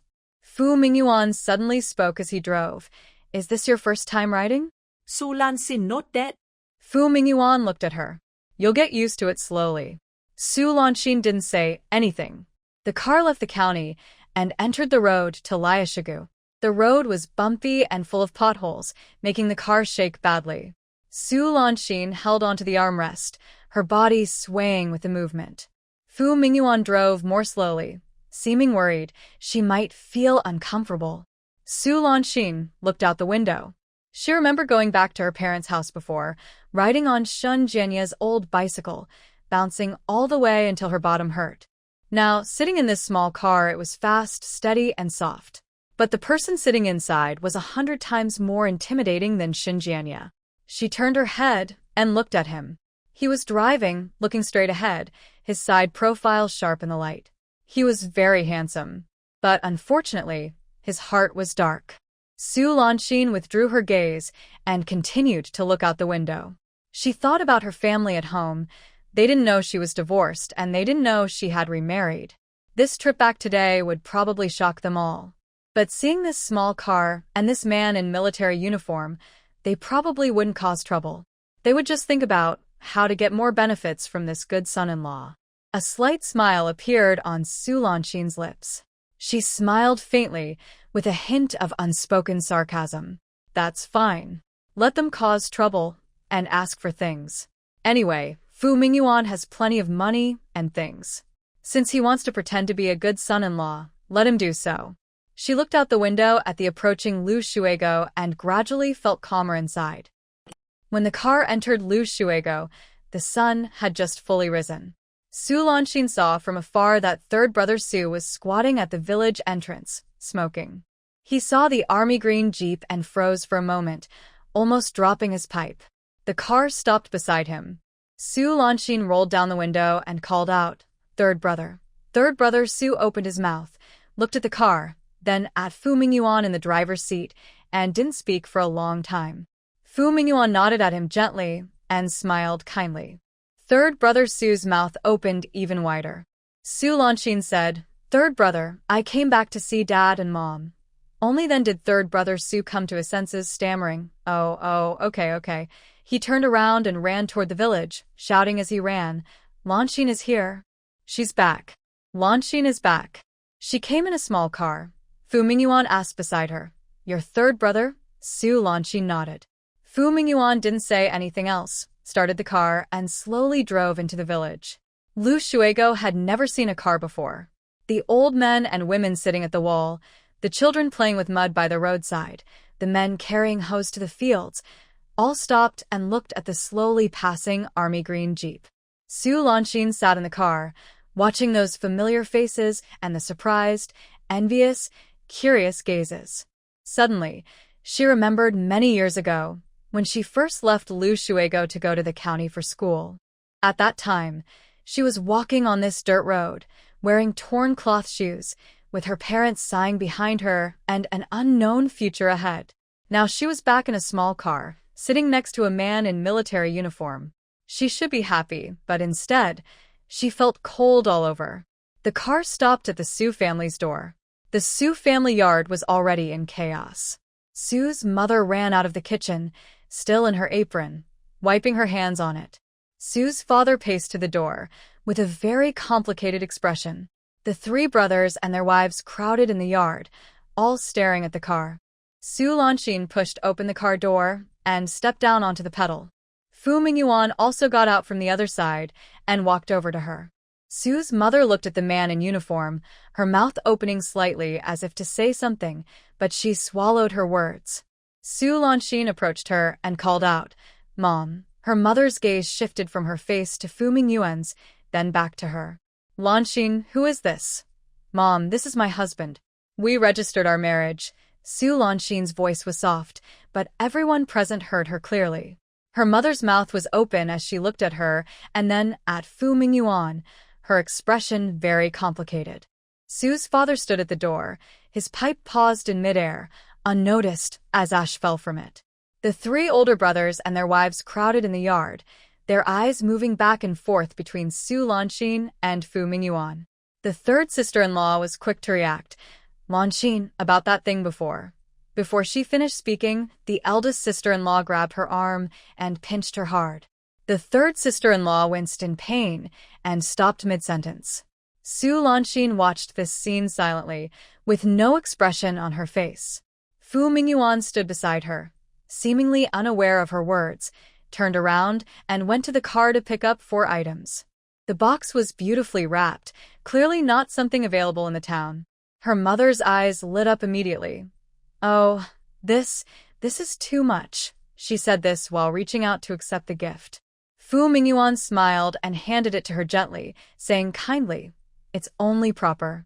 A small gift for the first visit. Her mother took the box, looked at it repeatedly, and her face was full of happiness. Sue's father also came over, tucked his pipe into his waist, and opened one of the boxes, revealing fine pastries inside. The third sister-in-law stretched her neck, eyes almost falling out. "How much do you think this costs?" Fu Mingyuan smiled but didn't reply. At this moment, the eldest sister-in-law realized what was happening and quickly said, "Come inside and sit. Sit inside. I'll go pour tea." The family finally came to their senses and hurriedly welcomed Fu Mingyuan into the house. In the main hall, Fu Mingyuan was led to the main seat. Sue's father sat beside him, while the eldest, second, and third brothers sat in a circle. Several sisters-in-law stood at the door, their eyes shifting between Fu Mingyuan and the boxes of gifts. Big sister-in-law brought tea and a plate of sunflower seeds, serving them so kindly it seemed almost too much. "Comrade Fu, please have some tea." Fu Mingyuan took the tea and smiled in thanks. Brother Su spoke up cautiously, trying to ask, "Comrade Fu, when did you marry Lanxin?" Fu Mingyuan glanced at Lanxin with a gentle look. "We just got the marriage certificate a few days ago. I've been busy with work and haven't had time to visit the elders." "That's my fault." Father Su quickly waved his hand. No, work is important, work is important." Second brother Su asked nearby, "Where do you work, Comrade Fu?" Fu Mingyuan replied, "At the military district. Now I'm on a small island in the south." Old third brother Su's eyes widened. "Military district? Are you in the army?" Fu Mingyuan nodded. Big brother Su asked again, "What rank are you?" Fu Mingyuan smiled lightly and said casually, "Deputy Regiment Commander." There was a moment of silence in the room. Deputy Regiment Commander. That's a rank most of the Su family didn't understand well. But they knew anyone with a high rank was an official. Father Su's smile deepened. Big brother Su and second brother Su exchanged glances, both with shining eyes. Several sisters-in-law looked at Fu Mingyuan, as if trying to see through his military uniform to find a hint of gold. Third sister-in-law finally couldn't hold back and asked, "Comrade Fu, your marriage is settled. But the bride price, you haven't given it yet, right?" As soon as she spoke, the atmosphere in the room became a little tense. Mother Su looked at third sister-in-law, wanting to say something but holding back. Father Su's expression changed, but he didn't speak. Fu Mingyuan smiled. "You're right, sister-in-law. I was careless." He took a thick stack of money from his pocket and placed it on the table. It looked quite thick, and they could tell it was a lot. Fu Mingyuan said, "This is the bride price, 180 yuan. I should have given it earlier. I was too eager to marry Lanxin, so I got the marriage certificate and came straight here to see the elders. Now I'm making up for the bride price. Please don't mind." The room fell silent again. 180 yuan. They had never seen so much money in their lives. Father Su reached out, then pulled back, then reached out again. He looked at the money stack, moving his lips but unable to speak. Mother Su's eyes were red, not sure if she was excited or overwhelmed. Fu Mingyuan placed the money into Father Su's hand with a smile and said, "The elders can keep this. Lan Xian married me, and I feel I have reached too high. If you need anything in the future, just tell me." Father Su held the stack of money, his hands trembling. This is too much. I can't accept it." But he didn't let go of the money. His sisters-in-law stared at the money, wishing they could see through it. Big brother Su cleared his throat and broke the silence. "Comrade Fu is too kind. Lan Xian marrying you is her good fortune." Second brother Su nodded. Yes. "Comrade Fu is young and capable. With Lan Xian with you, we are at ease." Third brother Su muttered softly and also looked at the money. Lan Xian sat nearby, watching this scene, feeling a deeper chill in her heart. She had already known this would happen. 180 yuan, and she was sold. Suddenly, she wanted to laugh. But her lips only curved slightly, and she couldn't smile. At this moment, her sister-in-law spoke again. this time directly to Lan Xian. Lan Xian, Comrade Fu is so good. You must treat him well and live happily together. Don't cause trouble, understand? Lan Xian looked at her silently. Second sister-in-law also said, Exactly, exactly. Comrade Fu is a deputy regiment leader. If you follow him, you'll be blessed. Don't be so clueless. Mother Su also spoke softly, with a hint of flattery. Lan Xian, Comrade Fu is a good person. You should listen to him. Living peacefully with your husband, understanding. Listening to these words, each one felt like a needle stabbing her heart. No one asked why she was changing husbands. No one cared about how she was doing. No one wanted to know if she was willing. They only saw the 180 yuan, the few boxes of gifts, and the man in military uniform. They had long stopped caring about her. Fu Mingyuan suddenly spoke from beside her. Actually, I am worried about one thing, Father Su hurriedly asked. What is it? Fu Mingyuan looked at Lan Xian with a hint of helplessness in his eyes. Lan Xian seems reluctant to follow me to the military camp. Maybe I haven't done well enough, which makes her uneasy. The room suddenly exploded. Sister-in-law 3 was the first to shout. What? Not willing? Lan Xian, are you out of your mind? Second sister-in-law also got anxious. Comrade Fu is a deputy regiment leader. If you follow him to the military camp, you'll be blessed. And you still don't want to. My sister-in-law rarely speaks, and her tone is serious. Lanxin, don't be so naive. Comrade Fu has been very good to you. You can't let him down. Mother Su holds Lanxin's hand, with tears in her eyes. Lanxin, don't be foolish. I've never seen anyone as kind as him in my life. If you stay with him, your future will be safe. You mustn't cause trouble. Lanxin looks at them, at their faces and words. Suddenly, she remembers her first marriage. Back then, they were just like this, fussing over Xinjiania and saying all kinds of good things. Now, it's the same with someone else. As long as there's money and power, they're satisfied. As for her, she doesn't care. Fu Mingyuan watches from nearby, with a gentle smile, but deep inside his eyes, something flickers. Lanxin sees it. It's pride. He's proud. He spent 180 yuan, a few gifts, and a title of deputy squad leader, and bought her family over. Now they all stand on his side, helping him speak. What can she do? Lanxin lowers her head and softly says, I didn't say I wouldn't go. Fu Mingyuan looks at her with a hint of tenderness. That's good. Mother Su breathes a sigh of relief and smiles. That's right, that's right. Lanxin is just stubborn but kind-hearted. She understands deep down. Third sister-in-law also smiles. Comrade Fu don't mind her. Lanxin is like that, but she's actually obedient. Lanxin listens silently, saying nothing. At lunch, Mother Su kills the old hen that lays eggs. The chicken is stewed until tender, with a layer of golden oil on the surface. Mother Su carefully places the chicken leg into Fu Mingyuan's bowl, very attentive. Comrade Fu, eat more. This is our own chicken, very fragrant. Fu Mingyuan thanks him with a smile, takes a bite and praises. It's delicious. Mother Su's smile deepens. Father Su also raises his glass frequently, drinking with Fu Mingyuan.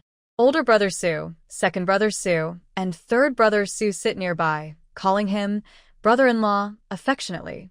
Lanxin sits beside them, quietly eating her meal. Suddenly, she remembers when Xinjiania first came, they also killed a chicken. Back then, they were just like this, fussing around. Now, Xinjiania is somewhere unknown, and another chicken has been killed.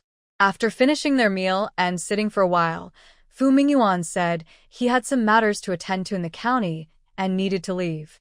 The Su family saw him off at the door, exchanging polite words. Su's mother held Su Lanxin's hand softly and whispered, Lanxin, be good and get along well with Comrade Fu. Don't cause trouble. Your brothers are counting on you. Su Lanxin looked at her silently. Believing she understood, Su's mother patted her hand and let go. Su's father stood nearby, smiling, but there was something in his smile that Su Lanxin couldn't quite understand. He simply said, travel safely. Fu Mingyuan smiled and responded, opening the car door for Su Lanxin to get in. The car started and slowly drove out of Lu Shugo. Su Lanxin sat in the front passenger seat, watching the familiar dirt roads, walls, and crooked trees outside the window, gradually fading behind her. Fu Mingyuan drove quietly, without speaking. After a while, he suddenly broke the silence, Lanxin. Su Lanxin didn't turn around. Fu Mingyuan paused and then said, "Don't think too much about what happened today. I know you're upset inside." Su Lanxin remained silent. He continued, "Your family is doing that for your good. Don't blame them." Finally, Su Lanxin turned her head to look at him. "Fu Mingyuan, do you remember the bride price? Was it something you thought of last minute, or had you prepared it long ago?" Fu Mingyuan was taken aback. Su Lanxin looked at him, a gentle smile forming on her lips. "Anyway, thank you for caring about me." Seeing her smile, Fu Mingyuan felt a sudden stir in his heart. She was smiling. The tension in his heart eased a little. It seemed this trip wasn't wasted. 1,800 yuan, a few gifts, a few words, he had bought her family support. As long as her family stood by him and spoke for him, she would gradually come around. That's just how women are. As long as he cut off her escape routes and handled her family, she would eventually accept it. The car entered the county and stopped at the alley entrance. Su Lanxin pushed open the door and got out. Fu Mingyuan also got out, took a piece of paper from his pocket, and handed it to her. "This is my address. I'll be leaving next week. When you've finished your work here, come find me." Su Lanxin took the paper, glanced at it, and put it in her pocket. Fu Mingyuan looked at her and said, "Lianxin, I know you haven't fully understood yet, but I believe you will come around." Su Lianxin nodded. Fu Mingyuan waited for a while, but no other words came. He smiled, got into the car, started it, and drove away. Su Lianxin stood at the alley entrance, watching the army green Jeep drive farther and finally disappear around the corner. Then she turned around, entered the yard, and closed the door. Leaning against the door, she took a deep breath. Fu Mingyuan. "Do you think you've won? Just wait and see." Meanwhile, in Beijing, the atmosphere in the Fu family living room was as cold as an ice cellar. Fu's mother sat on the sofa, her face pale and angry, clutching her teacup so tightly it creaked. Fu's father stood by the window, with his back to her, saying nothing. There was a letter on the coffee table. It was written by an old subordinate of Fu's father. He worked in the military district and accidentally saw Fu Mingyuan's marriage report. He thought something was wrong and quickly wrote to inform his superior. Comrade Fu Mingyuan, approved by the organization this month, registered marriage with Comrade Su Lianxin. Fu's mother read the letter over and over. Each time she read it, her face grew more grim. She clenched her teeth and read the name aloud. Su Lianxin? Who is that? Where did she come from? What's her background? Fu's father turned around and looked at her. "I checked. She's from the countryside, works at the county supply and marketing cooperative, and is divorced." Fu's mother froze. "Divorced?" Fu's father nodded. Fu's mother's teacup suddenly dropped to the ground, spilling tea everywhere. "A divorced country girl? He married a divorced country girl?" Her voice rose sharply, and her eyes turned red. "I arranged for Miss Lin. A match made in heaven. Good for his future. And he? He marries a divorced countrywoman." Fu's father didn't reply, only sighed. He hadn't expected his son to do this. He secretly submitted the marriage report and got the certificate without telling the family. By the time they found out, it was too late. Fu's mother stood up, pacing around the living room, muttering, "How dare he? How dare he? What about Miss Lin?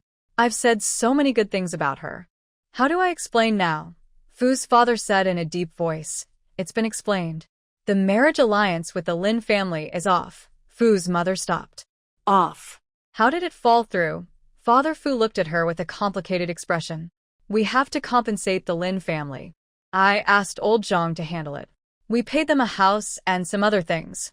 Mother Fu's face turned pale. "A house? A house in the capital city. How much is it worth?" She remembered the house she prepared for Fu Mingyuan, which was meant for Miss Lin. Now? That house was renamed and given to that rural woman. Meanwhile, they have to pay the Lin family another house. The more she thought about it, the angrier she became, trembling all over. She clenched her teeth. It's that fox. She seduced my son. A divorced rural woman. What makes her worthy of marrying my son? She must have used some tricks. Father Fu said nothing. He knew this matter wasn't so simple. He knew his son well. Fu Mingyuan had his own ideas from a young age. Whatever he wanted to do, no one could stop him. Whatever he didn't want to do, no one could force him. Marrying that rural woman was definitely part of his plan, but what exactly that plan was, he didn't know. Mother Fu kept cursing, and suddenly stopped. No, I have to go see for myself. I want to see what that fox looks like. Father Fu frowned. What are you going to do? The marriage is already over. Can it be undone? Mother Fu sneered. Undo? Military marriages are hard to break. But I have other ways. She's a rural woman, inexperienced. I've got plenty of ways to make her give up. Father Fu looked at her, wanting to say something, but he swallowed it back. He knew he couldn't stop her. In the Lin family's living room, the atmosphere was much more relaxed. Miss Lin sat on the sofa, flipping through a book, listening to her mother chatter beside her. Someone from the Fu family came by. They said Fu Mingyuan is already married. Can you believe this? We've prepared so long, and they say if he doesn't want to marry, he won't. Miss Lin looked up and interrupted her. Mom, they've gotten married. Just let it go. Lin's mother glared at her. Let it go? Do you know how much the Fu family paid? A house, Miss Lin smiled. Isn't that good? We got a house for free. Lin's mother was so angry she couldn't speak. Miss Lin lowered her head and kept reading, but a small smile played on her lips. I've met Fu Mingyuan a few times. He's really handsome, but I don't like his eyes. They're too fake. Gentle and polite. Everything is just right. But behind those eyes, there are too many things hidden, making it hard to see through. Now he is married to a woman from the countryside. She, in turn, feels relieved. No longer needing to marry him, no longer having to spend her life with such a person. As for that countryside woman, Miss Lin shakes her head, dismissing the thought. That's Fu Mingyuan's matter, not hers. She turns a page in her book and continues reading. On the day Fu Mingyuan arrived on the island, the sky was gray, and the sea breeze carried a salty smell. When the boat docked, he stood on the deck, looking at the dull gray buildings in the distance. A few rows of simple houses, a playground, some antennas, and scattered guards. This was the place he would stay from now on. A southern island military base. Deputy Battalion Commander. His position had been promoted, but this place was even more desolate than he expected. His communication officer, Zhao, in his early 20s, tall and thin, kept talking all the way. Deputy Battalion Commander, you arrived just in time. The house has just been cleaned up, over at the family quarters. It's 3 rooms with a small yard, much better than the single dormitory. Next door is Deputy Battalion Commander Lu's house. He's a good guy. You should get to know him better in the future. Fu Mingyuan listened and nodded occasionally. When they reached the family quarters, he stopped in front of the row of houses and looked at them. The houses were indeed newly cleaned, with fresh paint on the walls and bright windows. The yard was small, but enough to grow some vegetables and raise a few chickens. He pushed open the door. Inside were 3 rooms, a main hall in the middle with bedrooms and a kitchen on either side. The furniture was simple but complete. Zhao, the communication officer, said beside him, Deputy Battalion Commander, you rest first. Call me if you need anything. Fu Mingyuan nodded and saw him off. Then he stood in the middle of the main hall, looking at the empty house, and suddenly remembered Su Lanxin's face. If she came, he would treat her well, do his best to be good to her. After all, he had used a little trick to get her. Occasionally, the sounds of women and children could be heard, adding some life to this lonely island. When he reached his row of houses, he was about to take out his keys, but the door next to him opened. Someone stepped out. Fu Mingyuan froze. It was a familiar face. A round face, curved eyebrows, small but bright eyes. Short hair, ear-length, wearing an old blue cloth shirt, holding a basin of water. Suwan. She saw him, and her steps paused. Just for a moment, so quick it was almost invisible. Then she lowered her head, carried the basin, and walked toward the drainage ditch. Fu Mingyuan stood there, watching her bend down to pour water, then straighten up, then turn around. Her gaze flicked over his face, like she was looking at a stranger. Then she pushed open the door and went inside. At the moment the door closed, Fu Mingyuan heard a man's voice from inside. "Who is it?" Suwan's voice was very soft. "No one, just the neighbor, seems new here." Fu Mingyuan stood there, still clutching his keys. He hesitated for a moment, then opened the door and went in. The room was dark. He didn't turn on the light. He sat in the darkness, watching the walls separating the two houses. Suwan, he never expected to see her so soon. He knew she was on this island. He had known even before he was transferred here. But when he actually saw her, his heart still stirred. That face, that person, those years. He closed his eyes and leaned back in his chair. It was many years ago. Back then, he had just joined the army, and she was still in school. Her father and his father were comrades in arms, and their families occasionally visited each other. He first saw her at a gathering. She sat quietly in a corner, not talking much, but her eyes shone brightly when she looked at people, unforgettable.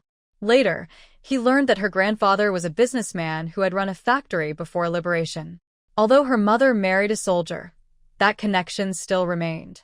He didn't care. What he cared about was her. But his family cared. When his mother first found out about his feelings for Suwan, she was furious and opposed him strongly. A granddaughter of a capitalist. If you marry her, what about your future? But he always felt that his mother's reaction wasn't entirely because of that. He argued, caused trouble, but it was no use. Later, her grandfather was reported, and the whole family was sent to a farm for re-education. Her mother, having married a soldier, escaped the worst, but could no longer hold her head up high. During that time, Suwan's life was very hard. He knew. He wanted to help her, but couldn't. Later, she married someone, a deputy battalion commander from a poor farming family, surnamed Liu. He was the person he helped her choose. He was easy to handle and, most importantly, had a clean background that could help her. After she married, he gave up hope. Then, he met Su Lanshin, a divorced woman from the countryside. She was pretty, smart, and easy to control.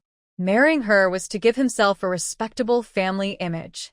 Her background of 8 generations of poor farmers could help him get promoted. Most importantly, she was good-looking, and he found her pleasing to look at. But now, sitting in this dark house, with Suwon just next door, the feelings he had suppressed started to surface again. The next morning, Fu Mingyuan got up, tidied himself, and prepared to go to the group headquarters. As he stepped out, the door next door also opened. A man in his 30s, with a square face and dark skin, wearing a military uniform with a deputy battalion commander's insignia, came out. Seeing Fu Mingyuan, he paused briefly, then smiled. "You must be the new deputy battalion commander, Fu, right? I'm Liu Daong, living next door." Fu Mingyuan smiled and extended his hand. "Fu Mingyuan, please take care of me." Liu Daong shook his hand firmly and shook it with a sincere smile. "No need to be polite. We're neighbors. If you need anything, just ask." He then called into the house. "Suwan, come out and meet the new deputy battalion commander." The door opened. Suwan came out, head lowered, walking over to Liu Daong. Liu Daong put his arm around her shoulder and smiled. "This is my wife, Suwan." Suwan looked up and glanced at Fu Mingyuan, her gaze like she was seeing a stranger. "Good morning, deputy battalion commander," she said softly. Fu Mingyuan nodded and smiled. "Hello, sister-in-law." They looked at each other for a second. Just 1 second. Then Suwan lowered her head, and Liu Daong smiled and said, "Keep in touch. If you're here alone and need help, just say so." Fu Mingyuan smiled and responded. Liu Daong said a few more words, then took Suwan and left. Fu Mingyuan stood there, watching the backs of the two people. Liu Daong walked quickly, with Suwan following quietly behind, her steps light. After walking a short distance, Suwan suddenly looked back. She glanced at him. That glance was very quick, so fast that it was almost impossible to see. Then she turned her head and continued walking. Fu Mingyuan stood there, watching her back grow smaller and smaller. The sea breeze blew in, salty and cool. Suddenly, He remembered many years ago, when she was the same, walking ahead, and he was behind, watching her. He stood there for a long time, then turned around and headed toward the group headquarters. That night, Fu Mingyuan lay in bed, unable to sleep. The room was dark, with only a little moonlight coming through the window. He heard some sounds from the next room. Lu Daong talking, Su Wan responding occasionally, the clattering of dishes, the sound of water being poured out. Those sounds were very soft, very gentle, but he could hear them clearly. He turned over, facing the wall. The wall was thin, so thin that he could hear the movements from next door. He heard Lu Daong yawn and say, "Time to sleep." He heard Su Wan softly respond with a, He heard the lights go out, the bed creak, then everything was quiet. He closed his eyes. His mind kept replaying Su Wan's face. Suddenly, he remembered the day she got married. He didn't go, but someone delivered a gift. Later, he heard Lu Daong treated her well, but she always remained indifferent toward him. He thought she was doing well, but now she was right next door. He also thought of Su Lanxin, that woman still in the county town, the woman he exchanged for a house and savings book, the woman whose eyes always held a scrutinizing look when she looked at him. Would she come? He told her to come, so she had to come, because he didn't give her any other choice. He only knew he needed her to come. He needed a wife, a home, a reputation of innocence. And now, Su Wan was next door, and he needed her even more. After Fu Mingyuan left, Su Lanxin didn't immediately handle her work. She went to work as usual every day, left as usual, and stayed alone in that small courtyard. Her colleagues at the supply and marketing cooperative still congratulated her, joked with her, and said, "Lanxin, you're really lucky." She smiled and responded normally, showing no sign of anything unusual. But when she returned to the small courtyard at night and closed the door, her mind started to think. Follow the army. Go to the island. That was the plan arranged by Fu Mingyuan, but she didn't want to accept it passively. She had finally escaped from Lu Shu Gully, finally stood firm in the county town, finally had her own house, her own job, and her own money. Now, they wanted her to give all that up and go to an unknown island? Why should she? She thought for a week and came up with a plan. The county chief, Director Zhang. She had saved his life once. That morning, she helped him up from the ground, gave him a piece of candy, and then left without asking for anything. Later, he came to the supply and marketing cooperative to find her, left his address, and told her she could come to him if she had any trouble. She remembered that address well. It was one of her backup plans. She hadn't planned to use it before, but now she had to. County Chief Zhang controlled the county town. If he spoke, the supply and marketing cooperative wouldn't dare ignore him. As long as he asked, Director Li would have to back down, and she wouldn't have to go. Fu Mingyuan, no matter how powerful, couldn't oppose the county chief. Su Lanxin thought about this plan repeatedly for several days. The more she thought about it, the more feasible it seemed. That afternoon, she finished work early, bought a good bottle of wine, and a box of delicate pastries at the supply and marketing cooperative. Carrying these, she headed to County Chief Zhang's residence. The government staff compound was among a cluster of buildings. Su Lanxin stood at the gate, looking at the dull gray buildings, feeling a bit nervous. She had never been to such a place before. There was a guardroom at the entrance. An old man poked his head out, looked her over, and asked, "Who are you looking for?" Su Lanxin gave the address. The old man glanced at what she was holding, then curled his lips and said, "Go in." Building 3, second floor. Su Lanxin entered, found Building 3, and climbed to the second floor. Standing in front of the door, she took a deep breath, raised her hand and knocked. The door opened. A woman, in her 30s, chubby, wearing a deep blue jacket made of a shiny fabric that looked expensive, smooth like silk but not quite, stood in the doorway. When she saw Su Lanxin, she paused for a moment. Then her gaze moved from top to bottom, then bottom to top, inspecting her thoroughly, finally settling on her face and stopping there. Su Lanxin could feel what was in that gaze. It was caution and something else. "Who are you looking for?" the woman asked, her voice quiet but with a commanding tone. Su Lanxin felt a little uncomfortable under her gaze but still smiled and asked, "May I ask if Director Zhang is at home?" The woman's expression changed again. She didn't move aside or invite her in. She just stood at the door, looking her up and down. "Who are you?" Just as Su Lanxin was about to speak, a man's voice came from inside. "Who is it?" The woman turned slightly, but didn't look back. She simply said, "A woman." Su Lanxin quickly raised her voice. "Director Zhang, it's me." Su Lanxin. There was a moment of silence inside. Then footsteps approached, and the door was fully opened. Director Zhang appeared at the door. He saw her, paused for a moment, then smiled. "Little Su? Come in, come in." He stepped aside, and the plump woman had no choice but to move aside as well. Su Lanxin stepped over the threshold and handed something to him. "Director Zhang, a small token of respect." The plump woman reached out to take it, looked at it, and her expression softened a little. Director Zhang smiled and said, "You came all this way, and you bring something? Sit down, sit down." Su Lanxin sat on the sofa and looked around the room. The living room wasn't big, but was very tidy. The furniture was solid wood, looking sturdy. There was a certificate hanging on the wall, praising someone as an outstanding worker. The plump woman put the gift aside, stood there, and kept staring at Su Lanxin. Director Zhang said, "This is my wife. Go and pour some water." The woman hesitated for a moment, then turned to pour water. She placed a glass of plain water in front of Su Lanxin, without any tea leaves. Then she looked at Director Zhang and then at Su Lanxin, turned around, went into the bedroom, and closed the door. Su Lanxin looked at the closed door, feeling a bit uneasy. But Director Zhang seemed unaware, still smiling kindly. "Little Su, long time no see. Are you doing well at the Supply and Marketing Cooperative?" Su Lanxin nodded. "Yes, very well. Thank you for your concern, Director Zhang." He waved his hand with a smile. "Don't call me Director, just call me Uncle Zhang." Su Lanxin smiled but didn't reply. County Chief Zhang looked at her with concern in his eyes. "You came to see me today.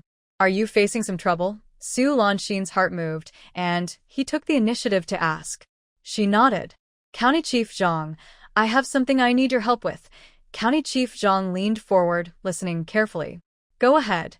Su Lanxin thought about her words carefully. "I've worked at the Supply and Marketing Cooperative for a long time, and everything has been fine. But recently, someone has been pressuring the cooperative, trying to make me transfer my work. I don't want to lose this job." County Chief Zhang frowned. "Who is pressuring you?" Su Lanxin hesitated. "I don't know exactly who it is. But I know it's someone from higher up." She was cautious and didn't mention Fu Mingyuan's name. County Chief Zhang thought for a moment. "Matters at the cooperative shouldn't normally concern me directly. But if someone from outside is involved, I want to see who in this town has that much power." He stood up, walked to the corner desk, and picked up the phone. "Wait a moment, I'll make a call." Su Lanxin nodded, feeling relieved. It's good that he's willing to help. She had helped him before, and he remembered that. County Chief Zhang dialed a number and waited for a while. "Hello, Oldly? It's me, Zhang. I have a question. Recently, has anyone at your Supply and Marketing Cooperative been pressuring someone named Su Lanxin to transfer her work?" He listened to what was said on the other end, but Su Lanxin couldn't hear clearly. She only saw County Chief Zhang's expression. From anger, to surprise, to calm, his face changed little by little. Finally, he nodded a few times, said, "I see," and hung up. He stood there, holding the phone, without turning around. After several seconds, he finally turned to face her. His expression had changed again. Still kind, but beneath that kindness, there was something else. Su Lanxin's heart sank. County Chief Zhang came back and sat across from her. His gaze changed. He spoke, his voice still gentle, but with a different tone. "Xiao Su, is your partner named Fu Mingyuan?" Su Lanxin clenched her hands. "Yes." County Chief Zhang nodded. "Vice Group Leader, from the capital?" Su Lanxin didn't answer. Director Zhang looked at her and sighed. "Xiao Su, I know about your situation." He paused and continued. "Your husband has indeed been informed. But that is a normal job transfer. Since you are a military family member and follow your husband with the troops, it's a natural thing." Su Lanxin's heart sank completely. Director Zhang looked at her with a complicated expression. Xiao Su, you saved me, and I remember that favor. But I can't help you with this matter. Su Lanxin opened her mouth to say something, but swallowed it back. He sighed again. Your husband is a soldier, and you are a military wife. You should support his work. Don't hold back the progress of the revolution. Handle your work quickly and reunite with your husband sooner. That is what you should do. Listening to these words, each one felt like a needle stabbing her heart. She thought she had a good card. She believed Director Zhang was the most powerful in the county and that his words carried weight. But with just a phone call, he knew who Fu Mingyuan was and who the Fu family was. He dared not offend them. She had saved him, but that little favor couldn't compare to their background. She sat there feeling cold all over.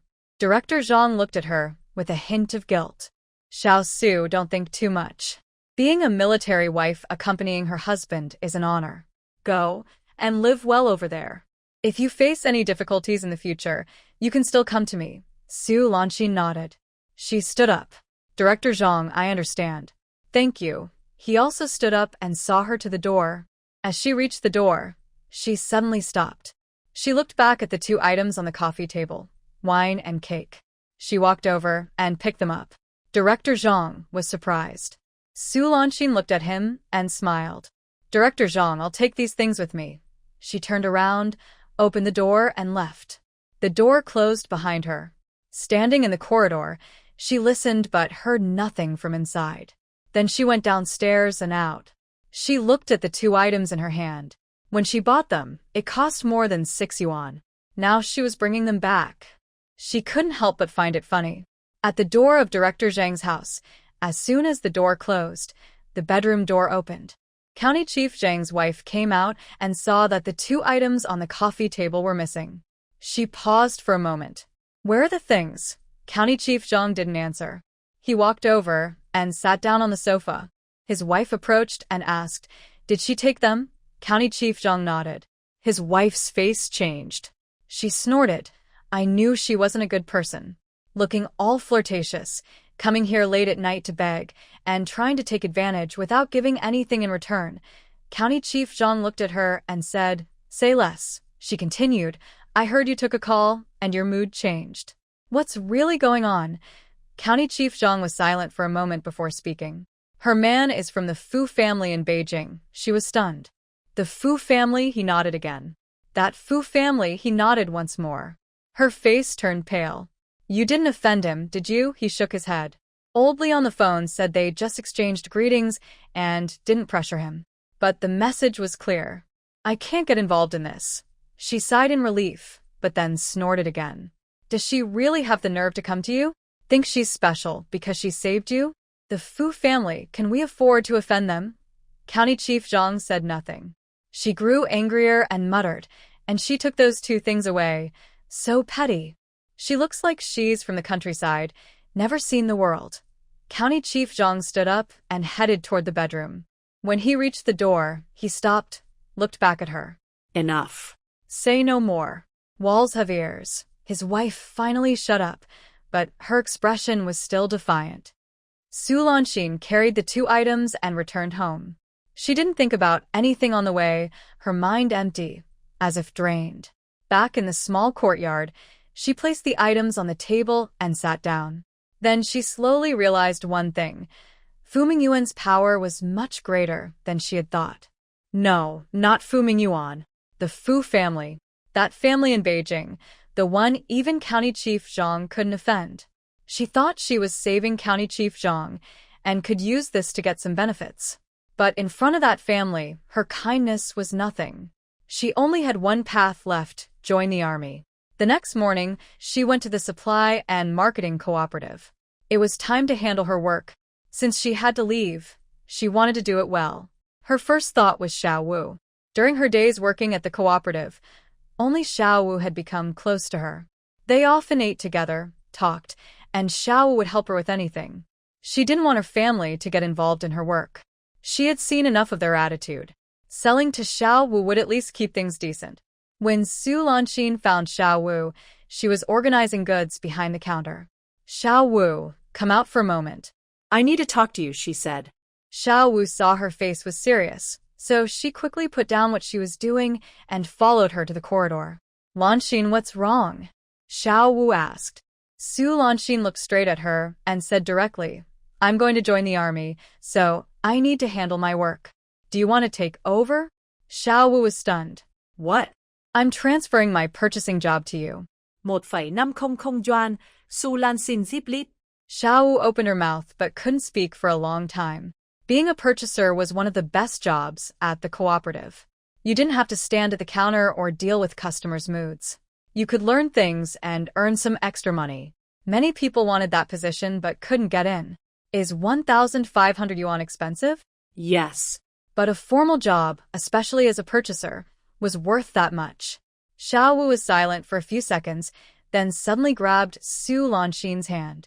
Lanxin, wait for me. I'll go ask right now.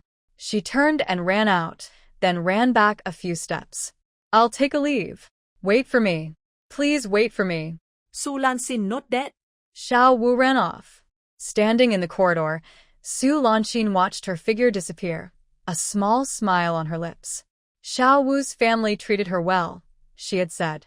Her mother-in-law considered her like her own daughter, and her sister-in-law was like a sister. Xiao Wu's sister-in-law was unemployed and might have to go to the countryside if she couldn't find a job. Su Lanxin was sure Xiao Wu would seize this opportunity. She was right. Xiao Wu ran all the way home, out of breath. When she pushed open the door, her mother-in-law was busy in the kitchen, and her sister-in-law was sitting in the main room mending shoes. Breathless, Xiao Wu said, Mom. Sister. Good news.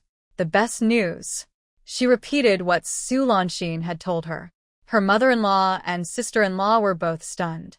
Purchaser, 1,500 yuan.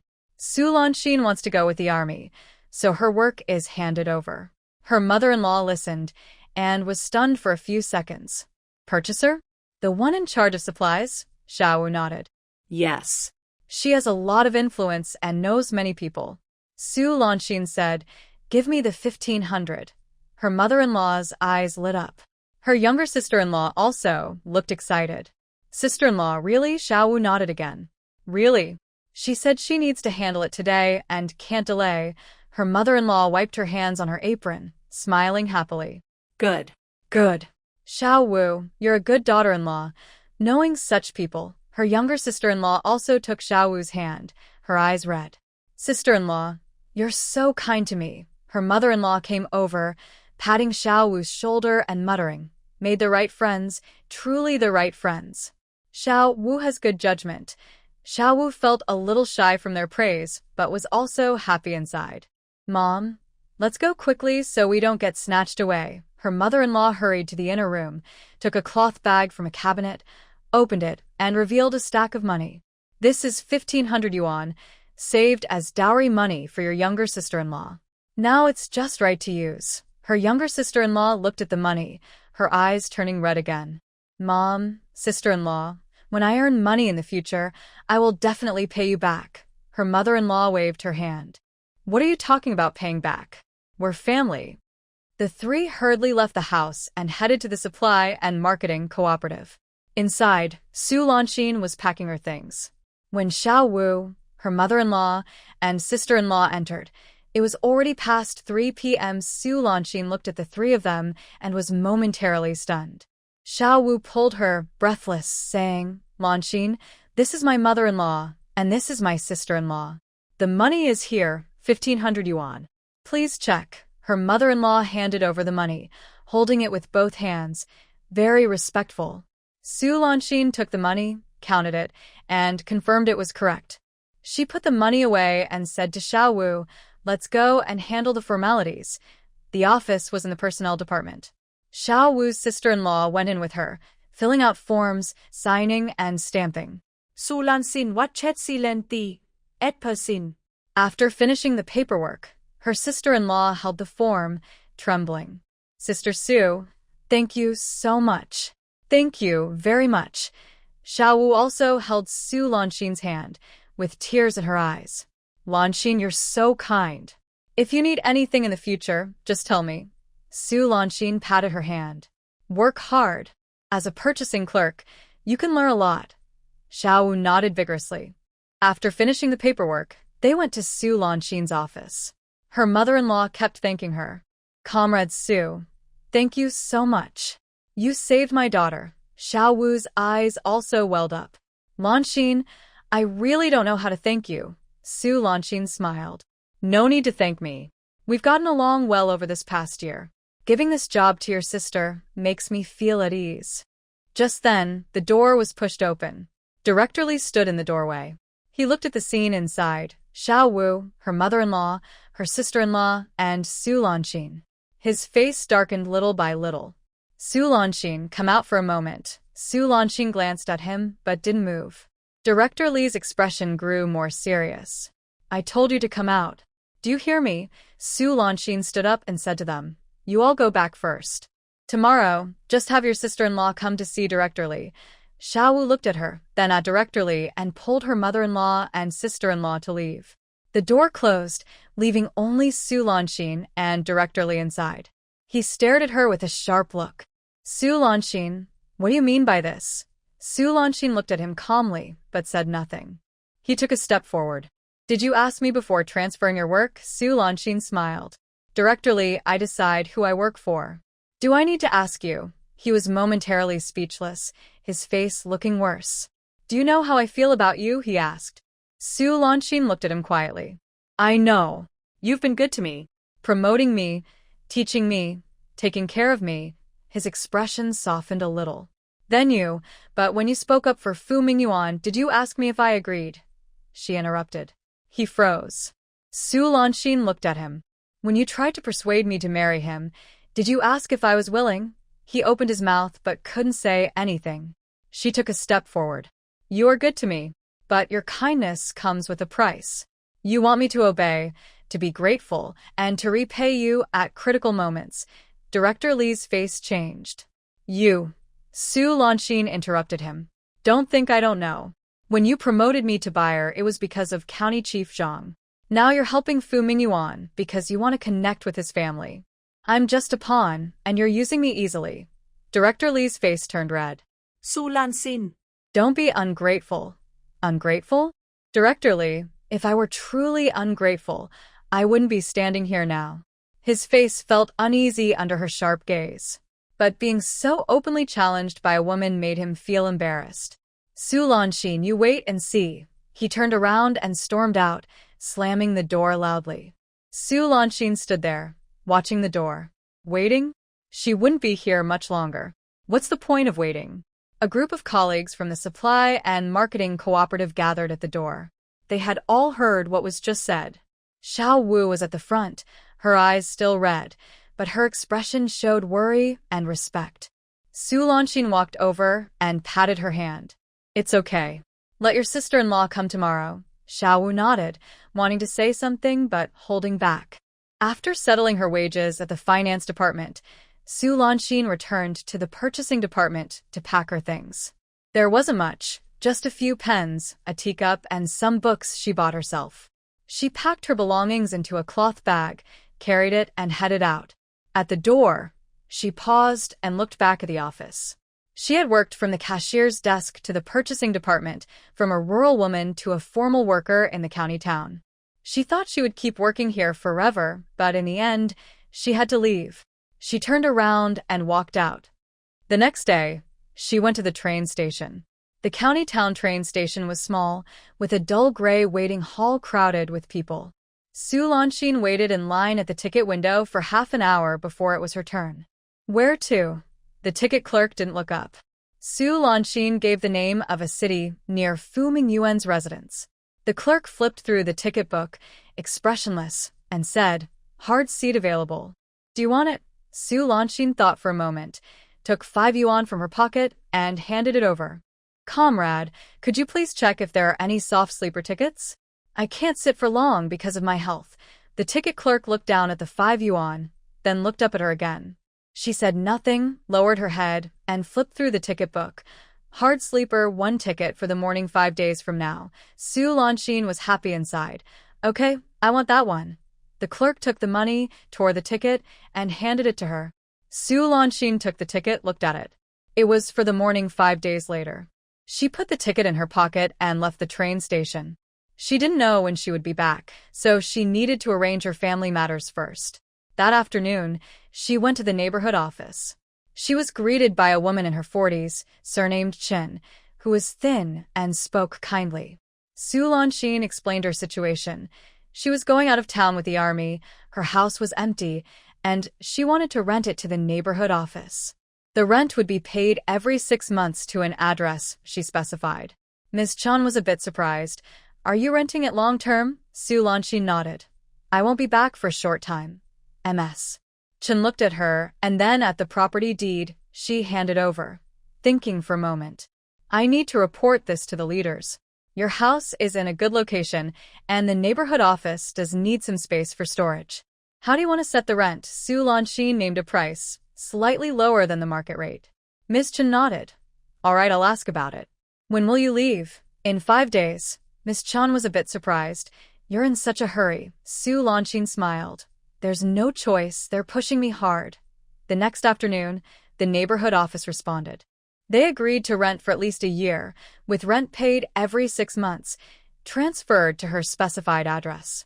Su Lanxin signed the contract, received the first rent payment, and handed the keys to Ms. Chen. As she left the neighborhood office, she looked back. That small courtyard would no longer be hers, at least for now. She touched her chest. The property deed was still in her space. That was her route. Over the next 2 days, she tidied up her home. Clothes, quilts, and valuable items were all stored in her space. The remaining old clothes she folded and put in the cabinet, keeping them to take with her. She had a little food left, and there were 2 rows of green vegetables in the garden. She pulled all the vegetables out, stir-fried 2 large plates, packed them into lunch boxes, and stored them in her space. Food was also prepared, steamed buns and rice, everything cooked and put away. The space was filled with even more things. The day before leaving was a weekend. Early in the morning, Su Lanxin took out a bottle of wine and a box of pastries from the space. They were the items she almost gave to Director Zhang. She carried them to visit her high school homeroom teacher, who had helped her before. Teacher Zhou's house was the same as always. Su Lanxin stood at the door, took a deep breath and knocked. The door opened. Zhou Huimin was standing there, surprised to see her. Lanxin? Su Lanxin Samai. Teacher Zhou. Zhou Huimin stepped aside to let her in, saying as she did, Child, you come by and you bring things too? Su Lanxin placed the items on the table and smiled. A small token of thanks. I can't refuse it. Zhou Huimin looked at the 2 items, then at her, with a complicated expression. You, child. She didn't say more, just sat down with Su Lanxin and poured her a glass of water. How have you been lately? Is work going well? Su Lanxin took the water and paused for a moment. Teacher Zhou, I'm leaving. Zhou Huimin was stunned. Leaving? Going where? Su Lanxin looked at her and slowly said, With the army. I got married again. Zhou Huimin's mouth opened slightly, wanting to say something, but then swallowed her words. After a few seconds, she spoke, her voice a little choked. Married again? Su Lanxin not dead. Zhou Huimin looked at her with a mix of sadness and confusion. And that Xinjiania? Su Lanxin's hand paused. She had expected this question from Teacher Zhou. Divorced. Zhou Huimin was silent for a moment. Can't go on anymore? Su Lanxin not dead. Zhou Huimin sighed. Divorcing is for the best. I never thought much of that child. She paused and then asked, Who is he now? Su Lanxin said, A soldier. Deputy battalion commander. On an island in the south. Zhou Huimin's eyes widened. Deputy battalion commander? Su Lanxin nodded again. Zhou Huimin looked at her with a very complex gaze, surprise, relief, and a faint worry. Does he treat you well? Su Lanxin paused and then smiled gently. That's good. From her smile, Zhou Huimin didn't see anything wrong. She let out a sigh of relief, holding Su Lanxin's hand, her eyes a little teary. That's good. That's good. You've had a hard life, but you deserve some happiness. Hearing this, a twinge of sadness rose in Su Lanxin's heart. She said nothing, just lowered her head, looking at the water cup in her hands. Zhou Huimin looked at her and suddenly remembered something. Lanxin, when you go over there, what do you plan to do? Su Lanxin looked up. Zhou Huimin's expression became serious. Let me tell you, no matter how good your marriage is, women need to have their own work. You are educated, graduated from high school. You can't just stay at home taking care of a man. Su Lanxin's heart moved. Zhou Huimin continued, following the army means going with him. But you can't just follow him. You need your own job, your own income, your own place. That way, no matter what happens in the future, you won't be afraid. Su Lanxin looked at her, her eyes a little moist. No one had ever told her these things. Only teacher Zhou had. Zhou Huimin held her hand, speaking earnestly. Lanxin, you are my student, one of my most proud students. You're smart, hardworking, and resourceful. Someone like you shouldn't rely on a man to live. Su Lanxin's throat felt tight. She opened her mouth, wanting to say something but couldn't. Zhou Huimin looked at her with concern. I know it's not easy for you. Coming from the countryside alone, working hard to stand firm, and now you're about to leave. But I believe in you. No matter where you go, you'll be able to stand on your own. Su Lanxin nodded hard, tears welling up in her eyes. She held them back, not letting them fall. She spoke, her voice a little hoarse. Teacher Zhou, don't worry. I will be fine. No matter where I go, I will stand tall. One day, I will make you proud of me. Zhou Huimin smiled, and as she smiled, her eyes also turned red. Good. I'll be waiting. That noon, Teacher Zhou invited her to stay for lunch. It was still cabbage stewed with vermicelli and plain rice. Su Lanxin ate, feeling it was especially delicious. When she was about to leave, Teacher Zhou handed her back the bottle of wine and the box of pastries. Eat on the way. Don't give them to me. I can't eat alone. Su Lanxin refused to take them. Teacher Zhou glared at her. Hold this. Send it to me later, just like before. Su Lanxin had no choice but to take it. Standing at the door, she looked back at Teacher Zhou. Teacher Zhou, I'm leaving now. Zhou Huimin stood inside the door and waved at her. Go ahead. Be careful on the way. When you get there, write to the teacher. Su Lanxin nodded. She turned around and walked out. A few steps later, she looked back again. Teacher Zhou was still standing at the door, watching her. Su Lanxin waved goodbye, then turned and strode forward. After leaving the alley and reaching the street, she stopped. Tears finally fell. She stood by the roadside, wiped her eyes, then wiped them again. After leaving Teacher Zhou's house, she went to the post office. The post office was about to close. Only one staff member was left, packing up. Su Lanxin walked in and knocked on the window. Comrade, I need to make a phone call. The staff member didn't look up. Where to? Su Lanxin recited a number. It was the local phone number that Fu Mingyuan had left her. The staff dialed the number and handed her the receiver. She took it and waited. The phone rang a few times before someone answered. A young voice came from the other end. Headquarters, who is this? Su Lanxin said. I want to speak to Fu Mingyuan. There was a pause. Deputy Commander Fu? Please hold on, I'll transfer you. The phone rang again, then was picked up. Hello. It was an unfamiliar voice, not Fu Mingyuan's. Su Lanxin asked, Is Fu Mingyuan there? The other side replied, Deputy Commander Fu is at the training ground. Who are you? Su Lanxin said. I am his wife. Please tell him that I have a train at 9 a.m. tomorrow morning, arriving at 1 p.m. the day after tomorrow. Ask him to come pick me up. There was a moment of silence, then they said repeatedly, Okay, I will definitely tell him. Su Lanxin responded with an then hung up. She didn't say anything more, as there was nothing to say. At the training ground, Fu Mingyuan was leading a team in training. The sun was so hot that everyone was sweating profusely.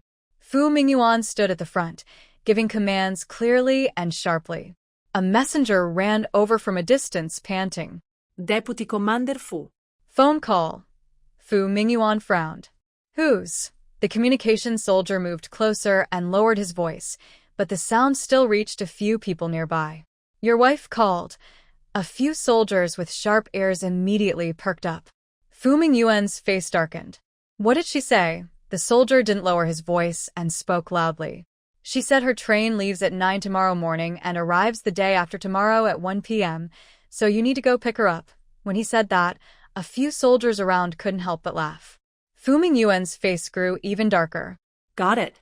Go ahead. The soldier saluted and ran off. Fu Mingyuan stood there, looking at the soldiers who were trying to hide their laughter, and said seriously, "What are you laughing at?" Training. The team continued training, but the atmosphere felt strange. During the break, the soldiers gathered and whispered, giggling. "Did you hear? Deputy Commander Fu's wife is coming. Her train is tomorrow morning, arriving the day after tomorrow at 1 p.m. Deputy Commander Fu has to pick her up. We should prepare to welcome his wife." Fu Mingyuan walked over, and the soldiers quickly dispersed. But even as they left, their eyes and expressions showed they knew something. Fu Mingyuan felt a burning anger inside him, making him uncomfortable all over. Su Lanxin really was the one he asked to come. But she came just like that, made a call, and let everyone in the station know. Was it on purpose? He didn't know. All he knew was that he had to go pick her up. At dinner that night, Lu Deong came over. "Old Fu, I heard your wife is coming." Fu Mingyuan looked at him silently. Lu Deong smiled kindly and patted his shoulder. "That's good news. Our family compound is lively again. Your wife is coming, so let Suwon take her around and get familiar with the place." Fu Mingyuan's mind moved. Suwon probably knew too, right? Lu Deong kept talking, saying, "It's good for the couple to reunite. If anything happens, just talk." Fu Mingyuan listened, smiling on the outside, but inside, he was lost in thought. That night, Fu Mingyuan heard Suwon's voice from the next room, softly talking to Lu Deong. But he couldn't hear what they were saying. In the next room, Suwon sat at the dressing table, applying lotion to her face. Lu Deong was chattering nearby, saying, "Deputy Captain Fu's wife is coming. Please take care of her in the future. She's new here and doesn't know much, so help her out." Suwon didn't reply. Lu Deong continued, "I hope we can chat more. It's good to have someone to talk to." Suwon looked up at him briefly and said, "Got it." Then she lowered her eyes and kept wiping her hands. Is Fu Mingyuan's new wife arriving soon?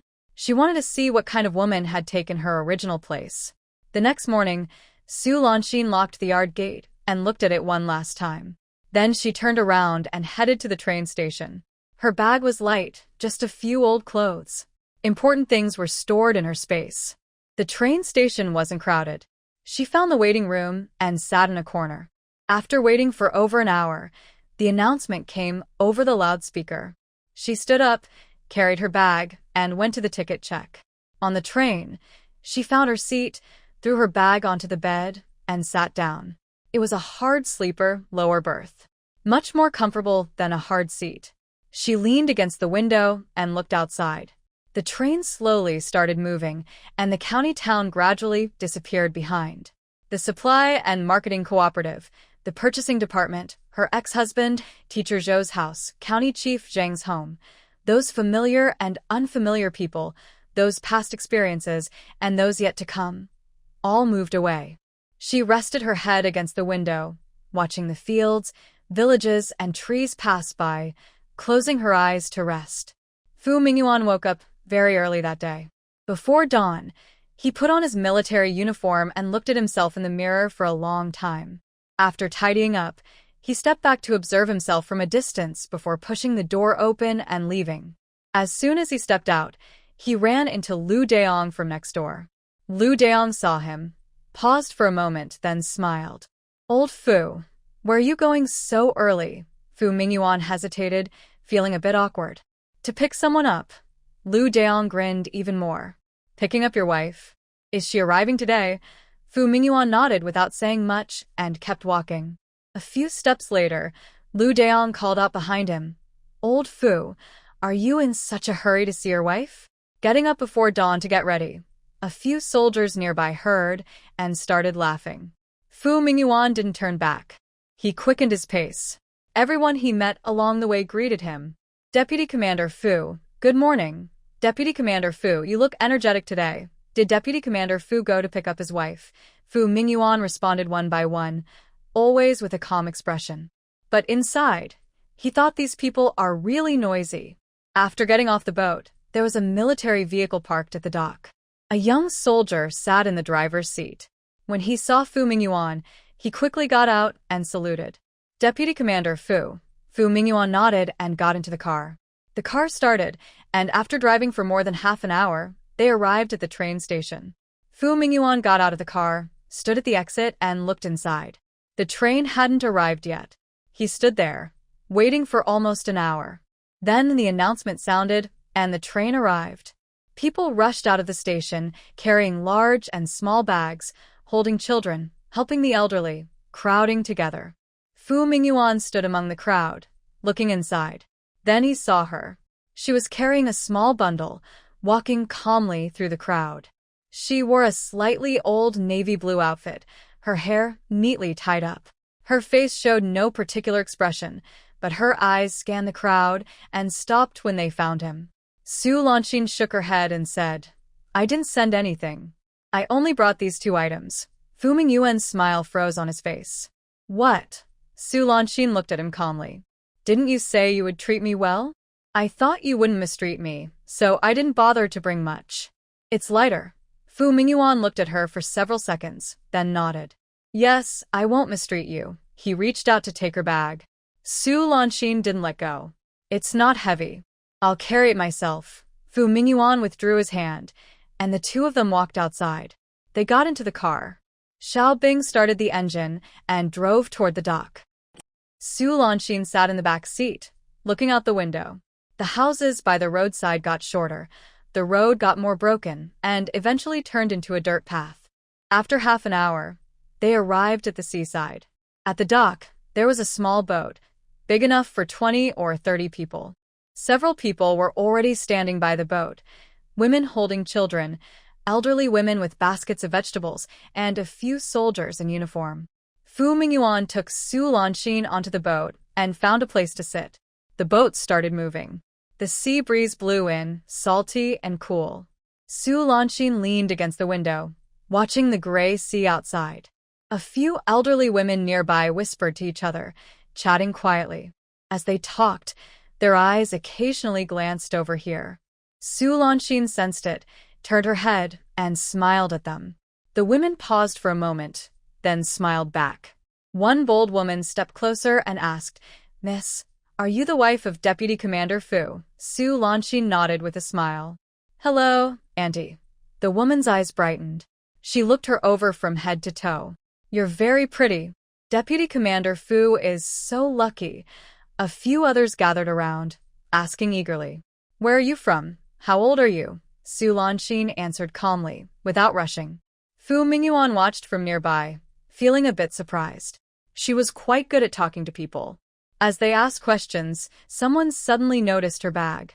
"Miss, is that all you brought?" Su Lanxin looked down at her small bag, then raised her head, deliberately showing a shy expression. "Yes."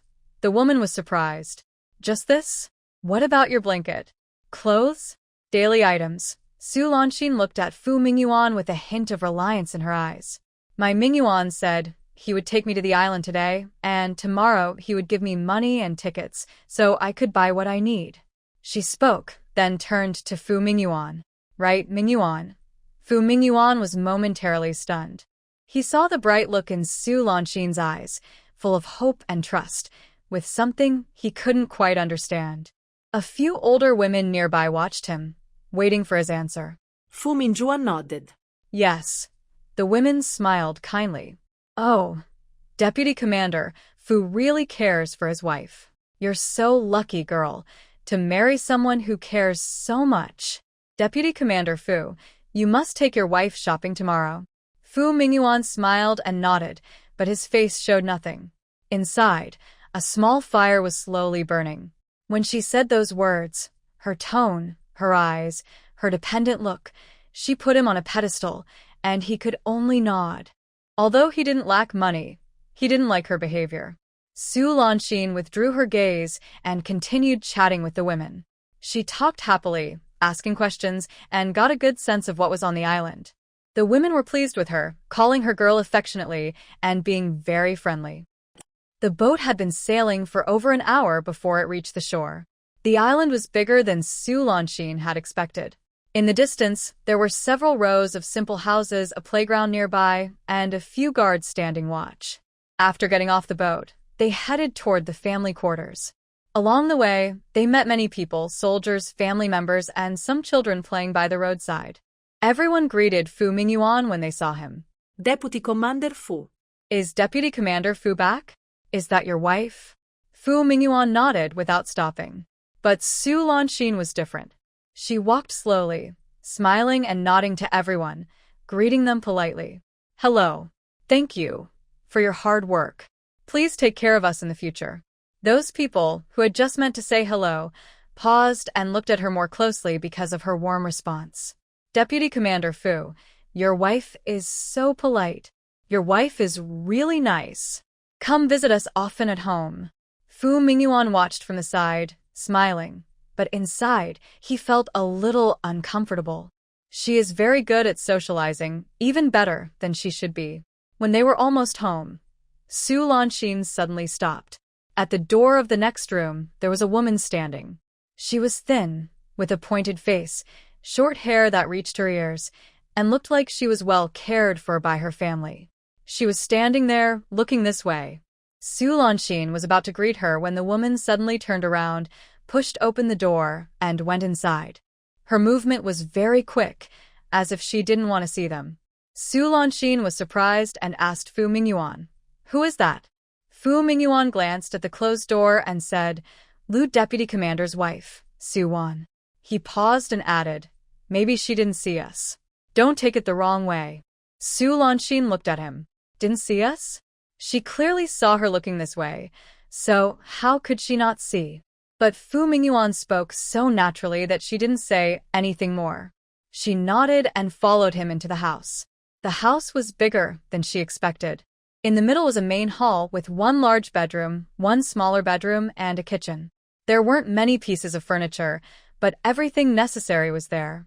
A bed, a table, chairs, and cabinets, all clean and tidy. Fu Mingyuan stood nearby, watching her look around. How is it? The environment on the island is tough, but it's okay, right? Su Lanxin not dead. It's pretty good. She pushed open the bedroom door and looked inside. The bed was large, with a new mattress, and the quilt was folded neatly. The cabinet was empty, waiting to be filled. She stood at the door, looked at the bed, then at Fu Mingyuan. Fu Mingyuan was standing behind her, silent, but his gaze was a little nervous. Su Lanxin knew what he was thinking.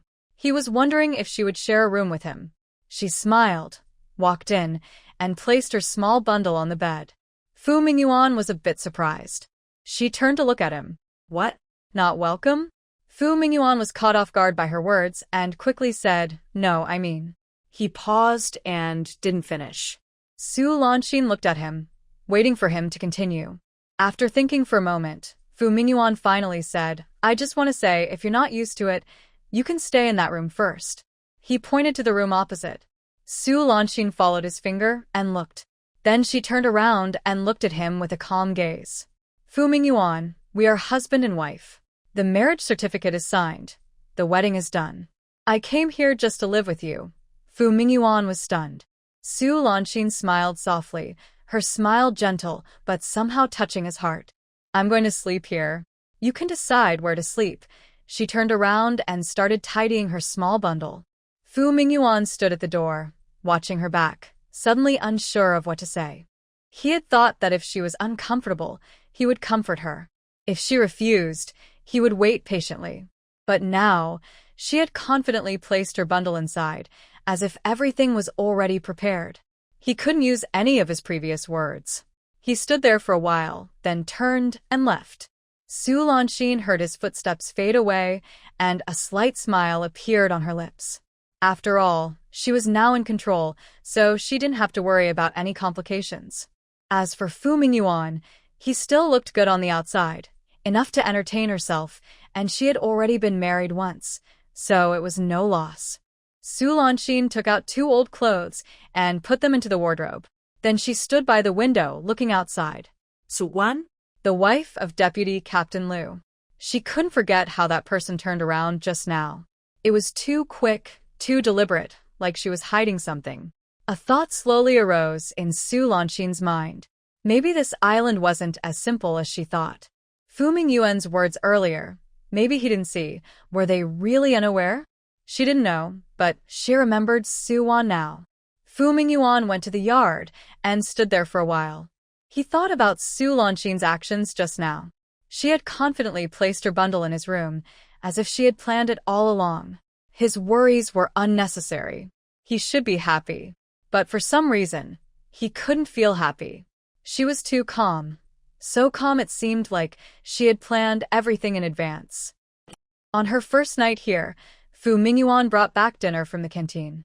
2 dishes and a soup, 1 meat and 1 vegetable, enough for a good meal. Su Lanxin had been eating dry rations on the train for 2 days.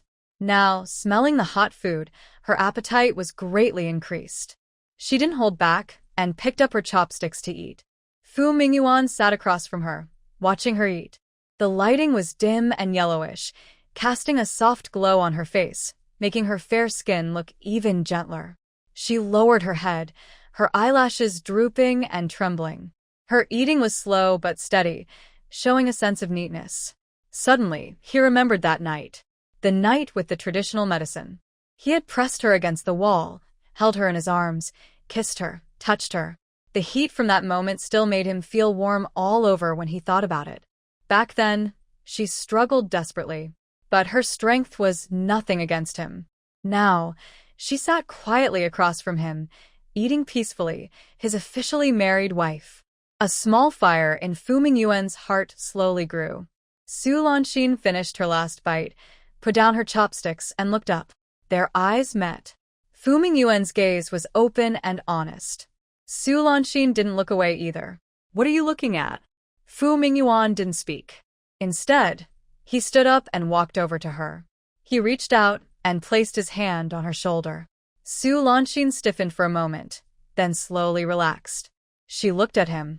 His face under the light was sharp and clear, with high cheekbones and a straight nose. He was very handsome. She remembered that night again. How he pressed her against the wall, the strength, the heat, the roughness. It had been a long time since she had been with a man. Seeing that she didn't resist, he bent down and picked her up. Su Lanxin didn't struggle. She simply wrapped her arms around his neck. That movement was natural, as if they had done it many times before. The fire in Fu Mingyuan's heart burned even hotter. He carried her into the bedroom and laid her on the bed. A little dim light came through the main hall, casting a yellowish glow. He pressed down on her. Su Lanxin looked into his eyes. There was fire, desire, and a hint of pride, something she couldn't quite explain. A faint smile appeared on her lips. It was soft and quick, so fast he almost didn't see it. Then she closed her eyes. As expected of a soldier, his stamina was incredible. Su Lanxin was exhausted and tossed around all night. When she finally drifted into a hazy sleep, only one thought remained in her mind. Not bad, worth it. Fu Mingyuan lay beside her, panting heavily, staring at the dark ceiling. He remembered how she looked beneath him just now. He only knew that he had never felt so happy before. He turned his head to look at her. She was already asleep, breathing evenly, her side face barely visible in the dark. He reached out to touch her face, but pulled his hand back. He lay flat and closed his eyes. But there was a small smile at the corner of his mouth, a smile he didn't even realize he had. In the room next door, Su Wan was awake. She had been asleep earlier. Lu Daiyong's loud snoring had been very noisy, but she was used to it and slept in a daze. But in the middle of the night, she was awakened by a sound. That sound came from the next room. It was soft, faint, and intermittent. But she was experienced and understood what it was. Su Wan lay there, eyes open, listening to the sound. It was like tiny needles stabbing her heart. She thought of the man next door. Fu Mingyuan, his face, his eyes, those years. She thought he married that rural woman just to please his family and for his future. She believed he still thought of her and cared about her. But now he was with that woman. The sound continued. She turned over, her back facing the wall. But she could still hear it. She looked at the side. Lu Daiyong was snoring loudly, sleeping like a dead pig. His face was dark and rough, completely different from Fu Mingyuan. Her anger grew stronger. She remembered the woman she saw during the day. Thin, wearing old clothes, but actually quite pretty. Standing next to Fu Mingyuan, smiling and greeting people, with a generous attitude that was different from rural folks. She thought Fu Mingyuan wouldn't really like that kind of woman. But now, She closed her eyes, but the sound kept echoing in her ears. She didn't sleep all night,